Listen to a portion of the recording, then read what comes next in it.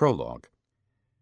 In 1990, Nelson Mandela was released from Robben Island, where he had been a political prisoner for almost 30 years. While the world rejoiced, many Afrikaners regarded the release of Nelson Mandela as an unspoken declaration of war. President de Klerk became a hated traitor.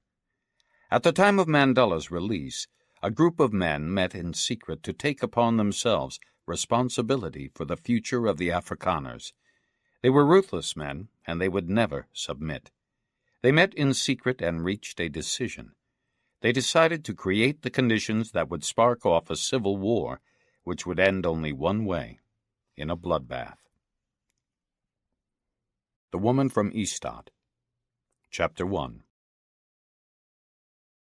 Louise Akerblom, an estate agent, left the savings bank in Skurup shortly after 3 p.m. on Friday, April 24th. She paused for a moment on the pavement and sucked the fresh air into her lungs, deciding what to do next. What she wanted to do most of all was to leave work straight away and drive home to Ystad. She had promised the widow who had called her that morning to visit a house the woman wanted to sell. She worked out how long it would take. An hour, maybe. Hardly more. And she had to buy bread. Her husband Robert usually baked all the bread they needed, but that week he hadn't had time. She crossed the square and turned to the left where the bakery was. An old-fashioned bell tinkled as she opened the door. She was the only customer. Later, the lady behind the counter would remember that Louise Akerblom seemed to be in a cheerful mood, and remarked how good it was that spring had arrived at last.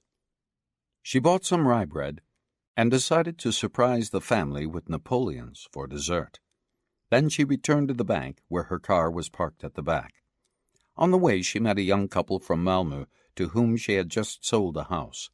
They had been at the bank tying up the loose ends, paying the seller his money, signing the contract and the loan agreement.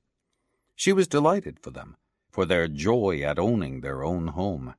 She felt, all the same, uneasy. Could they manage the mortgage and interest payments? Times were hard, and hardly anybody was able to feel secure in their work anymore. What would happen if he lost his job? She had made a careful check on their finances. Unlike many other young people, they had not run up credit card debts, and the wife seemed to be the thrifty type. They would no doubt cope with buying their house. If not, she would see it advertised again soon enough. Maybe she or Robert would be the one to sell it. It wasn't unusual nowadays for her to sell the same house 2 or 3 times in the course of a few years. She unlocked the car and called the Ystad office on the car phone. She heard Robert's voice on the answering machine informing callers that Akerblom's estate agency was closed for the weekend, but would reopen Monday morning at 8. At first she was surprised to hear Robert had left so early. Then she remembered he was due to meet their accountant. She left a message. "Hi, I'm just going to take a look at a house at Kragaholm. Then I'll be on my way home. It's 3:15. I'll be back by 5. Robert might go back to the office after his meeting with the accountant.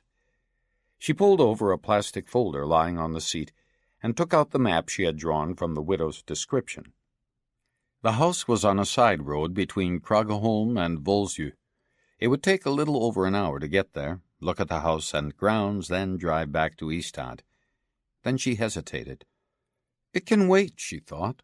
I'll take the coast road home and stop for a while and look at the sea instead. I've already sold 1 house today. That'll have to be enough. She began humming a hymn, started the engine, and drove out of Skurup. But when she came to the Trelleborg turning, she changed her mind once more. She wouldn't have time to look at the house on Monday or Tuesday. The lady might be disappointed and turn to some other agency. They couldn't afford to let that happen. Times were hard enough, and the competition was getting tougher. Nobody could afford to pass up anything that came their way, unless it was quite out of the question. She sighed and turned off in the other direction. The coast road and the sea would have to wait. She kept glancing at the map. Next week she would buy a map holder so she wouldn't have to keep turning her head to check that she was on the right road. The widow's house shouldn't be all that hard to find, even though she had never been on the road itself. She knew the district inside out. She and Robert would have been running the agency for 10 years next year. That thought surprised her. 10 years? Already? Time had passed so quickly. All too quickly. During those 10 years she had given birth to 2 children and worked diligently with Robert to establish the firm. When they started up, times were good. She could see that. Now they would never have managed to break into the market. She ought to feel pleased. God had been good to her and her family. She would talk to Robert again and suggest they could afford to increase their contributions to save the children. He would be hesitant, of course. He worried about money more than she did. No doubt she could talk him into it, though. She usually did. Then she realized she was on the wrong road and braked. Thinking about the family and the past 10 years had made her miss the first exit. She laughed to herself, shook her head, and looked around carefully before making a 3-point turn and retracing her route. Skåne is a lovely place, she thought to herself. Pretty and open, yet secretive as well. What seemed at first sight to be so flat could unexpectedly change and reveal deep hollows like isolated islands with houses and farms. She never ceased to be amazed by the changing nature of the landscape when she drove around to look at houses or show them to prospective buyers. She pulled onto the shoulder after Erikslund to check her directions. She was right. She turned left and could see the road to Kragaholm ahead of her. It was beautiful. The countryside was hilly, and the road wriggled its way through the Kragaholm forest, where the lake lay glittering through the deciduous woods to the left. She had often driven along that road, and never tired of it. After some 7 kilometers, she started looking for the final turn. The widow had described it as a dirt road, ungraveled but easily negotiable. She slowed down when she saw it and turned right. According to the map, the house would be on the left-hand side in about 1 kilometer. After 3 kilometers, the road petered out, and she knew she must be wrong after all. For just a moment she was tempted to forget about the house altogether and drive straight home, but she resisted the thought and went back to the Kragaholm road. About 500 meters further north, she found another right turn. There were no houses answering to the description here either. She sighed, turned around, and decided to ask someone the way. She had just passed a house half hidden behind a clump of trees. She stopped, switched off the engine, and got out of the car. There was a fresh smell from the trees. She started walking towards the house, a white-painted, half-timbered U-shaped building, the kind Skåne is full of. Only one of the wings was still standing, however. In the middle of the front yard was a well with a black-painted pump. She hesitated and stopped. The house seemed deserted. Maybe it would be best to go home after all, and hope the widow wouldn't be upset. I can always knock, she thought. That doesn't cost anything. Before she came to the house, she passed a large, red-painted barn. She couldn't resist the temptation to peer in through the high, half-open doors. She was surprised by what she saw. There were 2 cars. She was not knowledgeable about cars, but she couldn't help seeing that one was a top-of-the-range Mercedes, and the other one a BMW. There must be somebody in then, she thought, and continued towards the whitewashed house. Somebody not short of cash. She knocked at the door and waited. She knocked again, harder this time. Still no answer. She tried to look in through a window next to the door, but the curtains were drawn.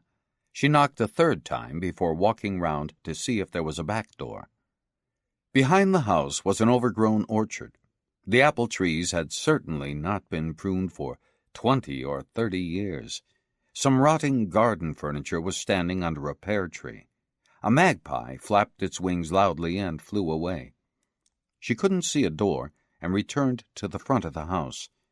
I'll knock just one more time, she thought. If nobody answers, I'll go home. There'll be time to stop by the sea for a while before I need to start making dinner. She hammered on the door. Still no answer. She felt, rather than heard, that someone had come up behind her from the courtyard. She turned abruptly. A man was about a meter away from her, looking straight at her. She saw he had a scar on his forehead. She was instantly uneasy. Where had he come from? Why hadn't she heard him? The courtyard was graveled. Had he crept up on her? I hope I'm not intruding, she said, trying to sound normal.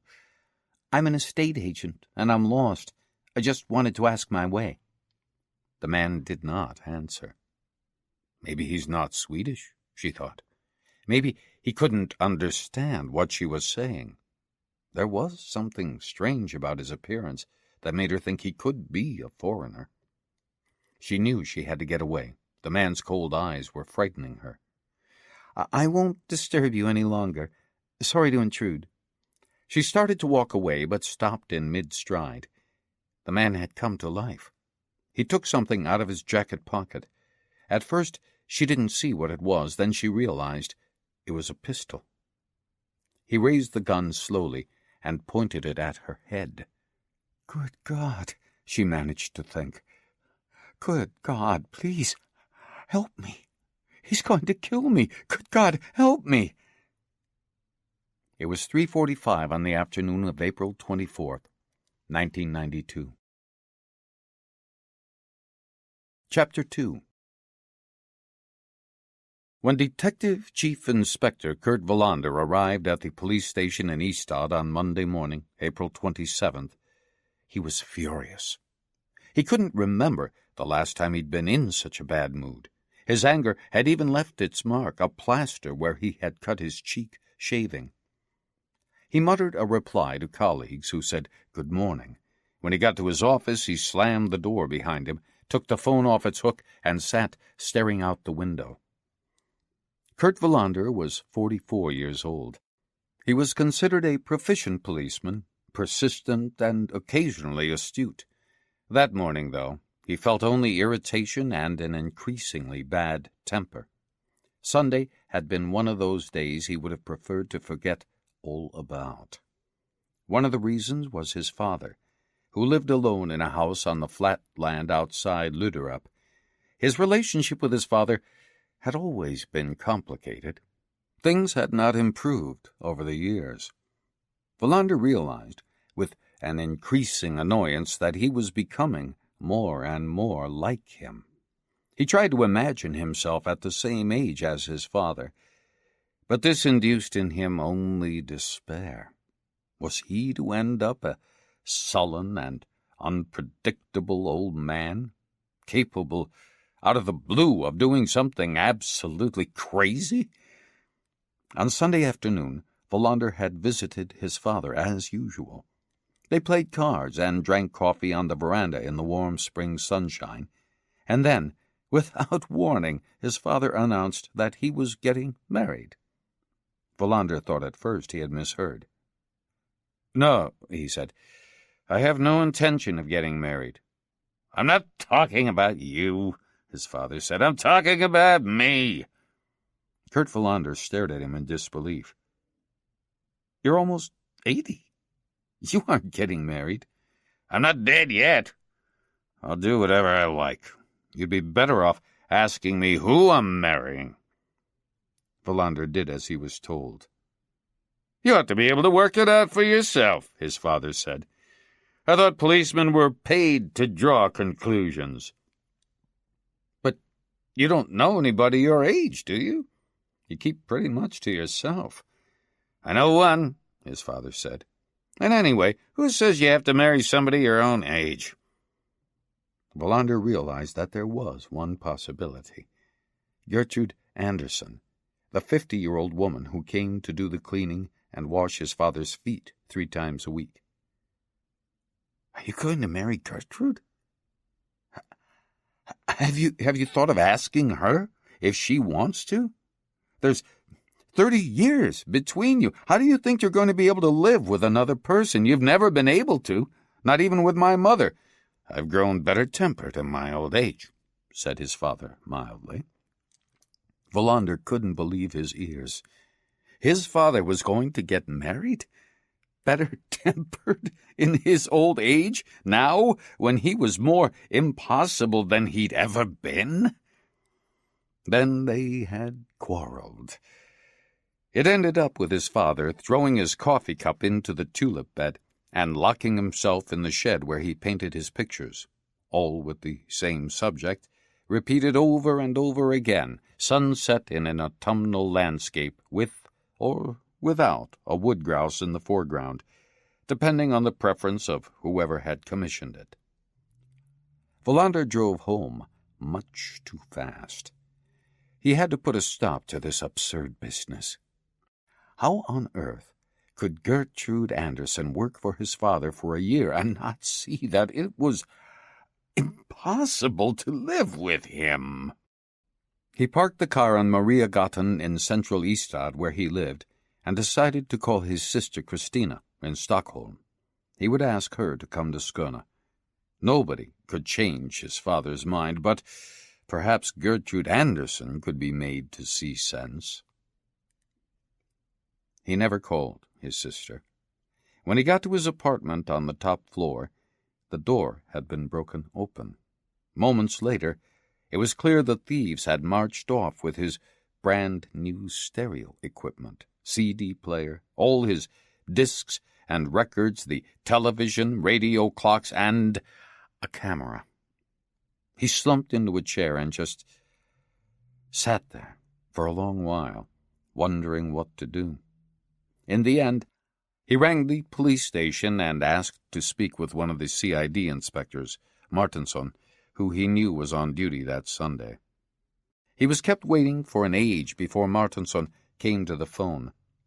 Wallander guessed he had been having coffee and chatting to some of the officers who were taking a rest from the big traffic operation they were mounting that weekend. "Martinsson here. How can I help?" "It's Wallander. You'd better come over here." "Where? To your office? I thought you were off today." "I'm at home. Get over here." Martinsson asked no more questions. "Right. I'm on my way." The rest of Sunday was spent doing a forensic investigation of the apartment and writing a case report. Martinsson, one of the younger policemen Wallander worked with, was sometimes careless and impulsive. All the same, Wallander liked working with him, not least because he often proved surprisingly perceptive. When Martinsson and the forensic technician had left, Wallander did a provisional repair job on the door. He spent most of the night lying awake, thinking about how he'd beat the shit out of the thieves if he ever laid hands on them.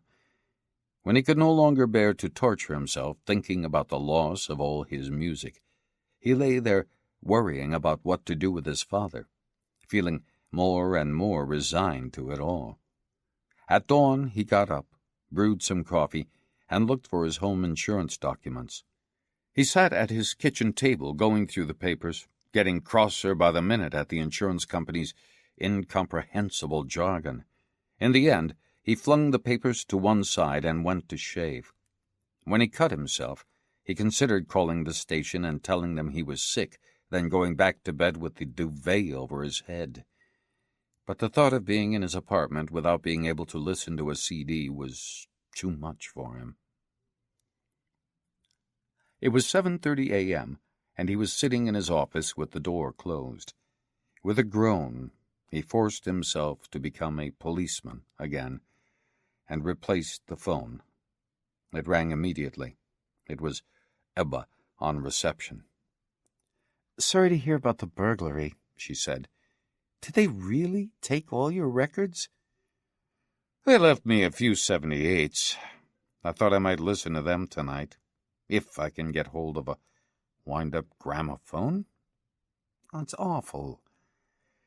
"That's the way it goes." "What do you want?" "There's a man out here who insists on talking to you." "What about?" "About a missing person." Wallander looked at the heap of case notes on his desk. "Can't Svedberg look after him?" "Svedberg's out hunting." "He's what?" "I don't quite know what to call it. He's out looking for a young bull that broke out of a field at Marsvinsholm. It's cantering around on the E14, playing havoc with the traffic. Surely the traffic people can deal with that. Why should one of our men have to get involved? It was Björk who sent Svedberg. Oh, my God. Shall I send him in, then? The man who wants to report a missing person? All right. The knock on his door a few minutes later was so discreet, Wallander wasn't sure at first whether he had heard anything at all. When he shouted, "Come in," however, the door opened right away. Wallander had always been convinced the first impression a person makes is crucial. The man who entered Wallander's office was in no way remarkable. Wallander guessed he was about 35. He was wearing a dark brown suit. He had close-cropped blonde hair and glasses. Wallander noticed something else as well. The man was obviously worried. Wallander was not the only one with a sleepless night behind him. He got to his feet and offered his hand. "Kurt Wallander, Inspector Wallander." "My name is Robert Akerblom," the man said. "My wife has disappeared." Wallander was surprised by the man's forthright statement. "Please, sit down. I'm afraid the chair's a bit old. The left armrest keeps dropping off. Don't worry about it. Let's start from the beginning." The man sat down on the chair. Then he started sobbing, heartbroken, desperate. Wallander remained standing behind his desk, at a loss. The man in the visitor's chair calmed down after a couple of minutes. He dried his eyes and blew his nose. I'm sorry. Something must have happened to Louise, though. She would never go away of her own accord. Can I get you a cup of tea? Maybe we can get a pastry or something as well?" "No, thank you," Akerblom said. Wallander nodded and took a notebook out of one of the desk drawers. He used regular notepads he bought himself at the local bookshop. He had never managed to cope with the flood of printed report forms the Central Police Authority used to overwhelm the force with. He had sometimes thought of writing to Swedish policemen, proposing that whoever invented the form should be presented with pre-printed responses. "You'd better start by giving me your personal details," Wallander said. "My name's Robert Akerblom. I run Akerblom's estate agency with my wife." Wallander nodded as he wrote. He knew the offices close to the Saga Cinema. "We have 2 children, 4 and 7. Two girls. We live in a terrace house, 19 Akervegen. I was born in this town. My wife comes from Renegade." He broke off, took a photograph out of his inside pocket, and put it on the desk in front of Wallander. It was of a woman. She looked like any other woman. She was smiling at the photographer, and Wallander could see it was taken in a studio. He contemplated her face and decided it was somehow or other just right for Robert Akerblom's wife. "That photograph was taken only 3 months ago," Akerblom said. "That's exactly what she looks like." "And she's disappeared, has she?" "Last Friday she was at the savings bank in Skurup, clinching a house sale. Then she was going to look at a house somebody was putting on the market. I spent the afternoon with our accountant at his office. I stopped in at the office in Ystad on my way home. She had left a message on the answering machine saying she'd be home by 5 o'clock. She said it was 3:15 when she called. That's the last we know." Wallander frowned.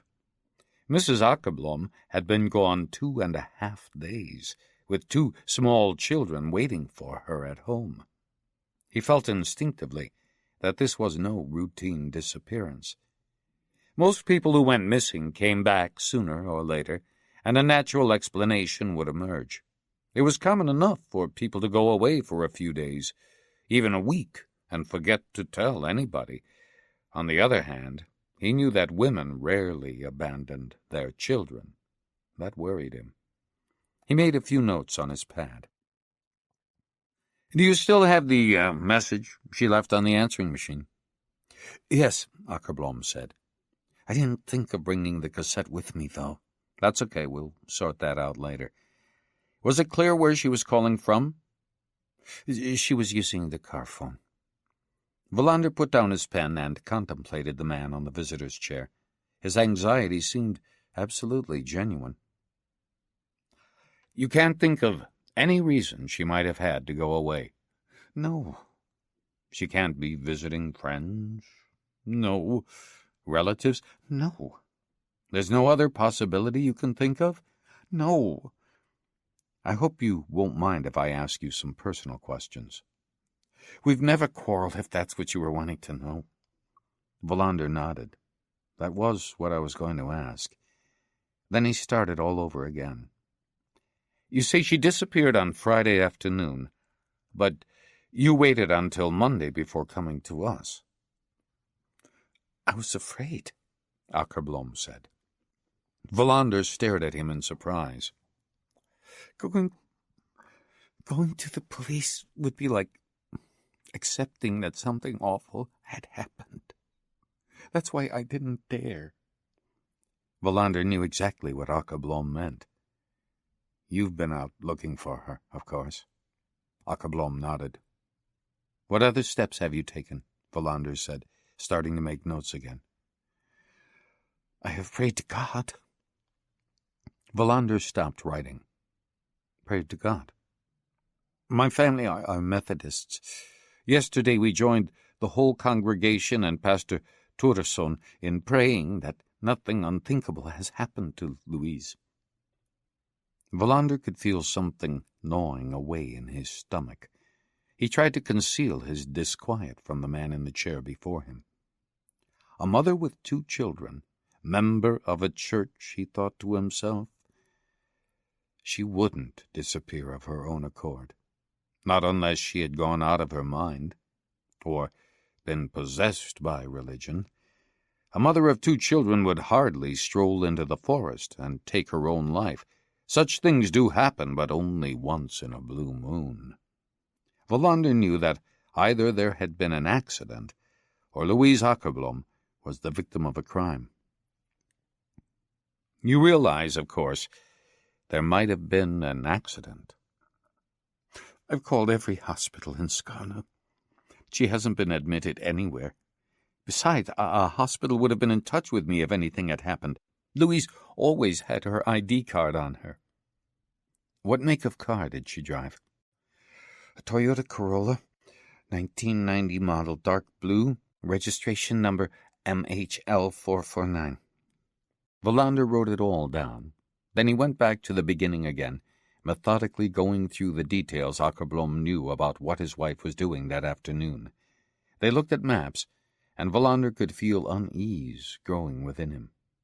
For God's sake, let's not have the murder of a woman on our hands, he thought, anything but that.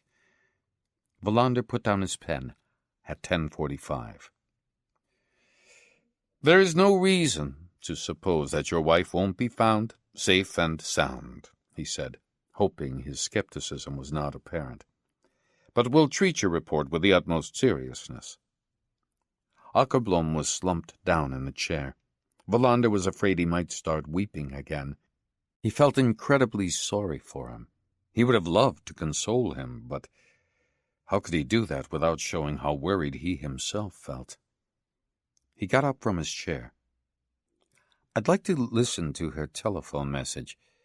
Then I'll drive over to Skurup and call in at the bank. Have you got somebody to help out with the children?" "I don't need any help," Akerblom said. "I can manage on my own." "What do you think has happened to Louise, Inspector?" "I don't think anything at all as yet, except that she'll soon be back home again." "I'm lying," he thought. "I don't think that. I'm just hoping." Wallander followed Akerblom back into town. As soon as he had listened to the message on the answering machine and gone through her desk drawers, he'd go back to the office and talk to Bjork.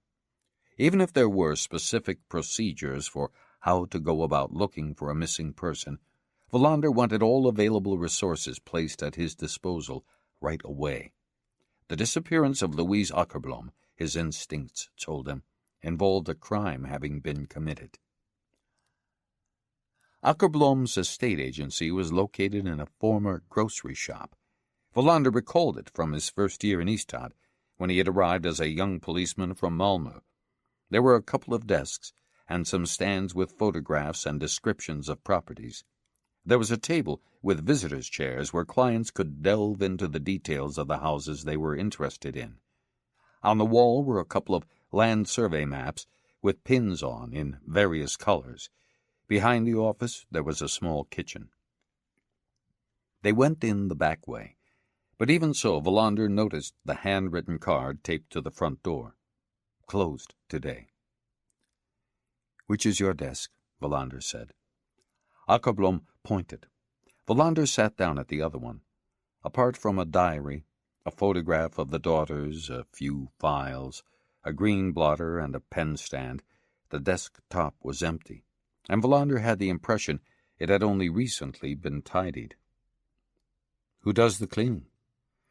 "We have a cleaner who comes in 3 times a week," Akerblom said. "Mind you, we generally do the dusting and empty the wastebaskets every day ourselves." Wallander made a note. Then he took a look around the office. The only thing that struck him as odd was a little crucifix on the wall by the kitchen door.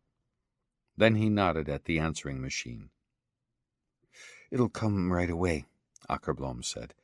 "It was the only message we had after 3 p.m. on Friday." First impressions was what Wallander was thinking. Listen carefully now. "Hi, I'm just going to take a look at a house at Kragaholm, then I'll be on my way home. It's 3:15. I'll be back by 5. Cheerful, Wallander thought. She sounds happy and keen, not threatened, not scared. "One more time," Wallander said. "But first, I want to hear what you yourself say on the tape, if you still have that." Akerblom rewound the cassette and pressed a button. "Welcome to Akerblom's estate agency. We're out on business at the moment, but we will be open again, as usual, on Monday, 8 a.m. If you would like to leave a message or send a fax, please do so after the beep. Thank you for calling, and we look forward to hearing from you again." Wallander could hear that Akerblom had not been comfortable speaking the message into the answering machine's microphone. He sounded rather strained. Then he turned his attention again to Louise Akerblom and asked her husband to wind the tape back, time after time. Wallander tried to listen for some message that might have been concealed behind the words. He had no idea what it might be, but he tried even so. When he had heard the tape 10 times, he nodded to Akerblom. "I'll have to take the cassette with me.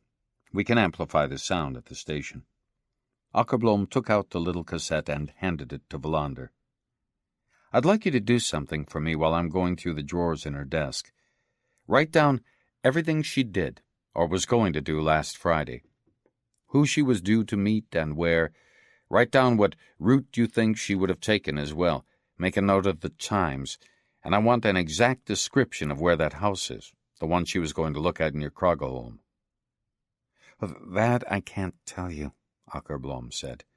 "It was Louise who took the call from the lady who wanted to sell the house. She drew herself a map and took it with her. She wouldn't be putting all the details into a file until today. If we had taken on the house, either she or I would have gone back there to take photographs." Wallander thought for a moment. "In other words, at the moment, Louise is the only one who knows where the house is." Akerblom nodded. "When would the house owner get in touch again?" "Sometime today. That's why Louise wanted to try and see the house on Friday." "It's important that you're here when she calls. Say that your wife has taken a look at the house, but unfortunately she's sick today. Ask for a description of how to get there again and get her telephone number. As soon as she's been in touch, give me a call." Akerblom sat down to write out the details Wallander needed. Wallander went through the desk drawers. He found nothing that seemed significant. None of them appeared to have been tidied recently. He lifted the green blotting pad and found a recipe for hamburgers, torn from a magazine.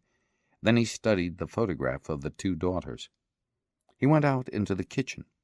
Hanging on one of the walls was a calendar and a sampler with a quotation from the Bible. A small jar of coffee was on one of the shelves, unopened. On another were several kinds of tea. He opened the refrigerator, a liter of milk and some margarine. He thought of her voice and what she had said in the message. He was sure the car had been stationary when she made the call. Her voice was steady. It would not have been if she had been concentrating on driving at the same time. Later, when they amplified the tape at the station, he was proved to have been right. Besides, Louise Akerblom was bound to be a careful, law-abiding citizen who would not risk her life or anybody else's by using the phone while driving. If the times she mentioned are accurate, she'll have been in Skurup, Wallander thought. She'll have done her business at the bank and be about to set off for Krogholm, but she wants to call her husband first. She's pleased that everything went well at the bank. Moreover, it's Friday afternoon and she has finished work for the day. It's nice weather. She has every reason to feel happy. Wallander went back and sat at her desk once more, leafing through the desk diary. Akerblom handed him his list. "I have one question more for the moment," Wallander said. "It isn't really a question, but it is important. What kind of a person is Louise?" He was very careful to use the present tense, as if nothing had happened.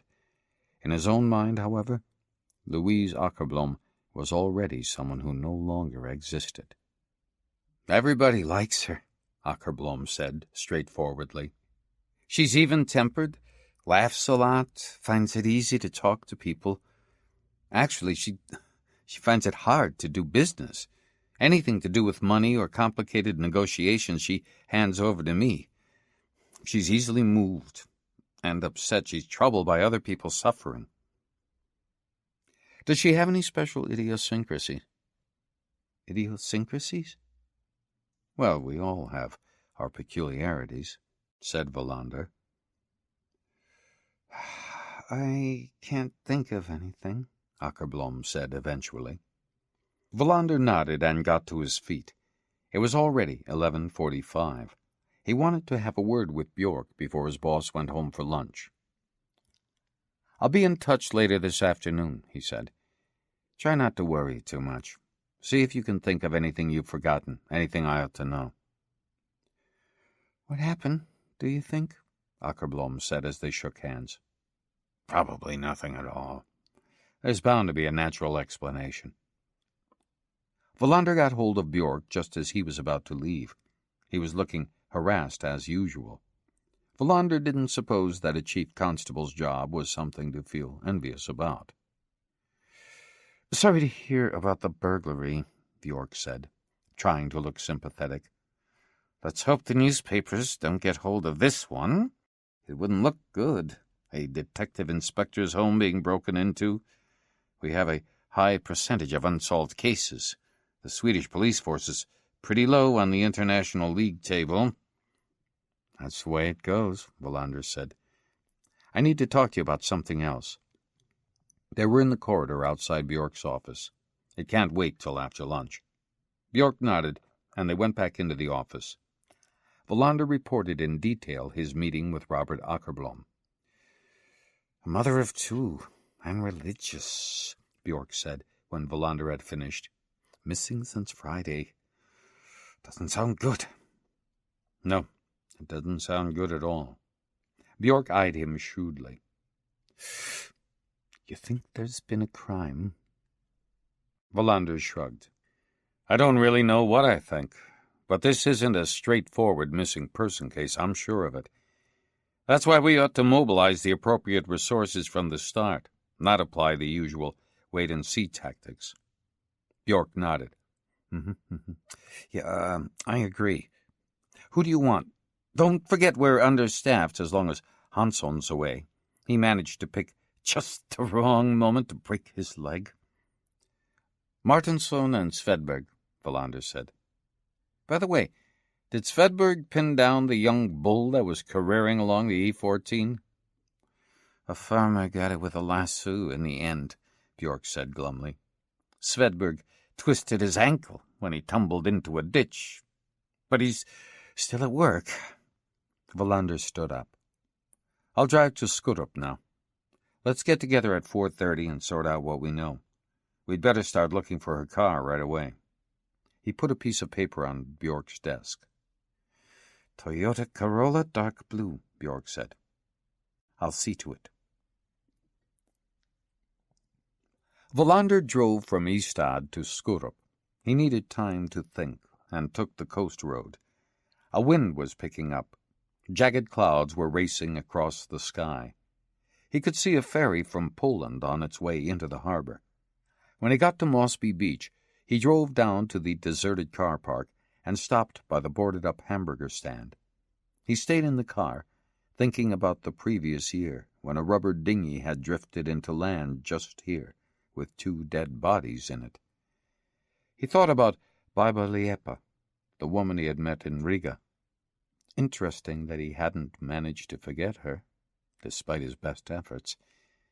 A year ago, and he was still thinking about her all the time. A murdered woman was the last thing he needed right now. What he needed was peace and quiet. He thought about his father getting married, about the burglary and all the music he had lost. It felt as if someone had robbed him of a significant portion of his life. He thought about his daughter Linda at college in Stockholm. He had the feeling that he was losing touch with her. It was too much, all at once.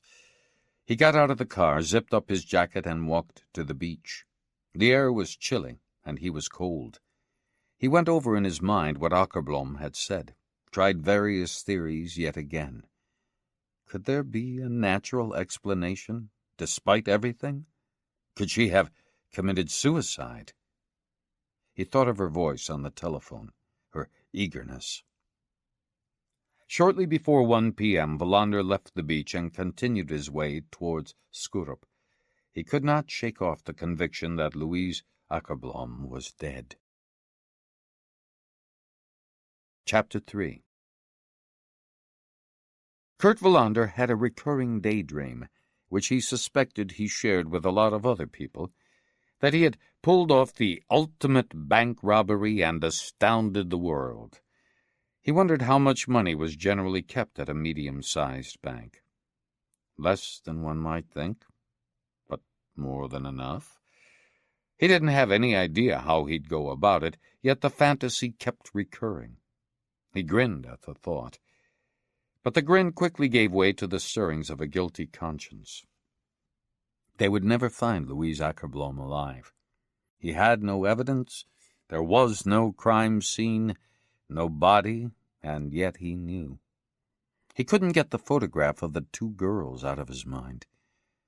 How do you explain what it's not possible to explain?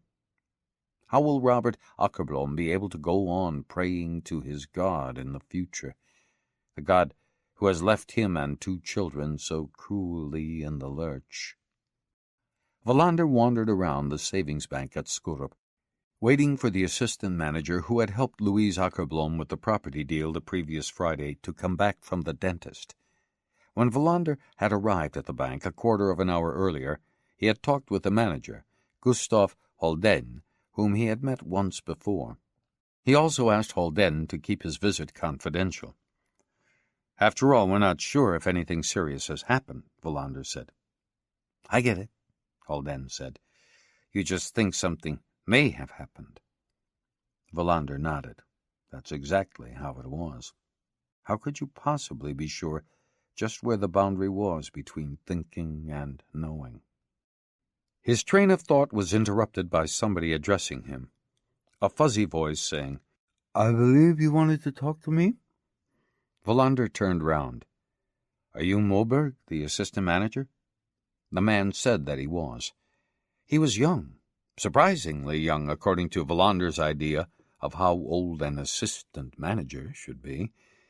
But there was something else that immediately attracted his attention. One of the man's cheeks was noticeably swollen. "I still have some trouble speaking." Wallander couldn't understand what the man was saying. "We'd better wait. Shouldn't we wait until the injection is worn off?" "Let's try anyway," Wallander said. "I'm short of time, I'm afraid, if it doesn't hurt too much when you talk." Moberg shook his head and led the way into a small meeting room at the back.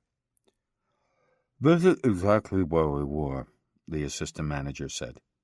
"You're sitting in Mrs. Akerblom's chair. Holden said you wanted to talk about her. Has she disappeared?" "She's been reported missing," Wallander said. "I expect she's just visiting relatives and forgot to tell them at home." He could see, even from Moberg's swollen expression, that he regarded Wallander's reservations with skepticism. Fair enough, thought Wallander. If you're missing, you're missing. You can't be partially missing. "What was it you want to know?" asked the assistant manager, pouring a glass of water from the carafe on the table and gulping it down. "All that happened last Friday afternoon," Wallander said, "in detail. Exact time, what she said, what she did. I also want the name of the parties buying and selling the house that was being exchanged, in case I need to contact them later. Had you met Louise Akerblom before?" "Oh, I've met her several times," Moberg said. "We were involved in 4 of her company's property deals." "Tell me about last Friday."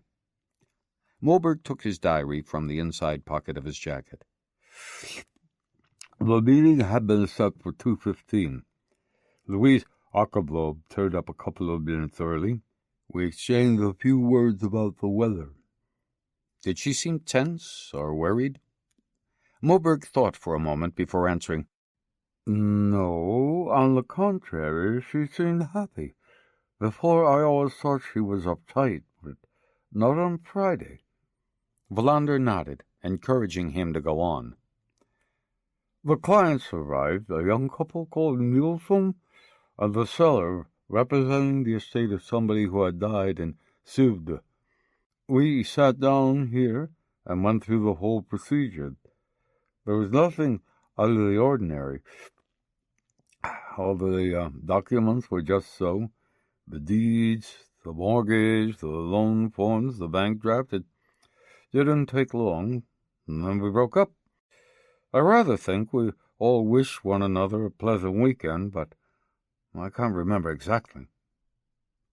"Was Louise Akerblom in a hurry?" The assistant manager thought it over again. "Could be.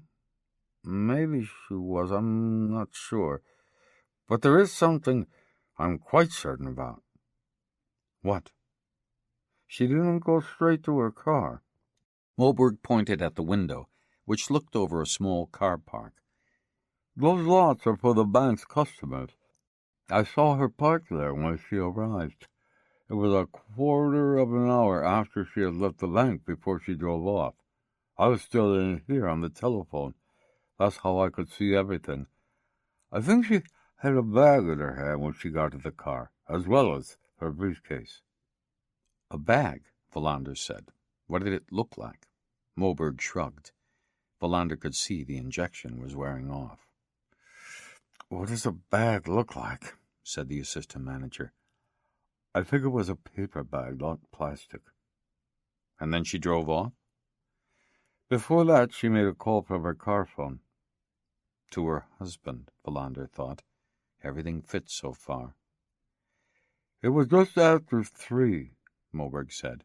"I had another meeting at 3:30 and needed to prepare myself. My own call dragged on a bit." "Could you see when she drove off?" "I had gone back to my office by then." "So the last you saw of her was when she was using the car phone?" Moberg nodded. "What make of car was it?" "I'm not so up on cars, but it was black, possibly dark blue." Wallander shut his notebook. "If you think of anything else, let me know right away. Any little thing could be important." Wallander left the bank after making a note of the names and telephone numbers of the seller and the buyers. He went out the front entrance and paused in the square. A paper bag, he thought to himself. That sounds like a bakery. He remembered a bakery on the street running parallel to the railway. He crossed over the square, then turned off to the left. The girl behind the counter had been working all day Friday, but she didn't recognize Louise Akerblom from the photo Wallander showed her. "There is another bakery," said the girl. "Whereabouts?" The girl explained, and Wallander could see it was just as close to the bank as the one he was in now. He thanked her and left. He made his way to the bakery on the other side of the square. An elderly lady asked him what would he like as he entered the shop. Wallander showed her the photograph and explained who he was. "I wonder if you recognize her," he asked. "She might have been here shopping shortly after 3 o'clock last Friday afternoon." The woman went to fetch her glasses to study the photograph more carefully. "Has something happened?" she asked, curious to know. "Who is she?" "Just tell me if you recognize her," Wallander said gently.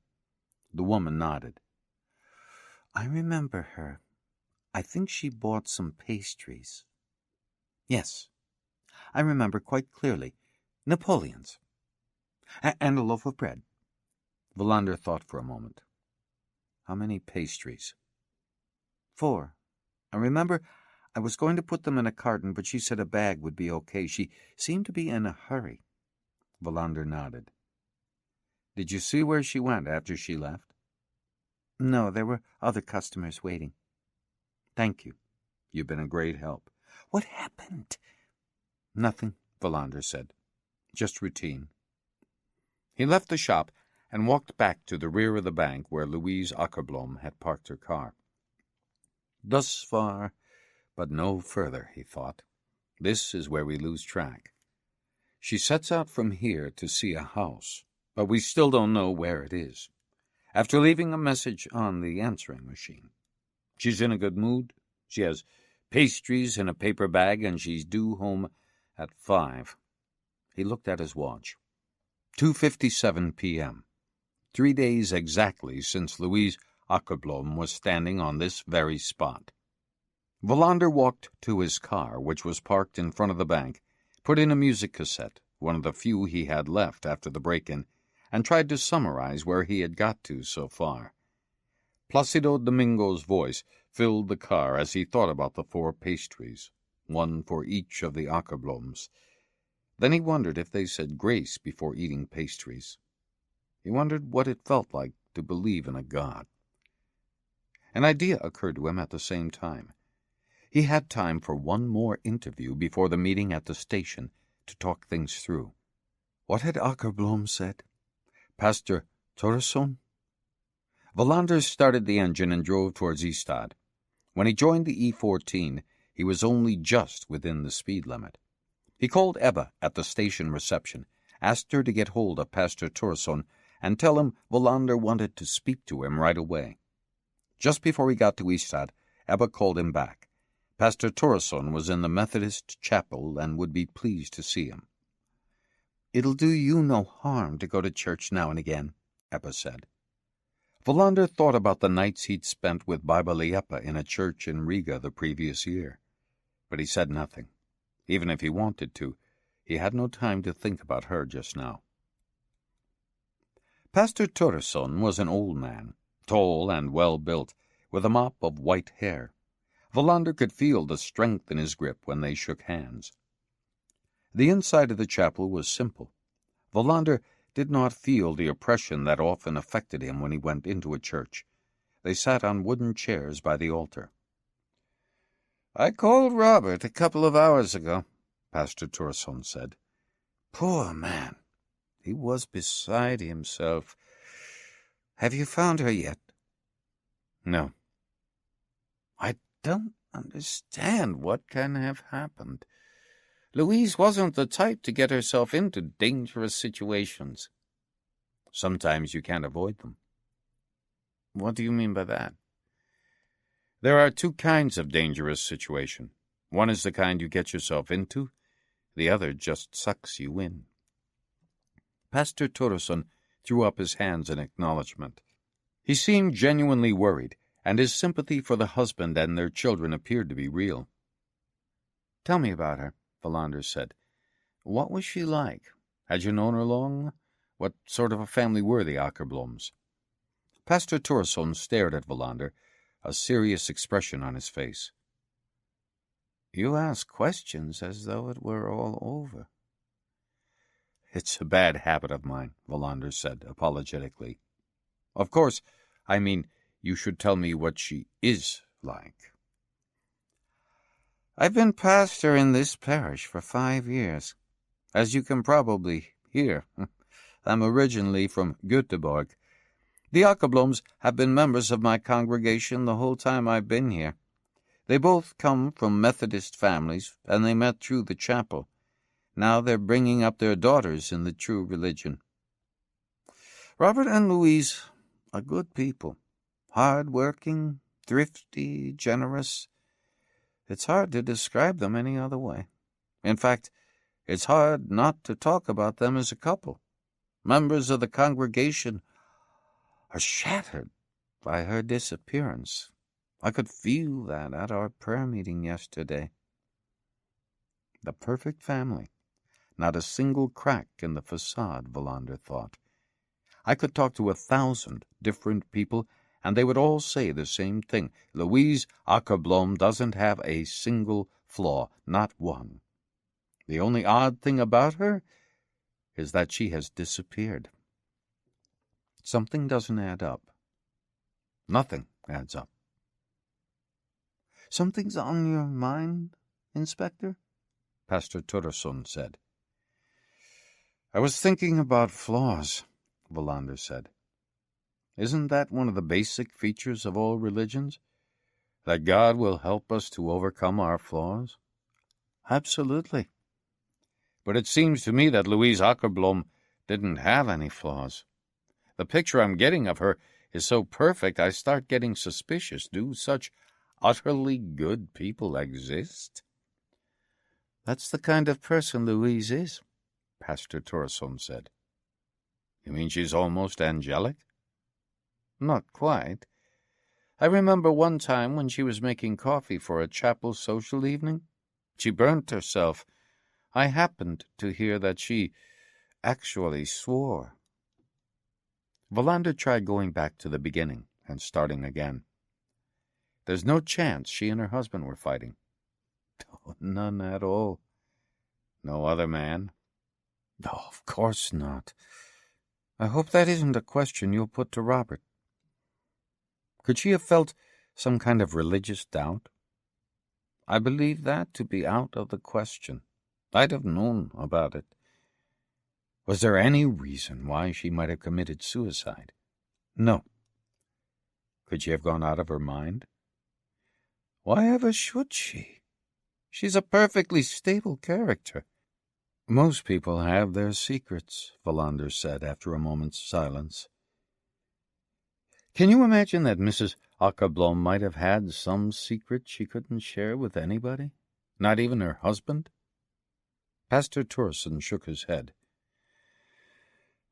"Of course, everybody has secrets, often very murky secrets. All the same, I'm convinced Louise didn't have any that could lead her to abandon her family and cause all this worry."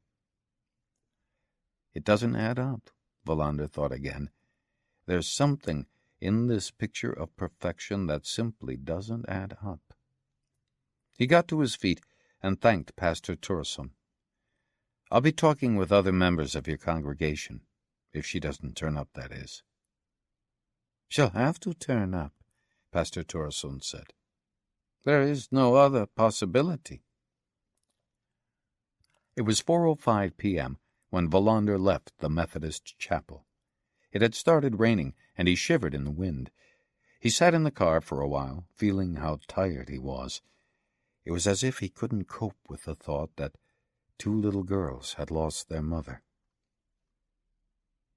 At 4:30, they were all gathered in Bjork's office at the station. Martinsson was slumped back on the sofa, Svedberg leaned against a wall. He was scratching his bald head as usual, as if searching absent-mindedly for the hair he had lost. Wallander sat on a wooden chair. Björk was leaning over his desk, engrossed in a telephone conversation. At last he put down the receiver and told Ebba they were not to be disturbed for the next half-hour, unless it was Robert Akerblom. "Where are we?" Björk said. "Where shall we start?" "We are nowhere," Wallander said. "I've filled in Svedberg and Martinsson. We've put out a search for Mrs. Akerblom's car, all the usual routines for missing person cases we consider to be serious." "Not consider to be serious," Wallander said. "Are serious. If there had been an accident, we'd have heard about it by now. But we haven't. That means we're dealing with a crime. I'm sure she's dead." Martinsson began to ask a question, but Wallander interrupted him and summarized what he'd been doing that afternoon. He had to get his colleagues to see what he had realized. A person like Louise Akerblom would not, of her own free will, abandon her family. Somebody or something must have forced her to fail to arrive home at 5 p.m., as she had promised on the telephone. "It sounds nasty. No doubt about that," Björk said when Wallander had finished. "Estate agent, free church member, family," said Martinsson. "Maybe it all got too much for her? She buys the pastries, drives off home, then all of a sudden she turns around and heads for Copenhagen instead?" "We have to find a car," Svedberg said. "Without it, we won't get anywhere." "First of all, we have to find the house she was going to see," Wallander said. "Hasn't Robert Akerblom called yet?" No one had heard from him. "If she really did go to see that house somewhere near Kragholm, we ought to be able to follow her tracks until we find her, or until the tracks come to an end." "Peters and Noren have been combing the side roads around Kragholm," Björk said. "No Toyota Corolla. They did find a stolen truck, though." Wallander took the cassette from the answering machine out of his pocket. With some considerable difficulty, they eventually managed to find a machine to play it. They all stood around the desk, listening to Louise Akerblom's voice. "We have to analyze the tape," Wallander said. "I can't imagine what the technical guys could possibly find, but still." "One thing is clear," Martinsson said. "When she left her message, she wasn't threatened or pressured, scared or worried, desperate or unhappy." "Which means something must have happened," Wallander said, "between 3 p.m. and 5 p.m. Somewhere in the area of Skurup, Kragholm, Ystad, a little over 3 days ago." "How was she dressed?" Björk said. Wallander realized he had forgotten to ask her husband this most basic question. He admitted as much. "I still think there could be a natural explanation," Martinsson said thoughtfully. "It's as you say yourself, Kurt. She's not the type to disappear of her own free will, but assault and murder are still pretty rare. I think we should go about it in the usual way, not get hysterical." "I'm not hysterical," Wallander said, knowing that he was getting angry. "I know what I think, though, and I think certain conclusions speak for themselves." Björk was just about to intervene when the telephone rang. "I said we shouldn't be disturbed," Björk said. Wallander quickly put his hand over the receiver. "It could be Akerblom. Maybe it's best if I talk to him." He picked up the phone and gave his name. "Robert Akerblom here. Have you found Louise?" "No, not yet." "The widow just called," Akerblom said. "I have a map. I'm going there myself to take a look." "I'll take you there," Wallander said. "That'll be best. I'll come right away. Can you make a few copies of the map? 5 will do." "Okay," Akerblom said. Wallander thought how truly religious people were usually law-abiding and compliant with authority, yet nobody could have stopped Akerblom from going out on his own to look for his wife. Wallander slammed down the receiver. "We have a map now. We'll take 2 cars to start with. Akerblom wants to come. He can come with me." Shouldn't we take a few patrol cars? Martinson said. We'd have to drive in a convoy if we did that. Let's take a look at the map first and draw up a plan. Then we can send out everything we've got. Call me if anything comes up, Bjork said. Here or at home. Wallander almost ran down the corridor. He had to know if the track just petered out or if Louise Akerblom was still out there somewhere. They took the map Akerblom had sketched to the widow's instructions and spread it out over the bonnet of Wallander's car, which Svedberg had dried first with his handkerchief. E14, Svedberg said. As far as the exit for Kotzlosa and Lake Kada, take a left to Nickarp, then a right, then left again, and look for a dirt road. Wait a minute, Wallander said. If you'd been in Skurup, which road would you have taken then? There were lots of possibilities. After some discussion, Wallander turned to Akerblom. What do you think? Louise would have taken our minor road, he said without hesitation. She didn't like the traffic on the E14. I think she'd have gone by way of Svaneholm and Broda. Even if she was in a hurry? If she wanted to be home by 5? Even so, Akerblom said. You take that road, Wallander said to Martinson and Svedberg. We'll go straight to the house. We can use the car phone if we need to. They drove out of Ystad. Wallander let Martinson and Svedberg pass, since they had the longer distance to travel. Akerblom sat staring straight ahead. Wallander kept glancing at him. He was rubbing his hands anxiously, as if he couldn't make up his mind whether or not to clasp them together. Wallander could feel Akerblom's tension. What would they find? He slowed down as they approached the exit for Lake Kragaholm, let a truck pass, and recalled having driven along this same road one early morning 2 years before, when an old farmer and his wife had been beaten to death in a remote farmhouse. He shuddered at the memory and thought, as he so often did, of his colleague Riedberg, who died last year. Every time Wallander was faced with an investigation out of the ordinary, he missed the experience and advice of the older man. What's going on in this country of ours? He said to himself. Where have all the old-fashioned thieves and con men gone? Where does all this senseless violence come from? The map was lying by the gear lever.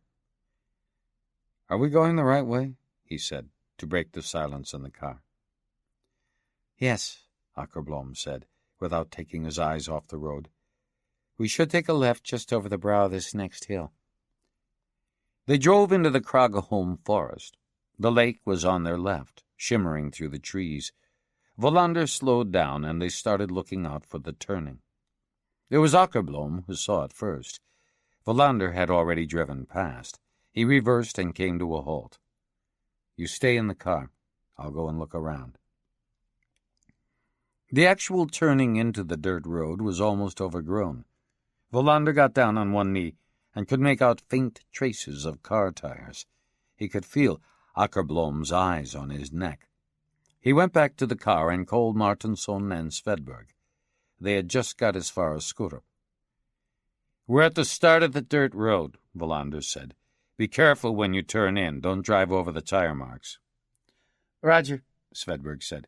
We're on our way now. Wallander turned into the track, avoiding the tire marks. 2 cars, he thought, or the same one going in and coming back. They shuddered along the muddy and badly maintained road. It was supposed to be a kilometer to the house that was up for sale.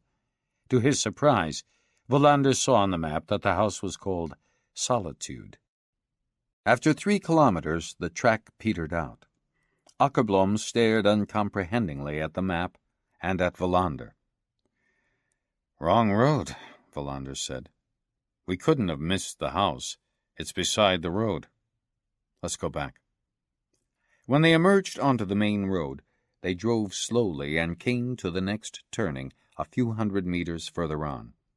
Wallander repeated his investigation. Unlike the previous road, this one had a great many tracks, one over the other.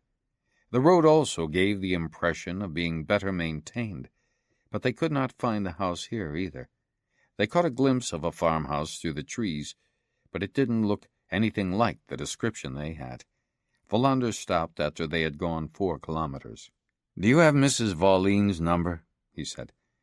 "I get the feeling that she has a poor sense of direction." Robert Akerblom said that he had, and took a small address book from his inside pocket. There was a bookmark, shaped like an angel, between the pages. "Call her. Explain that you're lost. Ask her to give you the directions again." The phone rang for some time before the widow answered. It turned out that Mrs. Voleen was by no means sure how many kilometers it was to the Chernoff. "Ask if there is some other landmark," Wallander said. "There must be something we can use to get our bearings. If not, we'll have to send a car and bring her here." Wallander let Akerblom talk to Mrs. Voleen without switching the phone onto the loudspeaker.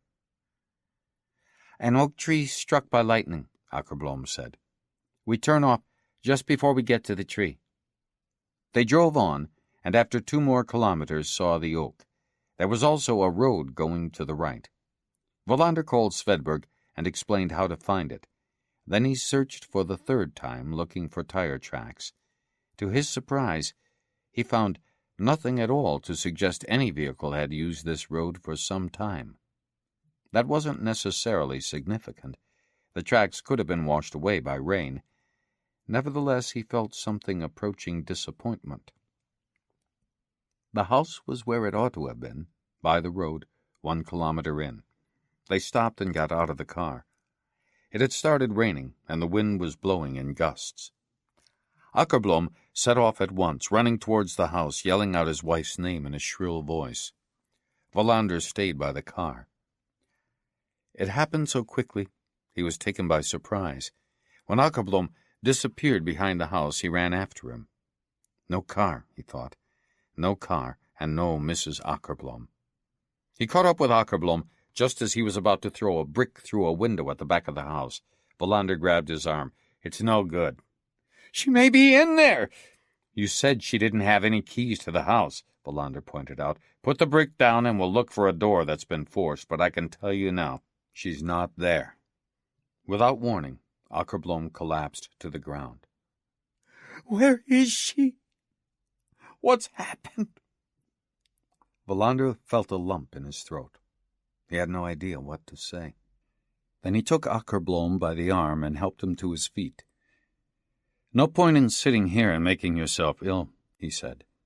"Let's look around." There was no door that had been forced. They peered in through uncurtained windows and saw only empty rooms.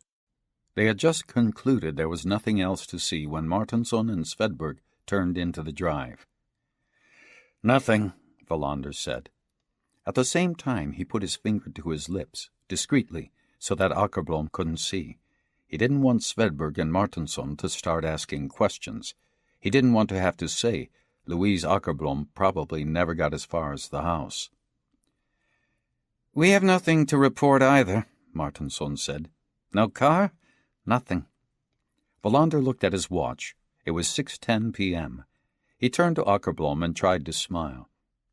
"I think the most useful thing you can do now is go back home to the girls. Svedberg here will drive you home. We'll make a systematic search. Try not to worry. We'll find her all right." "She's dead," Akerblom said in a low voice. "She's dead, and she'll never come back." The 3 policemen stood in silence. "No," Wallander said eventually. "There's no reason to think it's as bad as that. Svedberg will drive you home now. I'll get in touch later on." Svedberg drove away. "Now we can start searching in earnest," Wallander said resolutely. He could feel the unease mounting in him all the time. They sat in his car. Wallander called Bjork and asked for all available personnel with cars to be sent to the Split Oak. At the same time, Martinsson began planning how best to examine all the roads in a circle around the house as quickly and as efficiently as possible. Wallander asked Bjork to make sure they got suitable maps. "We'll keep looking until it gets dark," Wallander said.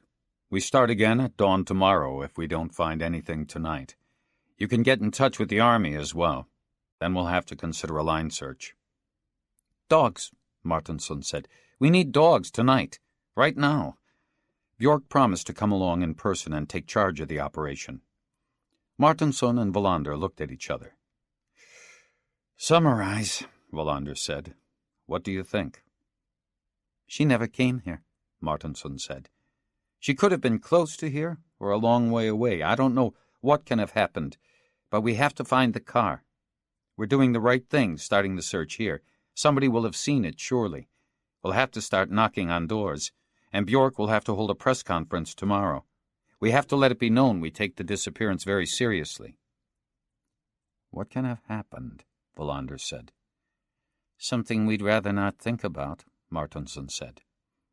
The rain started drumming against the car windows and roof. Hell, Wallander said. Yes, Martinson said. Exactly so. Shortly before midnight, the policeman, tired and drenched, reassembled on the gravel in front of the house Mrs. Akerblom had possibly never seen. They had found no trace of the dark blue car, still less of Louise Akerblom. The most noteworthy thing they found was a pair of elk carcasses, and a police car almost crashed with a Mercedes traveling along one of the dirt roads at high speed. Bjork thanked all of them for their efforts. He had agreed with Wallander that they could be sent home. The search would begin again at 6 a.m. Wallander was the last to leave. He had called Akerblom on his car phone and told him that he was sorry to have nothing new to report. Although it was late, Akerblom expressed the wish that Wallander should come and see him at their house, where he was with the daughters. Before Wallander started the engine, he called his sister in Stockholm. He knew she stayed up late. He told her their father was planning to marry his home help. To Wallander's astonishment, she burst out laughing, but to his relief, she promised to come down to Skåne at the beginning of May. Wallander replaced the telephone in its holder and set off for Ystad. Rain squalls hammered the windscreen. He found his way to the Akerblom home. It was a terrace house like hundreds of other houses. The light was still on downstairs. Before getting out of the car, he leaned back in his seat and closed his eyes. She never got that far, he thought. What happened on the way? Chapter 4. The alarm beside Wallander's bed rang at 4:45 a.m. He pulled his pillow over his face. I get far too little sleep, he thought dejectedly. Why can't I be one of those policemen who put everything to do with work aside as soon as they get home? He stayed in bed and turned his mind back to his brief visit to Akerblom's house the night before. It had been pure torture to look into his distraught eyes and tell him they hadn't managed to find his wife. Wallander had escaped from the house as quickly as he could, and he felt unwell as he drove home. Then he had lain awake until 3 a.m. in spite of his exhaustion. We've got to find her, he thought. Now. Soon. Dead or alive, we just have to find her. He had arranged with Akerblom that he would be in touch in the morning, once the search had begun again.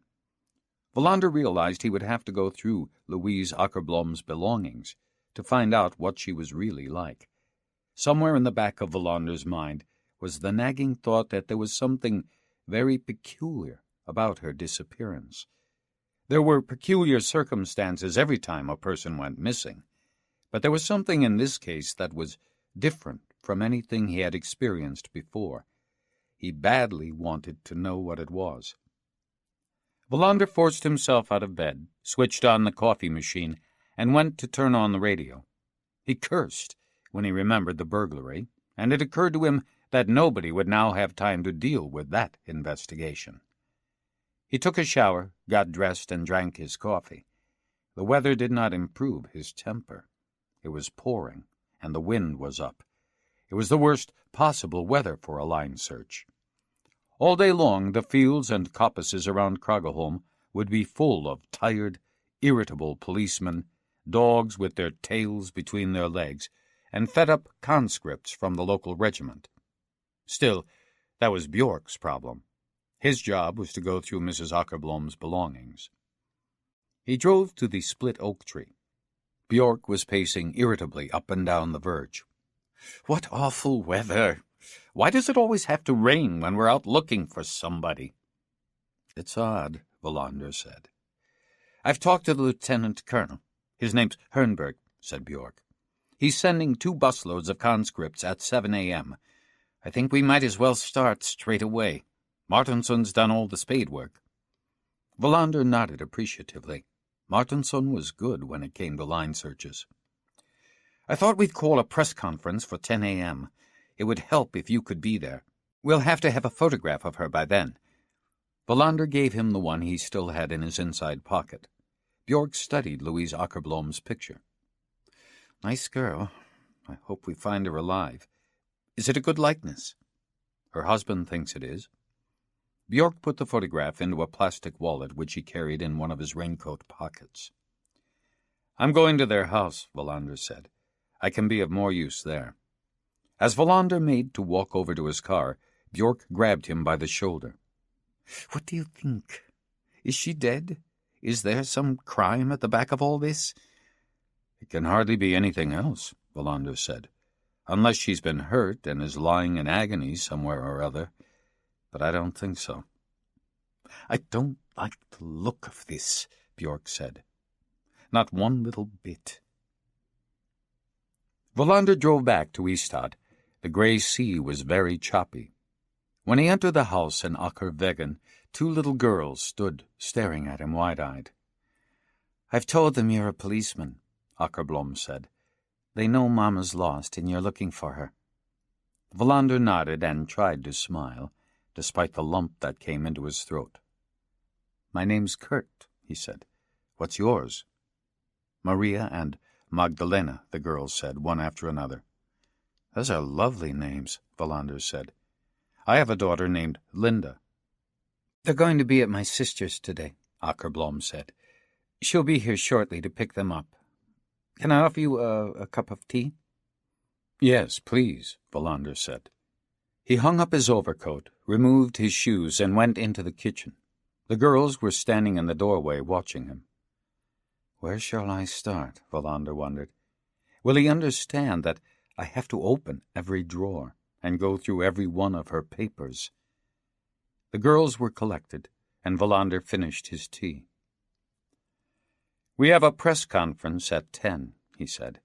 "That means we shall have to make public your wife's name and ask for anybody who might have seen her to come forward. As you will realize, that implies something else. We can no longer discount the possibility that a crime has been committed." Wallander had foreseen the risk that Akerblom might go to pieces and start weeping. But the pale, hollow-eyed man, immaculately dressed in suit and tie, seemed to be in control of himself this morning. "We have to go on believing that there's a straightforward explanation for your wife's disappearance," Wallander said. "But we can no longer exclude anything at all." "I understand," Akerblom said. "I've been clear about that all the time."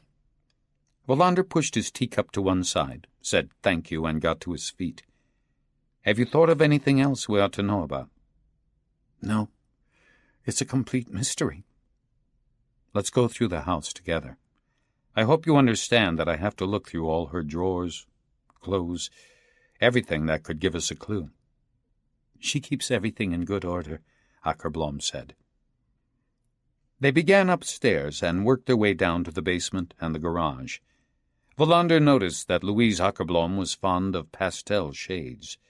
There was nowhere a dark curtain or tablecloth to be seen. The house exuded joie de vivre. The furniture was a mixture of old and new. When he was drinking his tea, he had noticed how well equipped the kitchen was with machines and gadgets. Their everyday life was evidently not restricted by excessive Puritanism. "I'll have to drive down to the office for a while," Akerblom said, when they had finished their tour of the house. "I take it I can leave you here on your own?" "No problem. I'll save my questions till you get back, or I'll give you a call. In any case, I have to leave for the station shortly before 10 for the press conference." "I'll be back before then," Akerblom said. When Wallander was on his own, he began by searching every cupboard and drawer in the kitchen and examined the refrigerator and the freezer. One thing intrigued him. In a cupboard under the sink was a copious supply of alcohol. That didn't square with the impression he had of the Akerblom family. He continued with the living room without finding anything of note. Then he went upstairs. He ignored the girls' room. He searched the bathroom first, reading the labels on bottles from the pharmacist and making a note of some of Louise Akerblom's medicines in his notepad. He stood on the bathroom scales and was dismayed to see how much he weighed. Then he moved on to the bedroom. He always felt uncomfortable going through a woman's clothes. It was as if somebody was watching him without his knowing it. He went through all the pouches and cardboard boxes in the wardrobes. Then he came to the chest of drawers where she kept her underwear. He found nothing that surprised him, nothing that told him anything he didn't already know. When he was finished, he sat on the edge of the bed and looked around the room. Nothing, he thought. Absolutely nothing. He sighed and moved on to the next room, which was used as a study. He sat at the desk, opening drawer after drawer.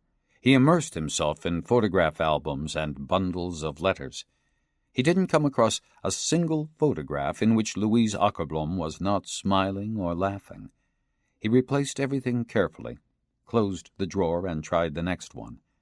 Tax returns and insurance documents, school reports and conveyancing deeds, nothing out of the ordinary. It was only when he opened the bottom drawer in the last of the chests that he was surprised. At first, he thought it contained nothing but plain white writing paper. When he felt the bottom of the drawer, however, his fingers came into contact with a metal object.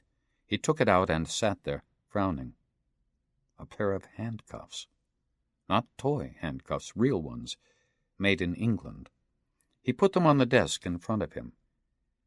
They don't have to be significant, he thought, but they were well hidden, and I suspect Akerblom would have taken them away if he had known they were there. He put the handcuffs in his pocket and closed the drawer. Then he went down to the basement rooms and the garage. On a shelf over a little workbench he found a few neatly made balsa wood model airplanes. He pictured Akerblom in his mind's eye. Maybe once he'd dreamed of becoming a pilot? The telephone started ringing in the background. He hurried to answer it. By this time it was 9 a.m. "Could I speak to Inspector Wallander?" It was Martenson. "Speaking," Wallander said. "You'd better get out here. Right away." Wallander could feel his heart beating faster. "Have you found her?" "No," Martenson said. "Not her, and not the car either. But there's a house on fire not far away. Or, to be more accurate, the house exploded. I thought there might be a link. I'm on my way." He scribbled a note for Akerblom and left it on the kitchen table. As he drove to Kragaholm, he tried to work out the implications of what Martenson had said. A house had exploded? What house? He overtook 3 big trucks in succession.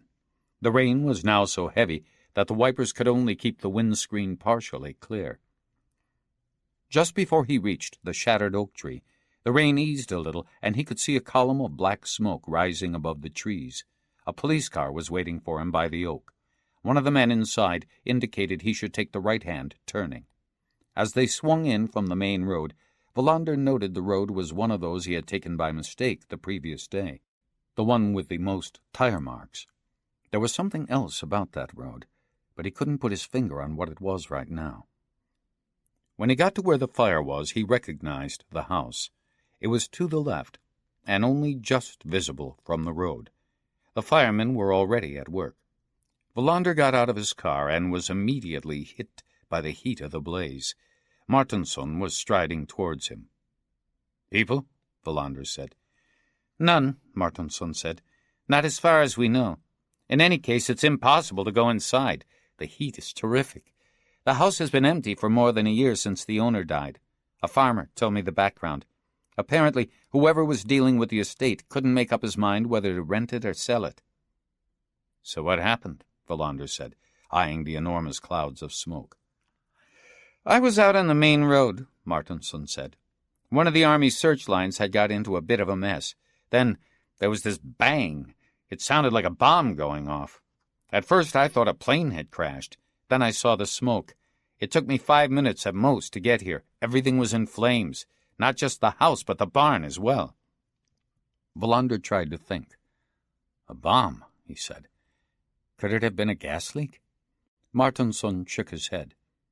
Even 20 canisters of Keller gas could not have made an explosion of that force. Fruit trees in the back have snapped off, or been blown up by the roots. It must have been deliberate.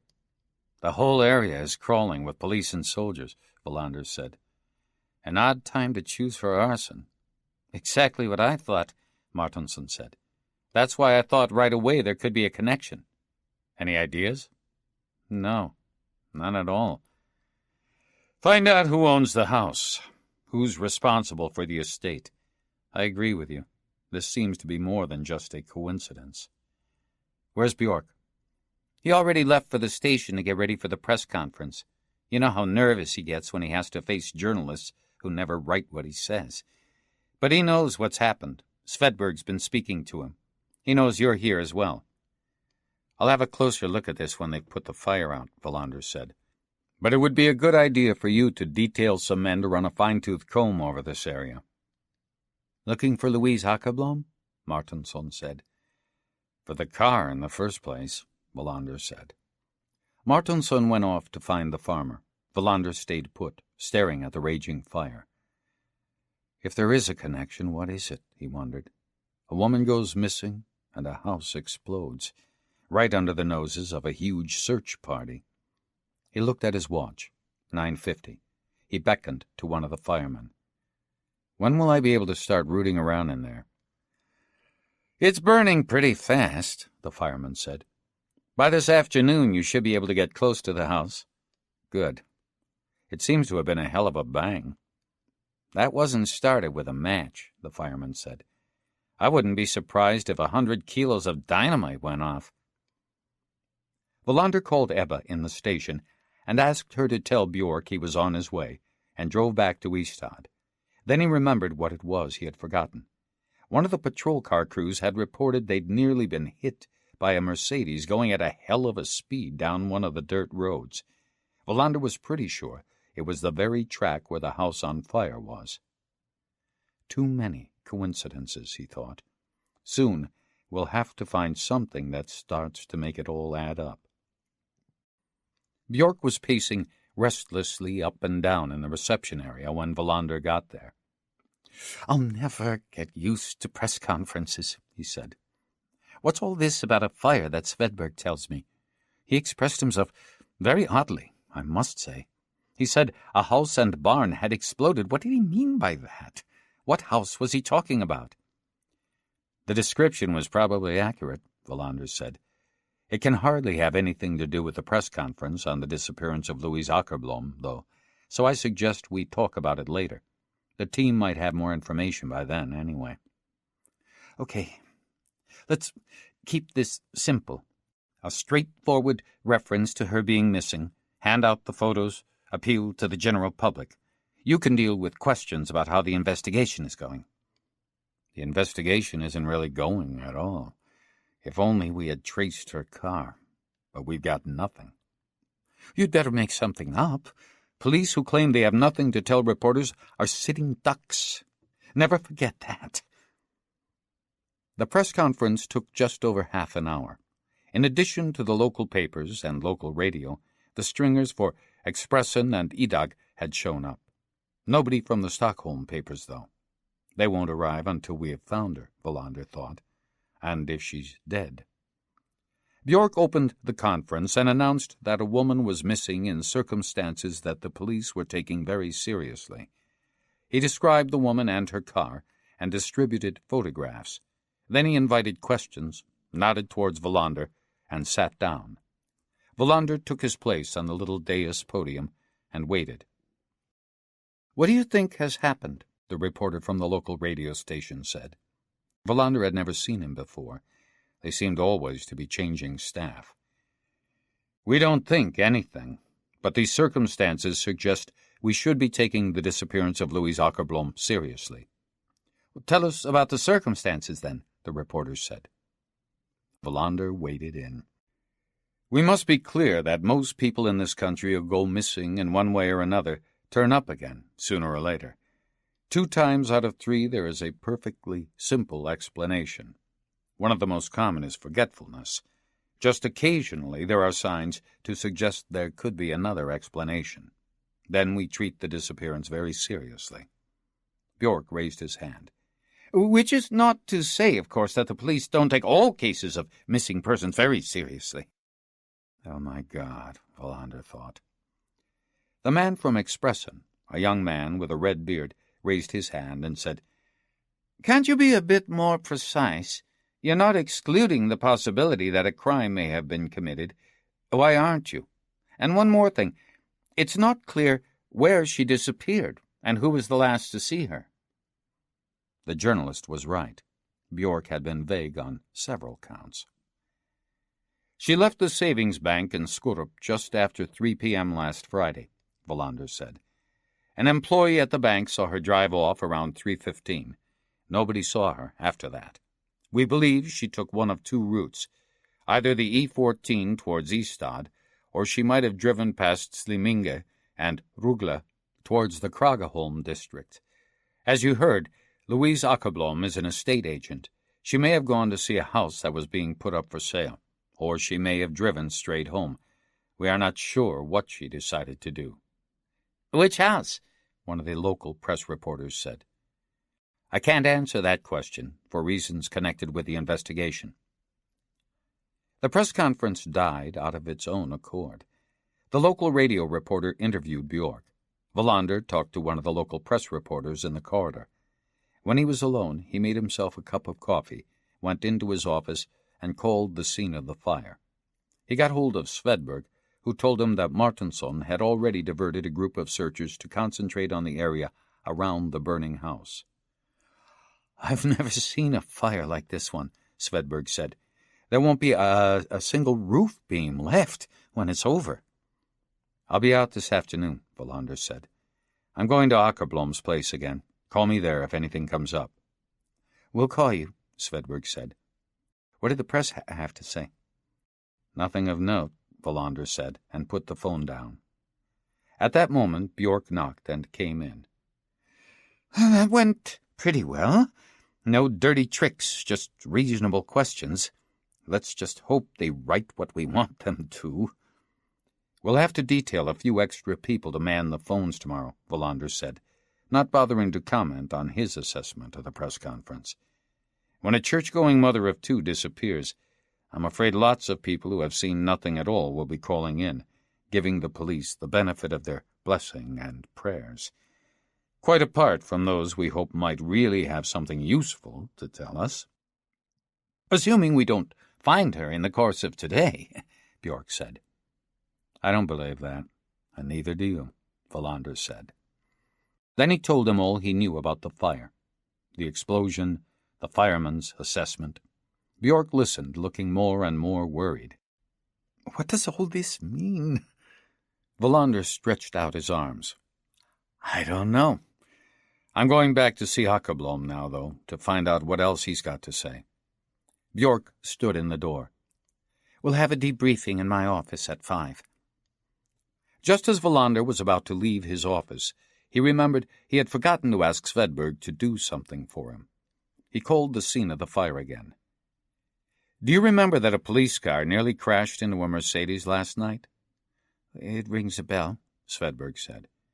"Find out all you can about it. I have a strong feeling that Mercedes has something to do with the fire. I'm not so sure whether it has anything to do with Louise Akerblom." "Okay. Anything else?" "We have a meeting here at 5, Wallander said, and replaced the receiver. A quarter of an hour later he was back in the Akerblom's kitchen. He sat on the same chair he had occupied a few hours earlier and had another cup of tea. "Sometimes you get called out on some emergency," Wallander said. "There's been a major fire, but it's under control now." "I understand," Akerblom said politely. "It can't be easy, being a policeman." Wallander observed the man opposite him at the table. At the same time, he could feel the handcuffs in his trouser pocket. He wasn't looking forward to the interrogation he was about to embark upon. "I have a few questions. We can talk just as easily here as anywhere else." "Of course," Akerblom said. "Ask as many questions as you like." Wallander noticed he was irritated by the gentle and yet unmistakably admonishing tone in the man's voice. "I'm not sure about the first question," Wallander said. "Does your wife have any medical problems?" The man looked at him in surprise. "No. What are you suggesting?" "It just occurred to me she might have heard she was suffering from some serious illness. Has she been to the doctor lately?" "No. And if she'd been ill, she would have told me." There are some serious illnesses that people are hesitant to talk about, or at least they need a few days to gather their thoughts and emotions. It's often the case that the sick person is the one who has to console whoever it is he or she tells. Akerblom thought for a moment before answering. "I'm certain that's not the case here." Wallander nodded and went on. "Did she have a drinking problem?" Akerblom winced. "How can you ask such a question?" he said, after a moment's silence. "Neither of us so much as touches a drop of alcohol. Yet the cupboard under the sink is full of bottles." "We have nothing against other people drinking," Akerblom said. "Within reason, of course. We sometimes have guests. Even a little estate agency like ours needs to entertain its clients occasionally." Wallander nodded. He had no reason to question the response. He took the handcuffs out of his pocket and put them on the table. He watched Akerblom's reaction the whole time. It was exactly what he had expected, incomprehension. "Are you arresting me?" "No. But I found these handcuffs in the bottom drawer to the left of the desk under a stack of writing paper in your study upstairs." "Handcuffs?" Akerblom said. "I've never seen them before in my life." "As it can hardly have been one of your daughters who put them there, we'll have to assume it was your wife," Wallander said. "I just don't understand it," Akerblom said. Wallander knew at once that the man was lying. A barely noticeable shift in his voice, a sudden insecurity in his eyes, enough for Wallander to register it. "Could anybody else have put them there?" "I don't know," Akerblom said. "The only visitors we have are from the chapel, apart from clients, and they never go upstairs." "Nobody else at all?" "Our parents, a few relatives, the children's friends." "That's quite a lot of people." I don't understand it," Akerblom said again. "Maybe you just don't understand how you could have forgotten to take them away," Wallander thought. "For now the question is, what do they mean?" For the first time, Wallander asked himself whether Akerblom could have killed his wife. But he dismissed it. The handcuffs and the lie were not enough to overturn everything Wallander had already established.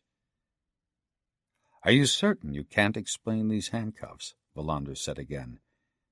"Perhaps I should point out it's not against the law to keep a pair of handcuffs in your home. You don't need a license. On the other hand, of course, you can't just keep people locked up however you like." "Do you think I'm not telling you the truth?"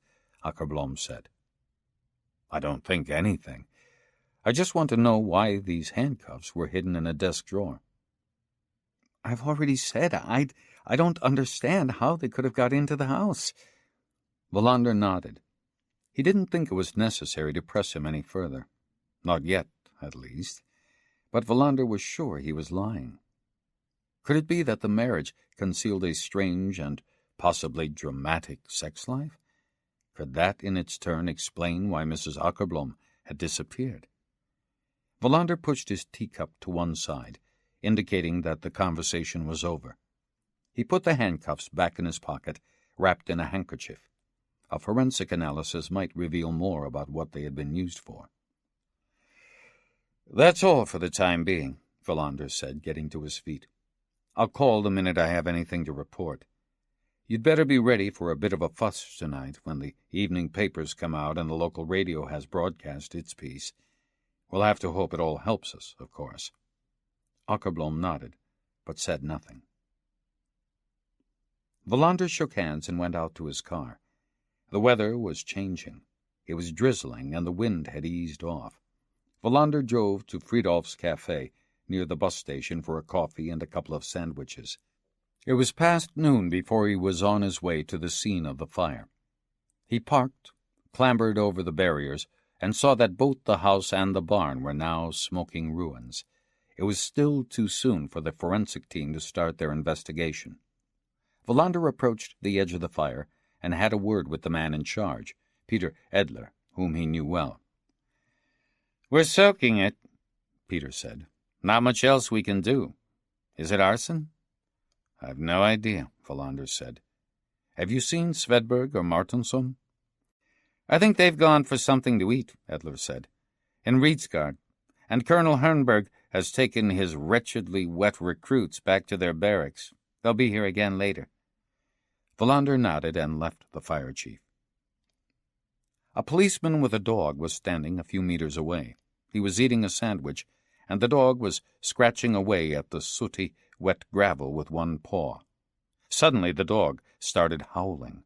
The policeman tugged impatiently at the leash a couple of times, then looked to see what the dog was digging for. Then Wallander saw him draw back with a start and drop his sandwich. Wallander couldn't help being curious and walked over towards them. "What's the dog found?" The policeman turned round to face Wallander. He was white as a sheet and trembling. Wallander hurried over and bent down.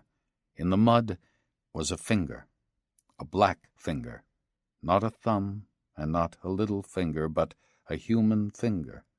Wallander felt ill. He told the dog handler to get in touch with Svedberg and Martinsson right away. "Get them here immediately, even if they're halfway through their meal. There's an empty plastic bag on the back seat of my car. Get it." The policeman did as he was told. What's going on? Wallander thought. A black finger. A black man's finger, cut off in the depths of Skåne. When the policeman returned with the plastic bag, Wallander made a temporary cover to protect the finger from the rain. News of the discovery had spread, and several firemen gathered around the find. "We have to start looking for the remains of bodies among the ashes," Wallander said to the fire chief. "God knows what's been going on here." "A finger," Edler said incredulously. 20 minutes later, Svedberg and Martinsson arrived and came running up to the spot. They stared, bewildered, at the black finger. In the end, it was Wallander who broke the silence. "We can be sure of one thing. This isn't one of Mrs. Akerblom's fingers." Chapter 5. They met at 5 p.m. in one of the conference rooms at the police station. Wallander could not remember a less talkative meeting. In the middle of the table, on a plastic cloth, was the black finger. He could see that Bjork had angled his chair so he couldn't see it. Everyone else stared at the finger. After a while, an ambulance arrived from the hospital and removed the finger. When it was gone, Svedberg went to get a tray of coffee, and Bjork started the proceedings again. "Just for once, I'm speechless," was his opening gambit. "Can any of you suggest a plausible explanation?" Nobody spoke up. "Wallander," Bjork said, trying another angle, "could you perhaps give us a summary of where we are?" "I'll give it a shot. The rest of you can fill in the gaps." He opened his notebook and leafed through. Louise Akerblom went missing 4 days ago. To be more precise, 98 hours ago. Nobody has seen her since, as far as we know. While we were looking for her and for her car, a house exploded close to where we think she might be found. We know that the occupant of that house is deceased and that the house was up for sale. The estate's lawyer lives in Värnamo. He's at a loss to explain what has happened. The house has been empty for more than a year. The new owners have not yet been able to decide whether to sell or to keep it in the family or rent it. It's possible that some of the heirs might buy out the rest. The lawyer's name is Holmgren, and we've asked our colleagues in Värnamo to discuss the matter with him. At the very least, we want the names and addresses of all the beneficiaries." He took a slurp of coffee before continuing. "The fire broke out at 9 a.m. There is evidence to suggest that some form of powerful explosive was used with a timing device. There is absolutely no reason to suppose the fire was started by natural causes. Holmgren says that there were no gas canisters and the whole house was rewired last year. While the fire was being fought, one of our police dogs sniffed out a human finger some 25 meters from the blaze. It's an index finger or middle finger of a left hand, in all probability a man's, a black man's. The forensic team have run a fine-tooth comb over such parts of the heart of the fire and the immediate area as are accessible, but they have found nothing more. We've run a line search over the whole area and found nothing. No sign of the car, no sign of Mrs. Akerblom. A house has blown up, and we've found a finger belonging to a black man. That's about it." Bjork made a face.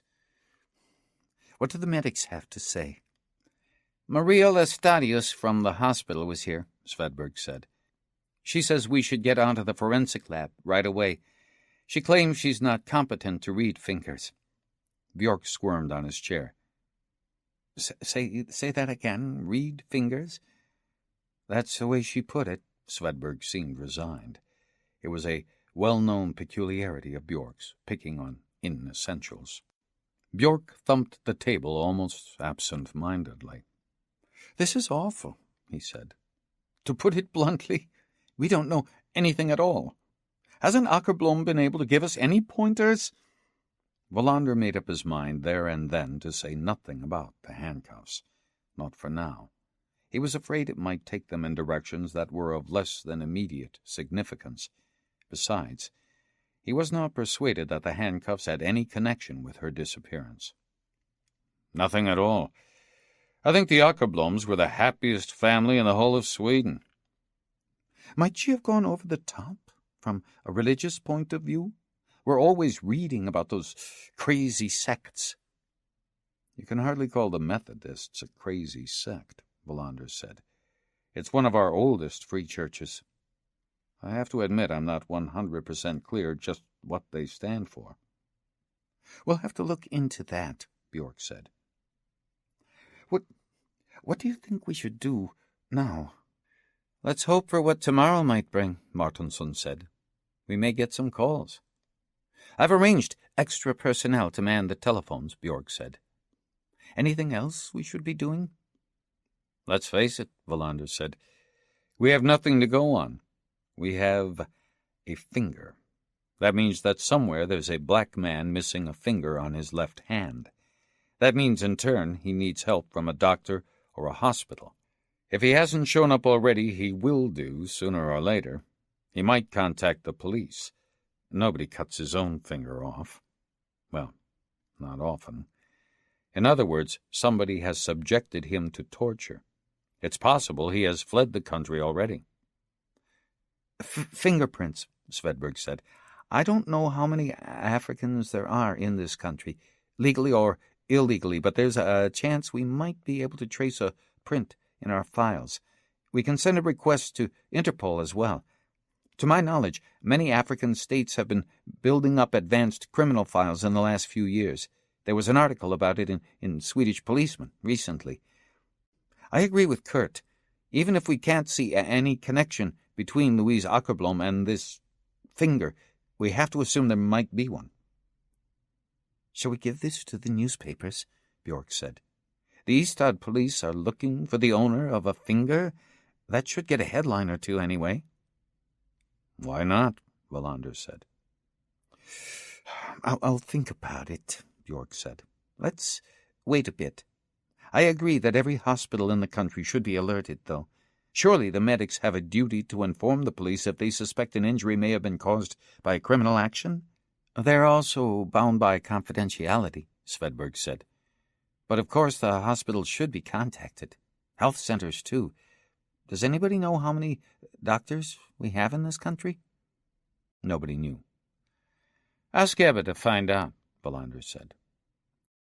There are just over 25,000 doctors in Sweden, Wallander said when she had reported to the conference room the result of her call to the secretary of the Swedish Medical Association. They were astonished. 25,000. Where are they all when we need them? Martinsson said. Björk was starting to get impatient. Is this getting us anywhere? If not, we've all got plenty to do. We'll have another meeting tomorrow morning at 8. I'll see to the hospital business, Martinsson said. They had just collected their papers and got to their feet when the telephone rang.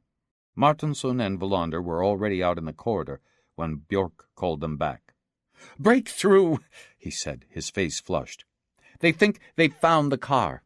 That was Noren. Some farmers showed up at the fire and asked the police if they were interested in something he had found in a pond a few kilometers away. Out towards Sjöbo, I think he said. Noren drove to the spot and saw a radio aerial sticking out of the mud. The farmer, whose name is Antonsson, was sure the car wasn't there a week ago. "Right. Let's get the hell out of here," Wallander said. "We've got to get that car up tonight. It can't wait until tomorrow. We'll have to find searchlights and a crane." "I hope there's nobody in the car," Svedberg said. "That's exactly what we're going to find out," Wallander said. "Come on." The pond was difficult to get to, close to a thicket to the north of Kragaholm on the way to Sjöbo. It took the police 3 hours to get searchlights and a mobile crane on site, and it was 9:30 before they had managed to attach a cable to the car. Then Wallander contrived to slip and fall halfway into the water. He borrowed overalls from Noren, who had a spare set in his car. He hardly noticed how wet and cold he was. All his attention was concentrated on the car. He was also tense and uncomfortable. He hoped it was the right car, but he was afraid Louise Akerblom might be found inside it. "This was no accident," Svedberg said. "The car was driven into the mud so that it wouldn't be seen, probably in the middle of the night. Whoever did it missed the aerial sticking up." Wallander nodded. Svedberg was right. The cable slowly tightened. The crane strained against its stanchions and started to pull. The rear end slowly rose into view. Wallander looked at Svedberg, who was an expert on cars. "Is it the right one?" "Hang on a bit," Svedberg said. I can't see yet." Then the cable came loose. The car sank back into the mud. They had to start all over again. Half an hour later, the crane started pulling once more. Wallander kept looking from the slowly emerging car to Svedberg and back again. And then Svedberg nodded. It's a Toyota Corolla, no doubt about it." Wallander aimed a searchlight. Now they could see the car was dark blue. The car rose slowly from the pond. The crane stopped. Svedberg looked at Wallander. They walked over and looked in, one at each side. The car was empty. Wallander opened the boot. Nothing. "The car's empty," he told Björk. "She could still be in the water," Svedberg said. Wallander nodded. The pond was about 100 meters in circumference, but the aerial had been visible, so it couldn't be very deep. "We need divers," he said. "Now, right away." A diver wouldn't be able to see anything. It's too dark," Björk said. "We'd better wait till the morning." "They only need to wade along the bottom," Wallander said, "dragging grappling irons between them. I don't want to wait till tomorrow." Björk gave in. He went over to one of the police cars and made a call. Meanwhile, Svedberg had opened the driver's door and poked around with a torch. He carefully detached the car telephone. "The last number called is usually registered," he said. "She might have made some other call as well as the one to the answering machine at the office." "Good," Wallander said. "Good thinking, Svedberg." While they were waiting for the divers, they made a preliminary search of the car. Wallander found a sodden paper bag on the back seat with soggy pastries. Everything fits so far, he thought. But then what happened on the road? Who did you meet, Louise Akerblom? Somebody you had arranged to see, or somebody else? Somebody who wanted to meet you without your knowing about it? "No handbag," Svedberg said. "No briefcase. Nothing in the glove compartment apart from the logbook and insurance documents and a New Testament. Look for a handwritten map, Wallander said. Svedberg did not find one. Wallander walked slowly round the car. It was undamaged. It had not been involved in an accident. They sat in one of the patrol cars drinking coffee from a thermos. It had stopped raining, and there was barely a cloud in the sky. Is she in the pond? Svedberg wondered. I don't know, Wallander said. Could be. 2 young men arrived in one of the fire brigade's emergency vehicles. Wallander and Svedberg greeted them. They had met before. What are we looking for? One of the divers said. Maybe a body, Wallander said. Maybe a briefcase or a handbag. Perhaps something else we don't know about. The divers made their preparations, then waded out into the black, stagnant water, holding a line with grappling irons between them. The policeman watched in silence.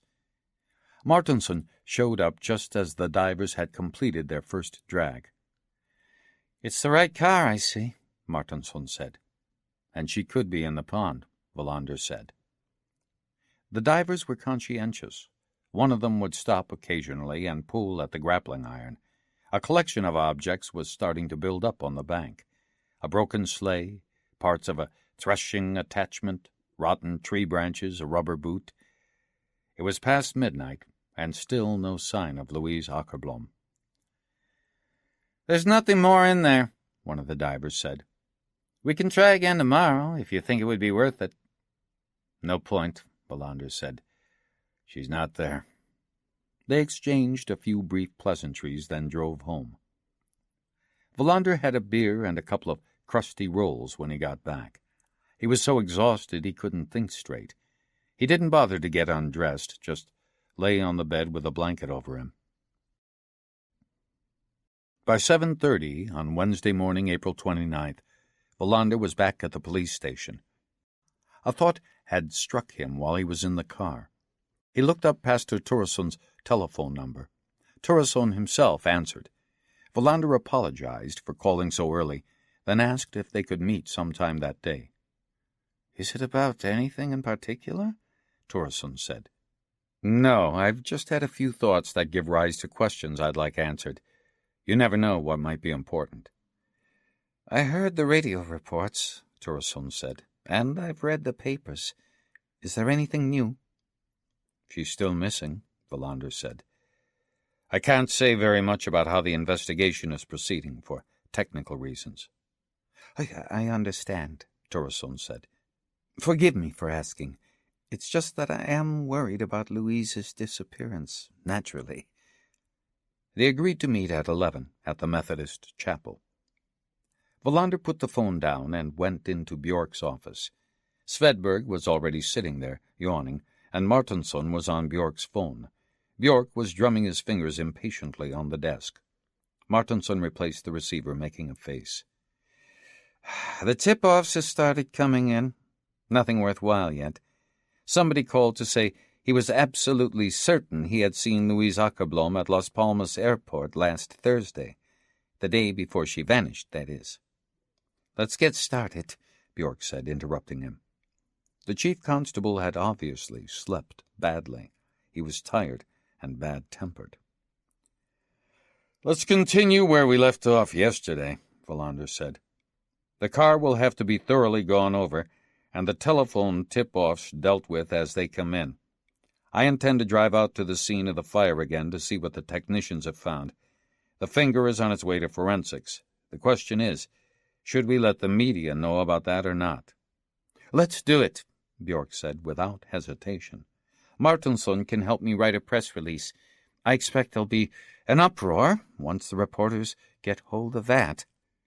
It would be better if Svedberg took care of it, Martinson said.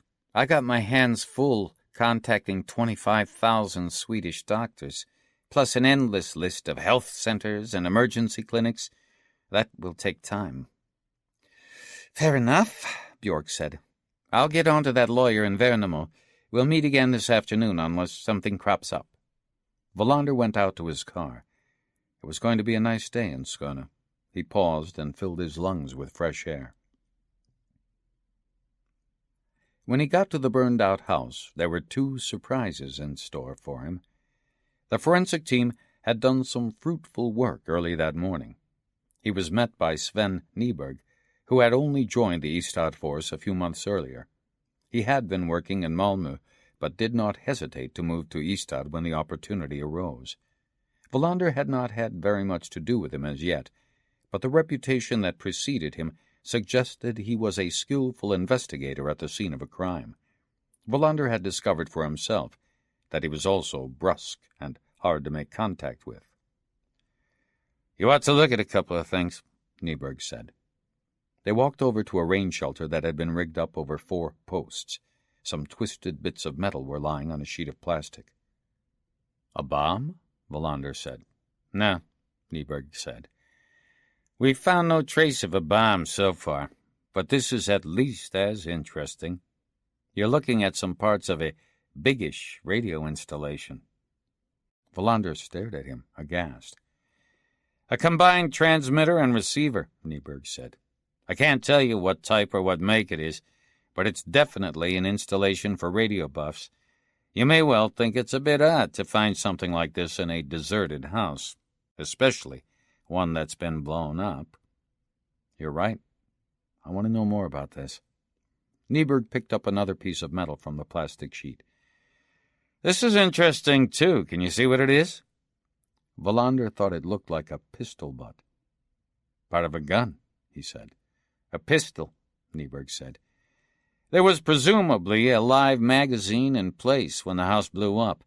The pistol was smashed to bits when the magazine exploded, due either to the fire or the pressure waves.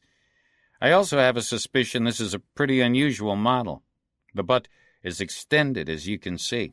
It's certainly not a Luger or a Beretta." "What is it, then?" "Too early to say," Nyberg said. "But I'll let you know as soon as we find out." Nyberg filled his pipe and lit up. "What do you think about this little lot?" Wallander shook his head. "I don't think I've ever been so confused," he answered honestly. "I can't find any links. All I know is I'm looking for a missing woman, and all the time I keep coming across the damnedest things. A severed finger, parts of a radio transmitter, unusual weapons. Maybe it's precisely these unusual features I should take for a starting point. Something I haven't come across before in all my police experience." "Patience," Nyberg said. "We'll establish the links sooner or later. No doubt about it." Nyberg went back to his meticulous piecing together of the jigsaw. Wallander wandered around for a while, trying yet again to summarize everything to his own satisfaction. In the end, he gave up. He called the station from his car. "Have we had many leads?" he asked Ebba. "The calls are coming in non-stop," she said. "Svedberg told me a couple of minutes ago that some of the people offering information seemed reliable and interesting. That's all I know."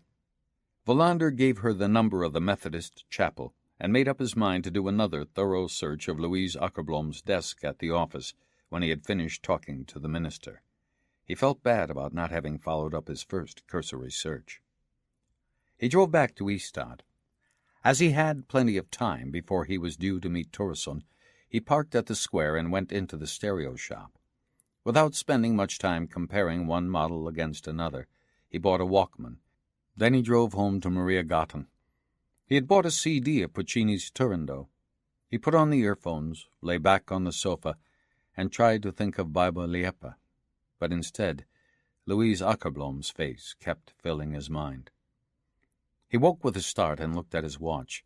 He cursed when he realized he ought to have been at the chapel 10 minutes ago. Pastor Turesson was waiting for him in a back room, a sort of storeroom and office combined. Tapestries with Bible quotations were hanging on the walls. A coffee machine stood on a window ledge. "Sorry I'm late," Wallander said. "I'm well aware you police have a lot to do," Turesson said. Wallander sat down on a chair and took out his notebook. Turesson offered him a cup of coffee, but he declined. "I'm trying to build up an image of what Mrs. Akerblom is really like," he said. "Everything I've found out so far seems to indicate just one thing. Louise Akerblom was a woman at peace with herself, who would never voluntarily leave her husband or her children. "That's the Louise Akerblom we all know," Turesson said. "At the same time, that makes me suspicious," Wallander said. "Suspicious?" Turesson looked puzzled. "I cannot believe that such perfect individuals exist. Everybody has his or her secrets. The question is, what are Louise Akerblom's? I take it she hasn't vanished because she hasn't been able to cope with her own good fortune." "You'd get the same answers from every single member of our church, Inspector," Turesson said. Afterwards, Wallander could never manage to put his finger on just what had happened, but there was something in Turesson's response that made him sit up and take notice. It was as if the minister were defending Louise Akerblom's image, even though it was not being questioned. Or was there something else he was defending? Wallander swiftly shifted his approach and put a question that had seemed less important before.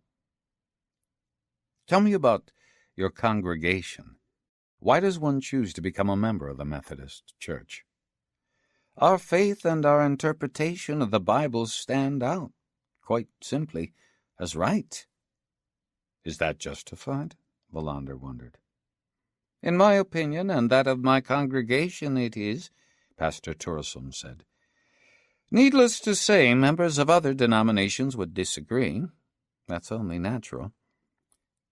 "Is there anybody in your congregation who doesn't like Mrs. Akerblom?" Wallander said, and felt at once that Turesson hesitated a fraction too long before replying.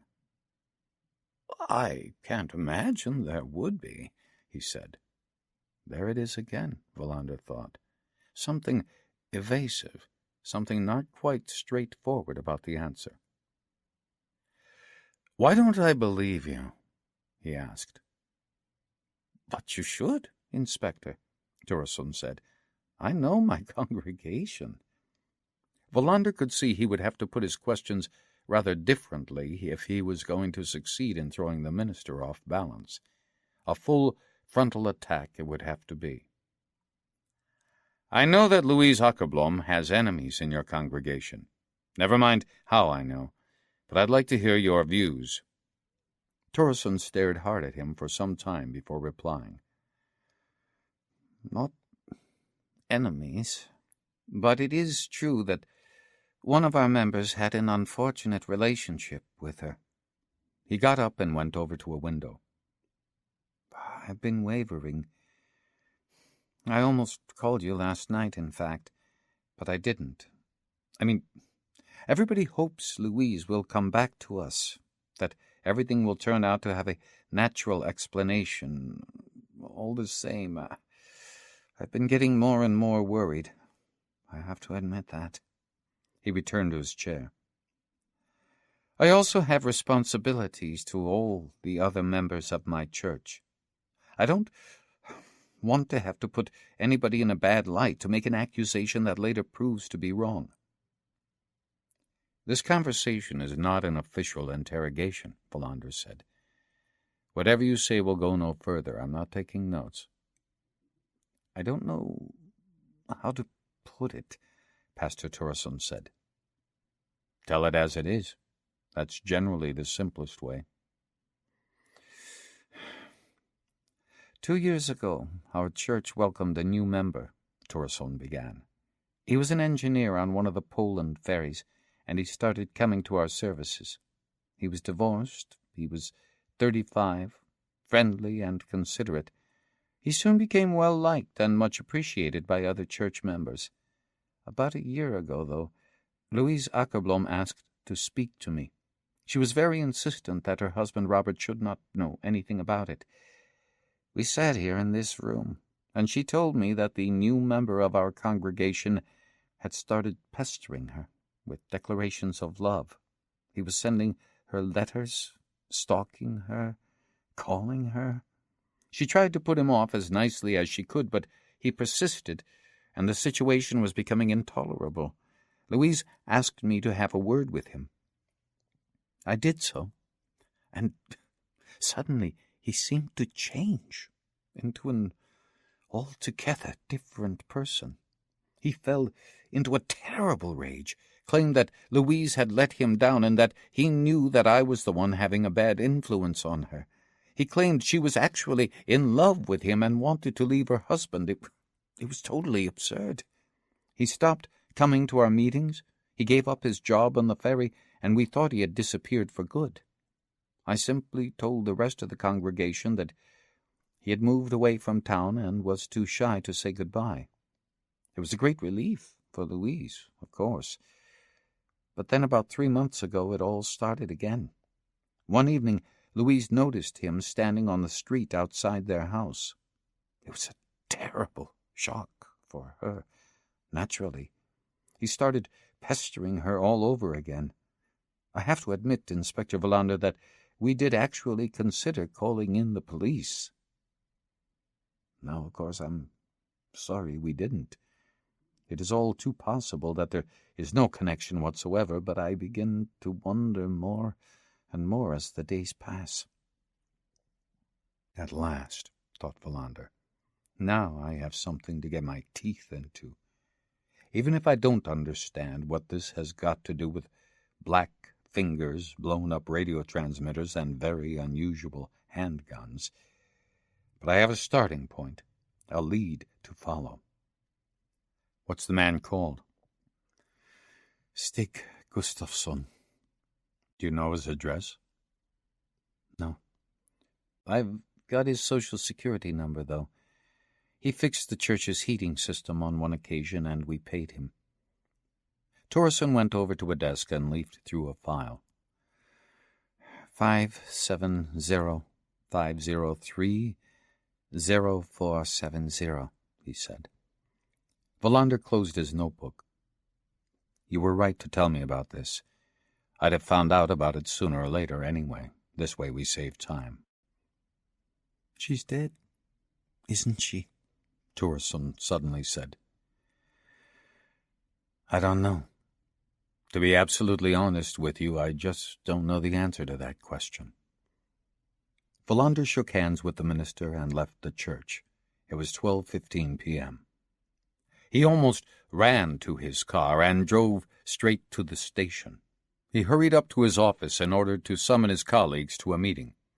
Just as he was sitting down at his desk, the phone rang. It was Nyberg, who said he was still sifting through the ashes.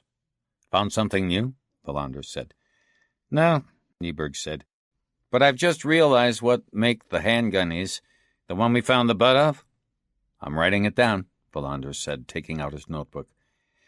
I was right when I said it was an unusual pistol, and I doubt if there are more than a very few of them in this country. So much the better. Makes it easier to trace. It's a 9mm Astra Constable, Nyberg said. I saw one at a gun show in Frankfurt once, some time ago. I got a pretty good memory for guns. Where's it made? That's what's so odd about it, Nyberg said. As far as I know, it's only manufactured legally in one country. Which? South Africa. Wallander put his pen down. South Africa. Yes? Why's that? I can't tell you why a particular gun is popular in one country but not in another. It just is. Damn it. South Africa. There's no denying it gives us a possible link to the finger we found. What's a South African pistol doing in this country? That's your job to find out, Nyberg said. Okay, Wallander said. It's good that you called me right away. We'll talk about this again later. Wallander got out of his chair and went to the window. A long 2 minutes later, he had made up his mind. They would give priority to finding Louise Akerblom and checking out Gustafsson. Everything else would have to take second place for the time being. This is as far as we've got, Wallander thought, 117 hours after Louise Akerblom disappeared. Chapter 6. Peter Hansson was a thief. He was not a particularly successful criminal, but he usually managed to execute the assignments allocated to him by his employer and customer, a fence in Malmö called Morell. That very day, the morning of Walpurgis Eve, April 30th, Morell's stock was at a pretty low ebb with Hansson. He planned to take the day off, like everyone else, and maybe treat himself to a trip to Copenhagen. Late the previous evening, however, Morell called to say he had an urgent job for him. "I want you to get hold of 4 water pumps," Morell said. "The old-fashioned sort, the ones you can see outside every cottage in the countryside." "Surely it can wait until after the holiday," Hansson said. He was asleep when Morell called, and he did not like being woken up. "It can't wait," Morell said. "I have a customer who lives in Spain, and he's driving there the day after tomorrow. He wants those pumps in the car with him. He sells them to other Swedish emigres down there. They pay good money to have old Swedish water pumps outside their haciendas. It's nostalgia." "How the hell am I going to get hold of 4 water pumps?" Hansson said. "Have you forgotten it's a holiday? Every summer cottage will be occupied tomorrow." "That's your problem. Start early enough and you'll manage it." Then he turned threatening. "If you don't, I'll be forced to go through my papers and work out how much your brother owes me." Hansson slammed down the phone. He knew Morell would take that as a positive reply. As he had been woken up and would not be able to get to sleep again for ages, he got dressed and drove down to town from Rosengard, where he lived. He went into a bar and ordered a beer. Hansson had a brother called Jan Olof. He was Hansson's big misfortune in life. Jan Olof played the ponies at Jägersro, at the Toto, and occasionally also at other trotting tracks up and down the country. He did a lot of betting, and he did it badly. He lost more than he could afford, and ended up in Morell's hands. As he could not provide any guarantees, Hansson had been forced to step in as a living guarantee. Morell was first and foremost a fence. In recent years, however, he had realized that, like all other businessmen, he would have to make up his mind how to develop his activities. Either he would have to specialize and concentrate on a smaller field, or he could broaden his base. He chose the latter. Although he had a big network of customers who could give very precise information about the goods they ordered, he decided to go in for loan sharking as well. That way, he reckoned he could increase his turnover considerably. Morell had just turned 50. After 20 years in the fraud business, he had changed course, and since the end of the 1970s had built up a successful receiving business all the way across southern Sweden. He had about 24 thieves and drivers on his secret payroll, and every week truckloads of stolen goods would be transported to his warehouse in the Malmö Free Port, ready for moving on to importers overseas. He collected stereos, televisions, and mobile telephones from Småland. Caravans of stolen cars came rolling up from Holland and were passed on to expectant buyers in Poland and, nowadays, the former East Germany. He could see an important new market ready to be opened up in the Baltic states, and he had already delivered a few luxury cars to Czechoslovakia as well. Hansson was one of the least significant cogs in his organization. Morell was still doubtful about how good he was, and used him mostly for one-off deals. 4 water pumps was an ideal assignment for him. That was why Hansson was sitting in his car, cursing on the morning of Walpurgis Eve. Morell had ruined his holiday. He was also worried about the assignment. There were too many people on the move for him to be confident of being undisturbed. He had been born in Hörby and knew Skåne inside out. There was hardly the tiniest of side roads in this part of the country he had not been on, and his memory was good. He had been working for Morell for 4 years now, ever since he was 19. He sometimes thought about all the things he had loaded into his rusty old van. He once rustled 2 young bulls. Orders for pigs were common around Christmas time. Several times he had acquired tombstones and wondered what kind of a sick person commissioned such a theft. He had carried off front doors while the house owner was asleep upstairs, and dismantled a church spire with the assistance of a crane operator brought in for the purpose. Water pumps were run-of-the-mill, as it were, but it was an unfortunate choice of day. He decided to start in the area to the east of Sturup Airport. He banished all thought of Ustaland. Every single country cottage would be occupied today. If he was going to make it, he'd have to concentrate on the area between Sturup, Hörby, and Ystad. There were quite a few empty houses around there. Just beyond Kragaholm, on a little dirt road which wound through the woods and eventually hit the main road at Suvde, he found his first pump. The house had almost collapsed and was well hidden from view. The pump was rusty but intact. He started working it loose from the wooden base with a crowbar, but the wood was rotten. He dropped the crowbar and tugged at the pump, easing it away from the boards over the well itself. He began to think that maybe it wouldn't be impossible to find 4 pumps after all. 3 more deserted houses, and he could be back in Malmö by early afternoon. It was still only 8:10 a.m. Perhaps he could nip over to Copenhagen in the evening after all. At last, he broke loose the rusty pump. As a result, the boards crumbled and fell away. He glanced down into the well. There was something down there in the darkness, something light yellow. He realized to his horror that it was a human head with blonde hair. There was a woman lying there, a corpse, doubled up, twisted, deformed. He dropped the pump and ran away. He drove off at a crazy speed, getting away from the deserted house as fast as possible. After a few kilometers, just before he got to Suvde, he braked, opened the car door, and threw up. Then he tried to be calm. He knew he had not imagined it. There was a woman down the well. A woman lying in a well must have been murdered, he thought. Then it occurred to him he had left his fingerprints on the water pump he had broken off. His fingerprints were in the files. Morell, he thought, confused. Morell's the man to sort this one out.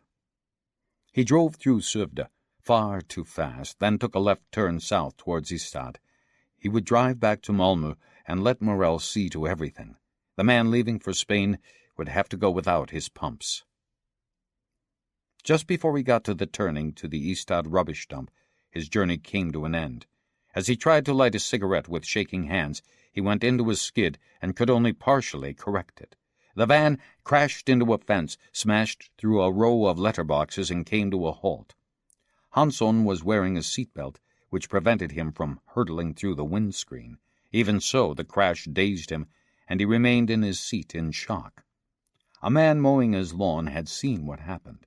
He first ran over the road to make sure nobody had been badly injured. Then he hurried back to his house, called the police, and stood by the car to make sure the man behind the wheel did not try to run away. He must be drunk, he assumed. Why else would he lose control on a stretch of straight road? A quarter of an hour later, a patrol car arrived from Ystad. Peters and Noren, 2 of the most experienced officers in the district, had taken the call. Once they had established that no one was injured, Peters started directing traffic past the scene of the accident, while Noren sat beside Hansson in the back of the police car to try and find out what happened. Noren made him blow into the breathalyzer, but the result was negative. The man seemed very confused and not in the least interested in explaining how the accident happened. Noren was starting to think that perhaps the man was mentally unbalanced. He was talking disjointedly about water pumps, a fence in Malmö, and an empty house with a well. "There's a woman in the well." "Oh, yes," Noren said. "A woman in a well." "She was dead." Noren suddenly felt uneasy. What was the man trying to say? That he'd found a dead woman in a well at a deserted house? Noren told him to stay in the car. Then he walked into the road where Peters was keeping the traffic moving, waving on inquisitive drivers who slowed down or showed signs of stopping. "He claims he found a dead woman in a well," Noren said, "with blonde hair." Peters dropped his arms to his side. "Mrs. Akerblom? I don't know. I don't even know if it's true." "Get hold of Wallander," Peters said, "right away." The mood among the detectives in the Ystad police station this Walpurgis Eve morning was expectant. They had gathered in the conference room at 8 a.m., and Bjork rushed through the business. He had other things besides a missing woman to think about on a day like this. It was traditionally one of the most unruly days in the whole year, and there was a lot to do in preparation for the fun and games they could expect that evening and into the night. The meeting was devoted to Stig Gustafsson.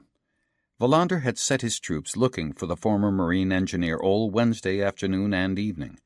When he reported on his conversation with Pastor Turesson, everybody thought they were on the threshold of a breakthrough. The severed finger and the blown-up house would have to wait. Martinsson had even suggested that it was pure coincidence after all, that there simply was no connection between the incidents. "This kind of thing has happened before," he said. "We've raided an illegal home distillery and found an Aladdin's cave in a neighbor's house when we stopped to ask the way." By Thursday morning, they still had not found out where Gustafsson lived. "We have to crack this today," Wallander said. "Maybe we won't find him, but if we get his address, we can establish whether he's left in a hurry." At that very moment, the telephone rang. Bjork grabbed the receiver, listened briefly, then handed it to Wallander. "It's Noren. He's had a car accident somewhere outside of town."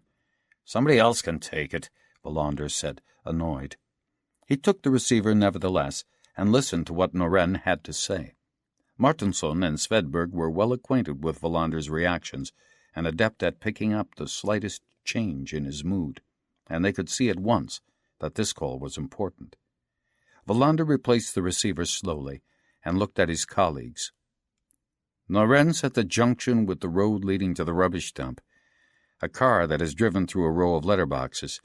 The driver of the car claims he's found a dead woman stuffed down a well." They waited anxiously to hear what Wallander had to say next. "If I understood it rightly, this well is less than 5 kilometers from the property Louise Akerblom was going to look at, and even closer to the pond where we found her car." There was a moment's silence. Then they all got to their feet at the same time. "Do you want a full-scale call-out right away?" Bjork said. "No. We've got to get it confirmed first. Noren warned us not to get overexcited. The man sounds seriously confused." So would I have been," Svedberg said, "if I had found a dead woman in a well and then driven off a road." "Exactly what I was thinking," Wallander said. They left Ystad in patrol cars. Wallander had Svedberg with him, and Martinsson had a car to himself. When they got to the northern exit road, Wallander switched on the siren. Svedberg stared at him in surprise. "There's hardly any traffic." "Even so," Wallander said. They stopped at the turning to the rubbish dump, put the ashen Hansson in the back seat, and followed his directions. "It wasn't me," he said over and over again. "Who did what?" Wallander said. "I didn't kill her."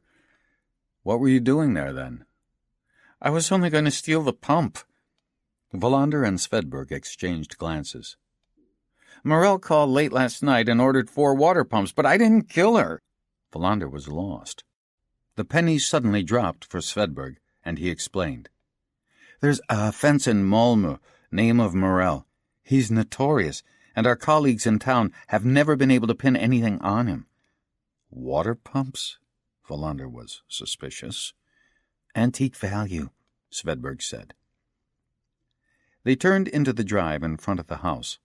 Wallander had time to register that it looked like a lovely day for the holiday. There wasn't a cloud in the sky, not a puff of wind, and it must be at least 20 degrees centigrade, even though it was only 9 a.m. He contemplated the well and the broken-off pump beside it. Then he took a deep breath, walked to the well, and looked down. Martinsson and Svedberg waited in the background with Hansson. Right away, Wallander could see that it was Louise Akerblom. Even in death there was a fixed smile on her face. He suddenly felt very ill. He turned away quickly and squatted on his haunches. Martinsson and Svedberg approached the well. Both of them jerked back violently. "Damn," Martinsson said. Wallander swallowed and forced himself to breathe deeply. He thought of Louise Akerblom's daughters. and of Robert Akerblom. He wondered how they would be able to keep on believing in a good, all-powerful God when their mother and wife had been murdered and dropped into a well. He stood up and went back to the well. It's her, no doubt about it. Martinsson ran to his car, called Bjork, and requested a full-scale call-out. They would need the fire brigade to get Louise Akerblom's body out of the well. Wallander sat down with Hansson on the dilapidated veranda and listened to his story. Occasionally he asked questions. He knew that Hansson was telling the truth. The police had reason to be grateful that he had set out that morning to steal old water pumps. If he hadn't, it might have been a long time before they found Louise Akerblom. "Take his personal details," Wallander said to Svedberg when he had finished with Hansson, "and let him go.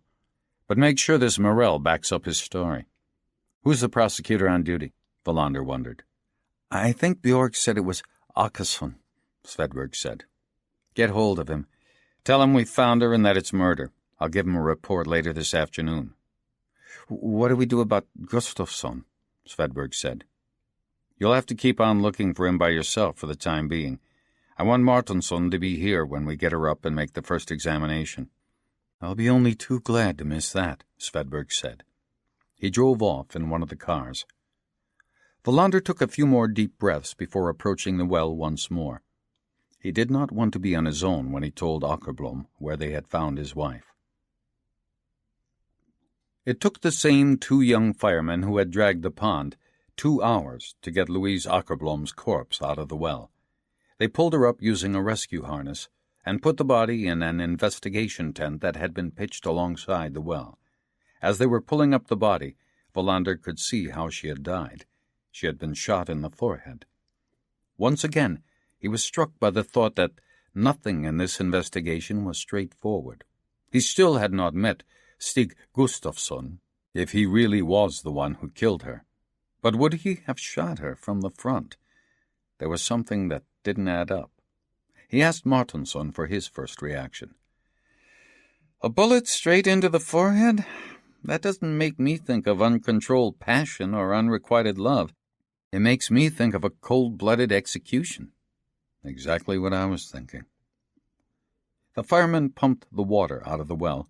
Then they went down again, and when they came back up, they had with them Louise Akerblom's handbag, her briefcase, and one of her shoes. The other was still on her foot. The water was pumped into a hastily constructed plastic pool.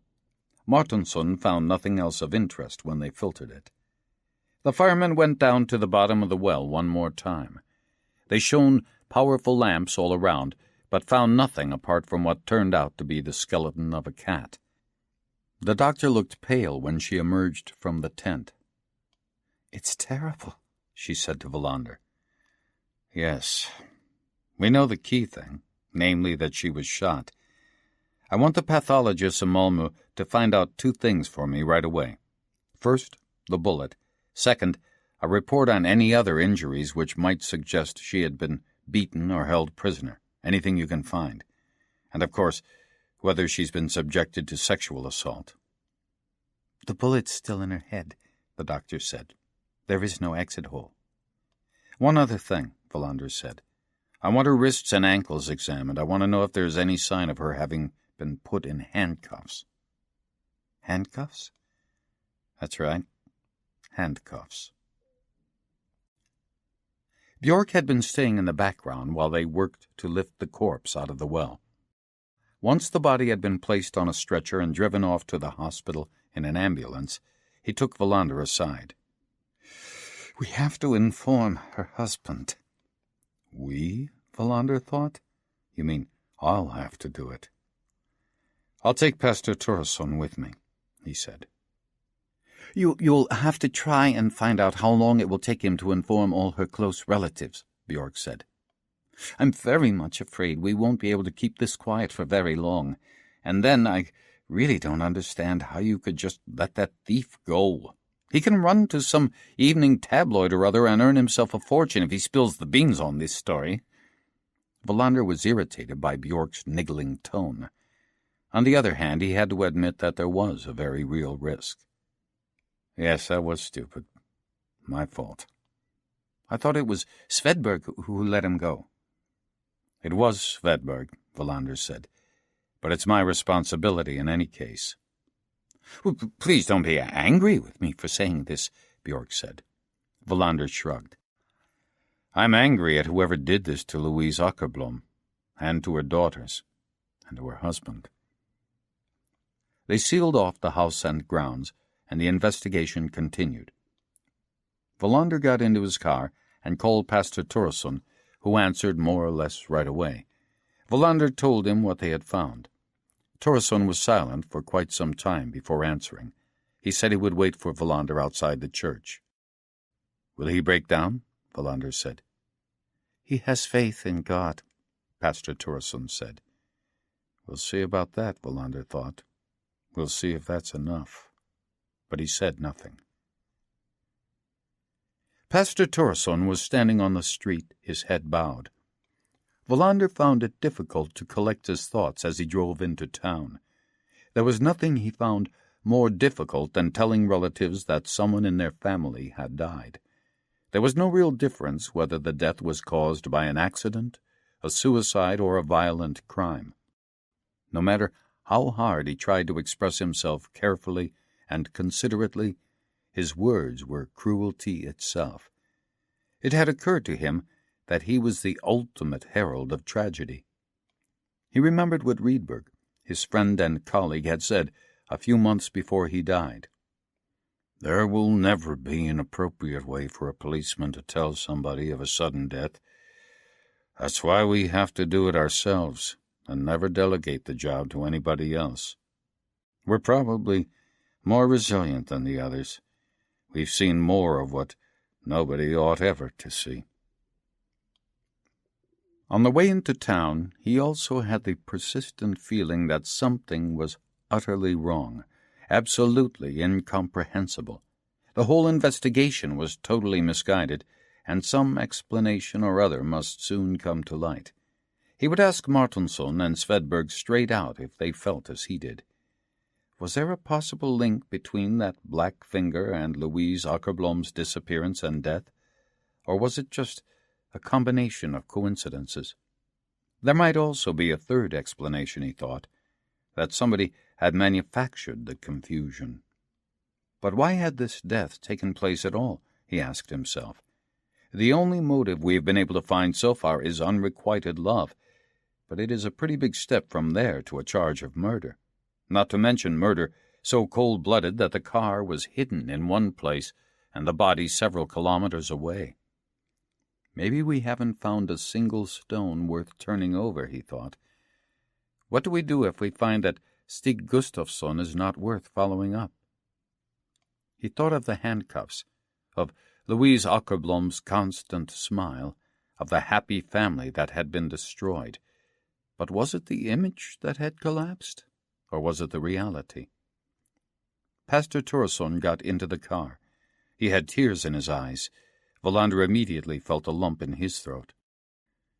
We've found her at an empty house some way outside of Ystad. I can't tell you any more for the time being. How did she die? Wallander thought for a moment before replying. She was shot. I have one more question. Apart from wanting to know who could have carried out such a crazy act, did she suffer a lot before she died? I don't know yet, Wallander said. But even if I did know, I would tell her husband that death came very quickly and hence painlessly. They drew up outside the house. On the way to the church, Wallander had stopped at the station and taken his own car. He did not want to arrive in a police car. Akerblom answered almost as soon as they rang the doorbell. He has seen us, Wallander thought. The moment a car brakes in the street outside, he hurries to the nearest window to see who it is. He ushered them into the living room. Wallander listened to see if there was any noise. The two girls did not appear to be home. I'm afraid I have to tell you your wife is dead, Wallander said. We found her at an abandoned house some way outside of town. She was murdered. Akerblom stared at him. his face motionless. It seemed he was waiting for more. "I very much regret this," Wallander said. "But the best I can do is to tell you exactly how it is. I'm afraid I shall also have to ask you to identify the body, but that can wait. It doesn't need to be done today, and it would be all right if Pastor Turesson were to do it." Akerblom kept on staring at him. "Are your daughters at home?" Wallander said cautiously. "This must be awful for them." He turned to Turesson, appealing for help. "We'll do all we can to help," Turesson said. "Thank you for letting me know," Akerblom said all of a sudden. "All this uncertainty has been so difficult to bear." "I am terribly sorry things have turned out so badly," Wallander said. "All of us on the case were hoping it would be otherwise." "Who?" Akerblom said. "We don't know, but we shall not rest until we do know." "You'll never know," Akerblom said. Wallander looked at him inquiringly. "Why do you think that?" "Nobody could have wanted to kill Louise," Akerblom said. "So how could you possibly find whoever is guilty?" Wallander did not know what to say. Akerblom had put his finger on their biggest problem. A few minutes later he stood up. Turesson accompanied him into the hall. "You have a few hours in which to contact all the closest relatives," Wallander said. "Call me if you can't locate them. We won't be able to keep the news to ourselves for very long." "I understand," Turesson said. Then he lowered his voice. "Stig Gustafsson?" he asked. "We're still looking. We don't know if it's him." "Have you any other leads?" "Could be, but I'm afraid I can't answer that either." "For technical reasons?" "Exactly." Wallander could see that Turesson had one more question.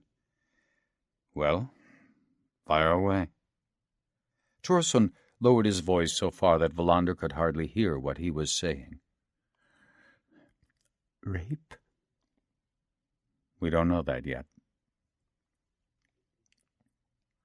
Wallander felt a strange mixture of hunger and uneasiness when he left the Akerblom's house.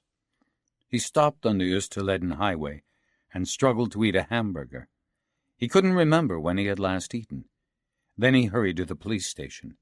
When he got there, he was met by Svedberg, who informed him that Björk had been forced to improvise a press conference at short notice. As he knew Wallander was busy informing relatives of Louise Akerblom's death, and he didn't want to disturb him, he had enlisted the help of Martinsson. "Can you guess how the news leaked out?" he asked. "Yes," Wallander said. "Peter Hansson?" "Wrong. Try again." "One of us?" "Not this time. It was Morel.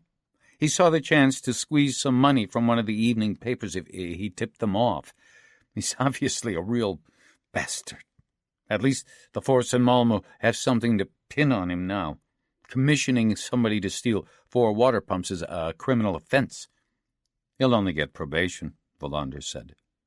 They went to the canteen and poured a mug of coffee each. "How did Akerblom take it?" Svedberg said. "I don't know. It must feel as if half your life has been taken away. No one can imagine what it's like unless they've been through something similar. I can't. All I can say just now is that we'll have to have a meeting as soon as the press conference is over. I'll be writing a summary in my office until then."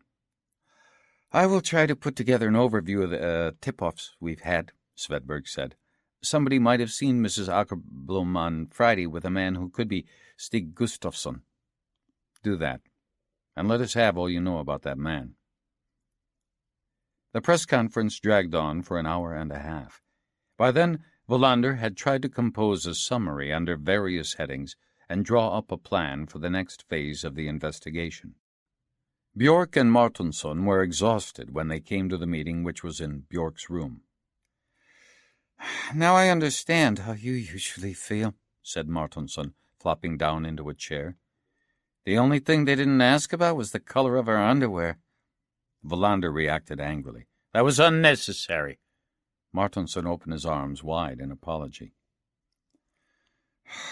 "I'll try and give you a summary," Wallander said. "We know how it all started, so I'll skip that bit. Anyway, we found Louise Akerblom. She's been shot through the forehead. My guess is that she was shot at close range, but we'll know for sure later. We don't know if she was subjected to sexual assault, nor do we know if she was ill-treated or held prisoner, or indeed where she was killed nor when. But we can be sure she was dead when she was put down that well. We've also found her car. It's essential we get a preliminary report from the hospital as soon as possible, not least as to whether there was a sexual assault. Then we can start checking up on known offenders." Wallander took a slurp of coffee before continuing. "As for motive and murderer, we only have one track to follow so far. The engineer Stig Gustafsson, who's been persecuting her and pestering her with hopeless declarations of love. We haven't found him yet. You know more about that, Svedberg. You can also give us a summary of the tip-offs we've had. Further complications in this investigation are the severed black finger and the house that blew up. Things have been made no clearer by the fact that Nyberg found the remains of a sophisticated radio transmitter in the ashes and the butt of a handgun used mainly in South Africa, if I understood him properly. In one sense, the finger and the pistol are linked by that fact. Not that it helps much. We still don't know if the murder and the explosion are connected." Wallander was finished and looked at Svedberg, who was leafing through the stack of papers he had in front of him. "I'll start with the tip-offs. I'm thinking of writing a book one of these days called People Who Want to Help the Police. It'll make me a rich man. As usual, we've had curses, blessings, confessions, dreams, hallucinations, and a handful of sensible tips. As far as I can see, though, there's only one of immediate interest. The warden of the Rietsgaard estate is quite certain he saw Louise Akerblom driving past last Friday afternoon. The time's about right. That means we know which route she took. Apart from that, there's very little of interest. We do know, of course, it's often a day or two before the best tip-offs come in. They come from sensible people who hesitate before getting in touch. As for Gustafsson, we haven't managed to discover where he's moved to, but he's supposed to have an unmarried female relative in Malmö. Unfortunately, we don't know her first name. The Malmö telephone directory is full of Gustafssons, as you would expect. We'll just have to get down to it and divide the list between us. That's all I have to say." Wallander sat in silence for a moment. Bjork looked expectantly at him. "Let's concentrate our efforts," Wallander said at length. "We have to find Gustafsson. That's the first priority. If the only lead we have is that relative in Malmö, then that's the one we'll have to follow up. Everybody in this station who's capable of picking up a phone will have to help. I'll join in and assist with the telephoning as soon as I've dealt with the hospital." Then he turned to Bjork. "We'd better keep going all evening. It's essential." Bjork nodded in agreement. "Do that. I'll be around if there's anything important." Svedberg began organizing the hunt for Gustafsson's relative in Malmö, and Wallander went back to his office. Before calling the hospital, he rang his father. It was a long time before he answered. He must have been in his studio, painting. Wallander could hear right away that he was in a bad mood. "Hello, it's me," he said. "Who's me?" his father said. "You know perfectly well who it is," Wallander said. "I've forgotten what your voice sounds like." Wallander gritted his teeth and resisted the temptation to slam down the receiver. "I'm busy. I've just found a murdered woman in a well. I won't be able to get out to your place today. I hope you'll understand." "I can see you can't do that. It sounds unpleasant." To his astonishment, his father sounded friendly. "It is," Wallander said. "I just want to wish you a pleasant evening, and I'll try and come out tomorrow." "Only if you get time," his father said. "I can't go on talking any longer right now." "Why not?" "I'm expecting a visitor." Wallander could hear he had been cut off. He was left sitting there with the receiver in his hand. A visitor, he thought. So, Gertrude Anderson goes around to see him even when she's not working? I must make time to go and see him soon, he thought. It would be a complete disaster if he married her. He got up and went to see Svedberg. He collected a list of names and telephone numbers, returned to his office, and dialed the first on the list. At the same time, he remembered that he had to contact the prosecutor during the afternoon. At 4 p.m., they still hadn't traced Gustafsson's relative. At 4:30 p.m., Wallander called Åkesson at home. He reported on what had happened so far, and told him that they would now make it their priority to find Stig Gustafsson. The prosecutor had no objections. He asked Wallander to let him know if anything developed during the evening. At 5:15 p.m., Wallander fetched his third list of names from Svedberg. Still no luck. Wallander groaned at the thought of it being Walpurgis Eve. A lot of people had gone away for the holiday. Nobody answered at the first two numbers he called. The third was to an elderly lady who was quite sure there was no one called Stig in her family. Wallander opened the window and could feel a headache coming on. He went back to the phone and dialed the fourth number. He let it go on ringing for quite a while and was just about to replace the receiver when somebody answered. He could hear it was a young woman on the other end. He explained who he was and what he wanted to know. "Sure," the young woman said, whose name was Monica. "I have a half-brother called Stig. He's a marine engineer. Has something happened to him?" Wallander could feel all his exhaustion and dissatisfaction falling away at a stroke. No, but we'd like to get in touch with him as soon as possible. Do you know where he lives?" "Of course I know where he lives. In Loma. But he's not at home." "Where is he, then?" "He's been on holiday in Las Palmas. He'll be home tomorrow. He's doing Copenhagen on a 10 a.m. flight. I think he's on a Spies package tour." "Excellent," Wallander said. "I'd be grateful if you could give me his address and phone number." She told him. He apologized for disturbing her evening and hung up. Then he rushed into Svedberg's office, collecting Martinsson on the way.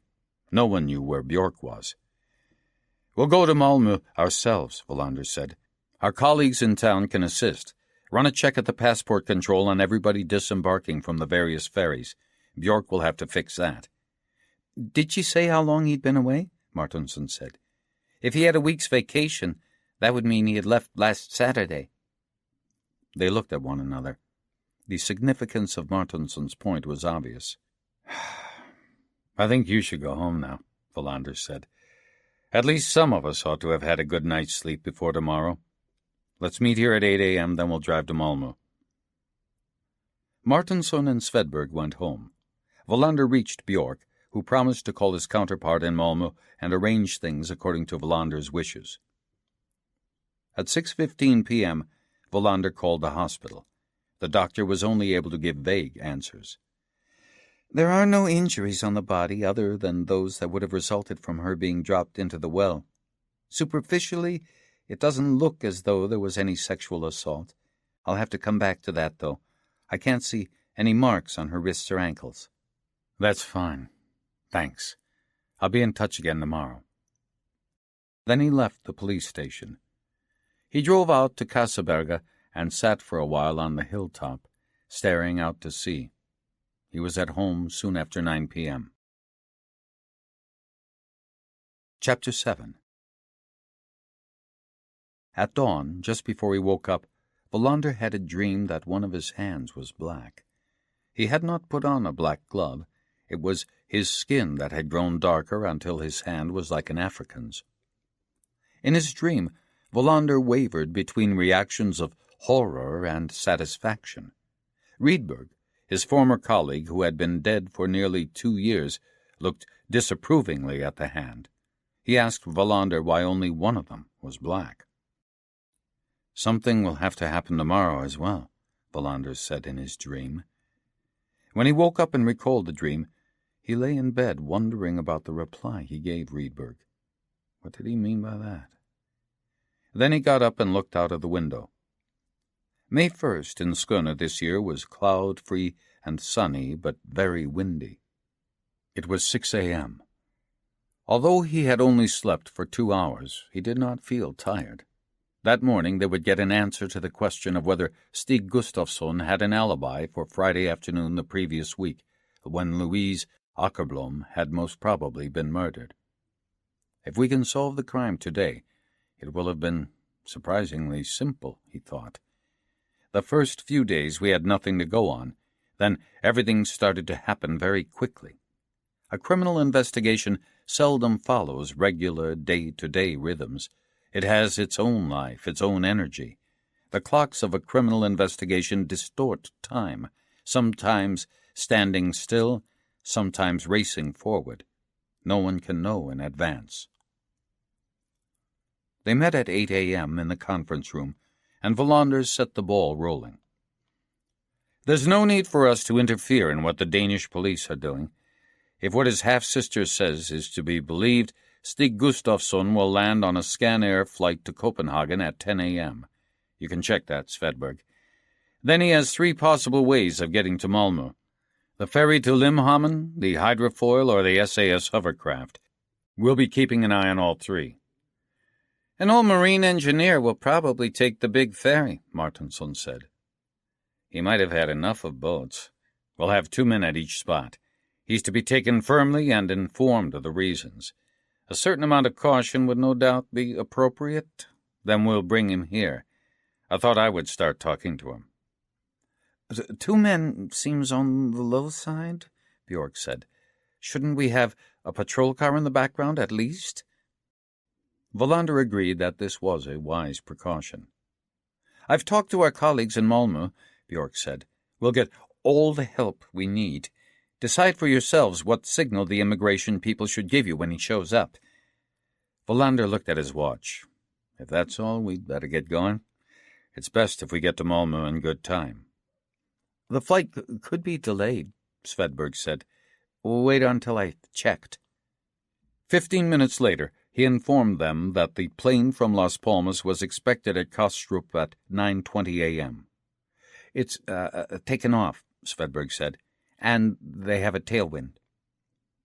They drove to Malmö immediately, talked to their colleagues there, and divided up the assignments.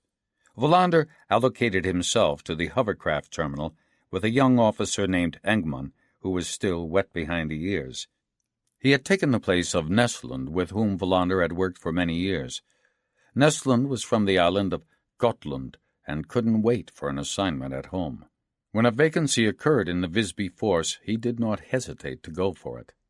Wallander missed him, especially his unfailing good humor. Martinsson, with 1 other officer, was taking care of Limhamn, and Svedberg was to keep an eye on the hydrofoils. They were in touch by phone. Everything was set by 9:30 a.m. Wallander managed to arrange for coffee to be delivered to himself and the trainee by colleagues at the terminal. This is the first murderer I've ever hunted, Engman said. We don't know if he's our man, Wallander said. In this country, a man is innocent until he's proven guilty. Never forget that. He was uncomfortable about the critical tone of his voice. He thought he'd better make up for it by saying something kind, but he couldn't think of anything. Svedberg and his colleague made an undramatic arrest at the hydrofoil terminal. Gustafsson was a small man, thin, balding, sunburnt after his holiday. Svedberg told him he was suspected of murder, put the cuffs on him, and announced he was being taken to Ystad. I don't know what you're talking about, Gustafsson said. Why do I have to be handcuffed? Why are you taking me to Ystad? Who am I supposed to have murdered? Svedberg registered that he seemed genuinely surprised. The thought struck him that marine engineer Gustafsson might be innocent. By the time Wallander was sitting opposite Gustafsson in an interview room at the Ystad police station, he had already informed Åkesson of the arrest. He started by asking if Gustafsson would like a cup of coffee. No, I want to go home. I want to know why I'm here. I want to talk to you, and the answers I get will decide whether or not you can go home. He wrote down Gustafsson's details, noted that his middle name was Emil, and that he was born in Landskrona. The man was obviously nervous, and Wallander could see he was sweating at the roots of his hair, but that did not necessarily mean anything. Police phobia is just as real as snake phobia. Then the real interrogation started. "You are here to answer questions about a brutal murder," Wallander said. "The murder of Louise Akerblom." Wallander saw the man stiffen. Had he not counted on the body being found so soon, Wallander wondered? Or is he genuinely surprised? "Mrs. Akerblom disappeared last Friday. Her body was found a few days ago. She was probably murdered during the latter part of Friday. What have you to say to that?" "Is it the Louise Akerblom I know?" Gustafsson said. Wallander could see he was scared now. "Yes, the one you got to know through the Methodists." "She's been killed?" "Yes." "That's unspeakable." Wallander immediately began to feel a gnawing sensation in his stomach and knew something was wrong, absolutely damned wrong. Gustafsson's shock and astonishment seemed completely genuine. Mind you, Wallander knew from his own experience that there were people guilty of the most horrific crimes you could think of who nevertheless had the ability to appear innocent. All the same, he could feel that gnawing sensation. Had they been following a trail that was cold from the start? "I want to know what you were doing last Friday. Start by telling me about the afternoon." The answer he got surprised him. I was with the police," said Gustafsson. "The police?" "Yes, in Malmö. I was flying to Las Palmas the next day, and I had just discovered that my passport had run out. I was at the station in Malmö getting a new passport. The office was already closed by the time I got there, but they were nice and helped me anyway. I got my passport at 4 p.m. From that moment, Stig Gustafsson was out of the picture. Even so, Wallander didn't want to let go. He had a pressing need to solve this case as soon as humanly possible. Anyway, it would have been dereliction of duty to allow the interrogation to be governed by his feelings. I parked at Central Station," Gustafsson said. "Then I went to the bar for a beer." "Is there anybody who will testify that you were in that bar at that time?" Gustafsson thought for a moment. "I don't know," he said eventually. "I was on my own. Maybe one of the barmen will remember me. I'm not exactly a regular customer." "How long were you there?" "An hour, maybe. No longer." "Until about 5:30 p.m., is that right?" "I suppose so. I had planned to go to Systemaet before they closed." "Which one?" "The one behind the NK department store. I don't know the name of the street." "And you went there?" "I just bought a few beers." "Will anyone remember you there?" "Then the man who served me had a red beard," Gustafsson said. "But I might still have the receipt. There's the date on those receipts, isn't there?" "Go on," Wallander said, nodding. "Then I collected the car. I was going to buy a suitcase at the B&W Superstore out at Jägersro, but they were too expensive. I thought I could manage with my old one. It was a disappointment." "What did you do next?" "I had a hamburger at the McDonald's, but the servers are only kids. I don't suppose they'll remember anything at all." "Young people often have good memories," Wallander said, thinking of a young bank teller who had been extremely helpful in an investigation a year or so back. "I've just remembered something else," Gustafsson said. "Something that happened while I was at the bar." "Go on." "I went down to the toilet. I stood there talking to a man for a couple of minutes. He was complaining that there weren't any paper towels to dry your hands on. He was a bit drunk. Not too much. He said his name was Forsgaard, and he ran a garden center at Hoer." Wallander made a note. "We'll follow that up. If we go back to McDonald's at Jägersro, that would have been about 6:30 p.m., right?" "That's probably about right." "What did you do next?" "I went to Nisse's to play cards." "Who's Nisse?" "An old carpenter I used to have as a shipmate for many years. His name's Nisse Stromgren. Lives on Föreningsgatan. We play cards now and then, a game we learned in the Middle East. It's pretty complicated, but fun once you know it. You have to collect jacks. How long were you there? It was probably near midnight by the time I went home. A bit too late, as I was going to have to get up so early. The bus was due to leave at 6 a.m. from the central station. The bus to Kastrup, that is. Wallander nodded. Gustafsson has an alibi, he thought, if what he says is true, and if Louise Akerblom really was killed last Friday. Right now, there were not sufficient grounds to arrest Gustafsson. The prosecutor would never agree to it. And it's not him, Wallander thought. If I start pressing him on his persecution of Louise Akerblom, we'll get nowhere. He stood up. Wait here, he said, and left the room. They gathered in the conference room and listened gloomily to Wallander's account. We'll check up on what he said, Wallander said. But to be honest, I no longer think he's our man. This was a blind alley. Well, I think you're jumping the gun, Bjork said.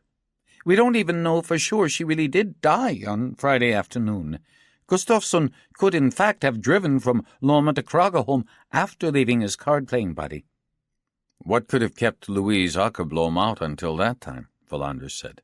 Don't forget, she left a message on her answering machine to say she'd be home by 5 p.m. Something happened before 5 p.m. Nobody spoke. Wallander looked around.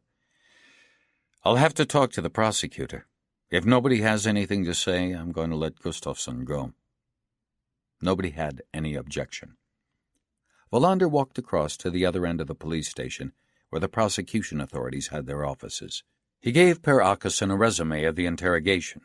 Every time Wallander visited his office, he was struck by the astonishing disorder all around him. Papers stacked haphazardly on desks and chairs. The waste paper basket was overflowing. But Åkesson was a skillful prosecutor. Moreover, no one had ever accused him of losing a single paper of significance. We can't hold him, he said when Wallander had finished. I take it you can check his alibi pretty quickly. Yes, Wallander said. To tell you the truth, I don't think he did it. Do you have any other leads? That's all very vague. We wondered if he might have hired somebody else to kill her. We'll make a thorough check this afternoon before we go any further. But we have no other individual to go after. We'll have to keep going on a broad front for the time being. I'll keep in touch. Åkesson nodded and stared at Wallander, frowning. How much sleep are you getting? Or rather, how little? Have you seen yourself in a mirror? You look awful. That's nothing compared to how I feel, Wallander said, getting to his feet. He went back down the corridor, opened the door to the interview room, and went in. We'll arrange transport to take you to Lomma, but you can bet we'll be in touch again. Am I free? Gustafsson said. You've never been anything else. Being questioned isn't the same as being accused. I didn't kill her, Gustafsson said. And I can't understand on what grounds you could think I did. Really? Though you've been chasing after her on and off? Wallander saw a shadow of unease flit over Gustafsson's face. Just so he knows, we know. He walked with Gustafsson to the reception and organized his lift home. I won't be seeing him again, he thought. We can write him off. After an hour for lunch, they reassembled in the conference room. Wallander had been home for some sandwiches in his kitchen. Where are all the honest thieves nowadays? Martinson said with a sigh. This case seems to have come out of a novel. All we have is a woman from a free church, dead and dumped in a well, and a black finger. I agree with you, Wallander said. We can't get away from that finger, no matter how much we'd like to. There are too many loose ends flying around out of control, Svedberg said, scratching his bald head in irritation. We have to collect everything we have, and we must do it now, otherwise we'll never get anywhere. Wallander could detect indirect criticism of the way he was leading the investigation, but he had to concede even now that it was not entirely unjustified. There was always a danger of concentrating too soon on a single line of investigation. Svedberg's imagery reflected all too accurately the confusion he felt. "You're right," Wallander said. "Let's see how far we've come. Louise Akerblom is murdered. We don't know exactly where and we don't know who did it, but we do know roughly when. Not far from where we found her, a house that had been unoccupied for a year explodes. In the ruins of the fire, Nyberg finds parts of a sophisticated radio transmitter and the remains of a pistol butt. The pistol is manufactured in South Africa. In addition, we find a black finger in the drive outside the house. Then somebody tries to hide Louise Akerblom's car in a pond. It's pure coincidence we find it as quickly as we do. The same goes for her body. She was shot in the middle of her forehead, and the killing calls to mind an execution. I rang the hospital before this meeting. There are no signs of sexual assault. She was just shot." "We have to find more evidence," Martinson said. "About the finger, the radio transmitter, the pistol. The lawyer in Vernamo, the one who was looking after the house, has to be contacted immediately. Obviously, there must have been somebody in the house." "We'll sort out who does what before we close," Wallander said. "I just have two more thoughts I'd like to put forward." "We'll kick off with them," Bjork said. "Who could possibly have wanted to shoot Louise Akerblom?" Wallander said. "A rapist would have been a possibility, but she was not raped. There are no signs of her being beaten or held prisoner. She has no enemies. That all makes me wonder if the whole business could have been a mistake. She was killed instead of somebody else. The other possibility is that she happened to witness something she should not have seen or heard." "The house could fit in there," Martinson said. "It wasn't far from the property she was to look at. Something has definitely been going on in that house. She might have seen something and been shot. Peters and Naren went to the house she was going to examine, the one that belongs to a widow by the name of Valin. They both said it was easy to get lost on the way there." Wallander nodded. "Go on." "Well, there's not much more to say. For some reason or other, a finger gets cut off, unless that happened when the house blew up, but it doesn't look that way. An explosion like that turns a man into pulp. The finger was whole." I don't know much about South Africa," Svedberg said, "except that it's a racist country with lots of violence. Sweden has no diplomatic relations with South Africa. We don't even play tennis or do business with them. Not officially, at least. What I can't for the life of me understand is why something from South Africa should end up in Sweden. You'd think Sweden would be the last place to be involved." "Maybe that's exactly why," Martinson said. Wallander homed in on Martinson's comment immediately. "What do you mean?" "Nothing," Martinson said. "I just think we have to start thinking in a different way if we're going to get anywhere with this case." I agree entirely," Bjork said, interrupting the exchange. "I want a written report on this business from every one of you by tomorrow. Let's see if a little quiet contemplation might get us somewhere." They divided up the assignments among themselves. Wallander took over the lawyer in Vernamo from Bjork, who was going to concentrate on producing a preliminary report on examinations of the finger. Wallander dialed the number of the lawyer's office and asked to speak to Mr. Holmgren on urgent business. There was such a long delay before Holmgren answered that Wallander grew annoyed. "I'm calling about the property you are looking after in Skåne," he said. "The house that burned down." "Inexplicable," Holmgren said. "But I have checked to make sure the insurance policy arranged by the late owner covers the incident. Do the police have any explanation for what happened?" "No, but we're working on it. I have some questions I need to ask you on the telephone." "I hope this won't take long. I'm very busy." "If you can't take the questions by telephone, the police in Vernamo will have to take you down to the station, and you can answer them there." There was a pause before the lawyer responded. Okay, fire away, I'm listening. We're still waiting for a fax with the names and addresses of the heirs to the estate. I'll make sure that's sent. I wonder who is directly responsible for the property. I am. I'm not sure what you are asking. A house needs attention. Roof tiles need replacing. Mice need keeping under control. Do you do that as well? One of the beneficiaries of the estate lives in Volsjö. He looks after the house. His name is Alfred Olsson. Wallander took down his address and telephone number. So the house has been empty for a year. For more than a year. There's been some disagreement as to whether it should be sold or not. In other words, nobody's been living in the house. Of course not. Are you quite sure?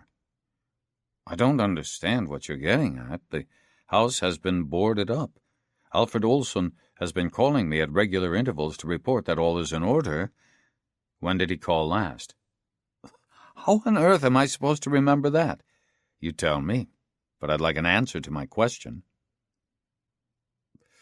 Some time around New Year's, I believe, but I can't swear to it. Why is that important? Everything is important for the moment, but thank you for the information. Wallander hung up, opened his telephone directory, and checked Alfred Olsson's address. Then he got up and grabbed his jacket. I'm off to Volsjö, he said, as he passed the door to Martinsson's office. There's something odd about the house that blew up. There's something even more odd about it, Martinsson said. I was just talking to Nyberg. He says that the radio transmitter may have been made in Russia. Russia? That's what he said. Another country. Sweden, South Africa, Russia, where's it all going to end? Half an hour later, he arrived at Alfred Olsson's address. It was a relatively modern house, very different from the houses that must have first been built in that street. 3 Alsatians started barking frenziedly as Wallander got out of his car. It was 4:30 p.m., and he was feeling hungry. A man in his 40s opened the door and came out onto the steps in his stockinged feet. His hair was in a mess, and as Wallander approached, he could smell alcohol. Alfred Olsson? The man nodded. I'm from the police in Ystad. Oh, hell, the man said, even before Wallander had given his name. Excuse me? Who's squealed? Is it that shit Bengtsson? Wallander thought rapidly. I can't comment on that. The police protect all their informers. It's got to be Bengtsson. Am I under arrest? We can talk about that, Wallander said. Olsson let Wallander into his kitchen. He detected the faint but unmistakable smell of fusel oil. Olsson was running an illegal still, and must have assumed Wallander had come to arrest him. The man sank onto a kitchen chair and was scratching his head. Just my luck. We'll talk about the moonshine later, Wallander said. There's something else I want to talk about. What? The property that burned down. I know nothing about that. Wallander noticed immediately that he was alarmed. You know nothing about what? The man lit a crumpled cigarette with trembling fingers. I'm really a paint sprayer, but I can't face starting work at 7 a.m. every morning, so I thought I might as well rent out that little shack, if anybody was interested. I mean, I want to sell the thing, but the family's making such a damn fuss. Who was interested? Some fella from Stockholm. He had been driving around the area looking for something suitable. He found the house and liked the location. I'm still wondering how he managed to trace it to me. What was his name? He said his name was Nordstrom. I took that with a pinch of salt, though. Why? He spoke good Swedish, but he had a foreign accent. You show me a goddamn foreigner called Nordstrom. But he wanted to rent the house. Yeah, and he paid well. I was going to get 10,000 kroner a month. You don't turn your nose up at a deal like that. I wasn't doing anybody any harm, I thought. I'd get a bit of a reward in return for looking after the house. No need for the heirs or Holmgren and Vernamo to know anything about it. For how long was he going to rent the house? He came at the beginning of April, said he wanted it till the end of May. Did he say what he was going to use it for? For people who wanted to be left in peace to do some painting. Painting? Wallander thought of his father. Artists, that is. And he offered cash up front. Damn right I was going to take it. Did you see him again? Never. It was a sort of unspoken condition that I should keep my nose out of it. And I did. He got the keys, and that was that. Have you got the keys back? No, he was going to mail them to me. And you have no address? No. Can you describe him? He was extremely fat. Anything else? How the hell do you describe a fat guy? He was balding, red-faced, fat. And when I say fat, I do mean fat. He was like a barrel. Wallander nodded. Have you any of the money left? He asked, thinking of possible fingerprints. Not an ur. That's why I started distilling again. If you stop that as of today, I won't take you into Ystad, Wallander said. Olsson could hardly believe his ears. I mean what I say. But I'll check up that you really have stopped, and you must pour away everything you've made already. The man was sitting open-mouthed at the kitchen table when Wallander left. Dereliction of duty, he thought, but I haven't time to bother with moonshiners just now. He drove back towards Ystad, and without really knowing why, he turned into the car park by Kragaholm Lake. He got out of the car and walked down to the water's edge. There was something about this investigation, about the death of Louise Akerblom, that scared him, as if the whole thing had barely started yet. I am afraid, he thought. It's as if that black finger was pointing straight at me. I'm in the middle of something I can't understand. He sat down on a rock, even though it was damp. All of a sudden, his weariness and depression threatened to overwhelm him. With a sigh, even he thought was pathetic, he decided he was as much at sea with his own life as he was with the search for Louise Akerblom's murderer. Where do I go from here? He said to himself. I don't want anything to do with ruthless killers, with no respect for life. I don't want to get involved in a kind of violence that will be incomprehensible to me as long as I live. Maybe the next generation of policemen in this country will have a different kind of experience and have a different view of their work, but it's too late for me. I'll never be any different from what I am, a pretty good policeman in a medium-sized Swedish police district. He stood up and watched a magpie launching itself from a treetop. All questions remain unanswered in the end, he thought. I devote my life to trying to catch and then put away criminals guilty of various crimes. Sometimes I succeed. Often I don't. But when one of these days I pass away, I'll have failed in the biggest investigation of all. Life will still be an insoluble riddle. I want to see my daughter, he thought. I miss her so much at times it hurts. I have to find a black man missing a finger, especially if he's the one who killed Louise Akerblom. I need to know, why did you kill her? I must follow up on Stig Gustafsson, not let him slide out of the picture too soon, though I'm sure already that he's innocent. He walked back to his car. The fear and repugnance would not go away. The finger was still pointing at him. The Man from Transkei. Chapter 8. You could hardly see the man squatting in the shadow of the wrecked car. He did not move a muscle, and his black face was indistinguishable from the dark bodywork. He had chosen his hiding place carefully. He had been waiting since early afternoon, and now the sun was beginning to sink beyond the dusty silhouette of the suburban ghetto that was Soweto.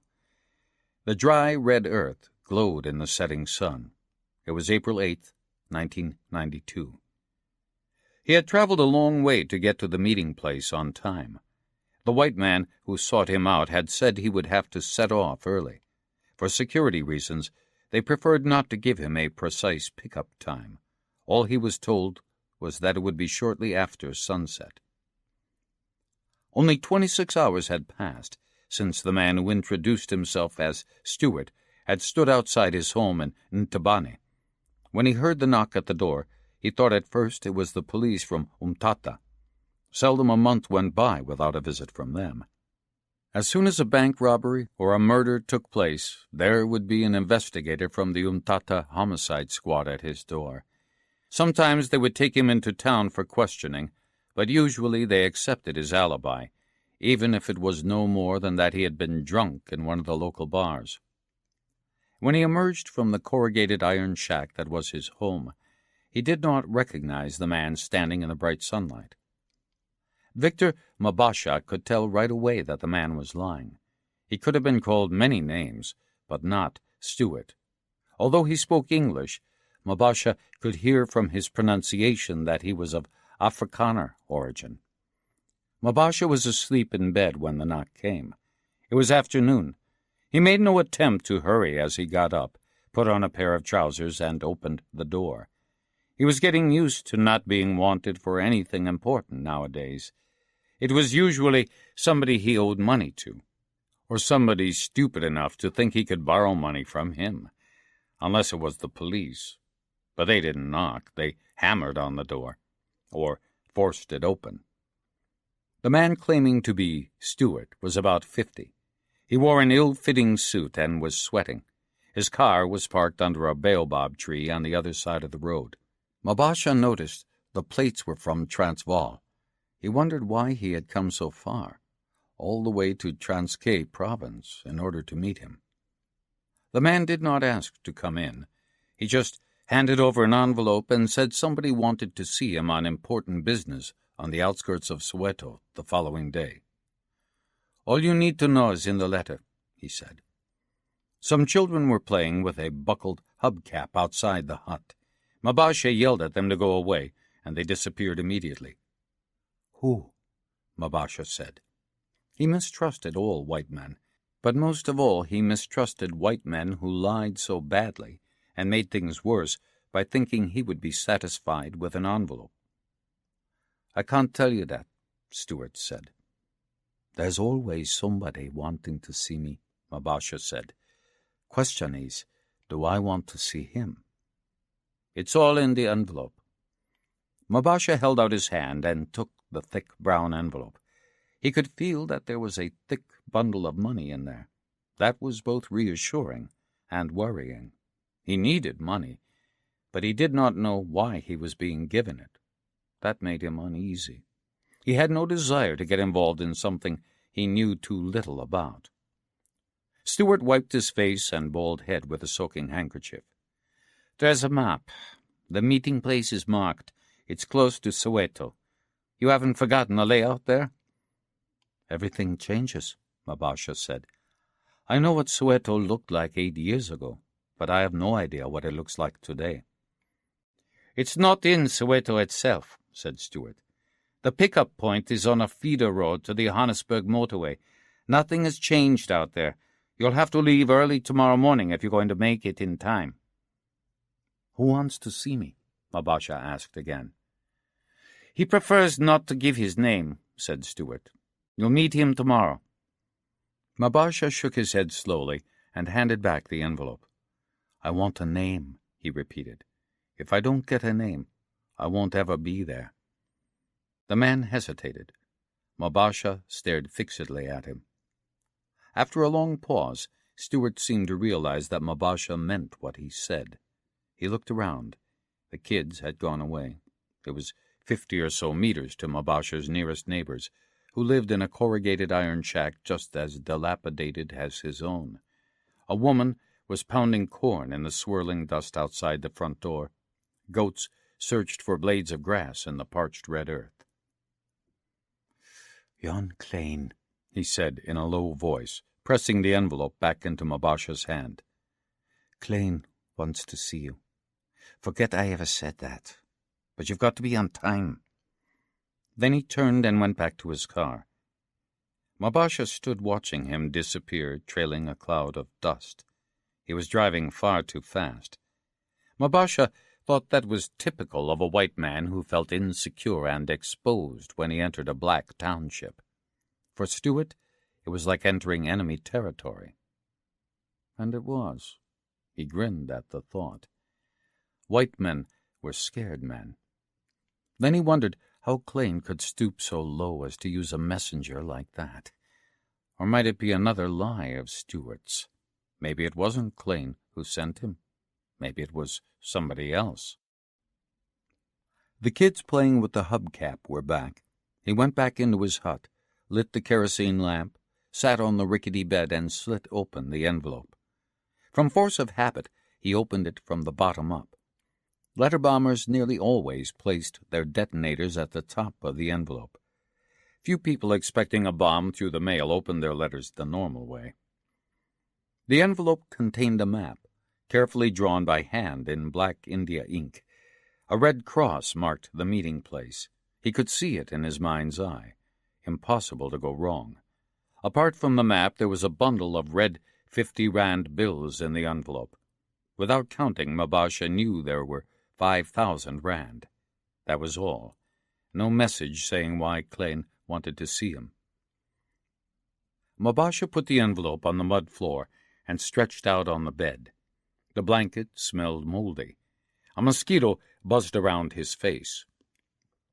He turned his head and contemplated the kerosene lamp. Klein wants to see me, he thought. It's been 2 years since the last time, and he said then he never wanted anything to do with me again, but now he wants to see me. Why? He sat up on the bed and looked at his wristwatch. If he was going to be in Soweto the next day, he'd have to take the bus from Umtata this evening. Stuart was wrong. He couldn't wait until tomorrow morning. It was 900 kilometers to Johannesburg. He had no decisions to make. Having accepted the money, he would have to go. He had no desire to owe Klein 5,000 rand. That would be tantamount to signing his own death warrant. He knew Klein well enough to be aware that nobody who crossed him got away with it. He took out a bag tucked under the bed. As he did not know how long he was going to be away or what Klein wanted him to do, he just packed a few shirts, underpants, and a pair of sturdy shoes. If the assignment was going to be a long one, he would have to buy whatever clothes he needed. Then he carefully detached the back of the bed frame. His 2 knives were coated in grease and wrapped in plastic. He wiped away the grease and took off his shirt. He took down the specially made knife belt from a hook in the ceiling and buckled it around his waist, noting with satisfaction that he could still use the same hole. Although he had spent several months until his money ran out drinking beer, he had not put on weight. He was in good shape still, though he would soon be 31. He put the knives in their sheaths after testing the edges with his fingertips. He needed only to press slightly to draw blood. Then he removed another part of the bed frame and produced his pistol. That, too, was greased with coconut fat and wrapped in plastic. He sat on the bed and cleaned the gun meticulously. It was a 9mm Parabellum. He loaded the magazine with special ammunition that could only be had from an unlicensed arms dealer in Ravenmore. He wrapped 2 spare magazines inside one of his shirts in the bag. Then he strapped on his shoulder holster and inserted the pistol. Now he was ready to meet Klein. He locked the shack with the rusty padlock and started walking to the bus stop a few kilometers down the road to Umtata. He screwed up his eyes and gazed at the red sun rapidly setting over Soweto, remembering the last time he was there 8 years ago. A businessman there had given him 500 rand to shoot a competitor. As usual, he had taken all possible precautions and had a detailed plan. But it had gone wrong from the very start. A police patrol happened to be passing, and he fled Soweto as fast as his feet could carry him. He had not been back since. The African dusk was short. Suddenly, he was surrounded by darkness. In the distance, he could hear the roar of traffic on the motorway headed for Johannesburg, and in the other direction Durban. A police siren was wailing in the far distance, and it occurred to him that Klein must have a very special reason for contacting him, of all people. There are lots of assassins ready to shoot anyone you name for 1,000 rand. But Klein had paid him 5,000 rand in advance, and that could not be only because he was considered the best and most cold-blooded professional killer in all of South Africa. His thoughts were interrupted by the sound of a car peeling off from the motorway. Soon afterwards, he saw headlights approaching. He moved further back into the shadows and drew his pistol. He released the catch with a flourish. The car came to a halt where the exit road petered out. The headlights lit up the dusty bushes and the wrecked car. Mabasha waited in the shadows. He was on tenterhooks now. A man got out of the car. Mabasha could see at once that it was not Klein. He had not really expected to see him. Klein sent others to summon the people he wanted to talk to. Mabasha slipped soundlessly around the wreck and worked his way in a circle behind the man. The car had stopped exactly where he thought it would, and he had practiced the flanking movement to be sure of doing it silently. He stopped behind the man and pressed the pistol against his head. The man started. "Where's Klein?" Mabasha said. The man turned his head carefully. "I'll take you to him." Mabasha could hear he was scared. "Where is he exactly?" "On a farm near Pretoria, in Hammanskraal." Mabasha knew right away this was not a trap. He had done business with Klein once before in Hammanskraal. He put his pistol back into its holster. "We'd better get started then. It's 100 kilometers to Hammanskraal." He sat in the back seat. The man at the wheel did not speak. The lights of Johannesburg rolled by as they drove past on the motorway to the north of the city. Every time he found himself in the vicinity of the city, he could feel a raging hatred welling up inside him. It was like a wild animal, constantly following him around, constantly appearing and reminding him of things he would rather forget. Mabasha had grown up in Johannesburg. His father was a miner, rarely at home. For many years he had worked in the diamond mines at Kimberley, and later in the mines to the northeast of Johannesburg, in Verwoerdburg. At the age of 42, his lungs collapsed. Mabasha could still remember the horrific rattling noise his father made as he struggled to breathe during the last year of his life, a look of terror in his eyes. During those years, his mother tried to keep the house going and take care of her 9 children. They lived in a slum, and Mabasha remembered his childhood as one long, drawn-out, and apparently endless humiliation. He rebelled against it all from an early age, but his protest was misguided and erratic. He joined a gang of young thieves, was arrested and beaten up in a prison cell by white policemen. That merely increased his bitterness, and he returned to the streets and a life of crime. Unlike many of his comrades, he went his own way when it came to surviving the humiliation. Instead of joining the black awareness movement that was in its early stages, he went the opposite way. Although it was white oppression that had ruined his life, he decided the only way to get by was to remain on good terms with the whites. He started off by thieving for white fences in return for their protection. Then one day, not long after his 20th birthday, he was offered 1,200 rand to kill a black politician who had insulted a white store owner. Mabasha did not hesitate. This was final proof that he had sided with the whites. His revenge would always be that they did not understand how deep his contempt for them was. They thought he was a simple Kaffir who knew how blacks should behave in South Africa. But deep down, he hated the whites, and that was why he ran their errands. Sometimes he read in the newspapers that one of his former companions had been hanged or given a long prison sentence. He could feel sorry for what had happened to them, but he never doubted that he had chosen the right way to survive, and maybe in the end start to build a life for himself outside the slums. When he was 22, he met Klein for the first time. Although they were the same age, Klein treated him with superior contempt.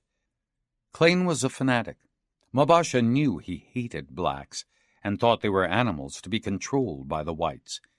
Klein had joined the fascist Afrikaner resistance movement at an early age, and in just a few years reached a senior position. But he was no politician. He worked in the background, and did so from a post he held in NIS, the South African State Intelligence Service. His biggest asset was his ruthlessness. As far as he was concerned, there was no difference between shooting a black and killing a rat. Mabasha both hated and admired Klein. Klein's absolute conviction that the Afrikaners were a chosen people, combined with a total disregard for death, impressed him. He always seemed to have his thoughts and emotions under control. Mabasha tried in vain to find a weakness in Klein, but there was no such thing. On 2 occasions he carried out murders for Klein. He performed satisfactorily. Klein was pleased, but although they met regularly at that time, Klein had never once shaken his hand. The lights of Johannesburg faded behind them. Traffic on the motorway to Pretoria thinned out. Mabasha leaned back in his seat and closed his eyes. He would soon discover what had changed Klein's decision that they should never meet again. Against his will, he could feel his own excitement building. Klein would not have sent for him, unless it was a matter of great importance. The house was on a hill about 10 kilometers outside Hammanskraal. It was surrounded by high fences, and Alsatians roamed loose to ensure that no unauthorized persons gained entry. That evening, 2 men were sitting in a room full of hunting trophies, waiting for Mabasha.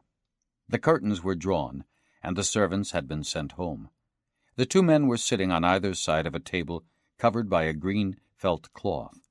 They were drinking whiskey and talking in low voices, as if there might have been someone listening despite all the precautions. One of the men was Klein. He was extremely thin, as if recovering from a serious illness. His face was angular, resembling a bird on the lookout. He had gray eyes, thin blonde hair, and was wearing a dark suit, a white shirt, and a black tie. When he spoke, his voice was hoarse, and his way of expressing himself restrained, measured. The other man was his opposite. Frans Mallen was tall and fat. His belly hung over his waistband, his face was red and blotchy, and he was sweating copiously. To all outward appearances, they were an ill-matched couple, waiting for Mabasha to arrive that evening in April 1992. Klein glanced at his wristwatch. "Another half hour, and he'll be here," he said. "I hope you're right," Mallen said. Klein started back, as if somebody had suddenly pointed a gun at him. "Am I ever wrong?" he said. He was still talking in a low voice, but the threat was unmistakable. "Not yet," Mallen said. "It was just a thought." "You're thinking the wrong thoughts," Klein said. "You waste your time worrying unnecessarily. Everything will go according to plan." "I have to hope so," Mallen said. "My superiors would put a price on my head if anything went wrong." Klein smiled at him. "I would commit suicide, but I have no intention of dying. When we have recovered all we have lost during the last few years, I will withdraw, but not until then." Klein had enjoyed an astonishing career. His uncompromising hatred of everyone who wanted to put a stop to apartheid policies in South Africa was well known, or notorious, depending on one's point of view. Many dismissed him as the most dangerous madman in the Afrikaner resistance movement, but those who knew him were aware that he was a cold, calculating man whose ruthlessness never pushed him into rash actions. He described himself as a political surgeon, whose job was to remove tumors forever threatening the healthy body of South Afrikanerdom. Few people knew he was one of the NIS's most efficient operatives. Frans Mallen had been working more than 10 years for the South African Army, which had its own intelligence department. He had been an officer in the field and led secret operations in southern Rhodesia and Mozambique. When he suffered a heart attack at the age of 44, his military career came to an end. But his views and his abilities led to his being immediately redeployed in the security service. His assignments were varied, ranging from planting bombs in the cars of opponents of apartheid to the organization of terrorist attacks on ANC meetings and their delegates. He was also a member of the Afrikaner resistance movement. But like Klein's, his role was behind the scenes. They had worked out a plan together, which was to be realized that very evening with the arrival of Mabasha. They had been discussing what had to be done for many days and nights. Eventually they reached an agreement. They put their plan before the secret society that was never known as anything other than the Committee. It was the Committee that gave them their current assignment. It all started when Nelson Mandela was released from the prison cell he had occupied on Robben Island for nearly 30 years. As far as Klein, Frans Malen, and all other right-thinking Afrikaners were concerned, the act was a declaration of war. President de Klerk had betrayed his own people, the whites of South Africa. The apartheid system would collapse unless something drastic was done. A number of highly placed Afrikaners, among them Klein and Malen, realized that free elections would inevitably lead to black majority rule. That would be a catastrophe, doomsday for the right of the chosen people to rule South Africa as they saw fit. They discussed many different courses of action before deciding what needed to be done. The decision had been made 4 months earlier. They met in this very house, which was owned by the South African Army and used for conferences and meetings that required privacy. Officially, neither NIS nor the military had any links with secret societies. Their loyalty was formally bound to the sitting government and the South African Constitution. But the reality was different. Just as when the Broederbond was at its peak, Klein and Malen had contacts throughout South African society. The operation they had planned on behalf of the committee, and were now ready to set in motion, had its roots in the high command of the South African Army, the Inkatha movement that opposed the ANC, and among high-placed businessmen and bankers. They had been sitting in the same room as they found themselves in now, at the table with the green baize cloth, when Klein had suddenly asked them a question. "Who is the single most important person in South Africa today?" It did not take Malen long to realize to whom Klein was referring. "Try a little thought experiment," Klein went on. "Imagine him dead, not from natural causes. That would only turn him into a martyr. No, imagine him assassinated. There would be uproar in the black townships on a scale far in excess of anything we have seen so far. General strikes, chaos. The rest of the world would isolate us even further. One more step. Let's suppose it could be demonstrated that he was murdered by a black man. That would increase the confusion.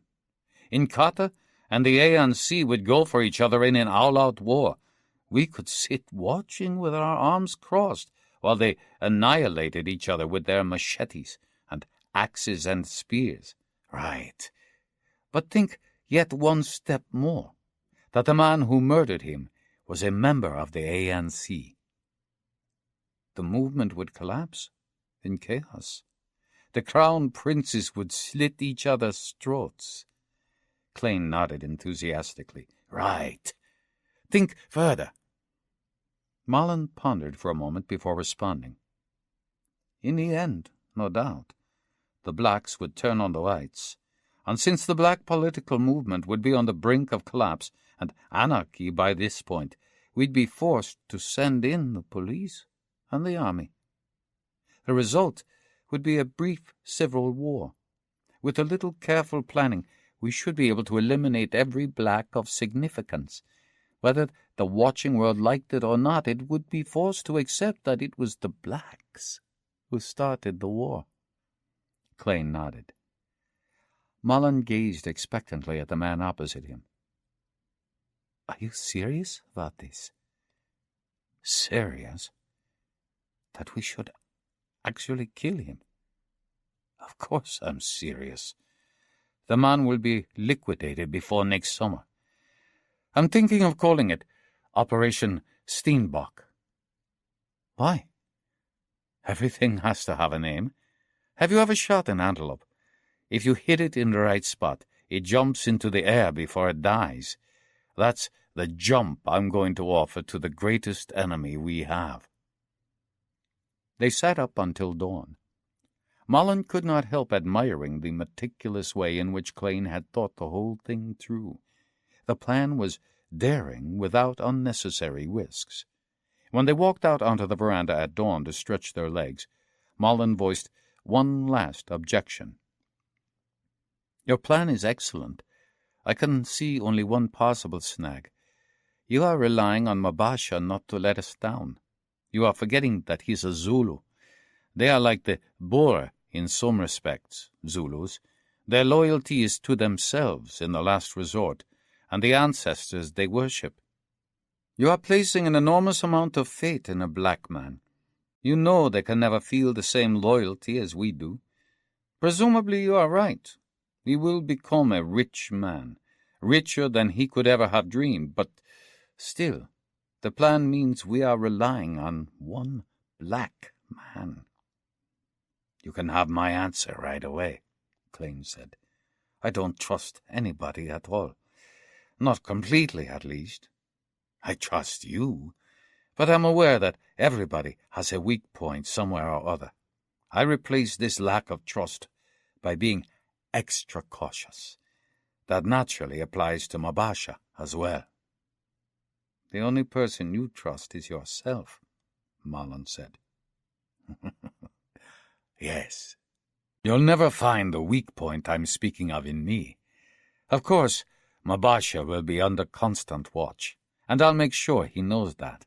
He'll get some special training by one of the world's leading experts on assassination. If he lets us down, he will know he can look forward to a slow and painful death. So awful, he'd wish he had never been born." When the car came to a halt outside the house on the hill, Mullen tethered the dogs. Mabasha, terrified of Alsatians, remained in the car until he was certain he would not be attacked. Klein was on the veranda to receive him. Mabasha could not resist the temptation to hold out his hand. But Klein ignored it and asked how the journey had been. "When you're sitting in a bus all night, you have time to think up any number of questions," Mabasha said. "Excellent," Klein said. "You'll get all the answers you need." "Who decides that?" Mabasha said. "What I need or don't need to know." Before Klein could reply, Mullen emerged from the shadows. He did not offer his hand either. "Let's go inside," Klein said. "We have a lot to talk about, and time is short." "I'm Franz," Mullen said. "Put your hands up over your head."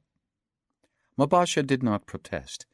It was one of the unwritten rules that you gave up your weapons before negotiations could begin. Mullen took the pistol and then examined the knives. "They were made by an African armorer," Mabasha said. "Excellent, both for close combat and throwing." They sat down at the table with the green baize cloth. The driver went to make coffee in the kitchen. Mabasha waited. He hoped the two men would not notice how tense he was. "1,000,000 rand, Klein said. "Let's start at the end this once. I want you to bear in mind the whole time how much we're offering you for the job we want you to do for us." "1,000,000 can be a lot or very little," Mabasha said. "It depends on the circumstances. And who is we?" "Save your questions for later. You know me, you know you can trust me. You can regard Franz, sitting opposite you, as an extension of my arm. You can trust him as you can trust me." Mabasha nodded. He understood. The game had started. Everybody was assuring everybody else how reliable they were. In truth, nobody trusted anybody but themselves. "We thought we'd ask you to do a little job for us," Klein said, making it sound to Mabasha's ears as though he was asking him to get a glass of water. "Who we are in this context doesn't matter as far as you're concerned." "1,000,000 rand?" Mabasha said. "Let's assume that's a lot of money. I take it you want me to kill somebody for you. 1,000,000 is too much for such an assignment. So, let's assume it's too little. What's the explanation?" "How the hell can 1,000,000 be too little?" Marlon said in annoyance. "Let's just say it's good money for an intense but brief assignment," Klein said. "You do want me to kill somebody," Mabasha said. Klein looked at him for a long time before replying. Mabasha suddenly felt as if a cold wind was blowing through the room. "That's right," Klein said slowly. "We do." "Who?" "You'll find out when the time is ripe." Mabasha suddenly felt uneasy. It ought to be the obvious first move, giving him the most important piece of information, who he would be aiming his gun at. "This is a very special assignment," Klein said. "It will involve travel, perhaps a month of preparations, rehearsals, and extreme caution. I will only say that it's a man we want you to eliminate, an important man." "A South African?" Klein hesitated for a moment before replying. "Yes, a South African." Mabasha tried to work out who it could be. And who was this fat, sweaty man sitting hunched up in the shadows on the other side of the table? Mabasha had a vague feeling he recognized him. Had he met him before? If so, in what connection? Had he seen his photograph in a newspaper? He searched his memory frantically, but in vain. The driver put out some cups and saucers and placed the coffee pot on a mat in the middle of the green cloth. Nobody said a word until he had left the room and closed the door behind him. "In about 10 days, we want you to leave South Africa," Klein said. "In the meantime, you'll go back to Intubane. Tell everybody you know there you're going to Botswana to work for an uncle who has an ironmonger's store in Gaborone. You'll be receiving a letter postmarked in Botswana offering you a job. Show people this letter as often as you can. On April 15th, in a week, you will take the bus to Johannesburg. You'll be picked up at the bus station and spend the night in an apartment where you will meet me in order to receive your final instructions. The next day, you will fly to Europe and then on to St. Petersburg. Your passport will say you're from Zimbabwe, and you'll have a new name. You can choose one, yourself. You'll be met at the airport in St. Petersburg. You'll go by train to Finland and go from there to Sweden by boat. You'll stay in Sweden for a few weeks. You'll meet somebody there who will give you your most important instructions. On a date as yet unfixed, you will return to South Africa. I'll take over responsibility for the final phase. It'll be all over by the end of June at the latest. You can collect your money wherever you like in the world. You'll be paid in advance of 100,000 rand as soon as you've agreed to carry out the assignment." Klein now stared intently at him. Mabasha wondered if his ears had deceived him. St. Petersburg? Finland? Sweden? He tried to picture a map of Europe, but he could not. "One question," he said after a while. "What's this all about?" "It shows we are cautious and meticulous," Klein said. "You ought to appreciate that, because it's a guarantee for your own safety." "I can look after myself," Mabasha said dismissively. "But let's start from the beginning. Who'll be meeting me in St. Petersburg?" "As you may know, the Soviet Union has undergone big changes these last few years. Changes we're all very pleased about. On the other hand, it has meant that a lot of Very efficient people are out of a job, including officers in the old KGB. We get a steady stream of enquiries from these people, wondering if we are interested in their skills and experience. In some cases, there's no limit to what they'll do to get a residence permit in our country. I'm not working with the KGB, Mabasha said. I don't work with anybody. I'll do whatever I have to do, and I'll do it alone. Quite right, too, Klein said. You will be working on your own, but you'll get some very useful tips from our friends in St. Petersburg. They're good. By Sweden? Klein took a sip of coffee. A fair question, and a natural one to ask. In the first place, it's a diversionary measure. Nobody in this country who's not closely involved has any idea what's going on. But it's a good idea to put out a few smoke screens. Sweden is a neutral, insignificant country, and has always been aggressively opposed to our social system. It would never occur to anybody that the lamb would hide away in the wolf's lair. Second, our friends in St. Petersburg have good contacts in Sweden. It's easy to get into the country because the border controls are pretty casual, if indeed there are any at all. Many of our Russian friends have already established themselves in Sweden with false names and false papers. Third, we have some reliable friends who can arrange appropriate living quarters for us in Sweden. But most important of all, perhaps, is that you keep well away from South Africa. There are far too many people interested in knowing what a fellow like me is up to. A plan can be exposed. Mabasha shook his head. I have to know who it is I'm going to kill. When the time is ripe, Klein said, not before. I'll conclude by reminding you of a conversation we had nearly 8 years ago. You said then that it's possible to kill anybody at all, provided you plan it properly.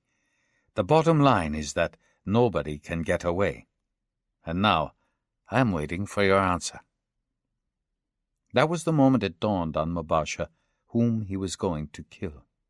The thought sent him reeling. But it all fitted. Klein's irrational hatred of blacks, the increasing liberalization of South Africa, an important man. They wanted him to shoot President de Klerk. His first reaction was to say no. It would be taking too big a risk. How could he possibly get past all the bodyguards surrounding the president night and day? How could he possibly escape afterwards? President de Klerk was a target for an assassin who was prepared to die in a suicide attack. At the same time, he could not deny he still believed what he had said to Klein. Nobody in the world was immune from a skilled assassin. And R1 million. Mind-boggling. He couldn't refuse. An advance of 300,000. I want it in a London bank by the day after tomorrow at the latest. I want the right to refuse to go along with the final plan if I consider it to be too risky.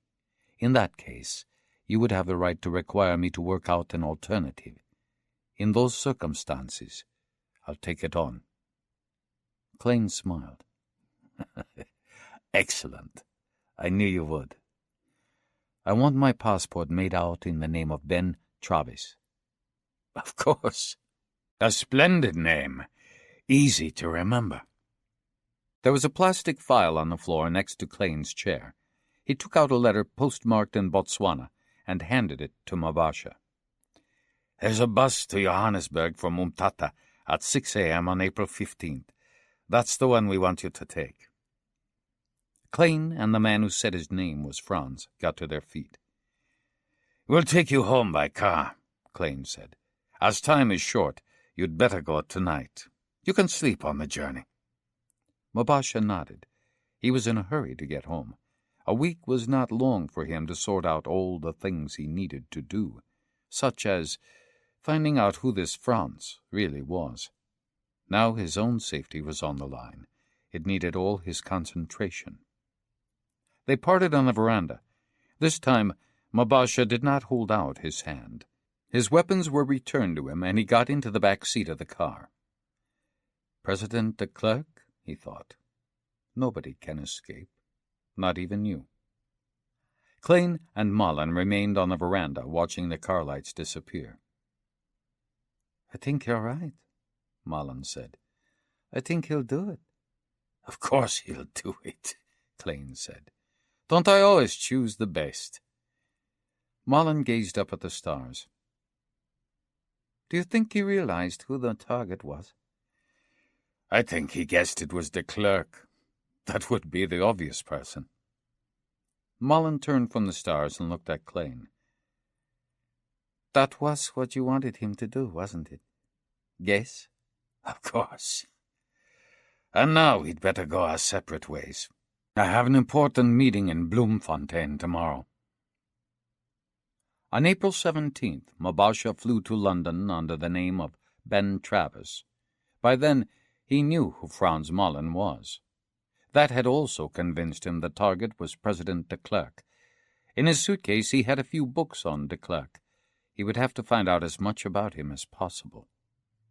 The following day, he flew to St. Petersburg. He was met there by a man called Konovalenko.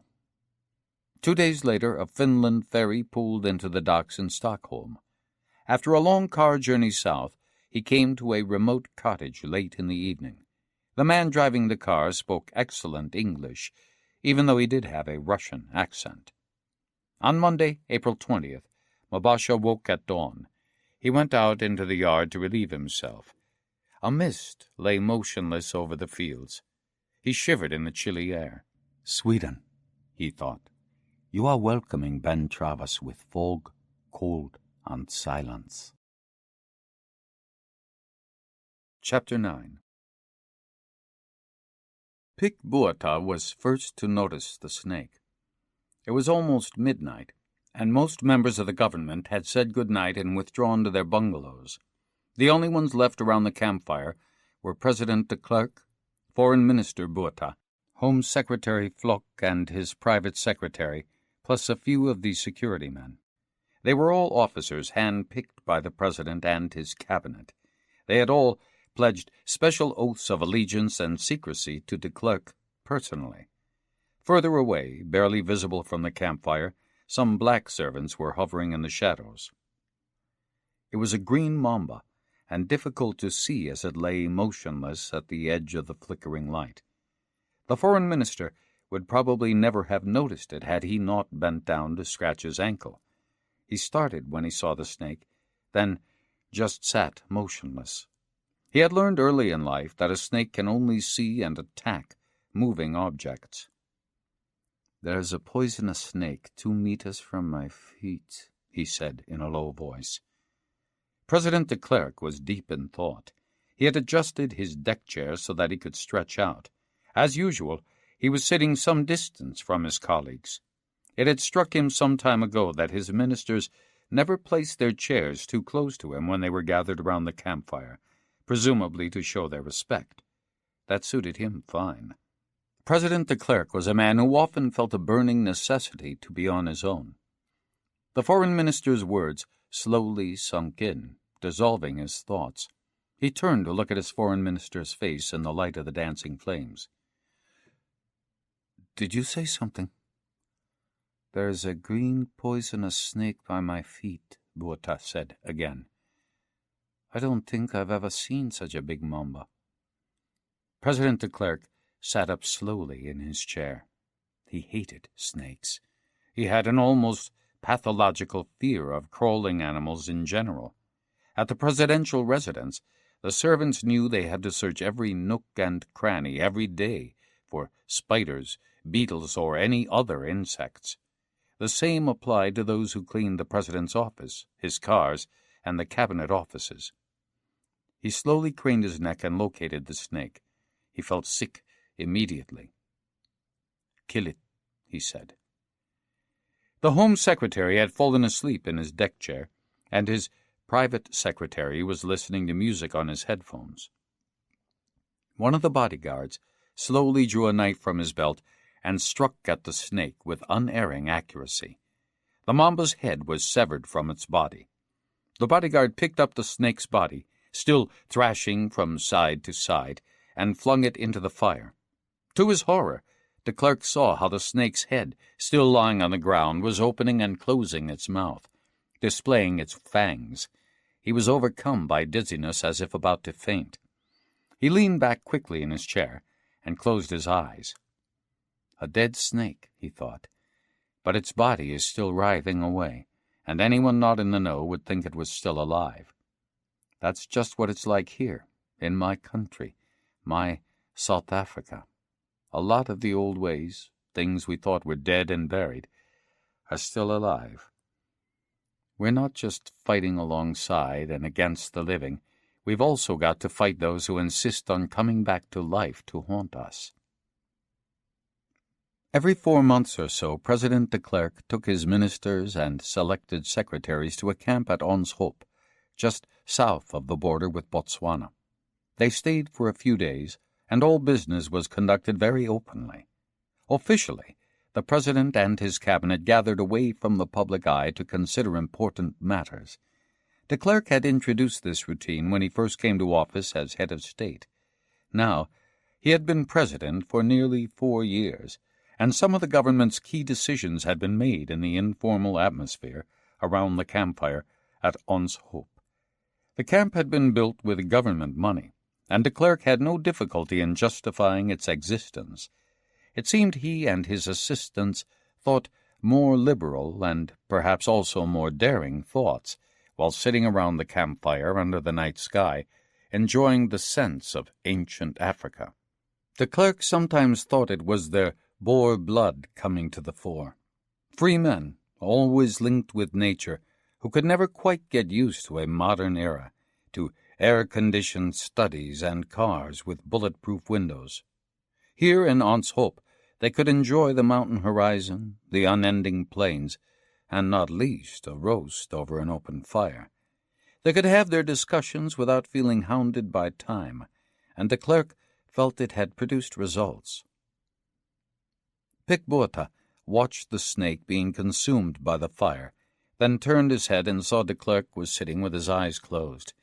He knew that meant the President wanted to be left alone. He shook the Home Secretary gently by the shoulder. Flock woke with a start. When they stood up, his secretary quickly switched off his music and collected the papers that were lying under his chair. Pic Botha hung back after the others had disappeared, escorted by a servant with a lamp. It sometimes happened that the President wanted to exchange a few words with his foreign minister in confidence. "I think I'll be going, then," Botha said. De Klerk opened his eyes and looked at him. That particular night he had nothing to discuss with Botha. "You do that. We need all the sleep we can get." Botha wished him good night and left the President on his own. De Klerk would sit there alone for a while, thinking through the discussions that had taken place that day and evening. When they went out to the camp at Ons Hoop, it was to discuss overall political strategies, not routine government affairs. In the light of the campfire, they would talk about the future of South Africa, never about anything else. It was here they had developed the strategy for how the country would change without the whites losing too much influence. But on that night, April 27th, 1992, de Klerk was waiting for a man he wanted to meet by himself, without even his foreign minister, his most trusted colleague in the government, knowing about it. He nodded to one of the bodyguards, who disappeared immediately. When the guard returned a few minutes later, he had with him a man in his 40s, dressed in a plain khaki suit. He greeted de Klerk and moved one of the deck chairs closer to the President. At the same time, de Klerk gestured to the bodyguards that they should withdraw. He wanted them close by, but not within earshot. There were 4 people de Klerk trusted in this life. First of all, his wife, then his foreign minister, Pic Botha, and there were 2 others. One of them was sitting right now in the chair beside him. His name was Peter van Heerden, and he worked for the South African Intelligence Service, NIS. But even more important than his work for the security of the Republic was the fact that van Heerden played the role of special informer and messenger to de Klerk, bringing him news of the state of the nation. From Peter van Heerden, de Klerk received regular reports about what was foremost in the minds of the military high command, the police, the other political parties, and the internal organizations of NIS. If a military coup was being planned, if a conspiracy was underway, van Heerden would hear of it and immediately inform the president. Without van Heerden, de Klerk would be missing a pointer to the forces working against him. In his private life, and in his work as an intelligence officer, van Heerden played the role of a man openly critical of President de Klerk. He performed skillfully, always well-balanced, never exaggerated. No one had ever suspected him of being the president's personal messenger. De Klerk was aware that by enlisting the aid of van Heerden, he was compromising the confidence he placed in his own cabinet. But he could see no other way of guaranteeing himself the information he considered essential to carry out the huge changes South Africa needed to avoid a national catastrophe.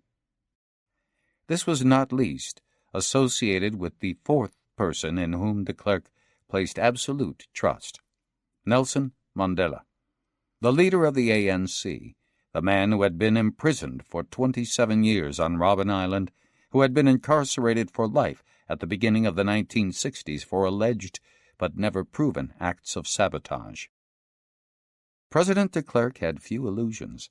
He could see that the only two people who, together, could prevent a civil war from breaking out and the bloodbath that would inevitably follow were himself and Mandela.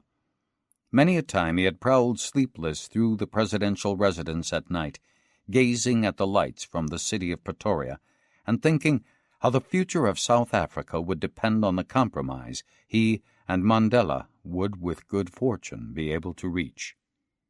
He could speak quite openly with Mandela. He knew that feeling was mutual.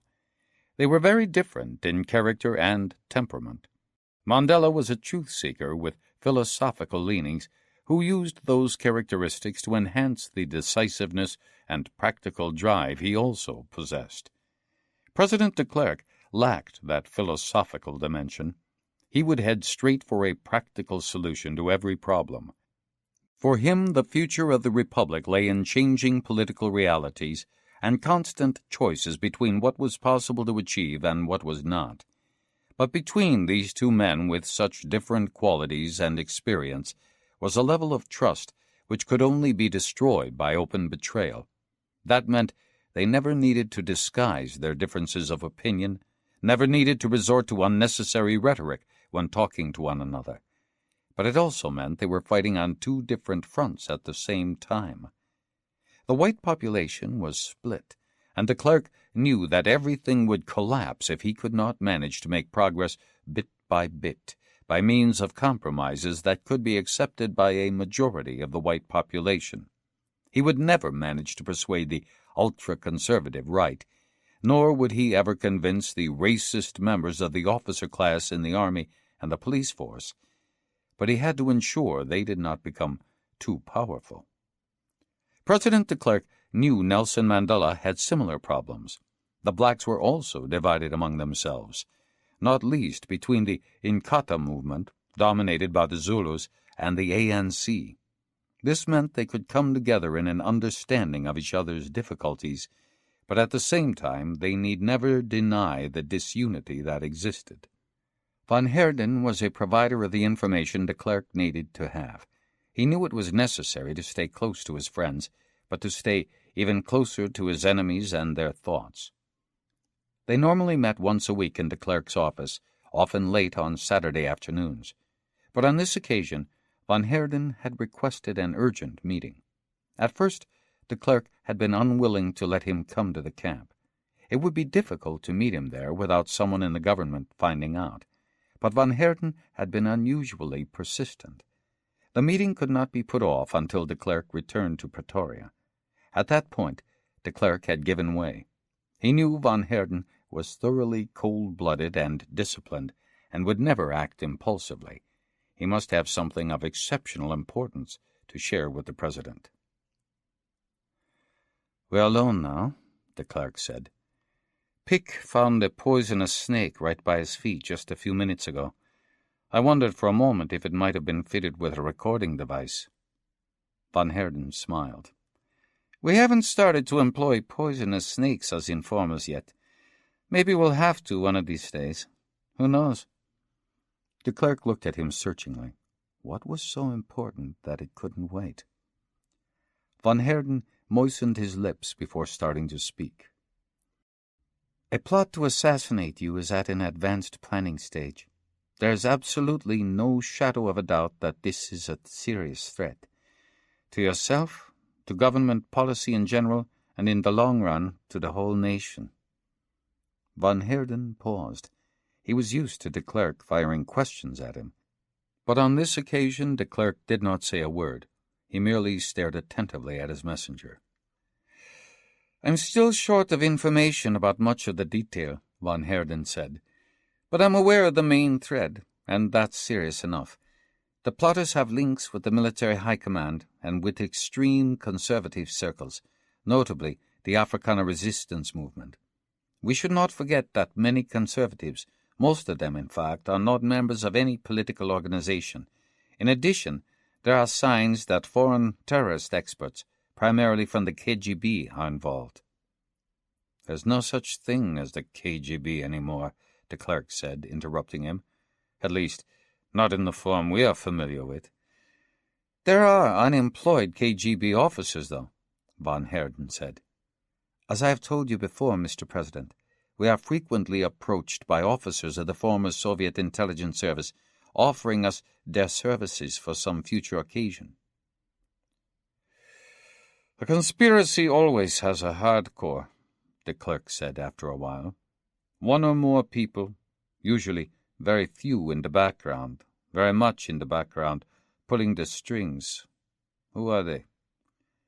"I don't know," Von Herden said, "and that worries me. There's somebody in the military intelligence service called Franz Mahlen. You can be quite sure he's involved. He has been careless enough to store some material connected with the conspiracy in his computer files without blocking them. I noticed it when I asked one of my trusted colleagues to run a routine check." If only people knew, de Klerk thought.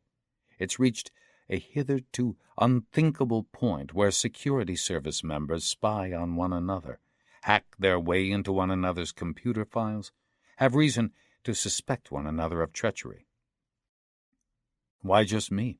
de Klerk said. "Why not Mandela as well?" "It's too soon to say," Von Herden said. "But of course it's not difficult to imagine what effect a successful assassination attempt on you would have in the current circumstances."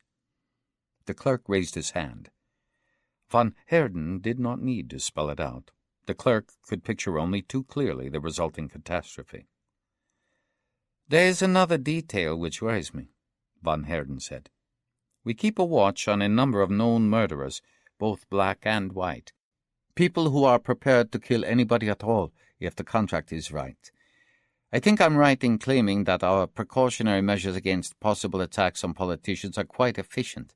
Yesterday, I received a report from the security police in Umtata saying that a certain Victor Mabasha paid a visit to Johannesburg a few days ago. When he returned to Ntubane, he had a lot of cash with him." The clerk made a face. "That sounds a bit circumstantial." "I'm not so sure about that," Von Herten said. "If I were planning to kill the president of this country, I would probably choose Mabasha to do it." The clerk raised his eyebrows. "Even if you're going to assassinate Nelson Mandela?" "Oh, yes. A black contract killer. He is very good." The clerk got up from his deck chair and poked away at the fire, which was dying out. He did not have the strength just now to absorb what constituted a good contract killer. He put a few branches on the fire and stretched his back. His bald head glittered in the light from the fire, which flamed up once more. He looked up at the sky and contemplated the Southern Cross.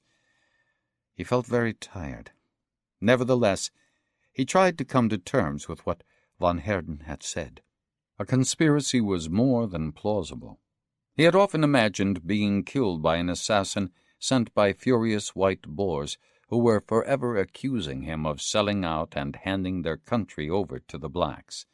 Of course, he also wondered what would happen if Mandela were to die, irrespective of whether it was a natural or an unnatural death. Nelson Mandela was an old man. Even if he did have a strong constitution, he had spent nearly 30 years in jail. The clerk went back to his chair. "You'll have to concentrate on exposing this conspiracy. Use whatever means you like. Money is no problem at all. Get in touch with me at any time of day or night if something significant happens. For the moment, there are 2 measures that must be taken, or at least considered. One is perfectly obvious, of course. My guard will have to be intensified as discreetly as possible. I'm rather more doubtful about the other one." Van Heerden suspected what the president had in mind. He waited for him to continue. "Shall I tell him, or shan't I?" wondered the clerk. "How will he react? Or should I wait until we know a bit more?" Van Heerden knew de Klerk was not asking him for advice. The questions were directed towards himself. The answers would also be his own. "I'll think about it," said de Klerk.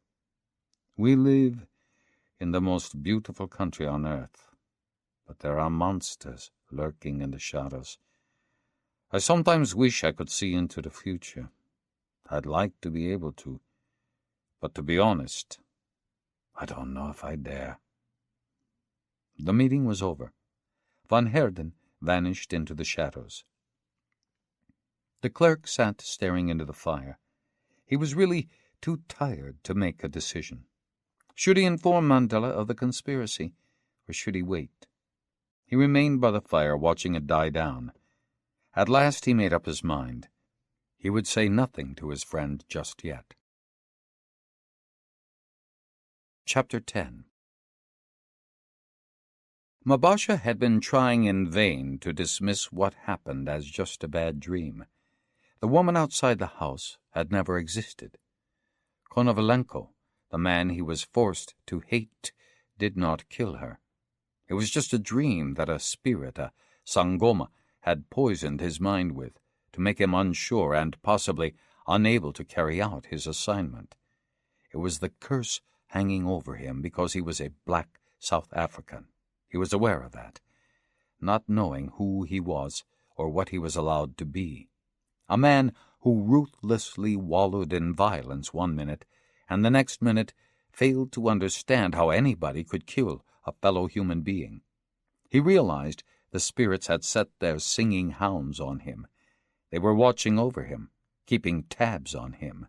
They were his ultimate guardians, infinitely more watchful than Klein could ever be. From the very start, everything had gone wrong. He instinctively disliked and mistrusted the man who met him at the airport outside St. Petersburg. He was devious. Plus, Anatoly Konovalenko was racist. On several occasions, Mabasha had come close to throttling him and telling him that he knew what Konovalenko was thinking, that he was just a kaffir, an inferior being. But he controlled himself.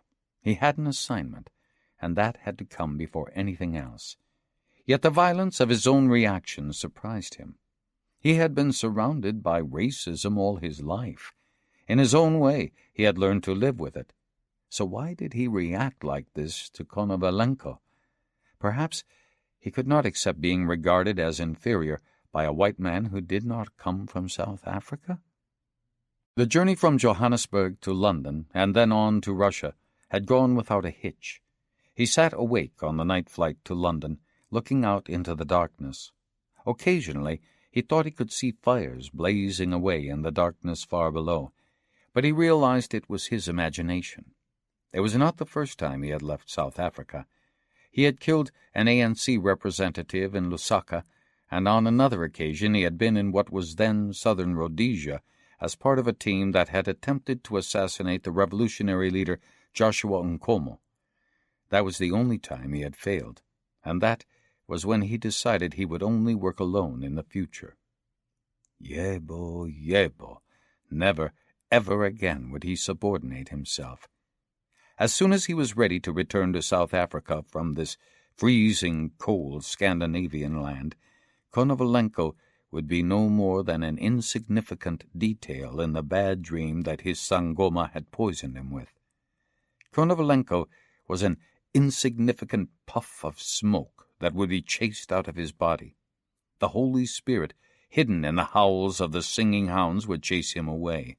His poisoned memory would never again need to worry about the arrogant Russian with gray, worn-down teeth. Konovalenko was small and sturdy. He barely came up to Mabasha's shoulders. But there was nothing wrong with his head, something Mabasha had established right away. It was not surprising, of course. Klein would never be satisfied with anything less than the best on the market. On the other hand, Mabasha could never have imagined how brutal Konovalenko was. Of course, he recognized that a senior officer in the KGB, whose specialty had been liquidating infiltrators and deserters, would have few scruples. But as far as Mabasha was concerned, unnecessary brutality was the sign of an amateur. A contract killing should be carried out umningi checha, very fast, and without unnecessary suffering for the victim. They left St. Petersburg the day after Mabasha arrived. The ferry passage to Sweden was so cold that he spent the whole voyage in his cabin, wrapped in a blanket. Before their arrival in Stockholm, Konovalenko gave him a new passport and his instructions. He discovered he was now a Swedish citizen named Shalid. "You used to be a stateless Eritrean exile," Konovalenko said. "You came to Sweden at the end of the 1960s and were granted citizenship in 1978.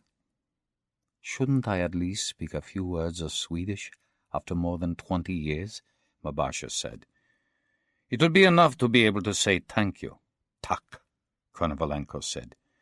"No one will ask you anything." Konovalenko was right. To Mabasha's great surprise, the young Swedish passport officer had done no more than glance casually at his passport before returning it. Could it really be as simple as this to travel into and out of a country? He began to understand why the preparations for his assignment were happening so far away from South Africa. Even if he positively disliked the man who was to be his instructor, he was impressed by the invisible organization behind him. A car was waiting for them at the docks. The keys were on the left rear wheel. As Konovalenko didn't know his way out of Stockholm, another car led them out as far as the southbound highway before disappearing.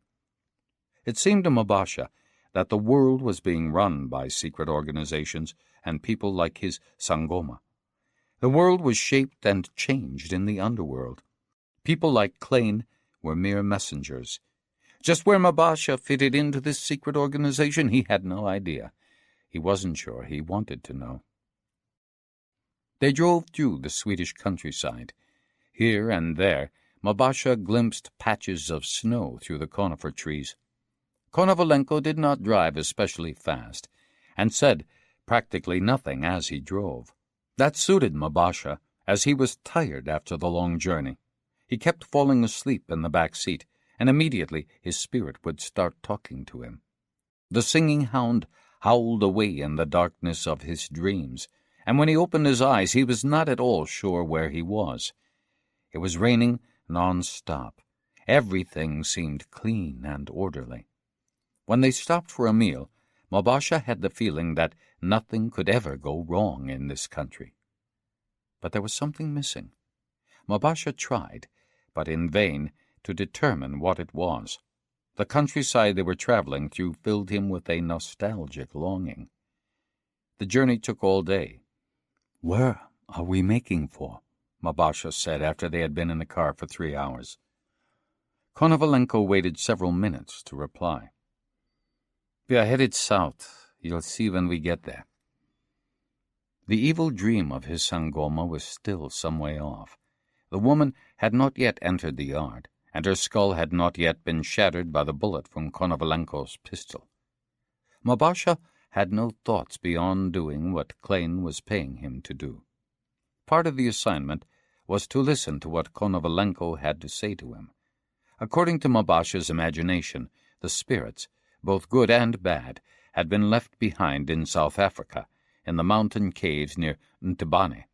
The spirits never left the country, never crossed borders. They arrived at the farmhouse well off the main roads at 8 p.m. Even in St. Petersburg, Mabasha had noted with surprise that dusk and night were not as in Africa. It was light when it should have been dark, and dusk did not drop down over the earth like the heavy fist of night. It wafted down slowly, like a leaf floating on an invisible breath of air. They carried the few bags into the house and installed themselves in their separate bedrooms. The house was comfortably warm. That, too, must have been thanks to the perfectionism of the discreet organization. They would have assumed a black man would freeze to death in polar regions like this, and a man who is cold, like a man who is hungry or thirsty, would be unable to do or learn anything. The ceilings were low. Mabasha could barely fit under the exposed roof beams. He wandered around the house and noticed a strange smell of furniture, carpets, and wax polish, but the smell he missed most was that of an open fire. Africa was a long way away. It occurred to him that making him feel the distance might be intentional. This is where the plan was to be tested, retested, and perfected. Nothing should be allowed to interfere. Nothing should arouse thoughts of what might be in store later. Konovalenko produced frozen meals from a big freezer. Mabasha realized he should check this out later to see how many portions were stored there. That way he could calculate how long he was expected to stay in the house. Konovalenko opened his bags and took out a bottle of Russian vodka. He offered Mabasha a glass as they sat at the dining table, but he declined. He always cut down his drinking when he was preparing for an assignment. 1 beer a day, 2 at the most. But Konovalenko drank heavily and was clearly drunk, even the first evening. This presented Mabasha with an obvious advantage. If he needed to, he could exploit Konovalenko's weakness for alcohol. The vodka loosened Konovalenko's tongue. He started talking about Paradise Lost, the KGB during the 1960s and 70s, when they held undisputed sway over the Soviet Empire, and no politician could be sure that the KGB did not have extensive files on their secrets. Mabasha thought the KGB might have replaced the Sangoma in this Russian Empire, where no citizen was allowed to believe in holy spirits except in secrecy. To Mabasha it seemed that a society which attempted to put the gods to flight would be doomed. The Amakosi know this in my homeland, and hence our gods have not been threatened by apartheid. They can live freely, and have never been subjected to the pass laws. They have always been able to move around without being humiliated. If our holy spirits had been banished to remote prison islands, and our singing hounds chased into the Kalahari Desert, not a single white man, woman, or child would have survived in South Africa. All of them, Afrikaners as well as Englishmen, would have been annihilated long ago, and their miserable skeletons buried in the red soil. In the old days, when his ancestors were still fighting against the white intruders, the Zulu warriors used to cut off their fallen victims' lower jaw. An impi, returning from a victorious battle, would bring with him these jawbones as trophies to adorn the temple entrances of their tribal chiefs. Now it was the gods who were on the front line against the whites, and they would never submit. The first night in the strange house, Mabasha enjoyed a dreamless sleep. He shed the lingering after-effects of his journey, and when he woke at dawn he felt entirely rested and restored. Somewhere in the background he could hear Konovalenko snoring. He got up, dressed, and searched the house. He did not know what he was looking for, but Klein seemed always present. His watchful eye was ever on him. In the attic, which surprisingly smelled vaguely of corn, reminiscent of sorghum, he found a radio transmitter. Mabasha was no expert on advanced electronics, but he had no doubt this equipment was capable of transmitting to and receiving messages from South Africa. He continued his search, and eventually found what he was looking for, in the form of a locked door at one end of the house. Behind that door was the reason he had undertaken this long journey. He went outside and urinated in the yard. He had the impression his urine had never been so yellow. It must be the food, he thought, this strange, unspiced food. The journey, and the spirits struggling in my dreams. Wherever I go, I take Africa with me. There was a mist lying motionless over the countryside. He walked round the house and came upon a neglected orchard where he could recognize only a few of the trees. All was silent, and it seemed to him he might have been somewhere else, possibly even somewhere in Natal on a June morning. He felt cold and went back into the house. Konovalenko was making coffee in the kitchen, dressed in a red tracksuit. When he turned his back to Mabasha, he saw that it had CCCP embroidered on it. The work started after breakfast. Konovalenko unlocked the door to the secret room. It was empty, apart from a table and a very bright ceiling light. On the table were a rifle and a pistol, but what makes they were, Mabasha could not say. His first impression was that the rifle looked awkward. "This is one of our prize products," Konovalenko said. "Effective, but not exactly sleek.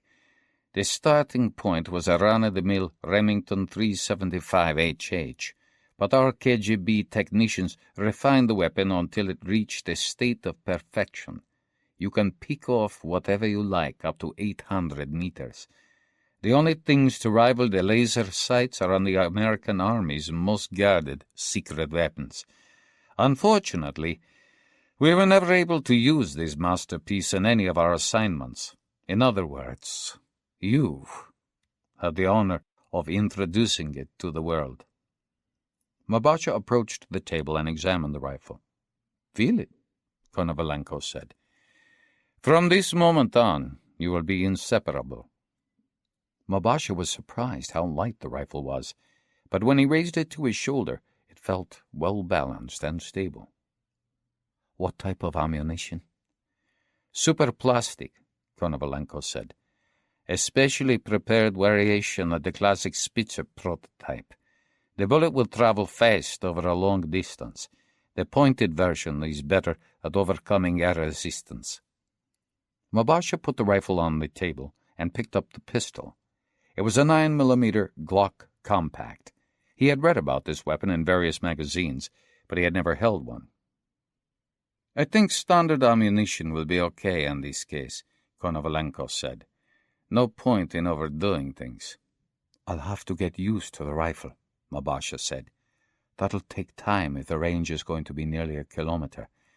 But where can you find such a training range that's sufficiently private?" "Here," Konovalenko said. "This house has been carefully chosen." "By whom?" "Those whose job it was," Konovalenko said. Questions not triggered directly by what Konovalenko said annoyed him. "There are no neighbors around here, and the wind blows all the time. Nobody will hear a thing. Let's go back to the living room. Before we start working, I want to review the situation with you." They sat opposite each other in two old, worn leather chairs. "It's very simple," Konovalenko said. "First, this liquidation will be the most difficult of your career, not only because there is a technical complication, the distance, but second and most important, because failure is simply not an option. You will have only one opportunity. The final plan will be decided at very short notice. You will have only a little time to get everything organized, and no time for hesitation or contemplating alternatives. The fact that you have been chosen doesn't only mean you are thought to be skillful and cold-blooded. You also work best on your own. In this case, you'll be more alone than you've ever been. Nobody can help you, nobody will acknowledge you, nobody will support you. Third, there is a psychological dimension to this assignment which shouldn't be underestimated. You won't discover who your victim is until the very last moment. You will need to be totally cold-blooded. You know that the person you are going to liquidate is a figure of the first rank. That means you're spending a lot of time wondering who it is. But you won't know almost until you've got your finger on the trigger. Mabasha was irritated by Konovalenko's patronizing tone. For a fleeting moment he wanted to tell him he already knew who the victim would be, but he said nothing. "I can tell you, we had you in the KGB records," Konovalenko said with a smile. "If my memory serves me right, we had you down as a useful lone wolf. Unfortunately, we can no longer check that because all the archives have been destroyed or are in a state of chaos." Konovalenko fell silent and seemed to be reflecting on the proud Secret Service organization that no longer existed. But the silence didn't last long. "We don't have much time," Konovalenko said. "That doesn't need to be a negative factor. It will force you to concentrate. The days will be divided between target practice with rifle, psychological exercises, and working on the various possible liquidation scenarios. Moreover, I gather you are not used to driving. I'll be sending you out in a car for a few hours every day." "They drive on the right in this country," Mabasha said. "In South Africa, we drive on the left." "Exactly," Konovalenko said. "That should help sharpen your reflexes. Any questions?" "Lots of questions," Mabasha said. "But I realize I'll only get answers to a few of them." "Quite right," Konovalenko said. "How did Klein get hold of you? He hates communists, and as a KGB man you were a communist. Maybe you still are." "You don't bite the hand that feeds you," Konovalenko said. "Being a member of a secret security service is a question of loyalty to the people in power. You could, of course, find a few ideologically sound communists in the KGB at any given time, but the vast majority were professionals who carried out the assignments given them." "That doesn't explain your contact with Klein." "If you suddenly lose your job, you start looking for work," Konovalenko said. "Unless you prefer to shoot yourself. South Africa has always seemed to me and to many of my colleagues a well-organized and disciplined country. Never mind the uncertainty there now. I offered my services through channels that already existed between our respective intelligence agencies. Evidently, I had the qualifications to interest Mr. Klein. We made a deal. I agreed to take care of you for a few days, for a price." "How much?" "No money," Konovalenko said. "But I get the possibility of emigrating to South Africa and certain guarantees regarding the possibility of work in the future." Importing murderers, Mabasha thought. But of course, that is a clever thing to do from Klein's point of view. I might well have done the same myself. Konovalenko sprang from the leather chair with surprising agility. "The mist has dispersed. The wind is up. We should start getting acquainted with the rifle." Mabasha would recall the days that followed in the isolated house where the wind was always keening as a long, drawn-out wait for a catastrophe that was bound to happen. Yet when it actually came, it was not in the form he had expected. Everything ended up in chaos, and even when he was making his escape, he still did not understand what had happened. The days appeared to be going according to plan. Mabasha quickly mastered the rifle. He practiced shooting in prone, sitting, and standing positions in a vast field behind the house. At the end of the field there was a sandbank against which Konovalenko had set targets. Mabasha shot at footballs, cardboard faces, an old suitcase, a radio, saucepans, coffee trays, and other objects he couldn't even identify. Every time he pulled the trigger, he was given a report on the outcome via a walkie-talkie and made very slight adjustments to the sights. Slowly, the rifle began to obey Mabasha's commands. The days were divided into 3 sections, separated by meals prepared by Konovalenko. Mabasha was persuaded that Konovalenko knew exactly what he was doing and was very good at passing on what he knew. Klein had chosen the right man. The feeling of imminent catastrophe came from another direction altogether. It was Konovalenko's attitude towards him, the black contract killer. For as long as he could bear to, Mabasha overlooked the scornful tone of everything Konovalenko said, but in the end it was more than he could tolerate. When his Russian master drank too much vodka after dinner, his contempt became blatant. There were never any direct racial aspersions to give Mabasha an excuse to react, but that only made things worse. If things went on like this, he would be provoked to kill Konovalenko, even though doing so would make his situation impossible. When they were sitting in their leather armchairs for the psychological sessions, Mabasha noticed that Konovalenko assumed he was totally ignorant about the most basic human reactions. As a means of diffusing his growing hatred, Mabasha decided to play the role he had been given. He pretended to be stupid, made the most irrelevant comments he could think of, and observed how delighted Konovalenko was to see his prejudices confirmed. At night, the singing hounds howled in his ears. Sometimes he woke up and imagined Konovalenko leaning over him with a gun in his hand, but there was never anybody there, and he would lie awake until dawn. The only breathing space he had were his daily car rides.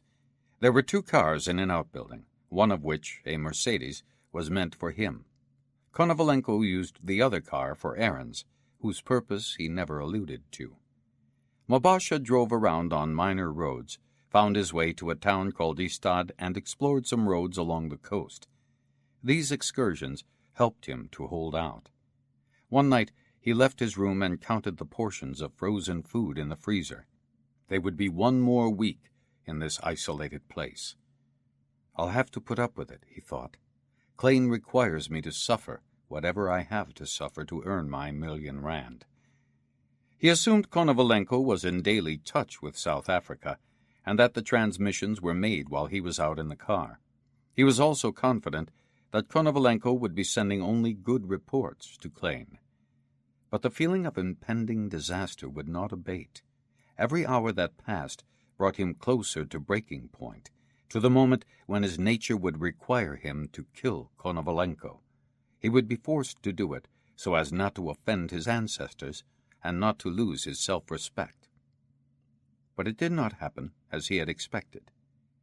They were in the living room one day at about 4 p.m., and Konovalenko was talking about the problems and opportunities associated with carrying out a liquidation from various kinds of rooftops. Suddenly he stiffened. At the same time, Mabasha heard a car approaching and coming to a halt. They sat motionless, listening.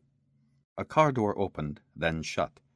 Konovalenko, who always carried his pistol, a simple Luger, in one of his tracksuit pockets, rose quickly to his feet and slipped the safety catch. "Move so you can't be seen from the window," he said. Mabasha did as he was told. He crouched down by the open fire. Konovalenko carefully opened the door into the overgrown orchard, closed it behind him, and was gone. Mabasha did not know how long he had been crouching behind the fire, but he was still there when the pistol shot rang out like the crack of a whip. He straightened up cautiously and looked out of a window at Konovalenko bending over something at the front of the house. He went out. There was a woman lying on her back on the damp gravel. Konovalenko had shot her through the head. "Who is she?" Mabasha said. "How should I know?" Konovalenko said. "But she was alone in the car." "What did she want?" Konovalenko shrugged and replied as he closed the dead woman's eyes with his foot. Mud from the sole of his shoe stuck to her face. "She asked for directions. She must have taken a wrong turning." Mabasha could never decide whether it was the bits of mud from Konovalenko's shoe on the woman's face, or the fact that she had been killed just for asking directions, that finally settled his resolve to kill Konovalenko. Now he had one more reason, the man's unrestrained cruelty. Killing a woman for asking the way was something he would never be able to do, nor could he close a dead person's eyes by putting his foot on their face. "You're crazy," he said. Konovalenko raised his eyebrows in surprise. "What else could I have done?" "You could have said you didn't know where the road was that she was looking for." Konovalenko put his pistol back in his pocket. "You still don't understand. We don't exist. We'll be disappearing from here in a few days, and everything must be as if we had never been here." "She was only asking directions," Mabasha said again, and he could feel he was starting to sweat with excitement. "There has to be a reason for killing a human being." "Get back in the house. I'll take care of it." He watched from the window as Konovalenko backed the woman's car up to the body and put it in the boot before driving off. He was back again in barely an hour. He came walking along the dirt track. "Where is she?" Mabasha said. "Buried," Konovalenko said. "And the car?" "Also buried." "That didn't take long." Konovalenko put the coffee pot on the stove. He turned to Mabasha with a smile. "Something else for you to learn.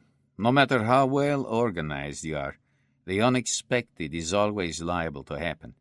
But that's precisely why such detailed planning is necessary. If you are well organized, you can improvise. If not, the unexpected intervention is liable to cause confusion." Konovalenko turned back to the coffee pot. "I'll kill him," Mabasha thought. "When all this is over, when we're ready to go our separate ways, I'll kill him. There's no going back now." That night he could not sleep. Through the wall he could hear Konovalenko snoring. "Klein will understand," he thought. "He is like me. He wants everything to be clear-cut and well-planned. He hates brutality, hates senseless violence. By my killing President de Klerk, he wants to put an end to all the pointless killing in South Africa today. A monster like Konovalenko must never be granted asylum in our country. A monster must never be given permission to enter paradise on earth." 3 days later, Konovalenko announced they were ready to move on. "I've taught you all I can, and you have mastered the rifle. You know how to think once you're told who will soon be in the crosshairs of your sights. You know how to think when you're planning the final details of the assassination. It's time for you to go back home." "There's one thing I've been wondering," Mabasha said. "How am I going to get the rifle to South Africa with me?" "You won't be traveling together, of course," Konovalenko said, not bothering to disguise his contempt for what seemed to him such an idiotic question. "We'll use another method of transport. You don't need to know what." "I have another question," Mabasha said. "The pistol. I haven't even had a test shot, not a single one." "You don't need one. It's for you if you fail. It's a gun that can never be traced." Wrong, Mabasha thought. "I'm never going to point that gun at my own head. I'm going to use it on you."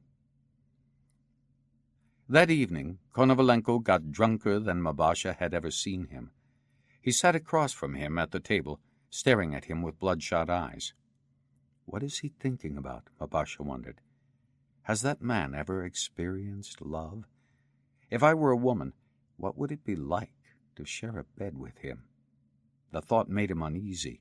He pictured the dead woman on the gravel.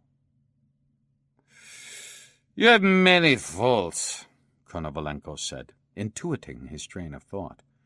"But the biggest is that you are sentimental." Sentimental?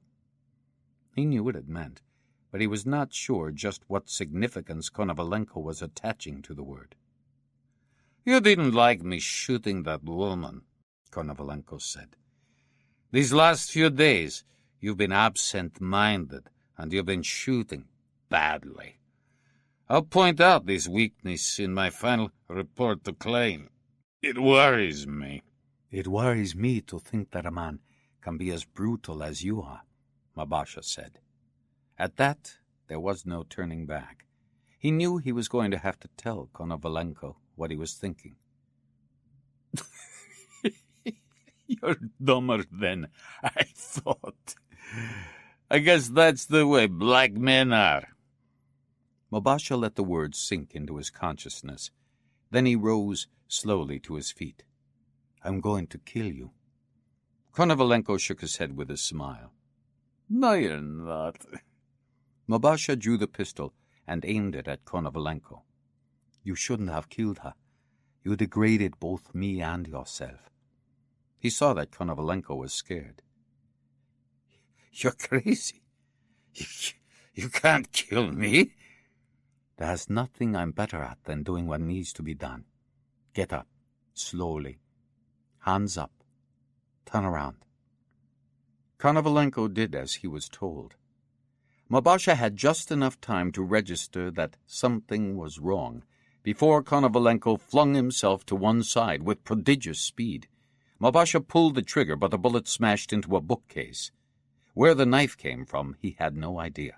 But Konovalenko had it in his hand when he hurled himself at him, faster even than he could aim a second shot. Their combined weight broke a table beneath them.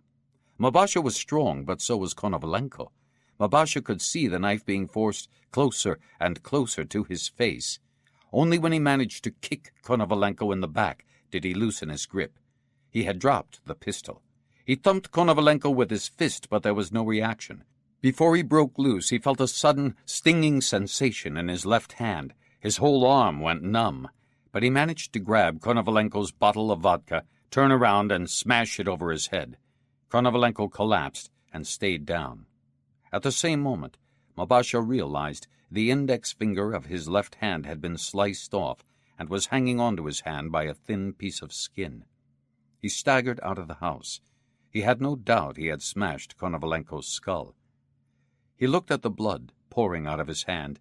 Then he gritted his teeth and tore off the scrap of skin. The finger fell onto the gravel. He went back into the house, wrapped a cloth round his bleeding hand, flung some clothes into his suitcase, and then retrieved the pistol. He closed the door behind him, opened the doors of the outbuilding, started the Mercedes, and hurtled out of the driveway. He drove far too fast for the narrow dirt road. At one point, he narrowly avoided a collision with a car coming in the other direction. Then he found his way onto a bigger road and forced himself to slow down. My finger, he thought. It's for you, Sangoma. Guide me home now. Klein will understand. He is a clever Unkosi. He knows he can trust me. I shall do what he wants me to do. Even if I don't use a rifle that can be accurate over more than 800 meters. I shall do what he wants me to do, and he'll give me 1,000,000 rand. But I need your help now, Sangoma. That's why I have sacrificed my finger. Konovalenko sat in one of the leather chairs. His head was throbbing. If the bottle had hit his temple in front rather than from the side, he would have been dead. Now and then he pressed a handkerchief filled with ice cubes against his temple. He forced himself to think clearly despite the pain. This was not the first time Konovalenko had found himself in a crisis. After an hour, he had considered all the alternatives and knew what he was going to do. He looked at his watch. He could call South Africa twice each day and be in direct touch with Klein. There were 20 minutes to go before the next transmission. He went to the kitchen for more ice cubes. When he called South Africa, using the radio transmitter, it took a few minutes before Klein came on the line. They used no names when they talked to each other. Konovalenko reported what had happened. The cage was open and the bird has disappeared. It hasn't managed to learn how to sing. It took a while for Klein to absorb what had happened, but once he had grasped the situation, his response was unequivocal. The bird must be caught. Another bird will be sent as a substitute. More information about this later. When the conversation was over, Konovalenko felt satisfied. Klein had understood that he had done what had been asked of him. Try him out, he had said when they met in Nairobi to plan Mobasha's training. Test his staying power. Look for his weaknesses. We have to know if he really can hold out. There's too much at stake for anything to be left to chance. If he's not up to it, he'll have to be replaced." Mabasha was not up to it, was Konovalenko's verdict. Behind the tough facade and skilled marksman was a dangerously sentimental African. Now it was Konovalenko's job to find and kill him. Then he would train the new candidate. What he had to do next would not be all that easy. Mabasha was wounded, and he would be acting irrationally. But Konovalenko had no doubt he would succeed. His staying power was legendary during his KGB days. He was a man who never gave up. He lay on the bed and slept for a few hours. As dawn broke, he packed his bag and carried it out to the BMW. Before he locked the front door, he primed the detonator to blow up the house. When the explosion came, he would be a long way away. He drove off a little after 6 a.m. He would be in Stockholm by late afternoon. There were 2 police cars by the junction with the E14. For a moment, he was afraid that Mabasha had given himself up and betrayed Konovalenko's whereabouts, but no one in the cars reacted as he drove past. Klein called Mullen at 7 a.m. on Tuesday. "We have to meet," he said briskly. "The committee will have to meet as soon as you can arrange it." "Has something happened?" "Yes. The first bird wasn't up to the job. We'll have to find another." Chapter 11. Konovalenko parked outside the apartment in a high-rise building in Wallander late in the evening of Tuesday, April 28th. He had taken his time on the journey from Skåne. He liked driving fast, and the powerful BMW invited high speeds, but he had been careful to stay within the speed limits. Just outside Jönköping, he observed that a number of motorists had been waved down at the side of the road by the police. As several of them had overtaken him, he assumed they had been caught in a radar speed trap. Konovalenko had no respect at all for the Swedish police. He supposed that the basic reason for this was his contempt for the open, democratic Swedish society. Konovalenko hated democracy. It had robbed him of a large part of his life. It would take a very long time to establish. Perhaps it would never become a reality. But he left Leningrad the moment he realized the old, closed Soviet society was past saving. The final straw was the failed coup in the autumn of 1991, when a number of top military officers and Politburo members of the old school tried to restore the former hierarchical system. But when the failure was plain for all to see, Konovalenko at once began planning his escape. He would never be able to live in a democracy, no matter how diluted a form it took. The uniform, the esprit de corps, the ideology he had worn since he joined the KGB as a recruit in his 20s, had become an outer skin as far as he was concerned, and he could not shed his skin. What would be left of him if he did? He was not the only one to think like that. In those last years, when the KGB was subjected to severe reforms and the Berlin Wall came down, he and his colleagues were forever discussing what the future would look like. It was one of the unwritten rules of the intelligence service that somebody would have to be held responsible when a totalitarian society started to crumble. Far too many citizens had been subjected to treatment by the KGB. Far too many relatives were eager to exact vengeance for their missing or dead kin.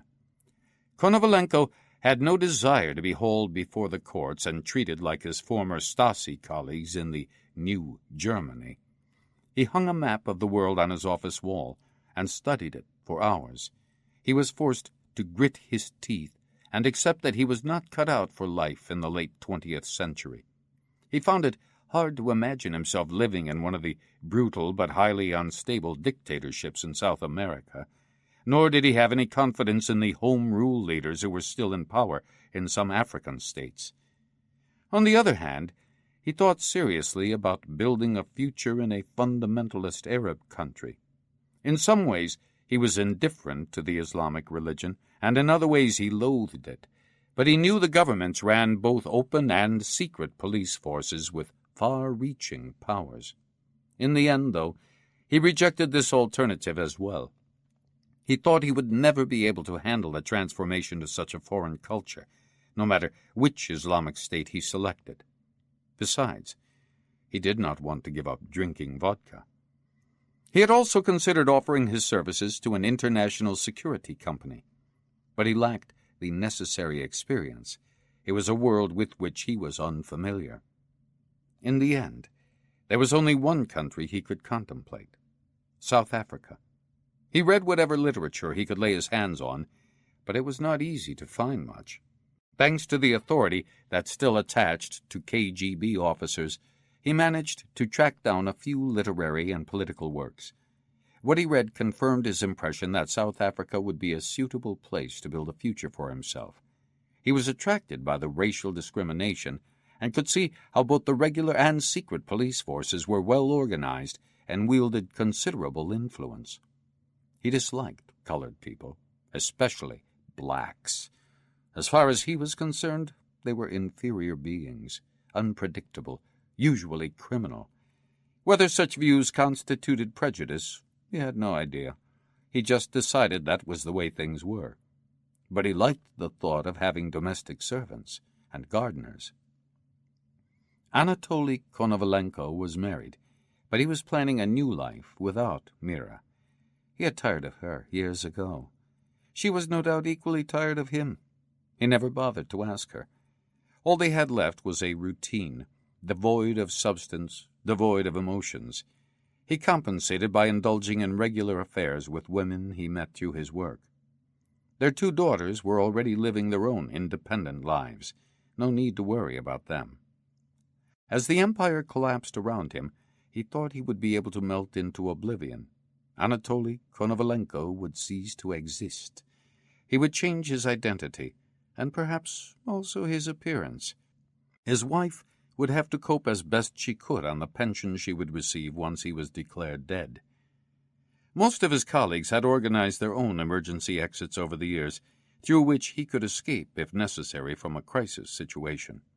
He had built up a reserve of foreign currency and had a variety of identities at his disposal in the form of passports and other documents. He also had a number of contacts in top echelons in Aeroflot, the customs authorities, and the foreign service. Anybody belonging to the nomenclatura was like a member of a secret society.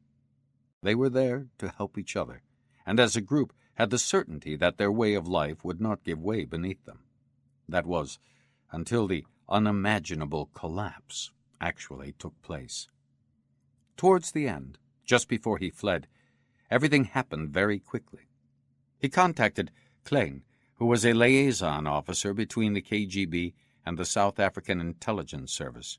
They had met when Konovalenko was visiting the Moscow station in Nairobi, his first assignment in the African continent, in fact.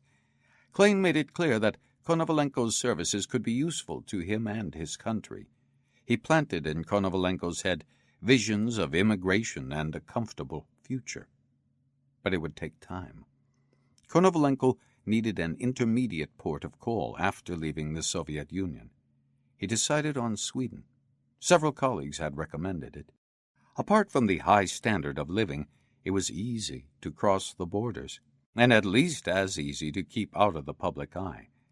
There was also a growing colony of Russians, many of them criminals, organized into gangs that had started to operate in Sweden. They were generally the first rats to abandon the sinking ship. The KGB had always had excellent relations with the Russian criminal classes. Now, they could be mutually helpful in exile. As he got out of the car, he noticed that there were blemishes on the face even of this country, and it was supposed to be a model society. This grim suburb reminded him of Leningrad and Berlin. It looked as though future decay was built into the facades. And yet Vladimir Rykov and his wife Tanya had done the right thing when they settled in Hollander. They could live here in the anonymity they desired. That I desire, he thought, correcting himself. When he first came to Sweden, he used Rykov to help him settle in. Rykov had been living in Stockholm since the beginning of the 1980s. He had shot a KGB colonel in Kiev by mistake and fled the country. Because he had a dark complexion, and looked like an Arab, he traveled as a Persian refugee and was rapidly granted refugee status, though he did not speak a word of Persian.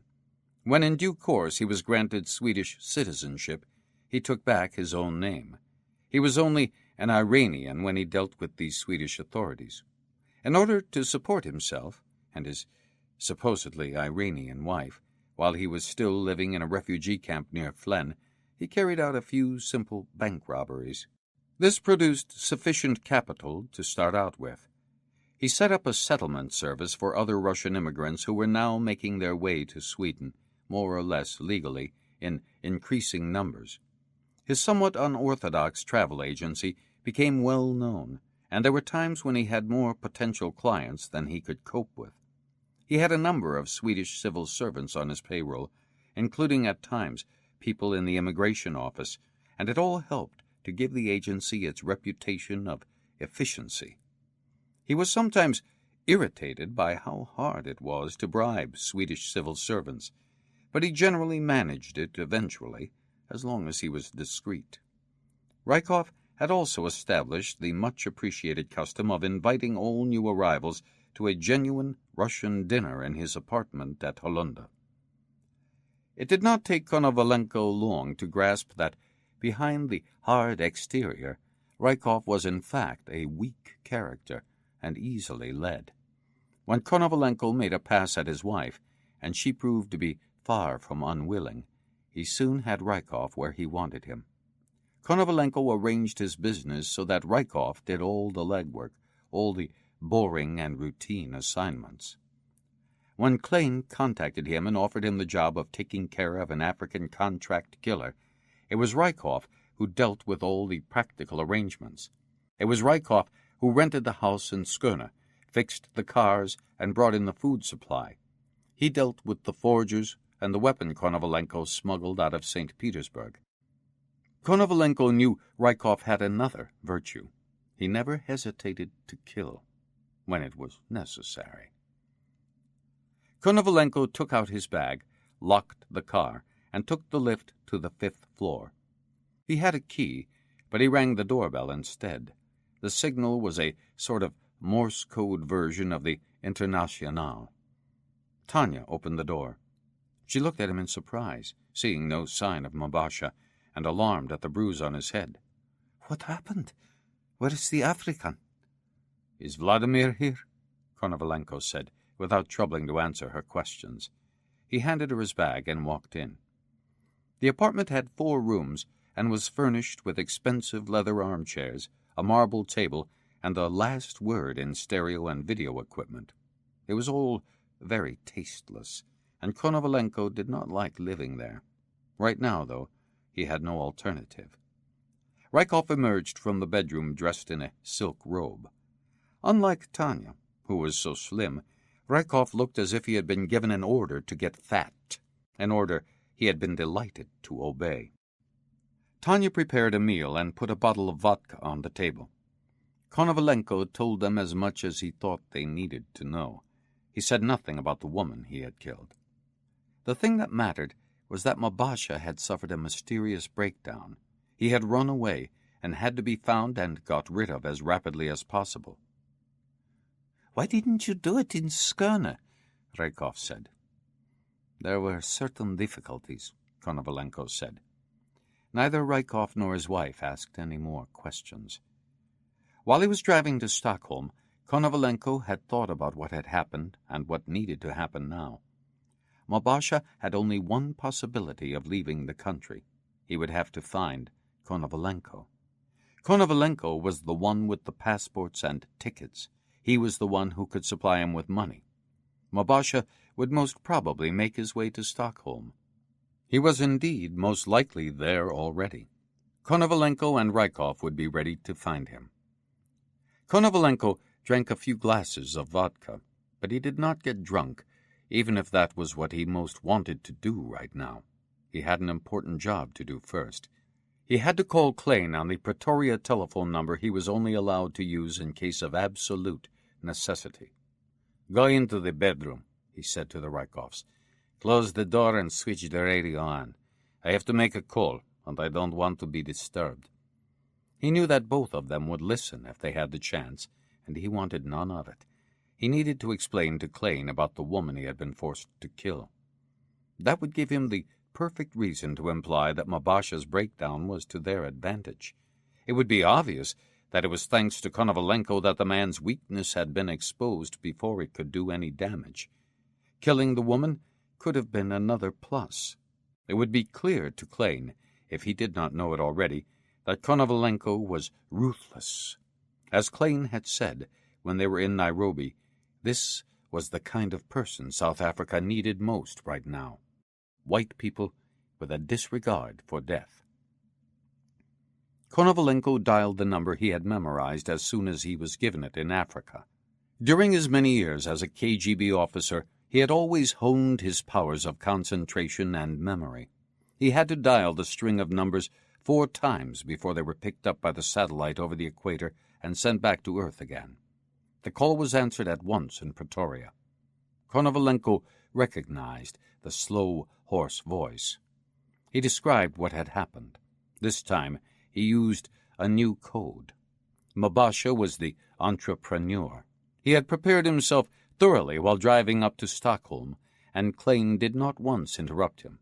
When Konovalenko was finished, there was silence. He waited. "We'll send you a new entrepreneur," Klein said in the end. "The first one must be dismissed immediately, of course. We'll be in touch when we know more about his successor." Konovalenko replaced the receiver and knew the call had turned out as he hoped. He would be seen as having prevented a disaster in the final stages. He could not resist tiptoeing up to the bedroom door and listening. There was no sound apart from the radio. He sat at the table and poured himself half a glass of vodka. Now he could afford to get drunk. Since he needed to be alone, he let the bedroom door stay closed. He thought about taking Tanya now to the room where he slept when he was there, but she would come later, in her own time. He got up early, taking care not to disturb Tanya. Rykov was sitting in the kitchen over a cup of coffee. Konovalenko got a cup for himself and sat on the other side of the kitchen table. "Victor Mabasha has got to die. Sooner or later he'll come to Stockholm. I have a strong feeling that he's already here. I cut him badly, I'm pretty sure. He'll have a bandage or a glove on one hand. He'll look for the clubs in town where Africans go. He has no other alternative if he's going to track me down. And so you can start spreading the word today that there's a contract on an African with a wound on one of his hands. 100,000 kroner to anybody who can eliminate this man. Go and see all your contacts, all the Russian criminals you know. Don't mention any names. Just say the person issuing the contract is okay." "That's a lot of cash," Rykov said. "You leave that to me. Just do as I say. There is nothing to stop you earning the money yourself. Nor me, come to that." Konovalenko would have no qualms about putting a pistol to Mabasha's head himself, but he knew that was hardly likely. Such good fortune would be too much to hope for. "Tonight we can tour the clubs. By then the contract must have been issued so that everybody who ought to know about it has heard. I'd say you've plenty to do." Rykov got to his feet. Despite his flabbiness, he was extremely effective, Konovalenko knew, when it mattered. Half an hour later, Konovalenko stood at the window watching him in the car park, getting into a Volvo that looked to be a more recent model than the one he had last seen him in. "He's eating himself to death," Konovalenko thought. "He gets his kicks from buying new cars. He'll die without experiencing the great pleasure of exceeding his own limitations. He's just a cow chewing its cud." Konovalenko also had an important job to do that day. He had to raise 100,000 kroner. The question was, which bank to rob? He went back to his bedroom and was tempted to slip back under the covers and wake Tanya, but he resisted and quickly and noiselessly got dressed. He left the apartment in Hollunda shortly before 10 a.m. There was a chill in the air, and it was raining. He wondered where Mabasha was now. At 2:15 p.m. on Wednesday, April 29th, Anatoly Konovalenko robbed the commercial bank in Akkala. The raid took 2 minutes. He ran out of the bank, sprinted into the side street on the left, and jumped into his car. He reckoned he had got away with twice as much at least as he needed. If nothing else, he would treat himself and Tanya to a gourmet dinner, once Mabasha was disposed of. The road curved sharply to the right as he approached Ulvsundavägen. There were 2 police cars blocking the way. He slammed on the brakes. How had the police had time to set up a roadblock? It was no time at all since the bank alarm went off. How could they have known he would choose this route? He checked his mirrors and heard the tires squeal as he swung the car in reverse. A rubbish bin flew onto the pavement and his mudguard tore loose on a tree. Now there was no question of driving slowly anymore. All that mattered was to lose his pursuers. He heard the sirens behind him. He swore and wondered again how the trap could have been set out so rapidly. He also cursed the fact that he did not know his way around the district north of Sundbyberg. He had no idea what was the best way of escape. He strayed into an industrial estate and soon found himself trapped on a one-way street. The police were still in pursuit, even though he had stretched the distance between them by jumping 2 sets of lights. He leaped out of the car, the carrier bag in one hand and his pistol in the other. When the first police car screeched to a halt, he took aim and shattered the windscreen. He had no idea if he had hit anybody, but now he had the advantage he needed. They would not chase him until they had reinforcements. He scrambled over a fence and into an enclosure that could have been either a dump or a building site, but he was lucky. As he reached the road on the other side, a car with a young couple in it drew up. They must have been looking for some place off the beaten track where they could be alone. Konovalenko did not hesitate. He crept up on the car from behind and thrust the pistol through the window at the man's head. "Keep quiet and do exactly what I say," he said in his broken Swedish. "Out of the car. Leave the keys." The couple seemed completely paralyzed. Konovalenko had no time to waste. He ripped open the door, dragged the driver bodily out of the car, jumped in behind the wheel, and looked at the girl in the seat next to him. "Now I drive," he said. "You have 1 second to decide if you come with me or not." She screamed and flung herself out of the car. Konovalenko drove off. Now he was no longer in a hurry. Sirens were approaching from all directions, but his pursuers could not know he had a new car. "Did I wound anybody?" he wondered. "I'll find out if I turn on the television tonight." He left the car at the underground station in Dovbo and rode back to Halunda. Neither Tanya nor Vladimir were at home when he rang the doorbell. He let himself in with his own key, put the plastic bag on the dining table, and got out the vodka bottle. A few big swallows, and he was calm again. It had gone well. If he had wounded or even killed a policeman, that would raise tensions throughout the city, but he could not see how that would put a stop to or even delay the liquidation of the African. He counted the money. He had 162,000 kroner. At 6 p.m. he turned on the television to see the early evening news. Only Tanya was back by then, in the kitchen preparing dinner. The broadcast began with the story Konovalenko was waiting for. To his astonishment, he learned that the pistol shot intended only to shatter the windscreen had hit one of the policemen right where his nose met his forehead. He died instantly. Then came a picture of the policeman Konovalenko had killed. Klaus Tengblad, 26 years old, married with 2 small children. The police had no clues beyond the fact that the killer had been alone and was the man who had robbed the Akkala branch of the commercial bank just a few minutes previously. Konovalenko made a face and moved to switch off the television. Just then he noticed Tanya in the doorway, watching him. "The only good policeman is a dead one," he said, punching the off button. "What's for dinner? I'm hungry." Rykov came home and sat down at the table just as Tanya and Konovalenko were finishing their meal. "A bank robbery?" he said. "And a policeman killed? A killer speaking broken Swedish. The town won't exactly be clear of police tonight." "These things happen," Konovalenko said. "Have you spread the word about the contract?" "There's not a single paid-up member of the underworld who won't know before midnight that there's a 100,000 kroner reward to be earned," Rykov said.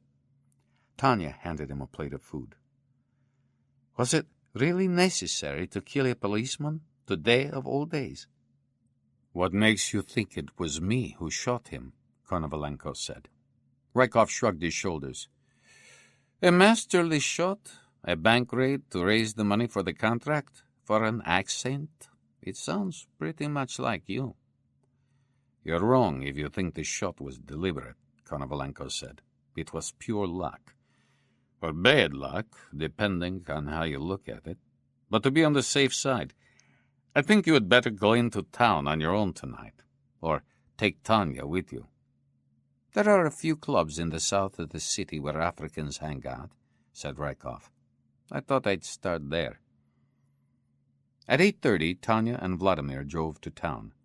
Konovalenko showered, then settled down to watch television. Every news broadcast had long items on the murdered policeman. There were no clues to follow yet. Of course not, Konovalenko thought. I don't leave a trail. He had fallen asleep in his chair when the telephone rang.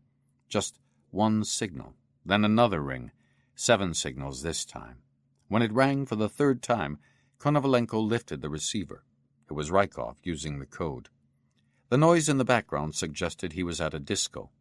"Can you hear me?" Rykov was shouting. "I can hear you." "I can hardly hear myself speak, but I've got news. Mabasha's here, right now." Konovalenko took a deep breath. "Has he seen you?" "No, but he's on his guard." "Is anybody with him?" "He's on his own." Konovalenko thought for a moment. It was 11:20 p.m. What was the best thing to do? "Give me the address. Wait for me outside with the layout of the club. Most important to know where all the emergency exits are." "Will do," Rykov said. Konovalenko checked his pistol and put an extra magazine into his pocket. Then he went to his room and from a chest he took 3 tear gas grenades and 2 gas masks, which he put into the carrier bag he had used for the money from the bank raid.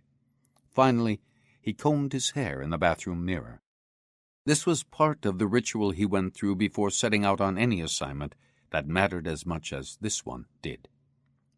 At 11:45 p.m., he left the apartment and took a taxi into town. He asked to be taken to Östermalmstorg. He got out there, hailed another taxi, and headed for Söder. The disco was at number 45. Konovalenko directed the driver to number 60. He got out and walked slowly back the way the taxi had come. Rykov stepped out of the shadows. "He's still there. Tanya, he's gone home." "Let's get him, then," Konovalenko said. Rykov described the interior of the club. "Exactly where is he?" asked Konovalenko when he could picture it. "At the bar." Konovalenko nodded. They donned the gas masks, took a while in the shelter of their doorway to get used to breathing through them, and cocked their weapons. They walked steadily to the club entrance. The street was empty. They negotiated the steps down to the black iron outer doors. Rykov flung them open and brushed the 2 startled doormen aside. Konovalenko primed the first grenade and tossed it along the floor by the bar. Chapter 12. "Give me the night, Sangoma. How shall I survive these nights, full of light that prevents me from finding a hiding place? Why have you sent me to this strange land where people have been robbed of their darkness? I give you my severed finger, Sangoma. I sacrifice a part of my body so you can give me back my darkness in return. But you have forsaken me. I am all alone, as lonely as the antelope no longer capable of escaping the hunting cheetah." Mabasha experienced his flight as a journey made in a dreamlike, weightless state. His soul seemed to be traveling on its own, invisible, somewhere close by. He thought he could feel his own breath on his neck. In the Mercedes, whose leather seats reminded him of the distant smell of antelope hides, there was nothing but his body, and above all, his aching hand. His finger was gone, but was there even so, like a homeless pain in a strange land. From the very beginning of his wild flight, he had tried to make himself control his thoughts, act sensibly. "I am a Zulu," he kept repeating to himself like a mantra. "I belong to the undefeated warrior race. I am one of the sons of heaven. My forefathers were always in the front line when the impis attacked. We defeated the whites long before they hounded the Bushmen into the endless wildernesses where they soon succumbed. We defeated them before they claimed our land was theirs. We defeated them at the foot of Isan Luana and cut off their jawbones to adorn the corolla of our kings. I am a Zulu. One of my fingers is lost, but I can endure the pain, and I have 9 fingers left, as many as the jackal has lives." When he could bear it no longer, he turned off into the forest on the first dirt track he saw, and came to a halt by a glistening lake. The water was so black he thought at first it was oil. He sat there on a stone by the shore, unwound the blood-stained towel, and forced himself to examine his hand. It was bleeding still. The pain was more in his mind than where the finger had been. How was it possible for Konovalenko to be faster than he was? His momentary hesitation had defeated him. His flight, too, had been thoughtless. He had been like a bewildered child. His actions were unworthy of himself and of Klein. He should have stayed put and searched through Konovalenko's baggage, looking for air tickets and money, but all he did was to grab a few clothes and a pistol. He couldn't even remember the way he had come. He would never find the road back. "Weakness," he thought. "I have never managed to overcome it, even though I have renounced all my loyalties, all the principles that possessed me as I grew up. I have been burdened with weakness as a punishment by my Sangoma. She has listened to the spirits and let the hounds sing my song, a song of the weakness I shall never be able to overcome." The sun never seemed to rest in this strange land. It had already climbed over the horizon. A bird of prey rose from a treetop and flapped its way over the mirror-like lake. First of all, he must sleep. A few hours, no more. He knew he did not need much sleep. Afterwards, his brain would be able to assist him once again. At a time which seemed to him as far distant as the dim and distant past of his ancestors, his father, Okumana, the man who could make better spear tips than anyone else, had explained to him that there was always a way out of any situation, as long as one was alive. Death was the last hiding place. That was something to keep in reserve until there was no other way of avoiding an apparently insuperable threat. There were always escape routes that were not immediately obvious, and that was why humans, unlike animals, had a brain. To look inward, not outward. Inward, towards the secret places where the spirits of one's ancestors were waiting to act as a man's guide through life. "Who am I?" he thought. "A human being who has lost his identity is no longer a human being. He is an animal. That's what has happened to me. I started to kill people because I myself was dead. When I was a child and saw the signs, the accursed signs, telling the blacks where they were allowed to go and what existed exclusively for the whites, I started to be diminished even then. A child should grow bigger. But in my country, a black child had to learn how to grow small and smaller. I saw my parents succumb to their own invisibility, their own accumulated bitterness. I was an obedient child and learned to be a nobody among nobodies. Apartheid was my real father. I learned what no one should need to learn. To live with falsehood, contempt, a lie elevated to the only truth in my country. A lie enforced by the police and laws, but above all by a flood of white water, a torrent of words about the natural distinctions between white and black, the superiority of white civilization. That superiority turned me into a murderer, Sangoma. And I can believe this is the ultimate consequence of learning to grow smaller as a child.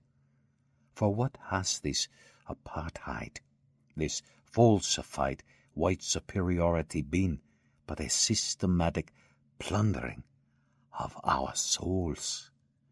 When our despair exploded in furious destruction, the whites failed to see the despair and hatred which is so boundlessly greater.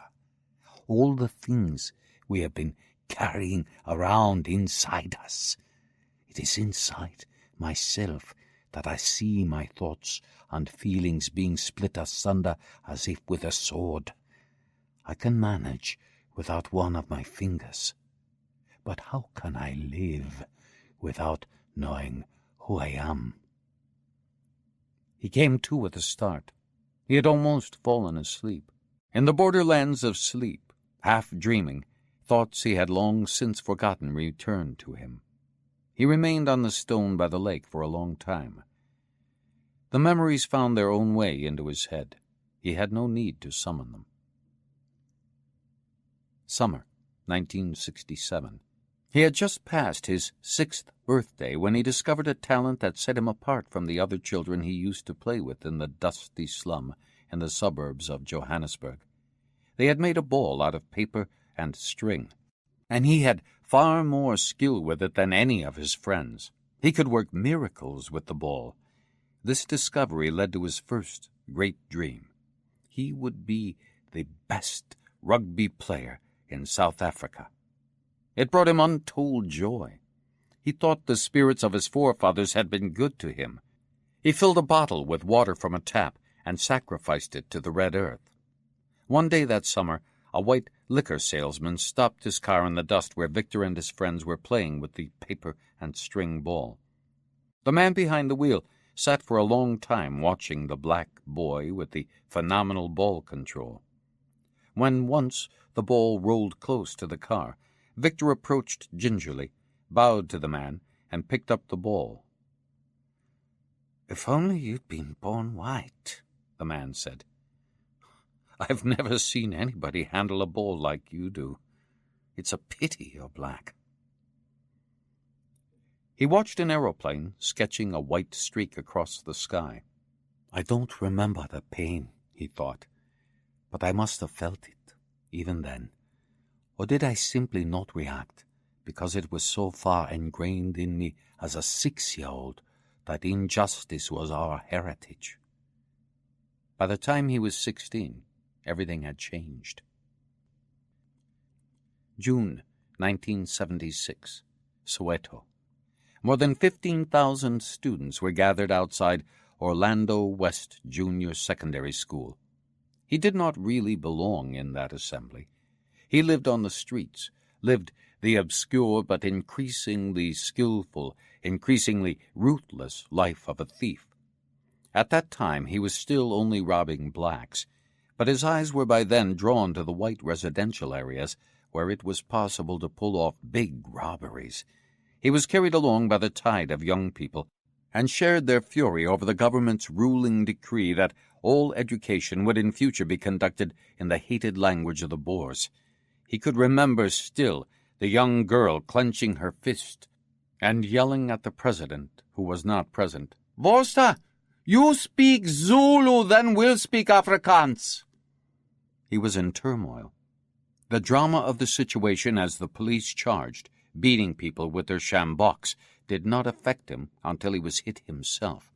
He had taken part in the stone-throwing, and his ball skills had not deserted him.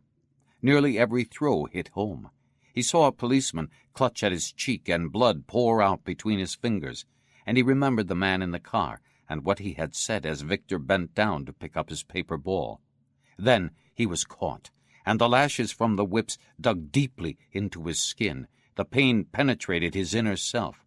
He remembered one policeman above all the others, a powerful, red-faced man, smelling of stale alcohol. He had detected a gleam of fear in his eye. At that moment, he realized he was the stronger, and from then on the white man's terror would always fill him with boundless contempt. He was woken from his reverie by a movement on the other side of the lake. It was a rowing boat coming slowly in his direction. A man was rowing with lazy strokes. The sound from the rowlocks reached him despite the distance. He got up from his stone, staggered in a sudden fit of dizziness, and knew he would have to find a doctor. He had always had thin blood, and once he started bleeding it took an age to stop. He must find something to drink, too. He sat in the car and started the engine. He had enough petrol for an hour's driving, at most. It took him all of 45 minutes to get to a town called Älmhult. He wondered how the name was pronounced. He stopped at a petrol station. Konovalenko had given him money for petrol earlier on. He had 200 kroner notes left and knew how to operate the automatic dispenser. His hand was an agonizing impediment, and it was attracting attention. An old man offered to help him. Mabasha could not understand what he said, but nodded and tried to smile. He used one of the 100 kroner notes and saw it was only enough for just over 10 liters. But he needed something to eat, and above all he needed to quench his thirst. He mumbled his thanks to the man who helped him and drove the car away from the pump. He bought some bread and 2 large bottles of Coca-Cola. That left him with 40 kroner. There was a map on the counter, and he tried in vain to find Älmhult. He went back to the car and bit off a large chunk of bread. He drank a whole bottle of Coca-Cola. He tried to make up his mind what to do. Where could he find a doctor or a hospital? He had no money to pay for treatment anyway. The hospital staff would refuse to treat him. He knew what that meant. He would have to commit a robbery. The pistol in the glove compartment was his only means of survival. He left the little town behind him and drove on through the endless forest. I hope I don't need to kill anyone, he thought. I don't want to kill anyone until I have completed my assignment, until I have shot the clerk. The first time I killed a human being, Sangoma, I was not alone. I still can't forget it, even if I have difficulty in remembering other people I killed later. It was on a morning in January 1981, in the cemetery at the Duza. I remember the cracked gravestone, Sangoma. I remember thinking I was walking across the roof of the abode of the dead. We were going to bury an old man that morning. I think he was my father's cousin. There were other burials going on elsewhere in the cemetery. There was a disturbance somewhere. A funeral procession was breaking up. I saw a young girl running among the memorial stones, running like a hunted deer. She was being hunted. Somebody yelled that she was a white man's informer, a black girl working for the police. She was caught. She screamed. Her despair was greater than anything I had ever seen before. But she was stabbed, clubbed, and lay between the graves, still alive. Then we started gathering dry sticks and clumps of grass we pulled up from between the gravestones. I say we, because I was suddenly involved in what was happening. A black woman passing information to the police. What right had she to live? She begged for her life, but her body was soon covered in dry sticks and grass, and we burned her alive as she lay there.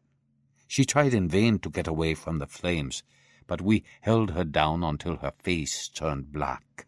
She was the first human being I killed, Sangoma, and I have never forgotten her, for in killing her I killed also myself. Racial segregation had triumphed. I had become an animal, Sangoma. There was no turning back. His hand started hurting again. Mabasha tried to hold it motionless to reduce the pain. The sun was still very high in the sky, and he did not bother to look at his watch. He had a long time to sit in the car with his thoughts for company. "I have no idea where I am," he thought. "I know I am in Sweden, but that's all. Perhaps that's what the world is really like. No here, no there, only a now." Eventually the strange, barely noticeable dusk descended. He loaded his pistol and tucked it into his belt. He no longer had his knives, but then he was determined that he was not going to kill anybody if he could possibly avoid it. Soon he would have to fill the petrol tank. He had no money, and he needed to solve that problem, and without, he said to himself over and over, killing anyone. A few kilometers further on, he came upon a store open late. He stopped, switched off the engine, and waited until all the other customers had gone. He released the safety catch on his pistol, got out of the car, and went quickly inside. There was an old man behind the counter. Mabasha pointed at the cash register with his pistol. The man tried to say something, but Mabasha fired a shot into the ceiling and pointed again. With trembling hands, the man opened the till. Mabasha switched the pistol to his injured hand and, leaning forward, grabbed all the cash he could see. Then he turned and hurried out of the store. He didn't see the man behind the counter collapse on the floor. As he fell, his head smacked hard against the concrete floor. The man was dead. His heart had not been able to cope with the shock. Afterwards, they would decide that the thief had knocked him down. As Mabasha ran out of the store, his bandage caught in the door handle. He had no time gently to untangle it, so he gritted his teeth against the pain and jerked his hand free. Then he saw a girl staring at him. She was perhaps 13 and wide-eyed. She stared at his blood-stained hand. "I'll have to kill her," he thought. "There can't be any witnesses." He drew his pistol and aimed it at her, but he couldn't bring himself to shoot her. He ran to the car and drove away. He knew he would have the police after him now. They would start looking for a black man with a wounded hand. The girl he hadn't killed would talk. He gave himself 4 hours at the most before he would be forced to change cars. He stopped at an unmanned petrol station and filled his tank. He followed a signpost for Stockholm. Somewhere along the way he would have to sleep. He hoped he could find another lake with still black water. He found one, south of Linköping. He had changed cars by then. He turned into a motel near Huskvarna and managed to crack the door lock and short-circuit the ignition of another Mercedes. He drove on until his strength ran out.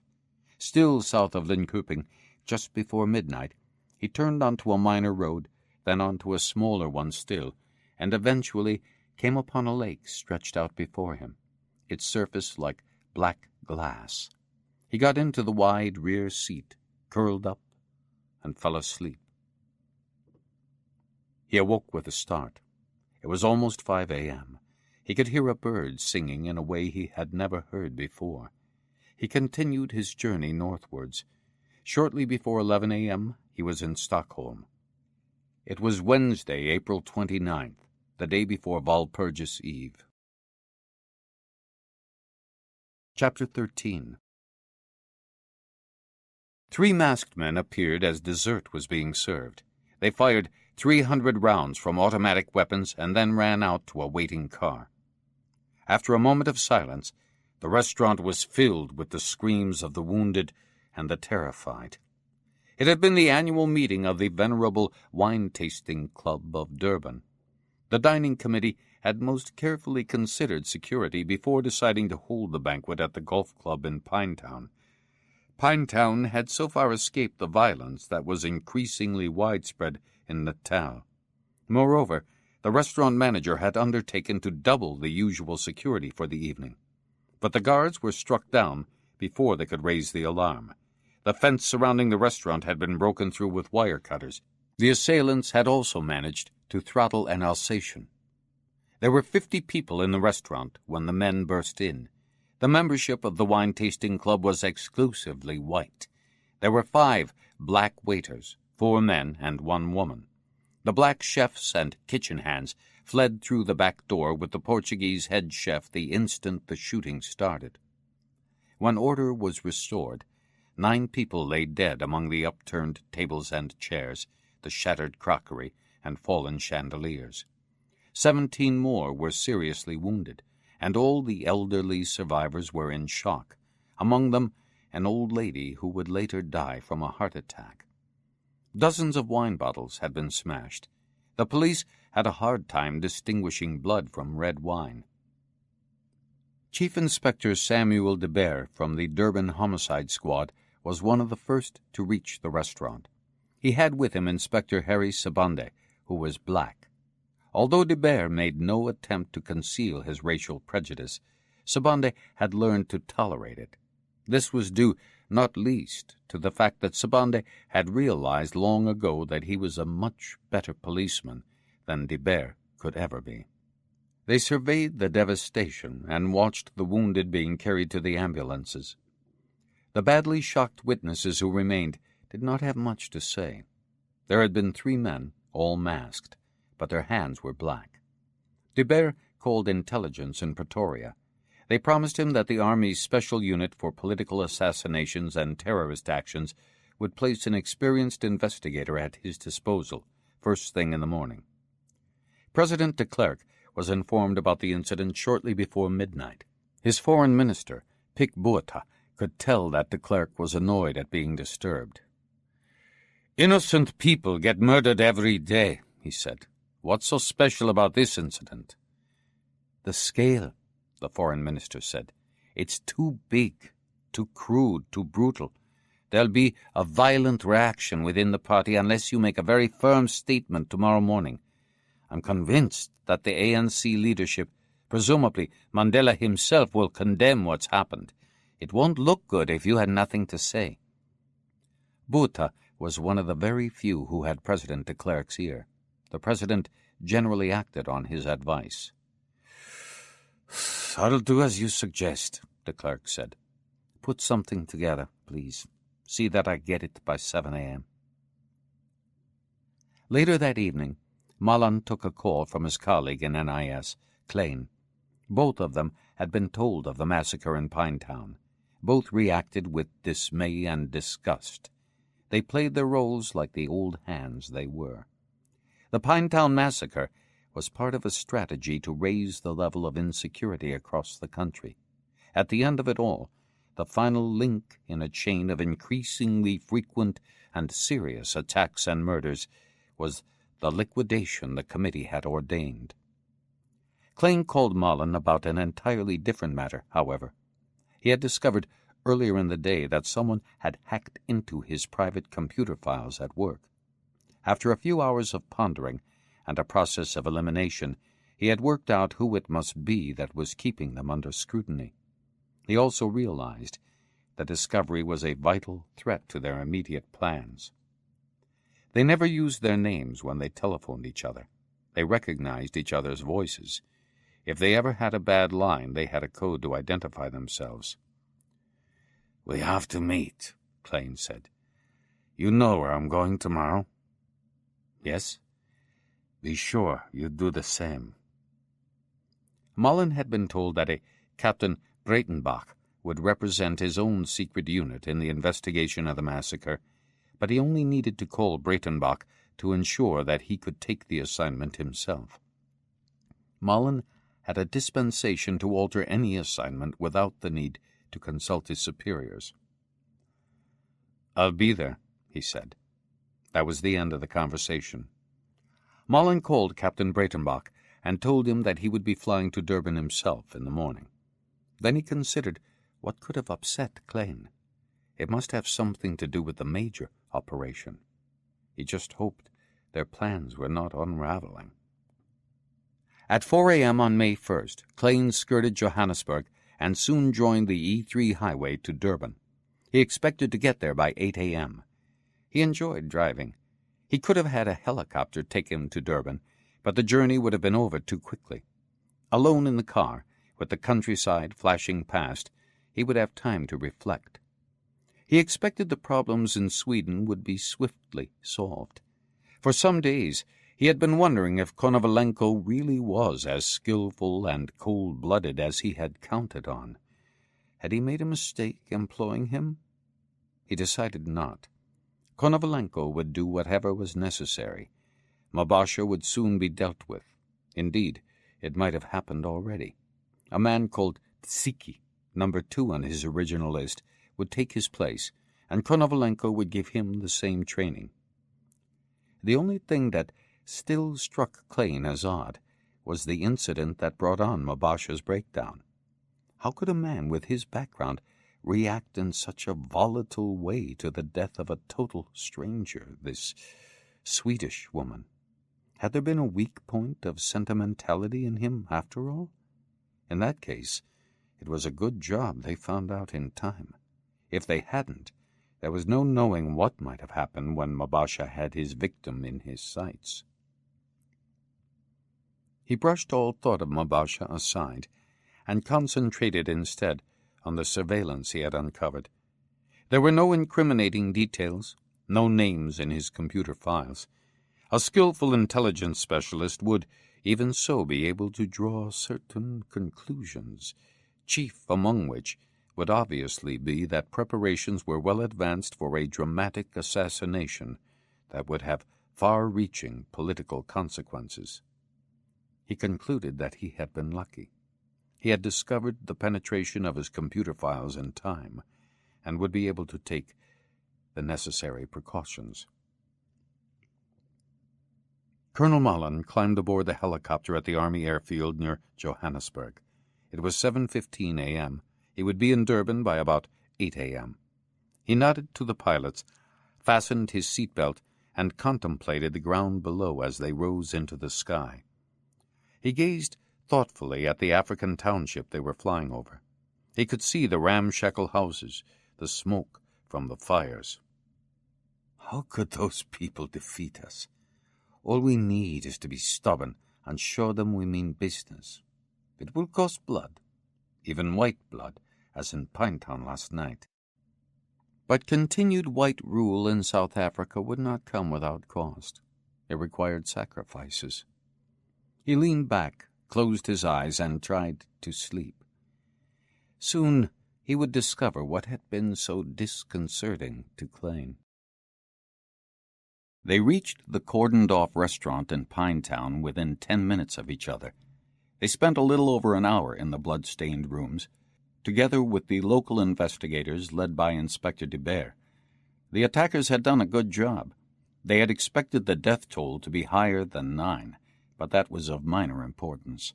The killing of the innocent wine tasters had had the expected effect. Blind fury and demands for revenge from the whites had already been forthcoming.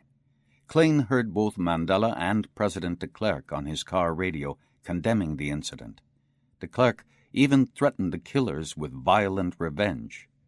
"Is there any trace of who may have carried out this monstrous attack?" Klein said. "Not yet," De Beer said.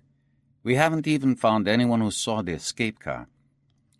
"The government should offer a reward right away," Mullen said. "I shall ask the Minister of Defense to propose that at the next cabinet meeting." As he spoke, there came the sound of a disturbance on the street where a crowd of whites had gathered. Many of them were brandishing shotguns or rifles, and blacks who saw the crowd turned off and went another way. The restaurant door burst open, and a white woman in her 30s barged in. She was disheveled and hysterical. When she saw Inspector Sibande, the only black man on the premises, she drew a pistol and fired a shot in his direction. Harry Sibande managed to take refuge behind an upturned table. But the woman kept on going, still firing the pistol which she held stiffly in both hands. All the time she was screeching in Afrikaans that she would avenge her brother who had been killed in the massacre. She would not rest, she cried, until every last Kaffir had been executed. De Beer came up behind her and hammered the weapon from her grasp. Then he led her outside. Sibande stood up behind the table. He was shaken. One of the bullets had penetrated the tabletop and torn through the sleeve of his uniform. Klein and Malin had observed the incident. It happened very quickly, but both of them were thinking the same thing. The white woman's reaction was exactly what the previous night's slaughter had been intended to provoke, only on a larger scale. De Beer returned, wiping sweat and blood from his face. "You can't help but sympathize with her," he said. Sibande said nothing. Klein promised to supply all the assistance De Beer thought he needed. They concluded the conversation by assuring one another that the culprits of this terrorist outrage must and would be quickly run to ground. They left the restaurant together and drove in Klein's car out of Pinetown. They went north along the N2 and turned towards the sea at a sign for Umhlanga Rocks.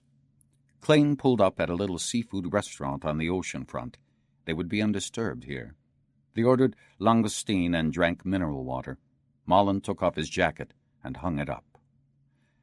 "According to my information, De Beer is an outstandingly incompetent detective. His Kaffir colleague is supposed to be much brighter, persistent as well." "Yes, that's what I've heard. The investigation will go around and around in circles until all the relatives have tired of pursuing it." He put his knife down and wiped his mouth with a napkin. "Death is never pleasant," he went on. "Nobody causes a bloodbath unless it's really necessary. On the other hand, there are no winners, only losers. Nor are there any victors without sacrifices. I suppose I'm basically a very primitive Darwinist. Survival of the fittest. When a house is on fire, no one asks where the fire started before putting it out." "What'll happen to the 3 men?" Malin said. "I don't remember seeing what was decided." "Let's take a walk when we've finished eating," Klein said with a smile. Malin knew that was the nearest he would get to an answer for the time being. Over coffee, Klein started to explain the reason for this meeting with Malin. "As you know, those of us who work undercover for whichever intelligence organization live by certain unwritten rules and assumptions. One of them is that we keep an eye on everybody else. The trust we place in our colleagues has to be limited. We all take our own measures to ensure our personal security. We make sure nobody trespasses too far into our territory. We lay a minefield around us, and we do so because everybody else does the same. In this way we strike a balance, and everybody can get on with his job. Unhappily, I find that somebody has been taking an interest in my computer files. Somebody has obviously been given the job of checking me out. That assignment can only have come from very high up." Malin turned pale. "Have our plans been compromised?" Klein regarded him with eyes as cold as ice. "I am not as careless as that. Nothing in my computer files could reveal the plan. There are no names, nothing. On the other hand, one has to accept that a sufficiently intelligent person could draw conclusions which might point him in the right direction. That makes it serious." "It will be difficult to find out who it is," Malin said. "Not at all. I already know who it is." Malin stared at him in astonishment. "I started to find my way forward by going backward," Klein said. "That's often an excellent way of getting results. I asked myself where the assignment could come from. It didn't take long to see that there are only 2 persons who can really be interested in finding out what I'm up to, the President and the Foreign Minister." Malin wanted to say something. "Let me go on," Klein said. "Think for a moment, and you'll see that's obvious. There's a fear of conspiracy in this country, and rightly so. De Klerk has every reason to be afraid of the current of opinion in some parts of the military high command. Nor can he be sure of the loyalty of those in charge of the State Intelligence Service. There's a lot of uncertainty in the country today. Not much can be taken for granted. That means there's no limit to the amount of information that needs to be collected. There's only one member of the cabinet the President can trust absolutely, and that is Pik Buata. All I needed to do was to go through the feasible candidates for the role of secret messenger to the president. For reasons I don't need to go into, it soon boiled down to a short list of one: Peter van Heerden. Malin had met him on several occasions. "I take van Heerden to be very intelligent." "Quite right," Klein said. "He is a very dangerous man, an enemy who deserves our respect. Unfortunately, he's not a well man." Malin raised an eyebrow. "Not well?" "Some difficulties solved themselves. I happen to know that he's booked into a private hospital in Johannesburg next week for a minor operation. He has prostate problems." Klein took a slurp of coffee. "He'll never leave that hospital. I'll take care of that myself. After all, it's me he was trying to get at. They were my computer files he hacked into." They sat in silence while a black waiter cleared the table. "I solved the problem myself," Klein said when they were alone again. "But I wanted to tell you about it for one reason, and one reason only. You must also be very careful. In all probability, there's someone looking over your shoulder as well." "It's good that I know," Malin said. "I'll double-check my security procedures." The waiter reappeared, and Klein paid. "You had a question," Klein said. "Let's take a little walk." They took a path above the beach. "Tsiki will be ready to fly out within 10 days, Klein said. "And Mabasha?" "Presumably dead by now. I'm expecting Konovalenko to get in touch tonight, tomorrow at the latest."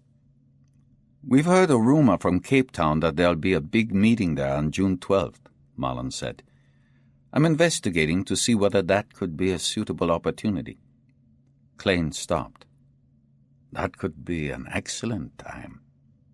"I'll keep you informed," Malin said. Klein stood looking down to the sea. Malin followed his gaze. Below them was a car upside down in the sand. "The car has evidently not been traced," Klein said. "When they find it, they'll discover 3 black men aged about 25. They were shot and then the car was tipped onto the beach. This was where they were to get their money." They turned and retraced their steps. Malin did not bother to ask who had carried out the executions. There were some things he would rather not know. Klein avoided the highway back to Pretoria. He preferred to take roads with less traffic through Natal. He was in no hurry and felt the need to assess how things stood. There was a lot at stake, for himself, for his fellow conspirators, and not least for all the white citizens of South Africa. Sometimes Klein was scared by his own lack of feelings.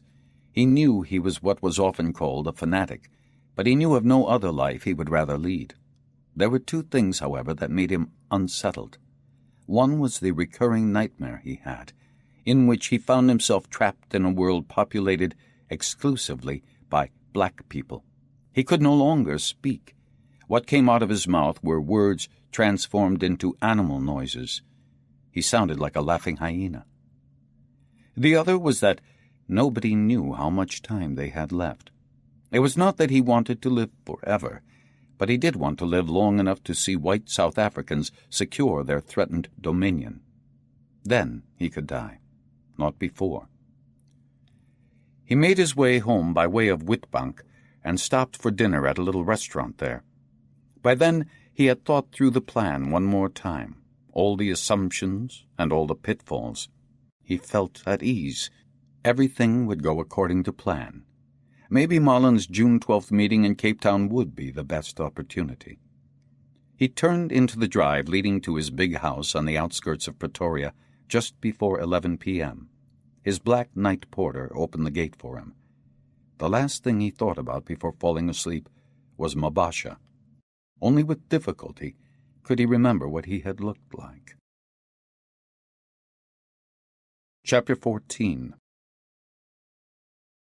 Feelings of uneasiness, of insidious fear, were nothing new to him. Moments of excitement and danger were a natural part of his work in the intelligence service. But he felt more defenseless in the face of his anxiety now that he was in a hospital bed, waiting to be operated on. Brenthurst Clinic was situated in the North Johannesburg suburb of Hillbrow. He might have chosen a more expensive alternative, but Brenthurst suited him. It was renowned for its high standards, and the level of care was beyond reproach. On the other hand, the private rooms were not at all luxurious. Indeed, the whole building was rather shabby. Van Heerden was well off without being rich, and he did not like ostentation. On holiday, he made a point of not staying at luxury hotels, which just made him feel surrounded by that special kind of emptiness a certain class of white South Africans seemed to wallow in. Van Heerden was in a room on the second floor. He heard laughter in the corridor, and then a tea trolley rattled past. He looked out of the window. A solitary pigeon stood guard on the roof next door. Behind it, the sky was the dark shade of blue he was so fond of. The brief African dusk would soon be over. His uneasiness increased as darkness gathered. It was Monday, May 4th. The next morning at 8 a.m., 2 senior and renowned specialists would perform the straightforward surgery that was supposed to cure the urinary problems he had been having. He was not fearful about the operation. His own doctor had convinced him the operation was routine.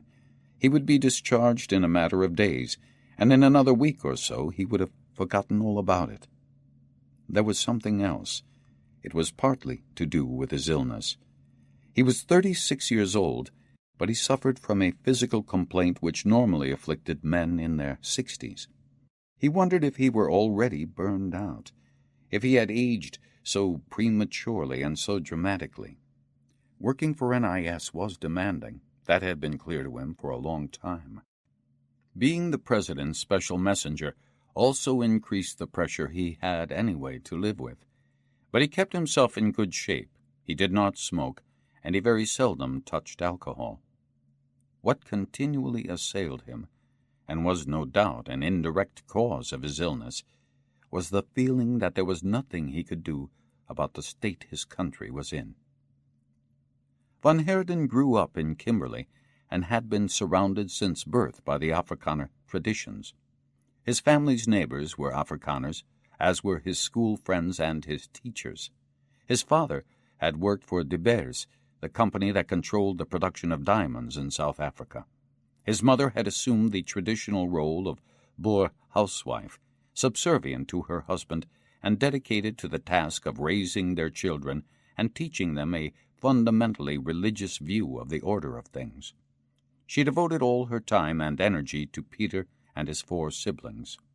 Until he was 20, and in his second year at Stellenbosch University, he had never questioned the life he led. He was not tempted to follow in his father's footsteps and devote his life to mining. As he did not think he possessed any special talents and cherished no startling future ambitions, he studied law and found it suited him, even if he did not distinguish himself. One day he was persuaded by a fellow student to visit a black township not far from Cape Town. Recognizing that times, like it or not, were changing, a small number of students were driven by curiosity to visit black suburbs. The radicalism claimed by the few liberal students at Stellenbosch University was active. For the first time, these young Afrikaners were forced to see things as they were. It was a shocking experience for Van Heerden. He became aware of the wretched and humiliating circumstances in which the blacks lived. The contrast between the park-like neighborhoods where the whites lived and the black shanty towns was heart-rending. He became introverted and withdrew from the company of his friends. Looking back long afterwards, it seemed to him it was like the unmasking of a skillful fake. But this was not a painting on a wall with a false signature. The whole of his life so far had been a lie. Even his memories now seemed to him distorted and untrue. He had a black nanny as a child. One of his earliest and most secure childhood memories was the way she lifted him in her strong arms and clutched him to her breast. Now he realized that she must have hated him. That meant it was not only the whites who were living in a false world. The same applied to the blacks who, to survive, were forced to conceal the hatred engendered by the injustice they constantly suffered. And this in a country that had belonged to them. The whole basis on which his life was built, with rights given by God, nature, and tradition, had proved to be a morass. His conception of the world, which he had never questioned, was founded on shameful inequity, and he discovered all this in the black township of Langa, situated as far from exclusively white Cape Town as the architects of apartheid had considered appropriate. This discovery affected him more deeply than it did most of those he had accompanied. What for him had been a severe trauma was more like a sentimental episode for them, whereas he thought he could see an impending apocalyptic catastrophe. His friends set about organizing collections of cast-off clothing. He took his final examinations without having come to terms with his experience. Once, when he went home to Kimberley during a holiday, his father had a fit of rage when Peter told him about his visit to the black township. It dawned on him that his innermost thoughts were like himself, increasingly homeless. After graduation, he was offered a position in the Department of Justice in Pretoria. He accepted it without hesitation. He had proved his worth after a year, and one day was asked whether he would consider working for the intelligence service. By that time he had learned to live with his trauma, as he had been unable to find any way of solving it. His division was reflected in his personality. He could play the part of the right-thinking and convinced Afrikaner who did and said what was expected of him, but deep down the sense of impending catastrophe was growing stronger. There was no one he could talk to, and he lived an increasingly solitary life. His work for NIS had many advantages, not least was the insight he was able to get into the political process of which the general public had only a vague conception. When Frederick de Klerk became president and made his public declaration to the effect that Nelson Mandela would be released and that the ANC would no longer be banned, it seemed to him there might yet be a possibility of averting havoc. The shame of apartheid would never pass, but perhaps there could be a future for South Africa after all. Van Heerden had immediately held President de Klerk in the highest regard. He knew many people who branded him a traitor, but as far as he was concerned, de Klerk was a savior. When he was picked to be the president's contact man, he felt proud. A mutual trust rapidly developed. For the first time in his life, Van Heerden was sure he was doing something significant.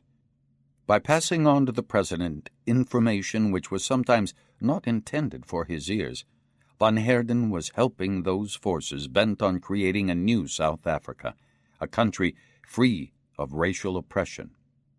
He thought about that as he lay in bed at the clinic. Not until South Africa had been transformed, with Mandela, its first black president, would the malaise within him disappear. The door opened, and Martha, one of the black nurses, came in. "Mr. Plitt just called," she said. "He'll be here in about half an hour to give you a lumbar puncture." Van Heerden looked at her in surprise. "Lumbar puncture? Now?" "I think it's odd as well," Martha said. "But that's what he said. I was to tell you to lie on your left side right away. Best to do as you're told. The operation's in the morning. Mr. Plitt's bound to know what he's doing." Van Heerden smiled. He had every confidence in his specialist. All the same, he couldn't help thinking it was a strange time to do a lumbar puncture. Martha helped him to lie as he was supposed to. "Mr. Plitt said you were to lie absolutely still. You shouldn't move at all." "I always do what the doctors tell me," Van Heerden said. "I usually do what you tell me, too, don't I?" "We don't have any problems with you," Martha said. "I'll see you tomorrow after the operation. I'm off tonight." She went out, and Van Heerden thought about the bus journey of an hour or more she had ahead of her. He did not know where she lived. He was almost asleep when he heard the door open. It was dark in the room. Only his bedside lamp was on. He could see the doctor's reflection in the window pane as he entered the room. "Good evening," Van Heerden said, without moving. "Good evening, Peter Van Heerden," he heard a voice reply. It was not the voice he expected. It took a few seconds before it dawned on him who was standing behind him. He turned over at once. Klein knew the doctors at the Brenthurst Clinic seldom wore white coats when visiting patients. He knew everything he needed to know about the hospital routines. It had been very simple to arrange a situation in which he could pass as a doctor. They regularly traded shifts. They didn't even need to work at the same hospital. Moreover, doctors frequently called on their patients at unusual times. This was especially true before or after an operation. Once he had established when the nursing staff changed shifts, his plan was straightforward.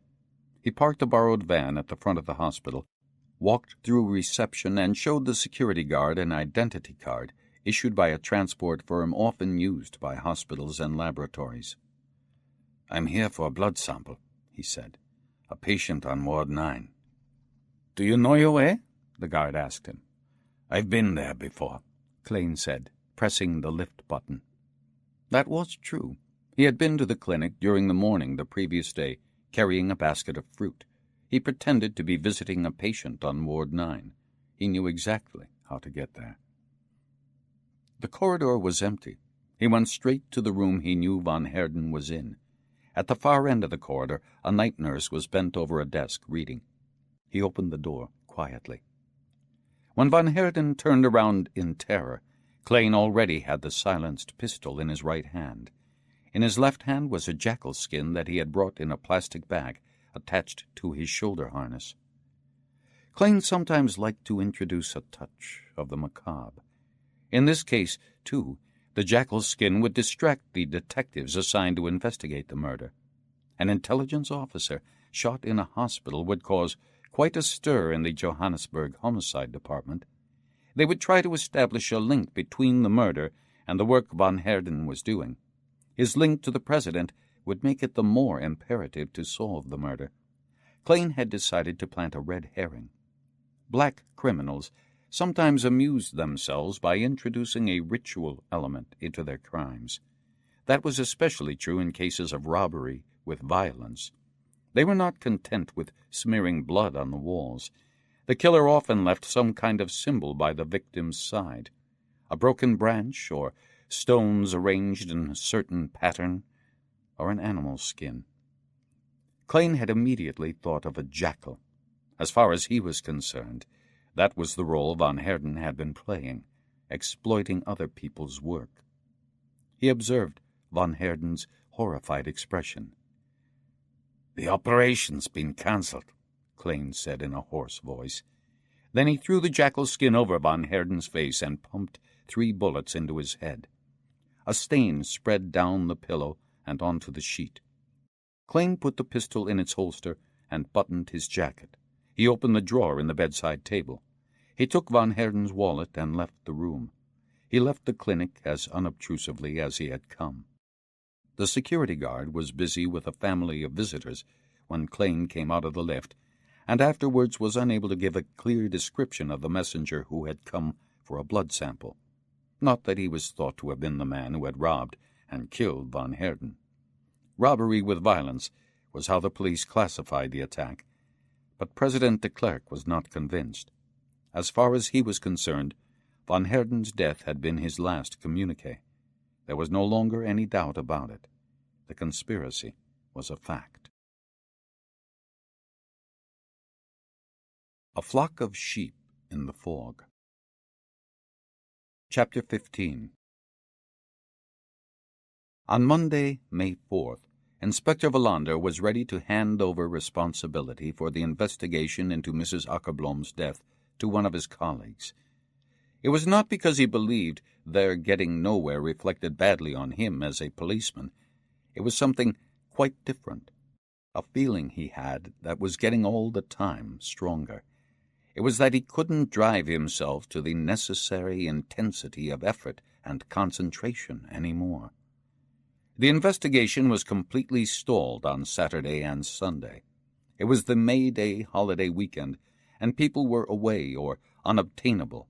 It was practically impossible to get any response from the forensic people in Stockholm. The search there for the man who had shot a young policeman was obviously taking all their resources. The investigation into Louise Akerblom's death was wreathed in silence. Björk had been struck down by a severe attack of gallstones on Friday night and rushed to the hospital. Wallander went to see him early on Saturday to receive instructions. When he got back from the hospital, Wallander sat down with Martinsson and Svedberg in the conference room at the station. "Today and tomorrow, Sweden is closed down. The results of the tests we're waiting for are not going to be here before Monday. We can use the next 2 days to go through the material we already have. I also think it would be a good idea for you, Martinsson, to show your face at home and spend some time with your family. Next week might be a bit busy. But let's keep our wits about us for a while this morning. I want us to go through the whole thing just one more time, right from the beginning. And I also want you both to answer me a question." He paused for a moment before continuing. "This isn't in accordance with police procedure, I know. But all through this investigation, I've had the feeling there's something funny going on. I can't put it any clearer than that. What I want to know is, have either of you had the same feeling, that we were up against a crime that doesn't fit any of the usual patterns?" "I've never seen anything quite like this," Martinsson said. "Of course, I don't have as much experience as you, Kurt, but I have to admit I'm baffled by the whole business. First, we try to catch somebody who's carried out the horrific murder of a woman. The deeper we dig, the harder it is to understand why she's been murdered. In the end, we come back to the feeling that her death is just an incident on the periphery of something quite other, something bigger. I didn't get much sleep this last week. That's unusual for me." Wallander nodded and turned to Svedberg. "What can I say?" he said, scratching his bald head. "Martinsson's already said it, better than I could put it. When I got home last night, I made a list. Dead woman, well, black finger, blown-up house, radio transmitter, pistol, South Africa. Then I sat staring at that list for an hour as if it were a rebus. There just don't seem to be any connections and context in this investigation. I've never had such a feeling of trying to find my way in the pitch dark as I have in this case." "That's what I wanted to hear," Wallander said. "It can't be insignificant that we all feel the same. Nevertheless, let's see if we can penetrate a bit of this darkness Svedberg describes." For nearly 3 hours they went through the investigation. They agreed that they hadn't made any obvious mistakes or overlooked anything, but nor had they found any new ways forward. "The only real clue we have is a black finger," Wallander said in summary. "We can be pretty sure the man who lost his finger was not alone, assuming he's the one who did it. The farmhouse was rented by Alfred Olsson to an African, we know that for sure. But we've no idea who this man is who calls himself Nordstrom and paid 10,000 kroner up front. Nor do we know what the house was used for. When it comes to the connection between these people and Louise Akerblom, or the house that was blown up, the radio transmitter and the pistol, we have only theories we can't substantiate. There's nothing so dangerous as an investigation that invites guessing rather than logical thinking. The theory that seems most likely just now is that Louise Akerblom happened to see something someone didn't want her to see. But what kind of people turned that into a reason for cold-blooded murder? They sat in silence, mulling over what he had said. The door opened, and a cleaning lady peeked in. "Not now," Wallander said. She shut the door again. I think I'll spend the day going through the tip-offs we've had," Svedberg said. "If I need help, I'll let you know. I'm hardly going to have time for anything else." "It might be as well to sort out Stig Gustafsson once and for all," Martinsson said. I can start by checking his alibi, insofar as that's possible on a day like today.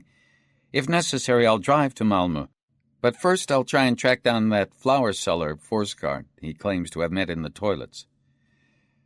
This is a murder investigation, Wallander said. Track these people down even if they're in their weekend cottages trying to get some peace and quiet. They agreed to meet again at 5 p.m. to see where they were. Wallander got some coffee, went to his office, and called Nyberg at home. "You'll have my report on Monday," Nyberg said. "But you already know the most important parts. I still don't know why the house burned down. I don't know the cause of the fire." "Maybe you ought to talk to the chief fire officer about that," Nyberg said. "He might have a good explanation. We're not ready yet." "I thought we were working together," Wallander said, irritated. "Us and the fire service. But maybe there's been some new instructions I don't know about." "It's just that we don't have an obvious explanation," Nyberg said. "What do you think, then? What does the fire service think? What does Peter Edler think?"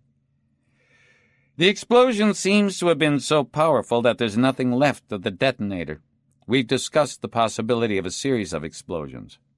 "No, there was only one bang." "I don't mean it quite like that," Nyberg said patiently. "You can set off 10 explosions within a second if you're smart enough. We'd be talking about a chain with a 1/10 of a second delay between each charge, but that increases the effect enormously. It has to do with the changed air pressure." Wallander thought for a moment. "We would not be talking about a bunch of amateurs in that case?" "Not by any means." "Could there be any other cause of the fire?" "Hardly." Wallander glanced at his papers before going on. "Can you say anything else about the radio transmitter? There's talk that it was made in Russia." "That's not just talk. I've had confirmation. I had help from the military." "What do you make of that?" "It's a mystery. The Army is interested to know how it got here." Wallander pressed ahead. "The pistol butt?" "Nothing new on that." "Do you have anything else?" "Not really. The report won't spring any surprises." Wallander brought the call to a close. Then he did something he had made up his mind to do during that morning's meeting. He dialed the number of police headquarters in Stockholm and asked to speak with Inspector Löfven. Wallander had met him the previous year while investigating the case of a raft carrying 2 bodies that was washed up at Mossby Beach. They had only worked together for a few days, but Wallander remembered him as a good detective. "Inspector Löfven isn't available at the moment," the operator said.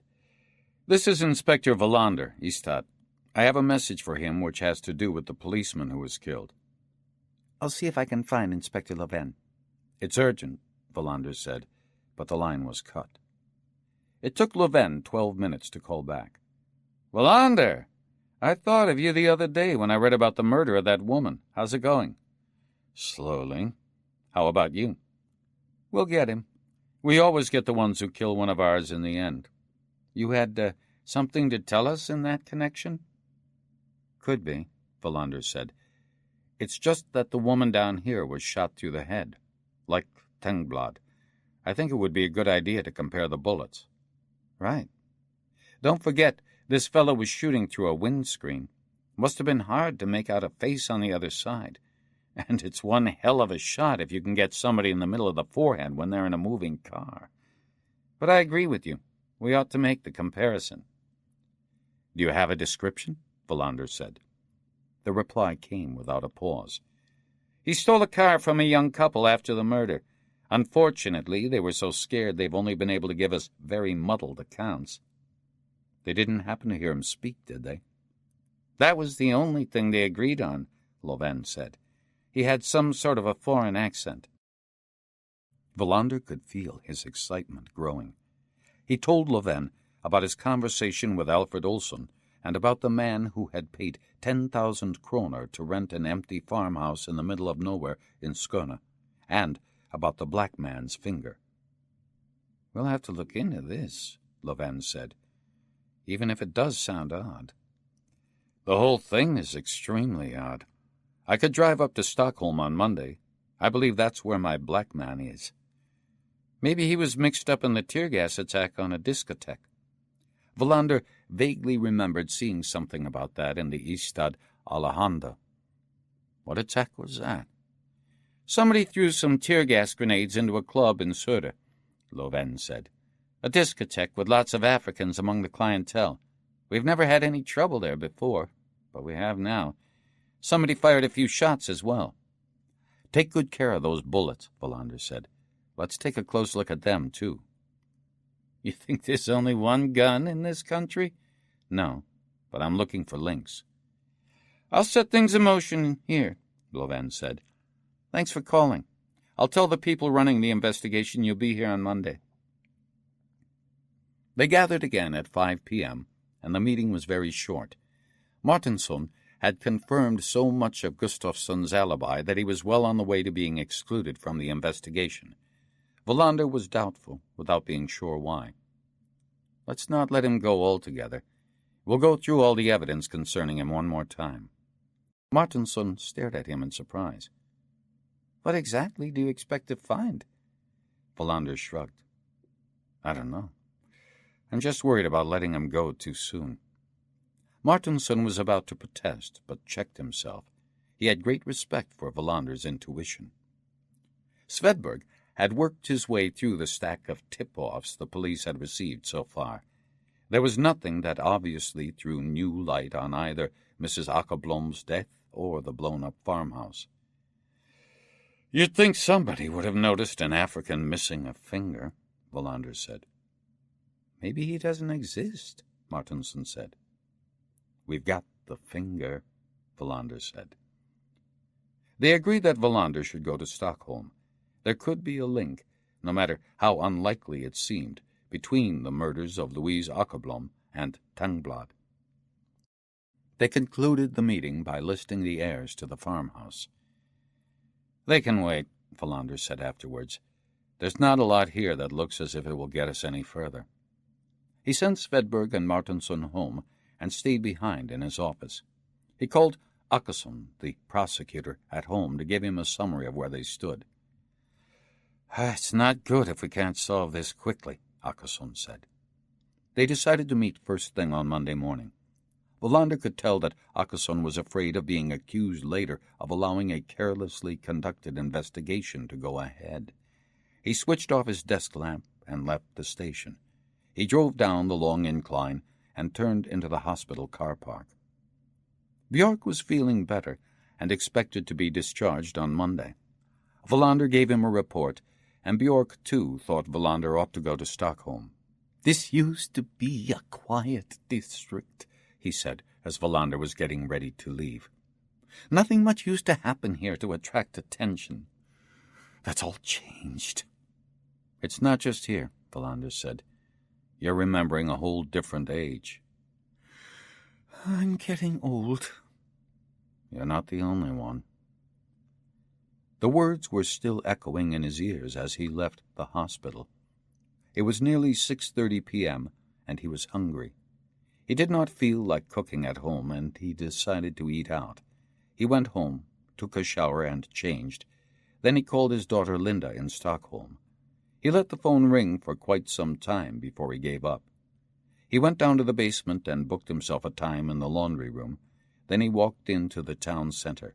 The wind had dropped, but it was chilly. Getting old, he thought to himself. I'm only 44, and I'm already feeling worn out. His train of thought suddenly angered him. It was up to him and nobody else to decide if he was getting old before his time. He could not blame his work, nor his divorce. That was already 5 years ago. The only question was, how would he be able to change things? He came to the square and wondered where he should eat. In a moment of extravagance, he decided on the Continental. He paused on Hammengaten to look at the display in the lamp shop, then continued to the hotel. He nodded to the girl at the front desk, recalling that she had been in the same class as his daughter. The dining room was almost empty, and he nearly changed his mind.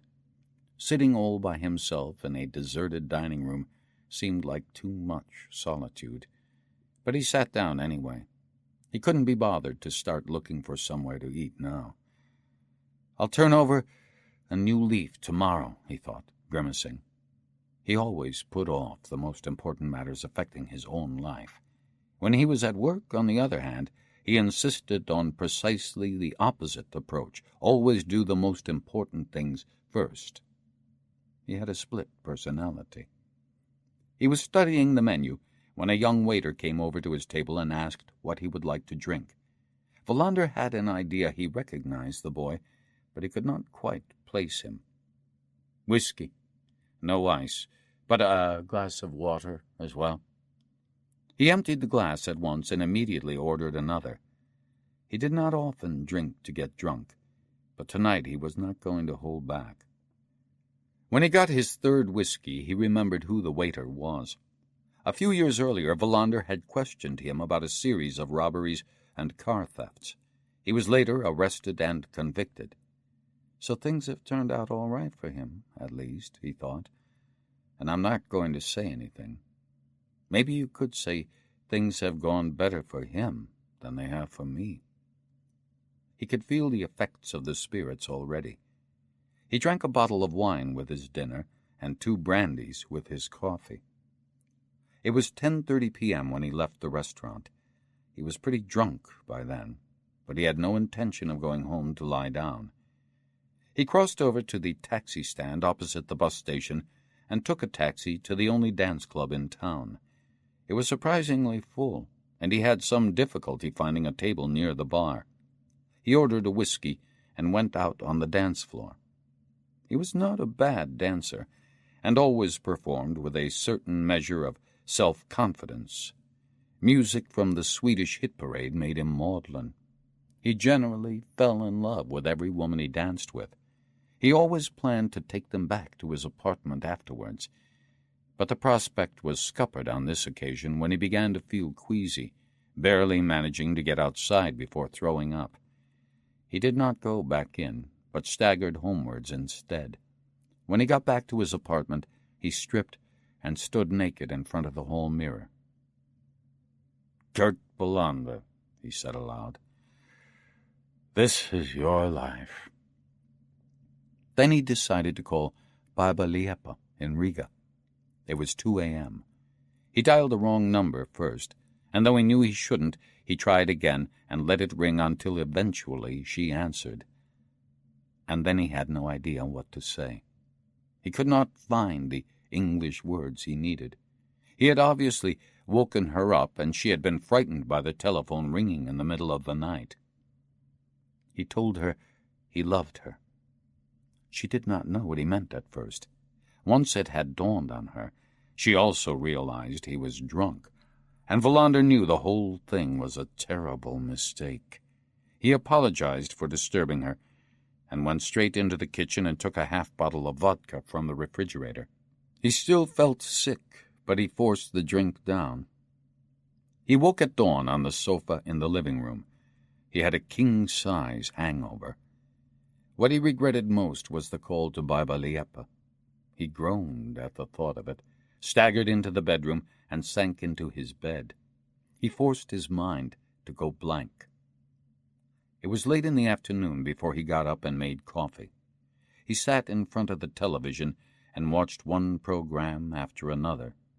He did not bother to call his father, nor did he try again to contact his daughter. At about 7 p.m., he heated up some fish au gratin, which was all he had in the freezer. Then he returned to the television. He tried to avoid thinking about last night's telephone call. At 11 p.m., he took a sleeping pill and pulled the covers over his head. Everything will be better tomorrow, he thought. I'll call her again and explain everything. Or maybe I'll write a letter. Or something. Monday, May 4th, turned out to be very different from the day Wallander had anticipated. Everything seemed to happen all at once. He had just arrived at his office shortly after 7:30 p.m. when the telephone rang. It was Löfven in Stockholm.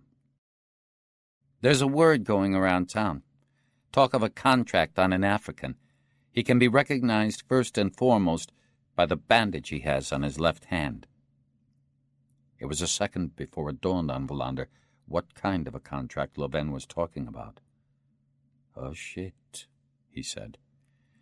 "I thought that's what you would say," Louvain said. "If you can tell me when you'll arrive, we can drive out and pick you up." "I don't know yet, but it won't be before this afternoon. Bjork, if you remember who that is, has gallstones. I have to sort things out here first, but I'll call as soon as I get things straightened out." "We'll be waiting," Louvain said. Wallander had just replaced the receiver when the telephone rang again. At the same time, Martenson marched into the room waving a sheet of paper in his excitement. Wallander pointed to a chair and answered the phone. It was Högberg, the pathologist in Malmö, who had completed the preliminary autopsy on Louise Akerblom's body. Wallander had dealt with him before and knew the man was thorough. He pulled a notepad towards him and gestured to Martenson to give him a pen. "There is no apparent trace of rape," Högberg said, "unless the attacker used a condom, and it all took place in peaceful fashion. Nor does she have any injuries to suggest there was any other kind of violence, just the abrasions she must have suffered in the well. I couldn't find any sign of her having had handcuffs either on her wrists or on her ankles. All that happened to her is that she was shot. I need the bullet as soon as possible. You'll get it this morning, but it will be some time before you get the comprehensive report, you understand." "Thank you for your efforts," Wallander said. He hung up and turned to Martenson. "Louise Akerblom was not raped, so no sexual motives." "So now we know," Martenson said. "We also know the black finger is the index finger of a man's left hand. The man is probably about 30. It's all here in this fax from Stockholm. You wonder how they can be so precise." "I've no idea. But the more we know, the better. If Swedberg is around, I think we'd better have a meeting right away. I'm going to Stockholm this afternoon. I told Bjork I'd hold a press conference at 2 p.m. You and Swedberg had better take care of that." "Swedberg will be pleased when he hears that," Martenson said. "Are you sure you can't travel a little later?" "Positive," Wallander said, getting to his feet. "I hear our colleagues in Malmö have brought Morell in," Martenson said when they were out in the corridor. Wallander stared at him. "Who?" "Morell. The fence in Malmö, the one with the water pumps." "Ah, him," Wallander said absent-mindedly. "That one." He went out into reception and asked Abba to book him a flight at about 3 p.m. He also asked her to reserve a room at the Central Hotel on Vasagaten, which wasn't too expensive. Then he went back to his office and reached for the receiver, intending to call his father, but had second thoughts. He did not want to risk getting into a bad mood. He would need all his powers of concentration today. Then he had a brainwave. He would ask Martenson to call Luder up later in the day, pass on messages to his father, and explain that he had been forced to go to Stockholm at short notice. That might persuade the old man that Wallander was up to his neck in important business. The thought cheered him up. It could be a useful ploy for the future. At 3:55 p.m., Wallander landed at Arlanda, where it was drizzling slightly. He passed through the hangar-like terminal and saw Louvain waiting for him outside the revolving doors. Wallander had a headache. It had been a very intense day. He had spent nearly 2 hours with the prosecutor. Åkesson had many questions and querulous observations. Wallander wondered how to explain to a prosecutor that police officers were occasionally bound to rely on instinct when priorities had to be set. Åkesson was critical of the reports he had received so far. By the end of the meeting, the atmosphere was tense between them. Before Peters drove Wallander to Sturup Airport, he had managed to stop at his apartment and pack some clothes into a bag. That was when he finally managed to reach Linda on the telephone. She was pleased to hear he was coming. He could hear that. They agreed he would call her that night no matter how late it was. Only when the plane had taken off did he realize how hungry he was. The SAS sandwiches were the first food to pass his lips that day. As they drove to the police station at Kungsholmen, Wallander learned what Löfven could tell him about the hunt for Tengblad's killer. They obviously had no useful clues to follow up, and he could see the search was characterized by frustration. Löfven also managed to give him a summary of what had happened at the discotheque. It seemed to be either a heavy-handed prank or an act of revenge. No definite clues here, either. Wallander asked about the contract. As far as he was concerned, this was something new and frightening, something that had only surfaced in the last few years, and then only in the 3 largest cities in the country. But before long, it would be happening in his own backyard. Contracts were made between a customer and a professional killer with the aim of murdering people. Pure and simple, a business deal, the ultimate proof that the brutalization of society had reached unfathomable depths. "We have people out there trying to get a line on what's actually at the bottom of this," Löfven said as they passed the northern cemetery on the way into Stockholm. "I can't work it out," Wallander said. "It's like it was last year when that raft came ashore. Nothing added up then either." "We'll have to hope our forensic people can come up with something," Löfven said. "They might be able to make something of the bullets." Wallander tapped his jacket pocket. He had with him the bullet that had killed Louise Akerblom. They drove into the underground garage and then took the lift straight up to headquarters, where the hunt for Tengblad's killer was being organized. As Wallander entered the room, he was struck by the number of officers present. 15 or more were staring at him, and he thought about how different it was from Ystad. Löfven introduced him, and Wallander took the chorus of mumbles as a greeting. A short, balding man in his 50s introduced himself as Stenberg, the officer in charge of the investigation. Wallander suddenly felt nervous and badly prepared. Perhaps they might not understand his Scanian dialect. Nevertheless, he sat at the table and very concisely talked them through his investigation. He had to field a lot of questions, and it was obvious he was dealing with experienced detectives who were very quick to get to the heart of a case, locate the weak points, and plan the way forward. The meeting lasted for more than 2 hours. When everyone was obviously beginning to run out of steam, and Wallander had to ask for some aspirin, Stenberg gave a summary. "We need a rapid response regarding the results of the ammunition analysis. If we can establish a link between the weapons used, then, if nothing else, we've succeeded in muddying the waters a bit more." 1 or 2 of the officers managed to smile, but most of them just sat, staring into space. It was nearly 8 p.m. by the time Wallander left the Kungsholmen police station. Löfven drove him to his hotel. "Will you be okay?" Löfven said as he dropped Wallander off. "I have a daughter here in town," Wallander replied. "By the way, what's the name of that disco where they threw the tear gas grenades?" "Aurora," Löfven said. "But I hardly think it's the sort of place for you." "I'm sure it isn't," Wallander said. Löfven drove off. Wallander picked up his key and resisted the temptation to look for a bar close to the hotel. The memory of Saturday night in Ystad was still all too raw. He took the lift to his room, showered, and changed his shirt. After an hour's catnap, he looked up the address of the Aurora in the telephone book. He left the hotel at 8:45 p.m. He asked himself several times whether he should call Linda before going out. In the end, he decided that his excursion to the Aurora should not take too long. Besides, Linda was a night owl. He crossed over towards Central Station, found a taxi, and gave an address in the Söder district. Wallander gazed thoughtfully at the city as they drove through it. Somewhere out there was his daughter Linda, and somewhere else his sister Christina. Hidden among all those houses and people was presumably also an African, missing the index finger of his left hand. He suddenly felt uneasy. It was as if he expected something to happen any minute, something he'd better start worrying about right now. Louise Akerblom's smiling face flashed across his mind's eye. What had she stumbled upon, he wondered. Had she time to realize she was going to die? Steps led down from ground level to a black-painted iron door.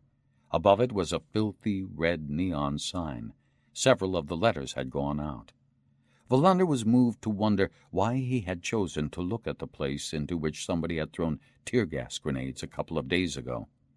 But he was to such an extent groping in the dark, he couldn't afford not to follow up every slightest chance of finding a black man with a bandaged hand.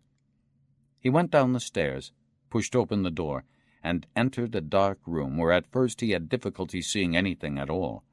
He could barely hear the music coming from a loudspeaker attached to the ceiling. The room was full of smoke, and he thought at first he was the only one there. Then he made out some shadows in a corner, with the whites of their eyes gleaming, and a bar counter slightly more illuminated than the rest of the room.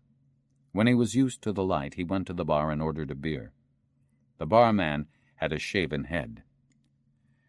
"We can manage on our own, thank you," he said. Wallander did not know what he was talking about. "We can supply all the security cover we need ourselves," the man said. "How do you know I'm a policeman?" he asked, wishing he hadn't, even as the words crossed his lips.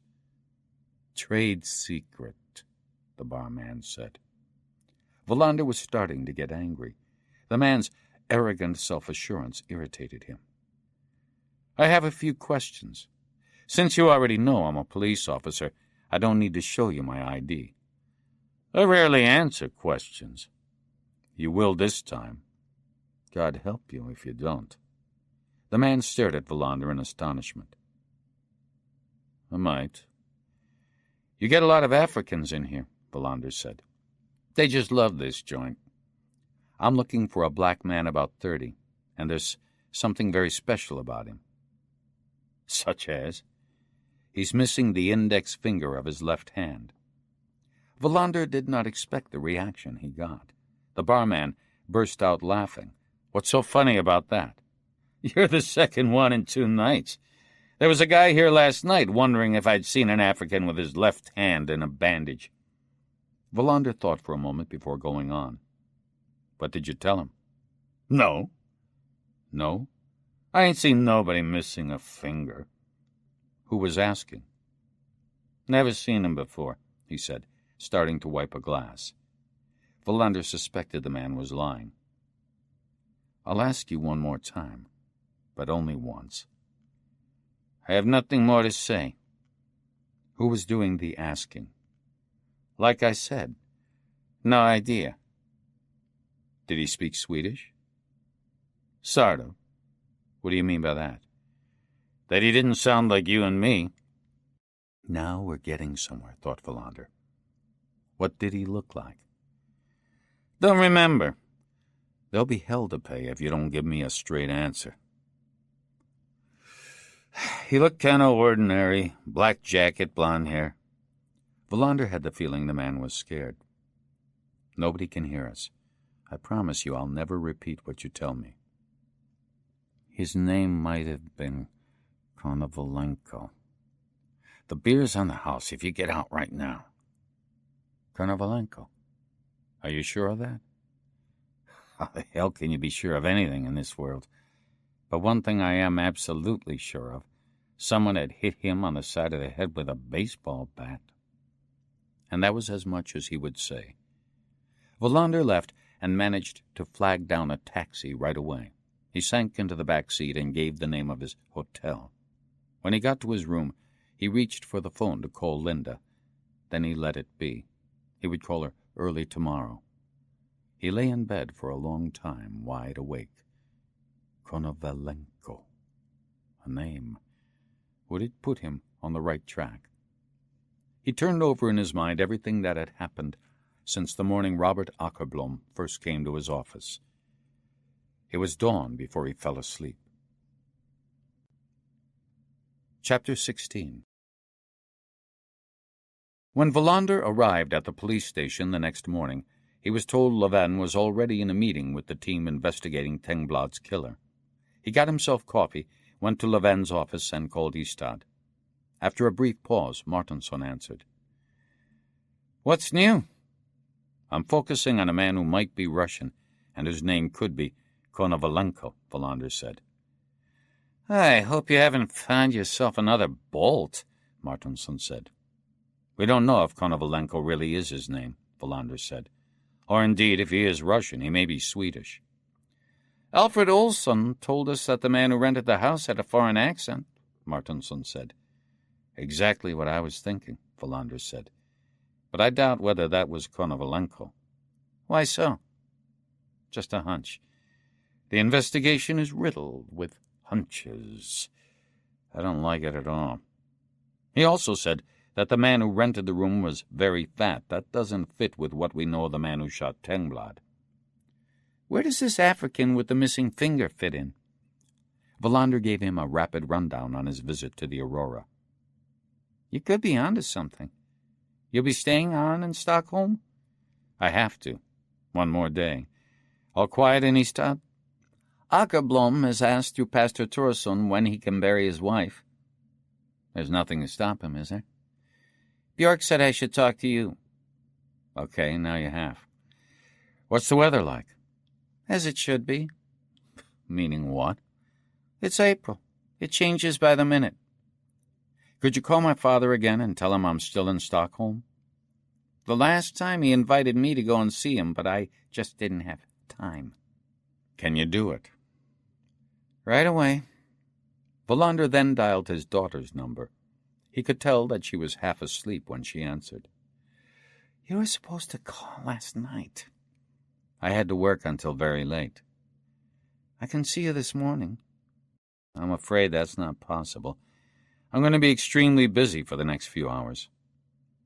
"Maybe you'd rather not see me at all." "You know that's not true." "I'll call you later." Wallander hung up abruptly as Leven stomped into the office. He knew he had offended his daughter. Why didn't he want Leven to hear he was talking with Linda? He didn't know himself. "You look like shit," Leven said. "Did you get any sleep at all last night?" "Maybe I slept too long," Wallander said evasively. "That does you in, too. How's it going?" "No breakthrough, but we're getting there." "I have a question," Wallander said, deciding he would not yet disclose his visit to the Aurora. "They've had an anonymous call in Ystad to say that a Russian whose name could be Konovalenko might be mixed up in this police murder." Leven frowned. "Is that something we should take seriously?" The informant apparently sounded as though he knew what he was talking about. Leven thought for a while. "It's true that we have a lot of trouble with Russian criminal elements who are settling in Sweden, and it's likely to get worse over the next few years, and for that reason we have been doing some digging around the problem." He ferreted among some files in a bookcase before he found the one he was looking for. "We have a guy called Rykov, Vladimir Rykov. He lives out at Wallander. If there's anybody by the name of Konovalenko in this town, he ought to know." "Why?" "He's said to be extremely well informed about what goes on in that particular circle of immigrants. We could drive out and say hello." Leven handed Wallander the file. "Read through this. It'll tell you as much as we know." "I can go and see him myself. We don't both need to go." Leven shrugged. "I'd be glad not to go. Heaven knows we have plenty more leads to follow up in the Tengblad case, even if there is no sign yet of a crucial lead. By the way, forensic thinks that your woman in Skåne was shot by the same weapon. They can't be 100% certain, of course, but more than likely it was the same weapon. Then again, we can't know if it was the same killer." It was nearly 1 p.m. by the time Wallander had found his way to Hollunda. He stopped at a motel on the way and had lunch while reading through the material Leven had given him about Vladimir Rykov. When he located the apartment building, he paused for a while and studied the neighborhood. It struck him that hardly any of the people in the streets were speaking Swedish. This is where the future is, he thought. A kid growing up here, and maybe becoming a policeman, will have an experience of life very different from my own. He found the name Rykov in the entranceway and went up in the lift. A woman opened the door. Wallander could see at once that she was on her guard even before he had said who he was. He showed her his police ID. "Rykov, I have a few questions for him." "What about?" She was foreign, probably from the Eastern Bloc. "That's a matter for me and him. He's my husband." "Is he at home?" "I'll get him for you." As the woman disappeared through a door that he assumed led into the bedroom, he took a look around. The apartment was expensively furnished. Even so, he had the feeling everything was temporary, as if whoever lived there was ready to pack up at a moment's notice and move on. The door opened, and Vladimir Rykov came into the living room. He was wearing a dressing gown that looked pretty expensive to Wallander. His hair was a mess. Wallander assumed he had been asleep. Rykov, too, was on his guard. Wallander realized that he was on the brink of a break in the investigation that had started almost 2 weeks ago when Robert Akerblom came to his office and reported his wife missing. An investigation that had become bogged down in a maze of confusing tracks, crisscrossing without providing any shape he could come to grips with. He had had a similar feeling in previous investigations, the sense of being on the verge of a breakthrough, and often he had turned out to be right. "I apologize for disturbing you, but I have some questions I'd like to ask you." "What about?" Rykov had not invited him to sit down. His tone was brusque and dismissive. Wallander decided to take the bull by the horns. He settled in a chair and gestured to Rykov and his wife to do the same. "According to my information, you came here as an Iranian refugee," Wallander said. "You were granted Swedish citizenship in the 1970s. The name Vladimir Rykov doesn't sound especially Iranian." "My name is my own business." Wallander watched Rykov's face intently. "Of course, but in certain circumstances the case for granting citizenship in this country can be re-examined, if, for example, it turns out that it was based on false information." "Are you threatening me?" "Not at all." "What is your work?" "I run a travel agency." "Name?" "Rykov's Travel Service." "Which countries do you organize trips to?" "It varies." "Give me some examples." "Poland." "And?" "Czechoslovakia." "Go on." "Shit. What is this all about?" "Your agency is registered as an independent business with the local authority, but according to the tax office, you have made no declarations for the last 2 years. As I naturally assume that you are not trying to evade taxes, I have to conclude that your business hasn't been operating these last years." Rykov stared at him, dumbstruck. "We're living on the profits from the good years," said his wife all of a sudden. "There's no law that says you have to keep working every year." "Oh, of course there isn't," said Wallander. "Most people do, all the same, for whatever reason." The woman lit a cigarette. She was nervous. Her husband stared at her in disapproval, at which, very deliberately, she got up to open a window. It was stuck, and Wallander was about to help her when she finally managed it. "I have a lawyer who takes care of everything concerning the travel agency," Rykov said. He was beginning to look agitated. Wallander wondered if that was due to anger or to anxiety. "Let's be frank. You have no more roots in Iran than I have. You come from Russia. Probably it would be impossible to strip you of Swedish citizenship, and in any case that's not why I'm here. I am here because you are Russian, Rykov, and you know what's going on in the Russian community here, not least among your fellow countrymen who are on the wrong side of the law. As you know, a policeman was shot here in Stockholm. That's the stupidest thing a man can do. We get angry in a very special way, if you know what I mean."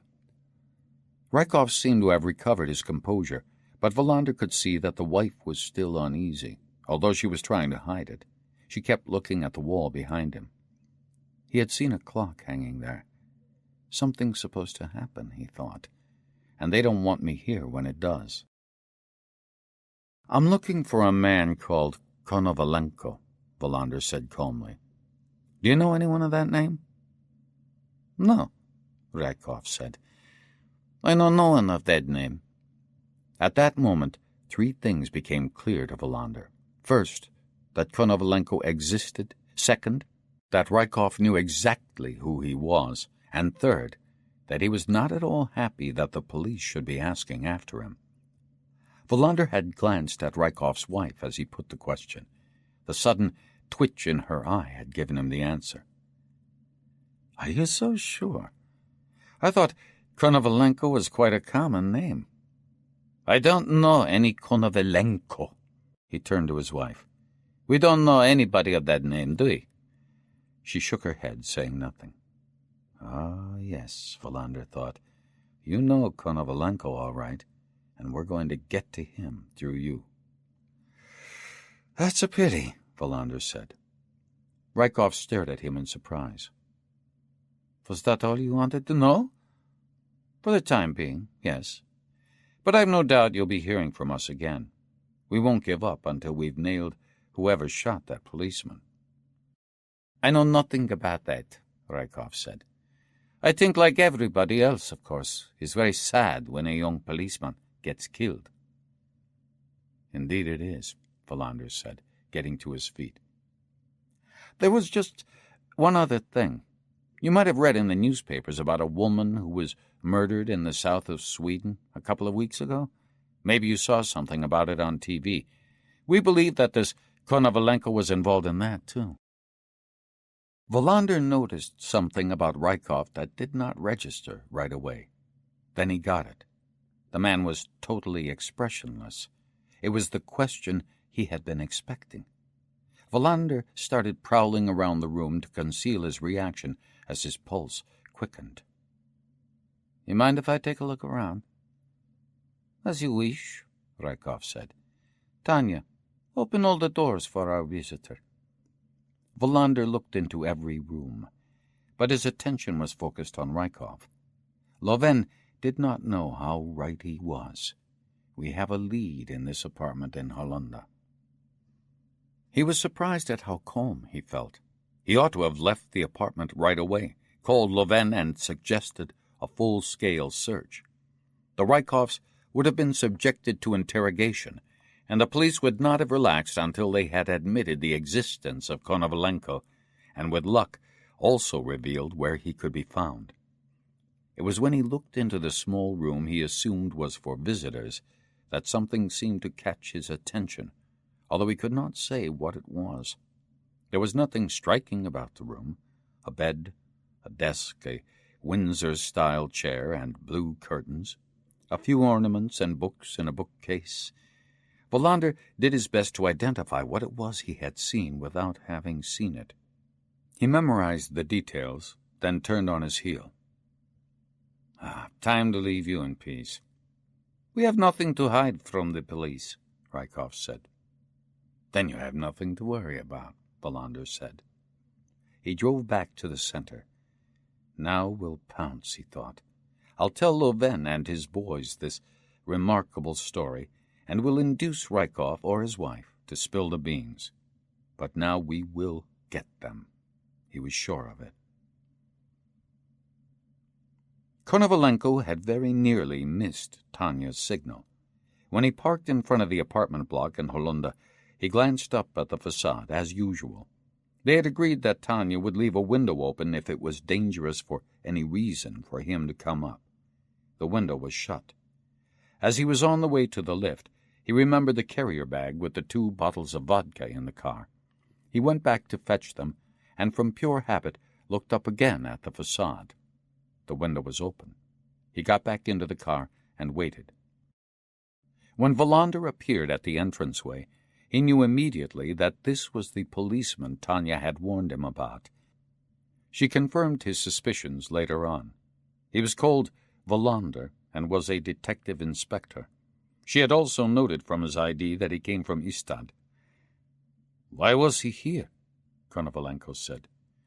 He wanted to know if I knew anybody called Konovalenko, Rykov said. Good, Konovalenko said. Tanya and Rykov stared blankly at him. Of course it's good, Konovalenko said. Who could possibly have told him about me? If you haven't, there's only one possibility. Mabasha. Through this policeman, we can get to Mabasha. Then he asked Tanya for some glasses. They drank vodka. Silently, Konovalenko toasted the detective from his stud. He was very pleased with himself. Wallander went straight back to his hotel after the excursion to Halunda. The first thing he did was to call his daughter. Are you free? Now? I thought you were working. I have an hour or two off, if you can make it. Where do you want us to meet? You don't know Stockholm at all. I know where the central station is. Why don't we meet there, then? In the middle of the big hall in 45 minutes? Sounds good. Wallander went down to reception. I'm incommunicado for the rest of the afternoon. Whoever comes looking for me, whether in person or by telephone, gets the same message. I'm on important business and can't be contacted. Until when? Asked the receptionist. Until I tell you otherwise. He crossed the road and walked to the central station. When Linda came into the big hall, he hardly recognized her. She had dyed her hair and cut it. She was also heavily made up. She was wearing black overalls and a bright red raincoat, boots with high heels. Wallander saw how several men turned to look at her, and he felt angry and embarrassed. This was his daughter. But the lady who turned up was a self-assured young woman. No sign of the shyness so much a part of her in the old days. He gave her a hug, but felt there was something about it that wasn't quite right. She said she was hungry. It had started raining, and they ran to a cafe on Vasagaten, across from the main post office. He watched her eat. He shook his head when she asked if he wanted anything. Mama was here last week, she announced in between chews. She wanted to show off her new man. Have you met him? We haven't spoken for more than 6 months. I don't think I like him. In fact, I felt that he was more interested in me than he was in Mama. Really? He imports machine tools from France, but he went on and on about golf. Did you know Mama had taken up golf? No, Wallander said, taken aback.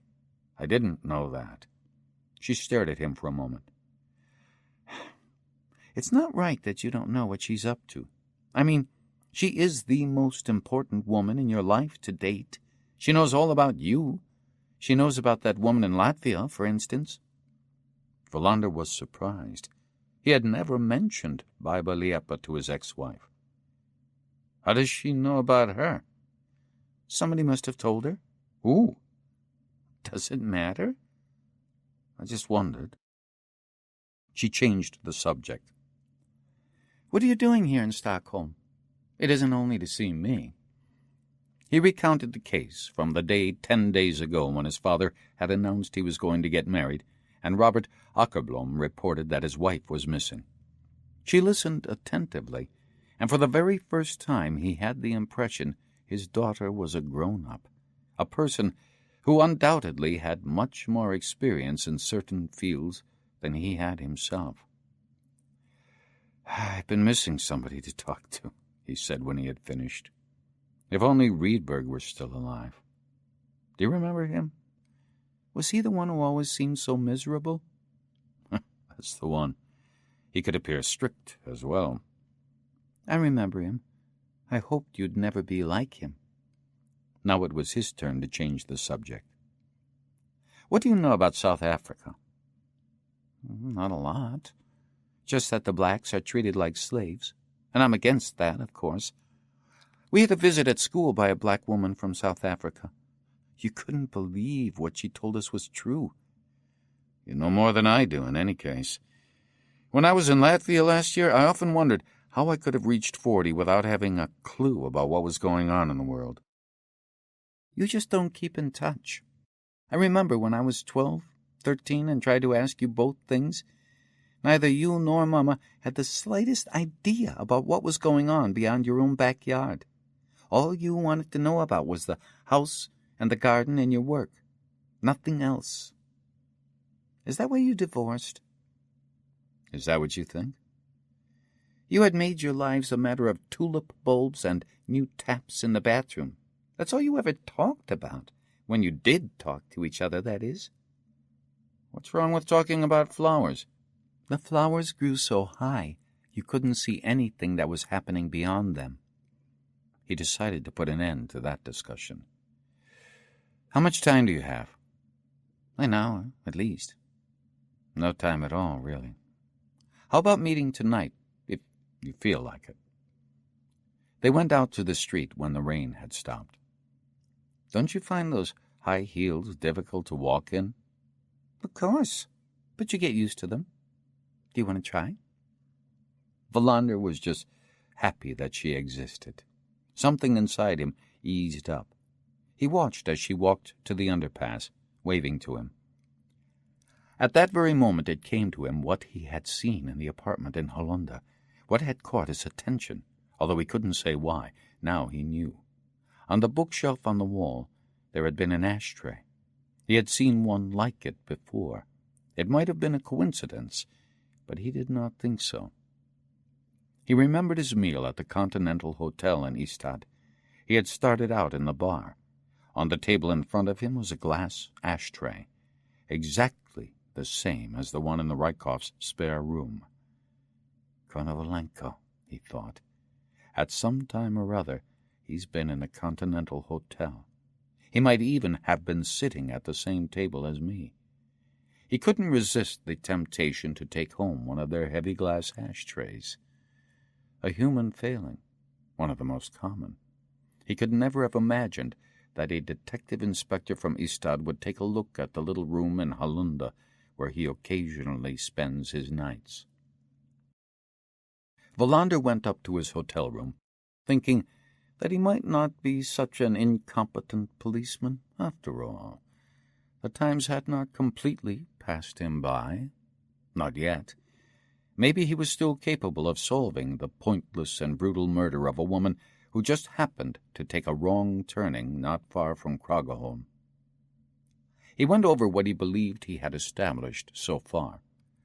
Louise Akerblom and Klaus Tengblad had been shot by the same weapon. Tengblad by a white man with a foreign accent.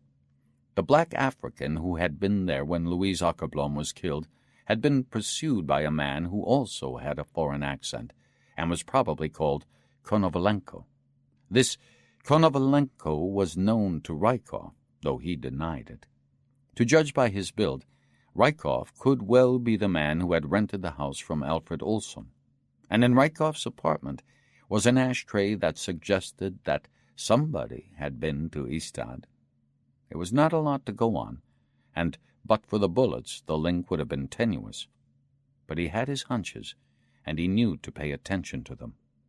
A search of the Rykovs' apartment could provide the evidence they needed. That evening he and Linda dined in a restaurant not far from the hotel. He felt more secure with her. When, shortly before 1 a.m., he got to bed, it occurred to him that it was the most pleasant evening he had spent for a long time.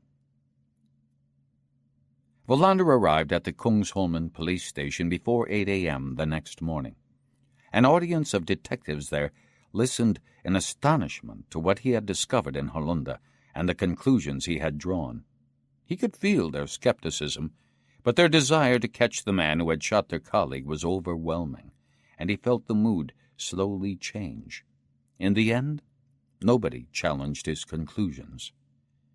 The morning saw continuous, rapid developments. The block in Wallander was put under observation while preparations were made for a search. An energetic young prosecutor had no hesitation in approving the application for search and arrest warrants. They were to go in at 2 p.m. Wallander kept himself in the background while Loven and his colleagues went through what was going to happen. At about 10 a.m., in the middle of the most chaotic phase of the preparations, he made a call to Björk in Ystad from Loven's office and told him of the action planned for that afternoon and how the murder of Louise Akerblom might soon be solved. "I have to say it all sounds pretty improbable," Bjork said. "We live in an improbable world." "Whatever happens, you've done a good job. I'll let everybody at this end know what's going on." "No press conference, though," Wallander said. "And nobody is to discuss this with Akerblom." "Of course not. When do you expect to be back?" "As soon as possible." "How's the weather?" "Terrific," Bjork said. "It feels like spring is on the way.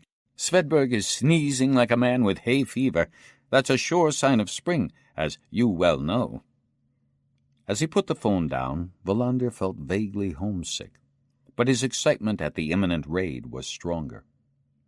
At 11 a.m., Leven summoned everybody who would be involved. Reports from those watching the building suggested both Rykhoff and his wife were in the apartment. It was not possible to establish whether anybody else was there. Wallander listened closely to Leven's summary. A raid in Stockholm was very different from anything he was used to. Operations of this size were virtually unknown in Ystad. He could only remember one such occasion, the previous year, when a man had barricaded himself into a summer cottage in Sandskogen, high on drugs. Before the meeting, Leven had asked Wallander if he wanted to play an active role. "Certainly," he said. "If Konovalenko is there, in a sense he's my baby. Half of him, anyway. Besides, I'm looking forward to seeing Rykhoff's face." Leven brought the meeting to a close at 11:30 a.m. "We don't know what we'll encounter. Probably just two people who will go along with the inevitable, but it might turn out very different." Wallander had lunch in the canteen with Leven. "Have you ever asked yourself what you've got involved in?" Leven said out of the blue. "That's something I think about every day. Don't most of us?" "I don't know," Leven said. "I only know what I think, and what I think depresses me. We're on the brink of losing control in Stockholm.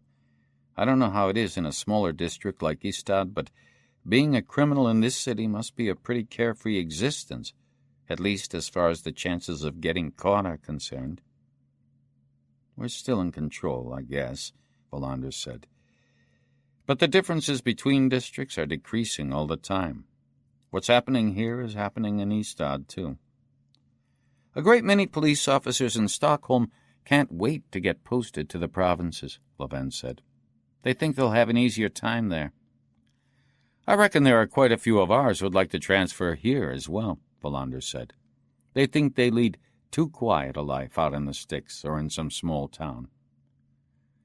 "I doubt if I'd be able to change," Leven said. "Me neither. Either I'm an Ystad policeman or I'm not a policeman at all." And then Leven had things to do. Wallander found a sofa where he could stretch out.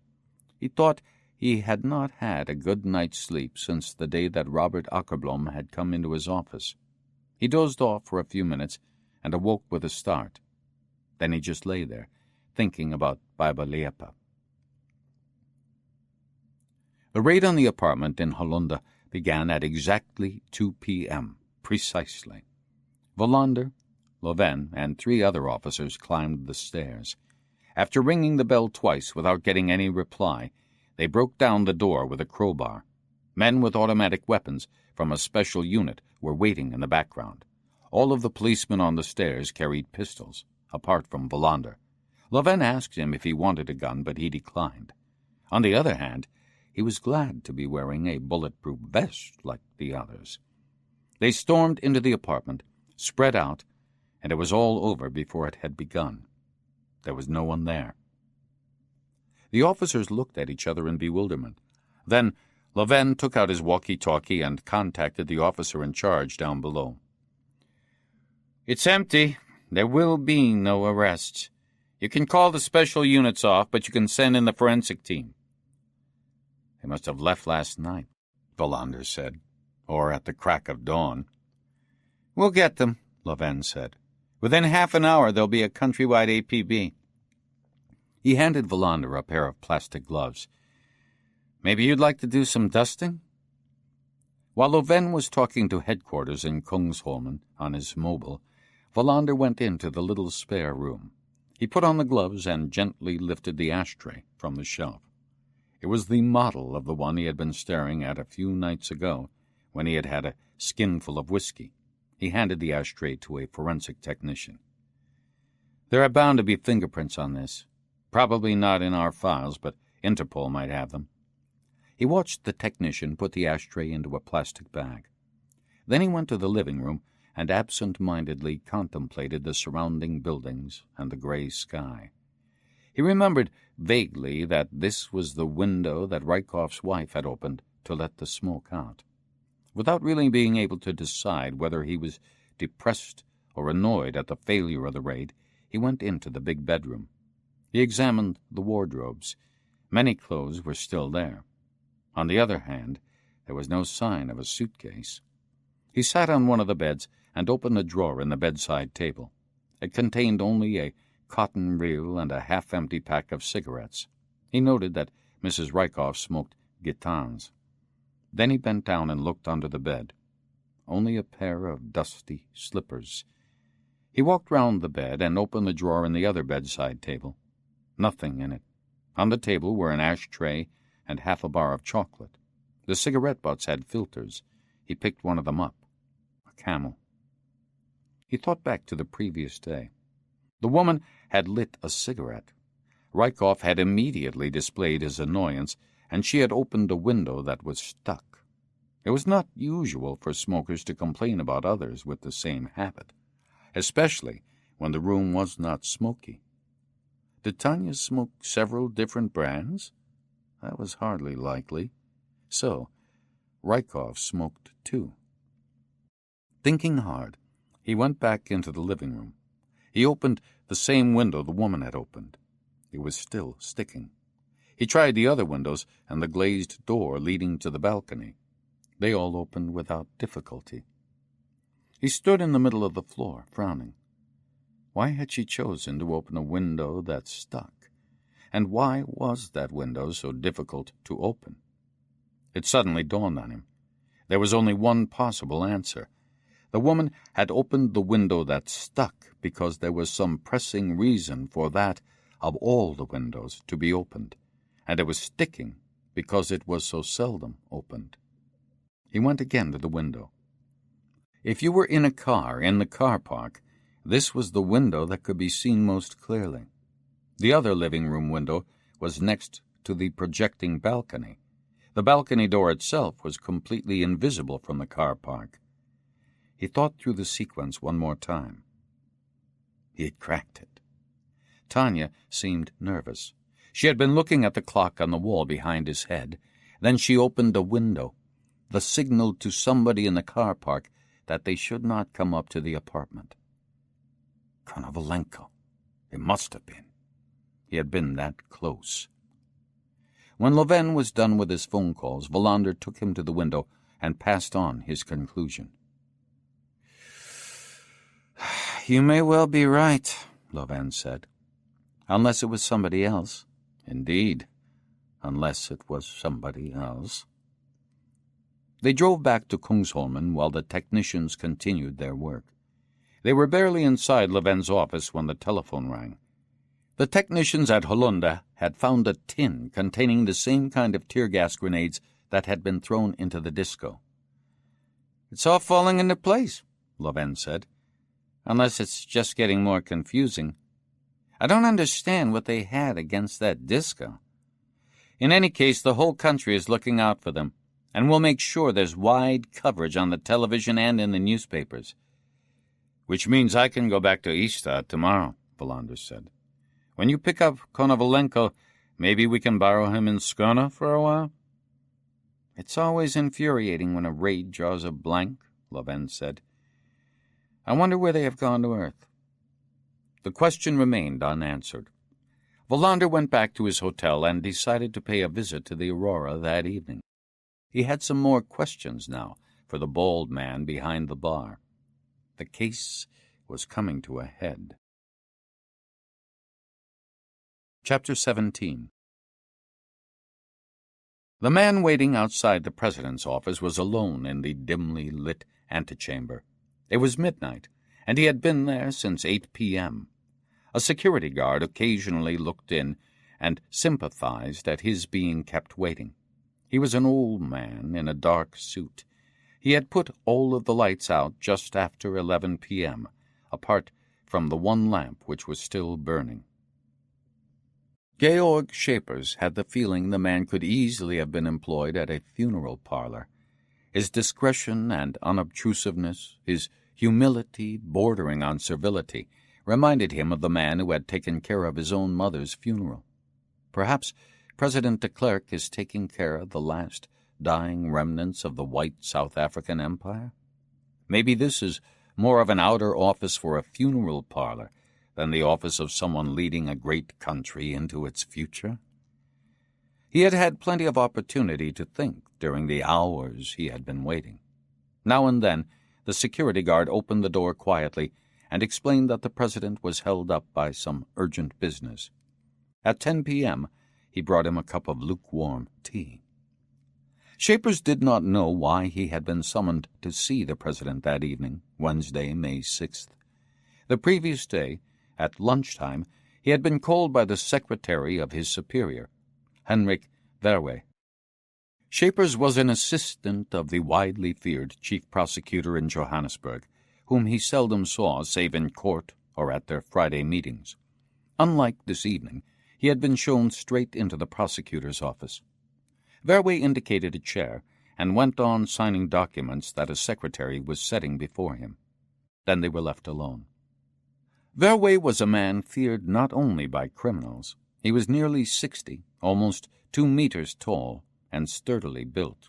Occasionally, performing various feats, he demonstrated his formidable strength. Some years ago, when his offices were being refurbished, he had alone carried out a cupboard that later took 4 men to lift onto a truck. But it was not his physical strength that made him so fearsome. During his many years as prosecutor, he had always pressed for the death penalty whenever there was the slightest possibility of achieving it. When the court accepted his plea, and it was often, and sentenced a criminal to be hanged, Verwe was nearly always a witness to the sentence being carried out. That had given him the reputation of being a brutal man. Then again, no one could accuse him of racial discrimination in applying his principles. A white criminal had as much to fear as a black one. Schapers sat there worrying whether he had done something to invoke censure. Verwe was known for his ruthless criticism of his assistants, if he considered it justified. But the conversation turned out to be utterly unlike anything he had anticipated. Verwe had left his desk and sat in an easy chair beside him. "Late last night a man was murdered in his hospital bed at a private clinic in Hillbrow," he began. "His name was Peter van Heerden, and he worked for NIS. According to the CID, the evidence points to robbery with violence. His wallet is missing. Nobody saw anyone go into the room. Nobody saw the murderer leave. It looks as if whoever did it acted alone, and there is some reason to think that he pretended to be a messenger from a laboratory used by the Brenthurst Clinic.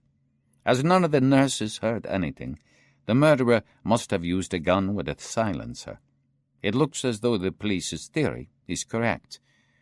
On the other hand, we must also bear in mind that Van Heerden worked for the intelligence service." "There's another aspect which complicates matters," Verwe said. "What I am about to say is confidential. You must be absolutely clear about that." "I understand," Schapers said. Van Heerden was responsible for keeping President de Klerk informed about secret intelligence activities outside the usual channels. In other words, his was an exceptionally sensitive post. Verwe fell silent. Schapers waited tensely for him to continue. "President de Klerk called me a few hours ago. He wanted me to select one of my prosecutors to keep him directly informed about the police investigation. He seems to be persuaded that the murder had to do with Van Heerden's intelligence work. He has no proof, but he rejects outright the notion that this was a run-of-the-mill robbery. Verwey looked at Shapers. We cannot know what Van Heerden was keeping the president informed about. Shapers nodded his understanding. I have picked you as the man to keep President de Klerk informed. You will drop all other matters and concentrate on the investigation into the circumstances surrounding Van Heerden's death. Is that understood? Shapers nodded. He was trying to absorb the implications of what Verwey had said. You will be summoned regularly by the president. You will keep no minutes of those meetings. You will report only to the president and speak only otherwise to me. If anybody in your section wonders what you are doing, the official explanation is that I have asked you to look into the recruitment policy for prosecutors over the next 10-year period. Is that clear? It is, Shapers said. Verwey took a plastic folder from his desk and handed it to Shapers. This is all the material the police have. Van Heerden has been dead for 12 hours. The investigation is being led by an Inspector Borstlap. I suggest you go to Brenthurst Clinic and speak with him. That concluded the business. Do a good job, Verwey said. I have chosen you because you have proved to be a good prosecutor. I don't like to be disappointed. Shapers went back to his office and tried to come to terms with what was being required of him. Then he thought he should buy himself a new suit. He had none that would be suitable for a meeting with the president. Now he was in the antechamber, wearing a dark blue suit that had been very expensive. His wife wondered at the extravagance. He said he was to take part in an inquiry chaired by the Minister of Justice. It was 12:40 p.m. before the security guard eventually came to tell him that the president was ready to receive him. Shapers jumped up from his chair, acutely nervous. He followed the guard, who marched up to a high double door, knocked, and opened it for him. Sitting behind a desk, illuminated by a single lamp, was the balding man he was destined to meet. Shapers stood hesitating in the doorway until the man at the desk beckoned him to approach and gestured to a chair. Shapers noticed that the president had large bags under his eyes. He came straight to the point.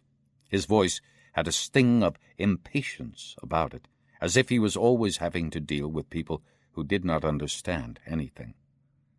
The death of Van Heerden had nothing to do with robbery. I am sure of that, said the clerk.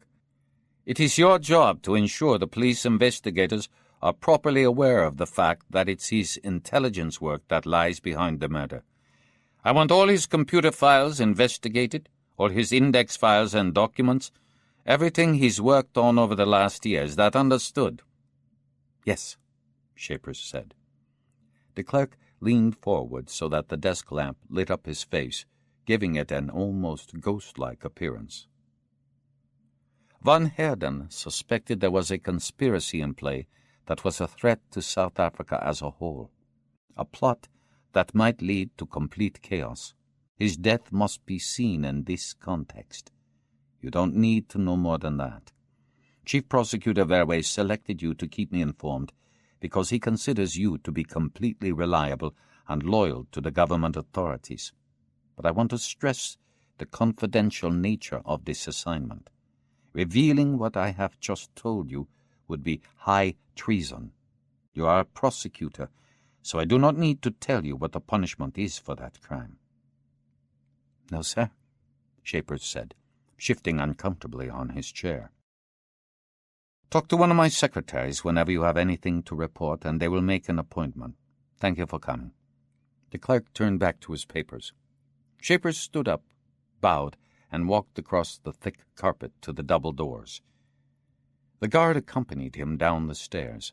Another armed guard escorted him to the car park. His hands were sweaty as he slid behind the wheel of his car. A conspiracy, he thought. A plot that would lead the country into chaos? Aren't we there already? He opened the glove compartment and took out his pistol. He checked the magazine, released the safety catch, and placed it on the seat beside him. Shapers did not enjoy driving at night. Armed robbery and assault were constant threats, and the scale of brutality was increasing. He drove home through sleeping Pretoria, through the South African night. He had much to think about. Chapter 18. Days and nights had merged to form a vague whole from which he was no longer able to distinguish the parts. Mabasha did not know how long it was since he had left Konovalenko dead in the farmhouse in the south. Yet the man had come back to life and shot at him when the disco filled with tear gas. He had killed Konovalenko with the bottle, he was sure of it. But despite the smarting in his eyes, he had recognized him through the clouds of smoke. Mabasha had made his escape from the premises by a back staircase full of people in a panic, kicking and screaming, desperate to flee the smoke. For a moment, he thought he was back in South Africa, where tear gas attacks on black townships were not uncommon. But he was in Stockholm, and Konovalenko had risen from the dead and was now pursuing him to kill him. He had reached town at dawn and spent hours driving around the streets, not knowing what to do. He was very tired, so weary he did not dare to trust his judgment. That scared him. He had always felt that his ability to think himself out of difficult situations with a clear head was his ultimate life insurance. He wondered whether to take a room in a hotel, but he had no passport, no documents at all to establish his identity. He was a nobody among all these people, an armed man without a name. The pain in his hand kept coming back.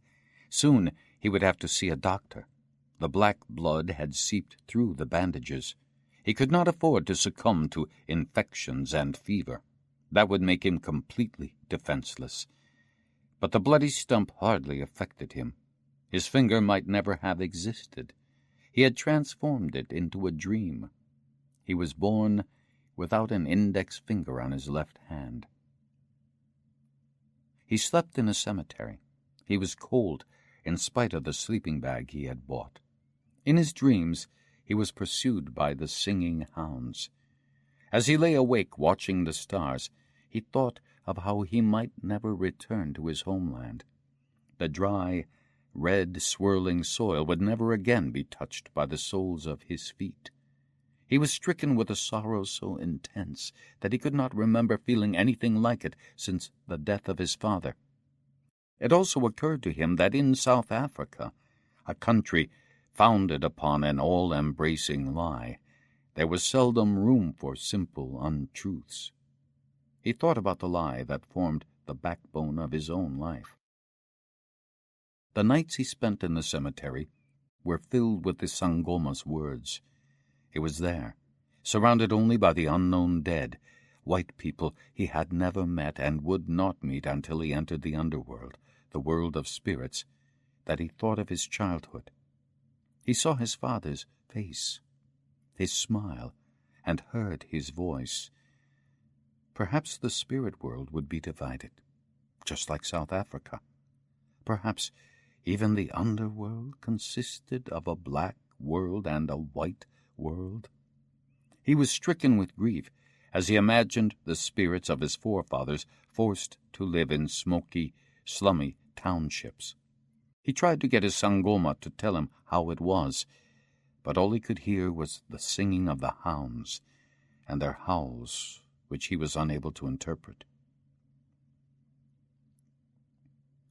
On the second morning he left the cemetery at dawn, having hidden his sleeping bag in a tomb where he had managed to pry open an air vent.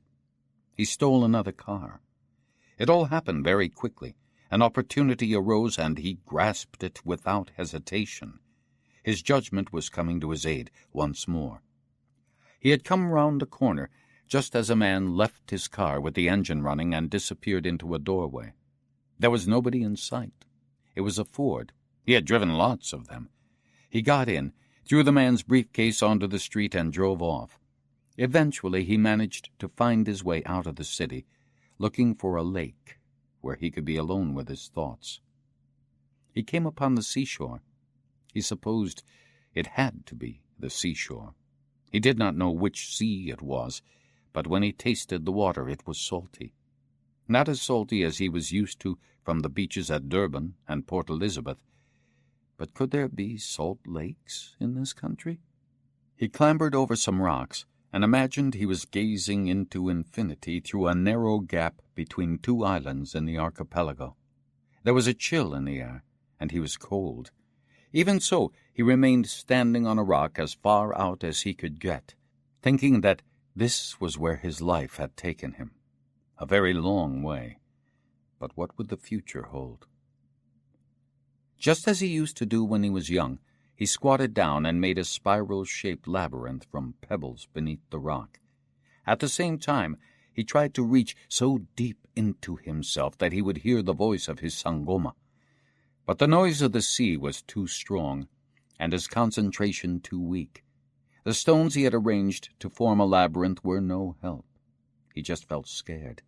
If he could not talk to the spirits, he would grow so weak he might even die. He would no longer have any resistance to sickness. He couldn't think straight, and his body would become a mere shell that cracked as soon as touched. Feeling uneasy, he turned from the sea and went back to the car. He tried to focus on the important things. How could Konovalenko have traced him to the disco suggested by some Africans from Uganda he met in a burger bar? That was the first question. The second was, how could he leave this country and get back to South Africa? He was going to have to do what he least wanted to do. Find Konovalenko. He would be as hard to track down as a single springbok in the measureless African bush. Somehow, he would have to entice Konovalenko. He had the passport. He hoped he would not need to kill anybody, apart from Konovalenko. That evening, Mobasha went back to the disco. There were not many people there, and he sat in a corner drinking beer. When he went to the bar with his empty glass for another beer, the bald man spoke to him. Mobasha did not understand at first what he was saying. Then he understood that there had been two different people there the day before, looking for him. One of them was obviously Konovalenko, but the other one? The man behind the bar said he was a policeman, and that to judge by his accent, he came from the southern part of the country. The bald man nodded at Mobasha's filthy bandage. He was looking for a black man missing a finger. He left the disco without more ado. Konovalenko might come back again. He was not yet ready to confront him, even though his pistol was at the ready, tucked into his belt. When he reached the street, he knew what he would do. The policeman was going to help him to find Konovalenko. There was an investigation going on somewhere or other into the disappearance of a woman. Maybe they had found her body by now. But if they had managed to find out about him, they might also know about Konovalenko. I left a trace behind, he thought. A finger. Perhaps Konovalenko left something behind as well. He spent the rest of the evening in the shadows watching the disco, but neither Konovalenko nor the policeman appeared. The bald man had given him a description of the policeman. It occurred to Mobasha that a white man in his 40s was not going to be a regular customer at the disco. Late that night he went back to the cemetery. The next day he stole another car, and that evening he parked in the shadows opposite the disco. Just on 9 p.m., a taxi drew up at the entrance. Mobasha sank down so that his head was level with the steering wheel. As soon as the policeman had disappeared into the underworld, Mobasha drove across to the entrance and got out. He withdrew to the darkest shadows and waited, his pistol now in his jacket pocket, within easy reach. The man who emerged a quarter of an hour later and looked around vaguely, or possibly lost in thought, was not on his guard. He gave the impression of being completely harmless, a solitary, unprotected, nocturnal prowler. Mobasha drew his pistol, took swift strides, and pressed the gun against the underside of the man's chin. "Not a move," he said in English. "Not a single move." The man gave a start, but he understood English. He did not move. "Go to the car," Mabasha said. "Get into the passenger seat." The man did as he was told. He was obviously frightened. Mabasha ducked into the car and punched the man on the chin, hard enough to knock him out, but not hard enough to break his jaw. Mabasha could marshal his strength when he was in control of the situation, something that did not apply on that catastrophic last evening with the Russian. He drove to an unlit street and went through the policeman's pockets. Strangely, no weapon. Mabasha was more than ever convinced he was in a very odd country, with policemen unarmed. He bound the man's arms to his chest and taped over his mouth. A thin trickle of blood was seeping from the side of his mouth. It was never possible altogether to avoid injuring someone. Presumably, the man had bitten his own tongue. During the hours available to Mabasha that afternoon, he had memorized the route. He knew where he was going, and had no wish to risk a wrong turn. At the first red light, he took out the man's wallet and saw he was called Kurt Wallander, 44 years old. The lights changed, and he moved on. He kept a close watch on the rearview mirror. The second time he had to stop at a red light, he began to think he was being followed. Could there have been a backup? If so, there would soon be problems. When he came to a 3-lane stretch of road, he accelerated. Perhaps he had been imagining things. They seemed to be on their own after all. The man in the passenger seat started groaning and moving. Mabasha judged that he had hit him precisely as hard as he had intended. He turned into the road leading to the cemetery and came to a halt in the shadow of a green building that housed a shop which sold flowers and wreaths during the day. Now it was in darkness. He turned off his lights and watched the cars taking the slip road. None of them seemed to be slowing down. He waited another 10 minutes. Nothing happened, apart from the policeman coming too. "Not a sound," Mabasha said, ripping the tape from the man's mouth. "A policeman understands," he thought. "He knows when a man means what he says." He wondered if a man who abducted a policeman risked being hanged in Sweden. He got out of the car, listened, and looked all around. Apart from the passing traffic, there was no sound. He opened the passenger door and motioned to the man to get out. Then he led him to one of the iron gates, and they soon disappeared in the darkness that swallowed up the gravel paths and gravestones. Mabasha guided him to the vault where he had opened the iron door without difficulty. It smelled musty in the damp interior, but he was not scared by graveyards. He had often hidden among the dead in the past.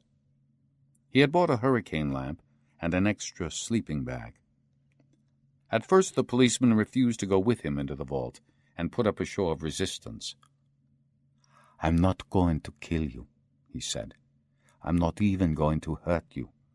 But you have to go in there." He lit the lamp, and taking great care not to risk being kicked, put the policeman into one of the sleeping bags. He went outside to see if the light could be seen, but there was no sign of it. Once again he stood and listened. The many years he had spent forever on the alert had developed his hearing. Something moved on a gravel path. The backup, he thought. Or some animal of the night. In the end, he decided it was not a threat. He went back into the vault and squatted opposite the man whose name was Kurt Wallander. The fear Wallander had first felt had now become positive fright, even terror. "If you do as I say, no harm will come to you," Mabasha said. "But you must answer my questions, and you must tell the truth. I know you are a policeman. I can see you all the time looking at my left hand and the bandage. That means you have found my finger, the one Konovalenko cut off. He was the one who killed the woman. It's up to you if you believe me or not. I only came to this country to stay for a short time, and I've decided to kill only one person, Konovalenko. But first, you have to help me by telling me where he is. Once Konovalenko's dead, I'll let you go." Mabasha waited for a reply. Then he remembered something he had forgotten. "I don't suppose you have a shadow, a car following you?" The man shook his head. "You're alone?" "Yes," the policeman said. "I had to make sure you didn't struggle, but I don't think my punch did much damage." "No," the man said, grimacing. Mabasha sat there in silence. There was no rush for the moment. The man would feel calmer if everything was quiet. Mabasha did not blame him for being afraid. He knew how a man could feel when he was terrified and on his own. "Konovalenko, where is he?" "I don't know," Wallander said. Mabasha eyed him up and down, and realized that the policeman knew who Konovalenko was, but not where he was. That was a pity. It would make everything more difficult. It would take more time, but it wouldn't really change anything. Together, they would be able to find him. Taking his time, Mabasha recounted everything that had happened when the woman was killed, but he said nothing about why he was in Sweden. "So he was the one who blew the house up?" Wallander said, when he had finished. "You know what happened now," Mabasha said. "So it's your turn to put me in the picture." The policeman had apparently calmed down, even if he did seem put out at being in a cold, damp burial vault. Behind their backs were caskets inside sarcophagi, stacked one on top of the other. "Do you have a name?" he said. "Just call me Goli," Mabasha said. "That'll do." "And you come from South Africa?" "That's not important." "It's important for me." "The only thing that's important for both of us is where is Konovalenko." The last part of this declaration he spat out. The policeman understood. The fear returned to his eyes. That very same moment, Mabasha stiffened. He had not relaxed his guard while talking to the policeman. Now, his sensitive ears had picked up a noise outside the vault. He gestured to the policeman to keep still. Then he took out his pistol and turned down the flame in the hurricane lamp. There was somebody outside the vault. It was not an animal. The movements were too meticulously cautious. He leaned rapidly over the policeman and grabbed him by the throat. "For the last time, was there anybody tailing you?" "No. Nobody, I swear." Mabasha let go. "Konovalenko," he thought in a fury. "I don't know how you do it, but I do know now why Klein wants you working for him in South Africa." They could not stay in the vault. He eyed the hurricane lamp. That was their chance. "When I open the door, throw the lamp to the left," he said to the policeman, untying his hands at the same time. He turned up the flame as far as it would go and handed it over. "Jump to the right. Crouch down. Don't get in my line of fire." He could tell that the man wanted to protest, but he raised his hand, and Wallander said nothing. Then he cocked the pistol and they got ready for action. "I'll count to 3. He kicked open the door, and the policeman hurled the lamp to the left. Mabasha fired at the same moment. The policeman came stumbling behind him, and he almost overbalanced. Just then, he heard shots from at least 2 different weapons. He threw himself to the ground and crawled behind a gravestone. The policeman crawled off in some other direction. The hurricane lamp lit up the burial vault. Mabasha detected a movement in one corner and fired. The bullet struck the iron door and whined into the vault. Another shot shattered the hurricane lamp, and everything went black. Somebody scampered away along one of the gravel paths. Then all was quiet. Wallander could feel his heart pounding like a piston against his ribs. He seemed not to be able to breathe properly, and wondered if he had been hit. But there was no blood, and he couldn't feel any pain apart from his tongue, which he had bitten some time ago. With great care, he positioned himself behind a tall gravestone. He lay there, motionless. His heart was still pounding. Mabasha was nowhere to be seen or heard. When he was sure he was alone, he started running. He ran along the gravel paths, toward the lights on the road and the noise of what traffic there still was. He kept running until he was outside the boundary fence of the cemetery. He stopped at a bus stop and waved down a taxi coming back into the city from Arlanda Airport. "Central Hotel," he gasped. The driver eyed him up and down. "I don't know that I want you in my taxi. You'll make everything filthy." "I'm a policeman, damn it!" Wallander roared at him. "Just drive." When they got to the hotel, Wallander paid without waiting either for a receipt or his change, and collected his key from the receptionist, who stared at his clothes in astonishment. It was midnight when he collapsed onto his bed. When he had calmed down, he called Linda. "Why are you calling as late as this?" "I've been busy until now. I didn't have a chance to call earlier." "Why do you sound so funny? Is something the matter?" Wallander had a lump in his throat and was on the point of bursting into tears, but he managed to control himself. "It's nothing." "Are you sure everything's all right?" "Everything's fine. Why shouldn't it be?" "You know better than I do." "Don't you remember from when you used to live at home that I was always out working at strange hours?" "I suppose so. I had forgotten." He made up his mind on the spur of the moment. "I'm coming over. Don't ask me why. I'll explain when I get there." He took a taxi to where she lived in Bromma. They sat at the kitchen table, each with a beer, and he told her what had happened. "They say it's good for the young to get some idea of what their parents get up to at work," she said, shaking her head. "Weren't you scared?" "Of course I was. People like this have no respect for life." "Why don't you send the police after them?" "I'm the police myself, and I need to think." "And meanwhile they can kill again." "You're right. I'll go to the station at Kungsholmen, but I wanted to talk to you first." "I'm glad you came." She went out into the hall with him. "Why did you ask if I was at home? Why didn't you say you stopped by yesterday?" "What are you talking about?" "I met Mrs. Nielsen from next door when I got home. She told me you had been here asking if I was in. You have a key, don't you?" "I haven't spoken to any Mrs. Nielsen." "I must have got her wrong, then." A shiver suddenly ran down Wallander's spine. "One more time. You came home. You met Mrs. Nielsen. She said I'd been asking after you?" "Right." "Tell me again what she said, word for word." "Your dad's been asking after you. That's all." Wallander was scared. "I've never met Mrs. Nielsen. How can she know what I look like?"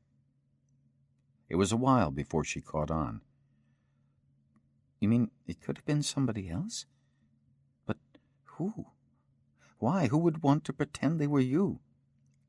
Wallander switched off the light and went to one of the living room windows.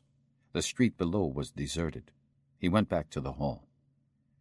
"I don't know who it was, but you're going back with me to Ystad tomorrow. I don't want you here on your own right now." She could tell he was deadly serious. "Okay," she said simply. "Do I need to be frightened tonight?" "You don't need to be frightened at all. It's just that you shouldn't be here on your own for the next few days." "Don't say any more. Right now, I want to know as little as possible." She made up a bed for him on a mattress. He lay there in the dark, listening to her breathing. "Konovalenko," he thought. When he was certain she was asleep, he got up and went over to the window. The street was as empty as before. Wallander found out that there was a train to Malmö at 7:03 a.m., and they left the apartment soon after 6 a.m. He had slept restlessly, dozing off, then waking with a start. He needed to spend a few hours in a train. Flying would mean he got to Malmö too quickly. He needed rest, and he needed to think. They came to a standstill just outside Mjölby with engine failure, and waited there nearly an hour. Wallander was grateful for the extra time. They occasionally exchanged a few words, but just as often Linda was buried in a book, and he was lost in thought. 14 days, he was thinking, as he watched a lonely tractor plowing what looked like a never-ending field. He tried counting the seagulls following the plow, but could not manage it. 14 days since Mrs. Akerblom had disappeared. The image of her must already be beginning to melt away from her 2 small children's consciousness. He wondered if Robert Akerblom would be able to hold fast to his God. What sort of encouragement could Pastor Turesson give him?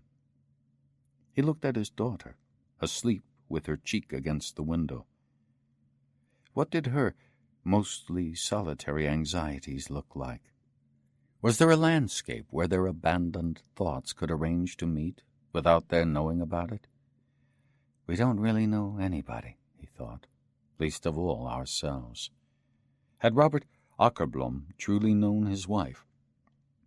The tractor disappeared into a dip in the field. Wallander imagined it sinking into a bottomless sea of mud. The train jerked into motion. Linda woke up and looked at him. "Are we there?" she said drowsily. "How long have I been asleep?" "A quarter of an hour, maybe," he said with a smile. "We haven't reached Nesju yet." "I could use a cup of coffee. How about you?" They sat in the buffet car as far as Hässleholm. For the first time he told her the full story of his 2 journeys to Riga the previous year.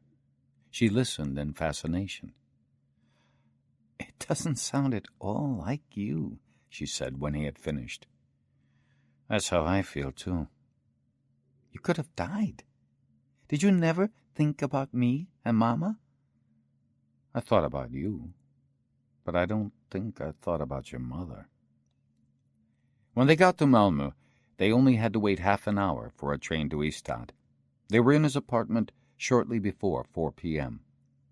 He made up her bed, and when he went to look for clean sheets, it struck him that he had forgotten all about the time he had booked in the laundry room.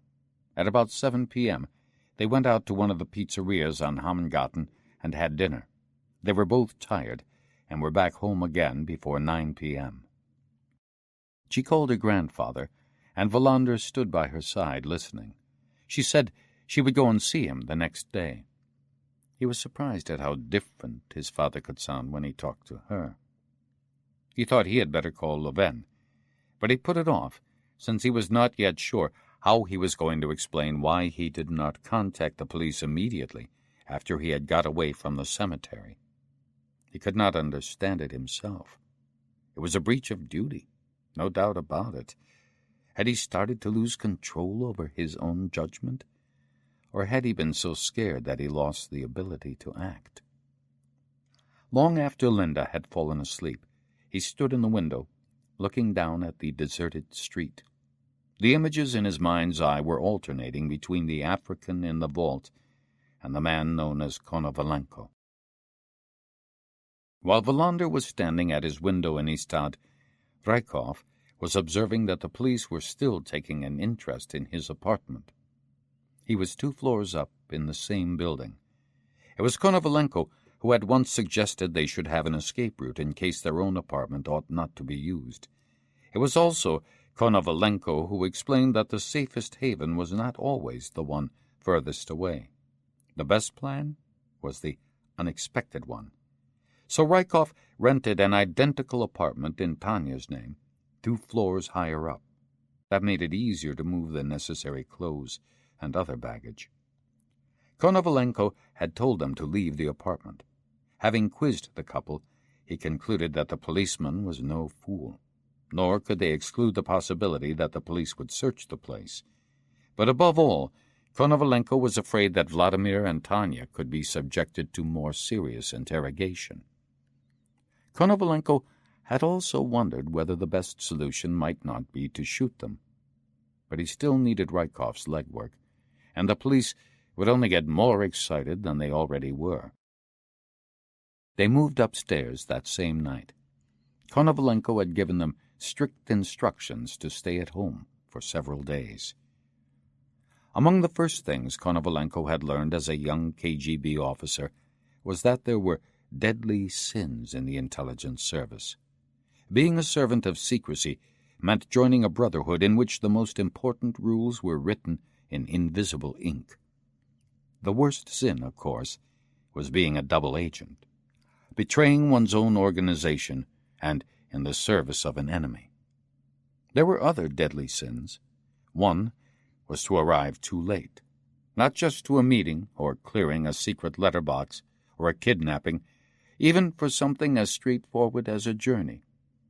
Just as bad was being late with regard to oneself, one's own plans, one's own decisions.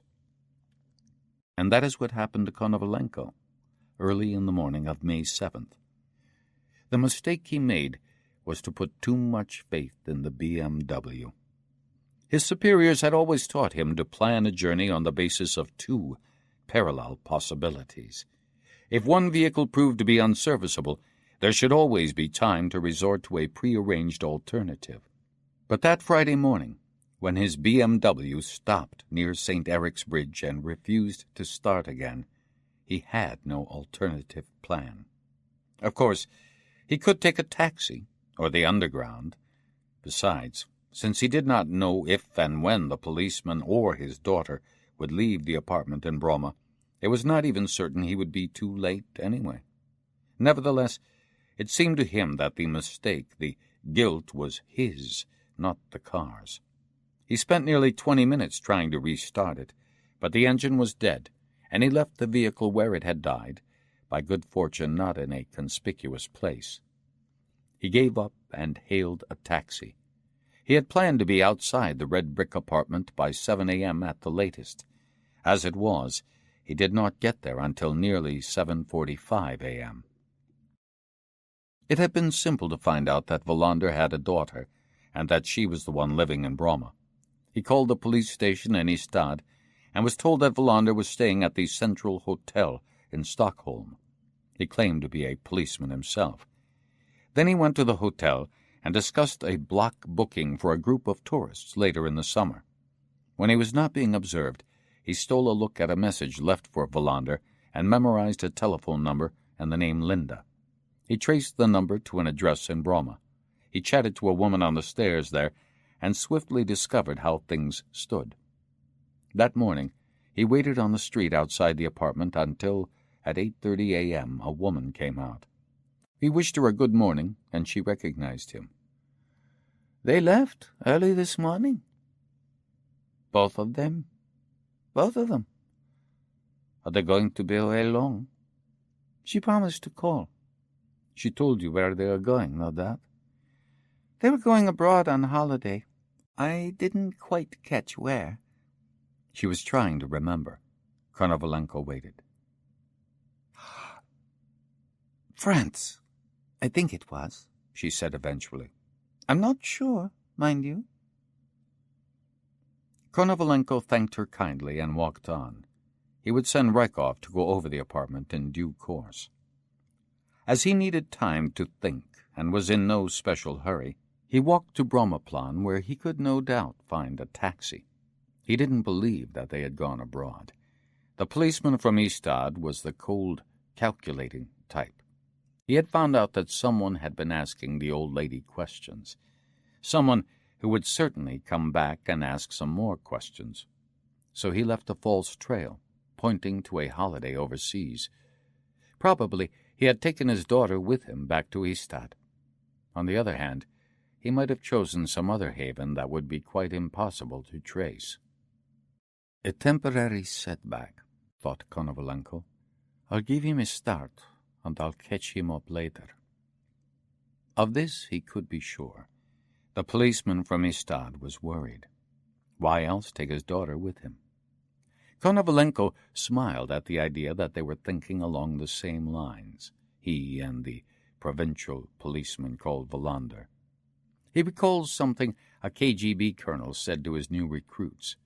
A superior education, a long line of ancestors, even a high level of intelligence is no guarantee to becoming an outstanding chess player. The chief objective now was to find the African, he thought. Finish off what he had failed to do in the disco and the cemetery. Kill him. With a feeling of unease, he recalled the previous night's conversation.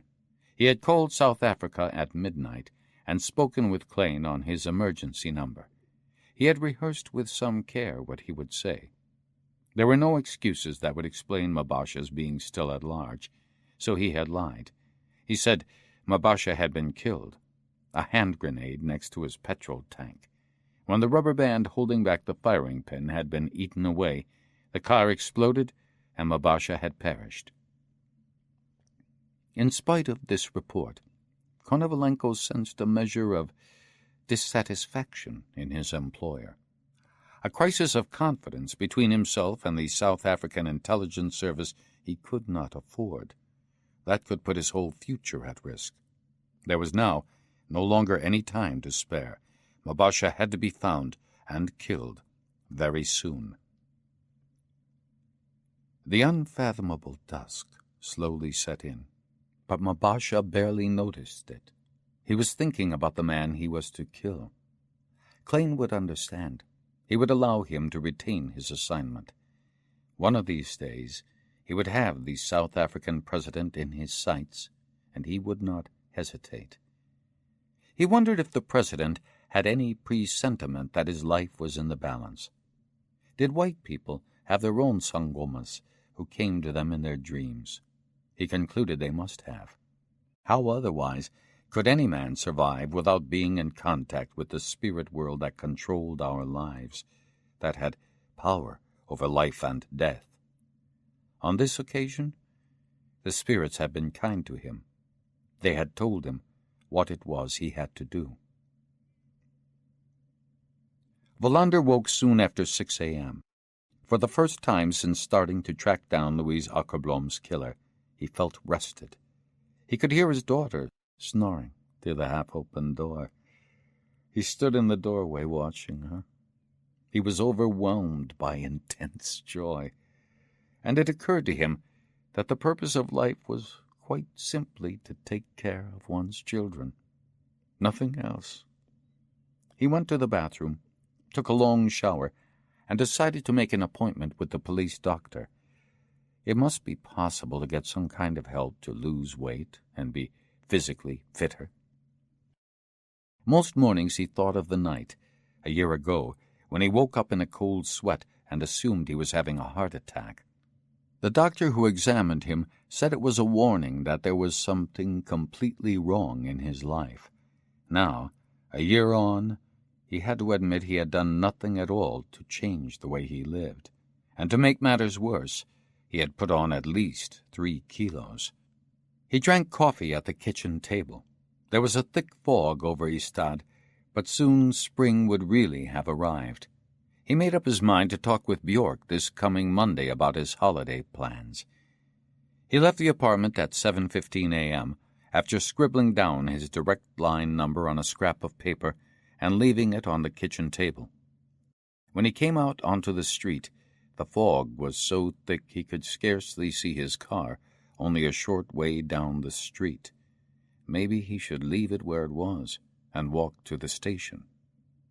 Suddenly, he thought he saw something move on the other side of the street. A lamp-post seemed to sway. Then he saw there was a man standing there, enveloped by fog just like himself. It was Goli, returned to Skåne. The White Lioness by Henning Mankell continued. Disc 2. Chapter 19. Jan Klein did have one weakness, one pure secret. Her name was Miranda, and she was as black as a raven's shadow. She was his secret, the vital counterpoint in his life. Everyone who knew Klein would have thought it inconceivable. His colleagues in the intelligence service would have dismissed as preposterous fantasy the suggestion that they had anything at all in common. They were the same age and had been aware of each other since they were children, but they lived in two different worlds. Miranda's mother, Matilda, was a servant in Klein's parents' house on a hill outside Bloemfontein. She lived in one of a cluster of tin shacks where the Africans had their homes a few kilometers away. At first light, she would make her laborious way up the steep hill to the white house, where her first task of the day was to prepare and then serve the family breakfast. There were servants whose job was to take care of his brothers and sisters. Even so, he would often turn to Matilda. One day, when he was 11, he began to wonder where she came from every morning and where she went back to. He was not allowed to leave the walled-in garden on his own, but one day he followed her in secret when her day's work was done. It was the first time he had seen at close quarters the clutter of shacks where African families lived. He knew that the blacks lived in quite different conditions from his own. He was forever hearing from his parents how it was part of the natural order of things. Even so, he had never imagined their houses would be as awful as those he now saw. But there was also something else that attracted his attention. Matilda was met by a girl of his own age, lanky and thin, perhaps Matilda's daughter. He realized for the first time that Matilda had a family, a life apart from the work she did in his home. It was a discovery that affected him badly. He could feel himself getting angry. It was as if Matilda had deceived him. 2 years later, she died. Miranda had never explained to him how it happened, just that something had eaten away her insides until all life left her. Her family had broken up.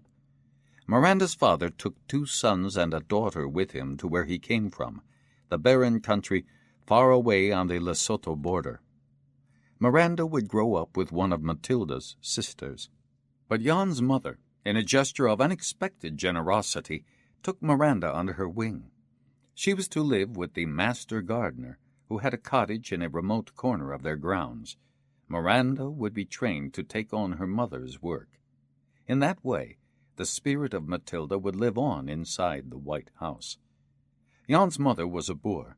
For her, keeping up traditions was a guarantee for the continuation of the family and Afrikaner society. Keeping the same family of domestic servants, generation after generation, helped to maintain a sense of permanence and stability. Jan Klein and Miranda grew up near each other, but the distance between them was unchanged. Even though he could see she was very beautiful, there was, in fact, no such thing as black beauty. He heard young men his own age telling stories about Afrikaners traveling to neighboring Mozambique in order to bed black women, but that just seemed to confirm the truth he had learned never to question. So he went on seeing Miranda without actually wanting to discover her. But she had started appearing in his dreams. The dreams sent his pulse racing when he recalled them the following day. Reality was transformed in his dreams. In them, not only did he recognize Miranda's beauty, he accepted it. In his dreams, he was allowed to love her, and the girls of Afrikaner families he associated with normally faded in comparison with Matilda's daughter. Their first real meeting took place when they were both 19. It was on a Sunday in January, when everyone else had gone to a family dinner in Kimberley. He stayed behind because he was still weak after a bout of malaria. He was sitting on the terrace. Miranda was the only servant in the house, and suddenly he stood up and went to her in the kitchen. He would often think he had never really left her after that. He had stayed in the kitchen. She had him in her power from that moment on. He would never be able to shake her off. 2 years later, she got pregnant. He was studying at Rand University in Johannesburg. His love for Miranda was his passion, and at the same time, his horror. He was betraying his people and their traditions. He tried to break off contact with her many times, to escape from this forbidden relationship, but he could not. They would meet in secret, their moments together dominated by fear of being discovered. When she told him that she was pregnant, he beat her. The next moment, it dawned on him that he would never be able to live without her, even if he could never live with her openly either. She gave up her position at the house. He arranged a job for her in Johannesburg. With the help of some English friends at the university who had a different attitude towards affairs with black women, Klein bought a little house in eastern Johannesburg in Beswidenhout Park, and she lived there under the pretense of being a servant for an Englishman who spent most of his time on his farm in southern Rhodesia. They could be together there, and there their daughter was born, and without any discussion being necessary, christened Matilda. They had no more children, and to the sorrow and sometimes even bitterness of his parents, Klein never married. A Boer who did not form a family and have lots of children was a person who failed to live up to traditions. Klein became more and more of a mystery to his parents, and he would never be able to explain that he loved their servant Matilda's daughter, Miranda. He lay in bed, thinking about all this that Saturday morning of May 9th. In the evening he would be visiting the house in Beswidenhout Park. It was a routine he regarded as sacrosanct. Only something connected with his work for NIS could get in the way. That particular Saturday, he knew his visit would be much delayed. He had an important meeting with Franz Malin, which could not be postponed. Klein had disciplined himself to get by on only a few hours of sleep, but that morning he allowed himself the luxury of sleeping late. He could hear faint noises from the kitchen where his servant, Moses, was making breakfast. He thought about the telephone call he had received just after midnight. Konovalenko had given him the news he needed to hear. Victor Mabasha was dead. Not only did that mean a problem had been erased, it meant that the doubts he had been entertaining over the last few days about Konovalenko's ability had been put to rest. He was to meet Malin in Hammanskraal at 10 a.m. It was time to decide when and where the assassination would take place. Mabasha's successor had been chosen.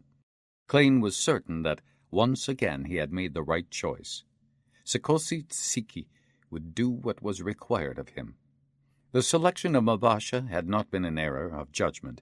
Klein knew there were invisible depths in everybody, even the most uncompromising of people. That was why he had arranged for Konovalenko to test the man he had chosen. Mabasha had been weighed in Konovalenko's scales and found wanting. The Tsiki would undergo the same test. At 8:30 a.m. he left the house. Smoke was hanging low over the shanty town alongside the highway. He tried to imagine Miranda and Matilda being forced to live there, among the tin shacks, the charcoal fires constantly making their eyes water, homeless dogs all about. Miranda had been lucky and escaped from the inferno of the slums.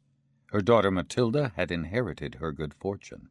They had no need to share the hopeless lives of their African brothers and sisters. It seemed to Klein that his daughter had inherited her mother's beauty, but there was a difference. Matilda's skin was lighter than her mother's. When eventually she had a child with a white man, the process would continue. Sometime in the future, long after he had gone, his descendants would have children whose appearance would hardly betray the black blood in their genes. Jan Klein liked driving and thinking about the future. He had never been able to understand those who claimed it was impossible to predict what it would be like. As far as he was concerned, it was being shaped at that very minute. Malin was waiting on the veranda at Hammanskraal. They shook hands and went straight in to where the table with the green baize cloth was waiting for them. "Mabasha is dead," Klein said when they had sat down. A broad smile lit up Malin's face. "I have been wondering." "Konovalenko killed him yesterday," Klein said. "The Swedes have always been very good at making hand grenades." "We have some of them here," Malin said. It's hard to get hold of them, but our agents can generally get around the problems." "That's about the only thing we have to thank the Rhodesians for," Klein said. In the course of his training for the intelligence service, he had learned from an old officer how almost 30 years ago the Southern Rhodesians had cracked the sanctions. It had taught him that all politicians have dirty hands. Those vying for power set up and break rules according to the state of the game. Despite the sanctions imposed by every country in the world, apart from Portugal, Taiwan, Israel, and South Africa, Southern Rhodesia had never run short of the goods they needed to import, nor had their exports suffered any serious downturn. American and Soviet politicians offered their services. The Americans, mainly senators from the South, considered it important to support the white minority government. Through an ingenious network of intermediaries, they had taken it upon themselves to lift the sanctions by backdoor methods. The Russians needed Rhodesian minerals for their industries. Soon there was nothing left but a mirage of isolation. Nevertheless, all over the world, politicians continued to condemn the white racist regime and extol the success of the sanctions. Klein realized later that white South Africa also had many friends throughout the world, although the support they received was less conspicuous than what the blacks were getting. Who'll replace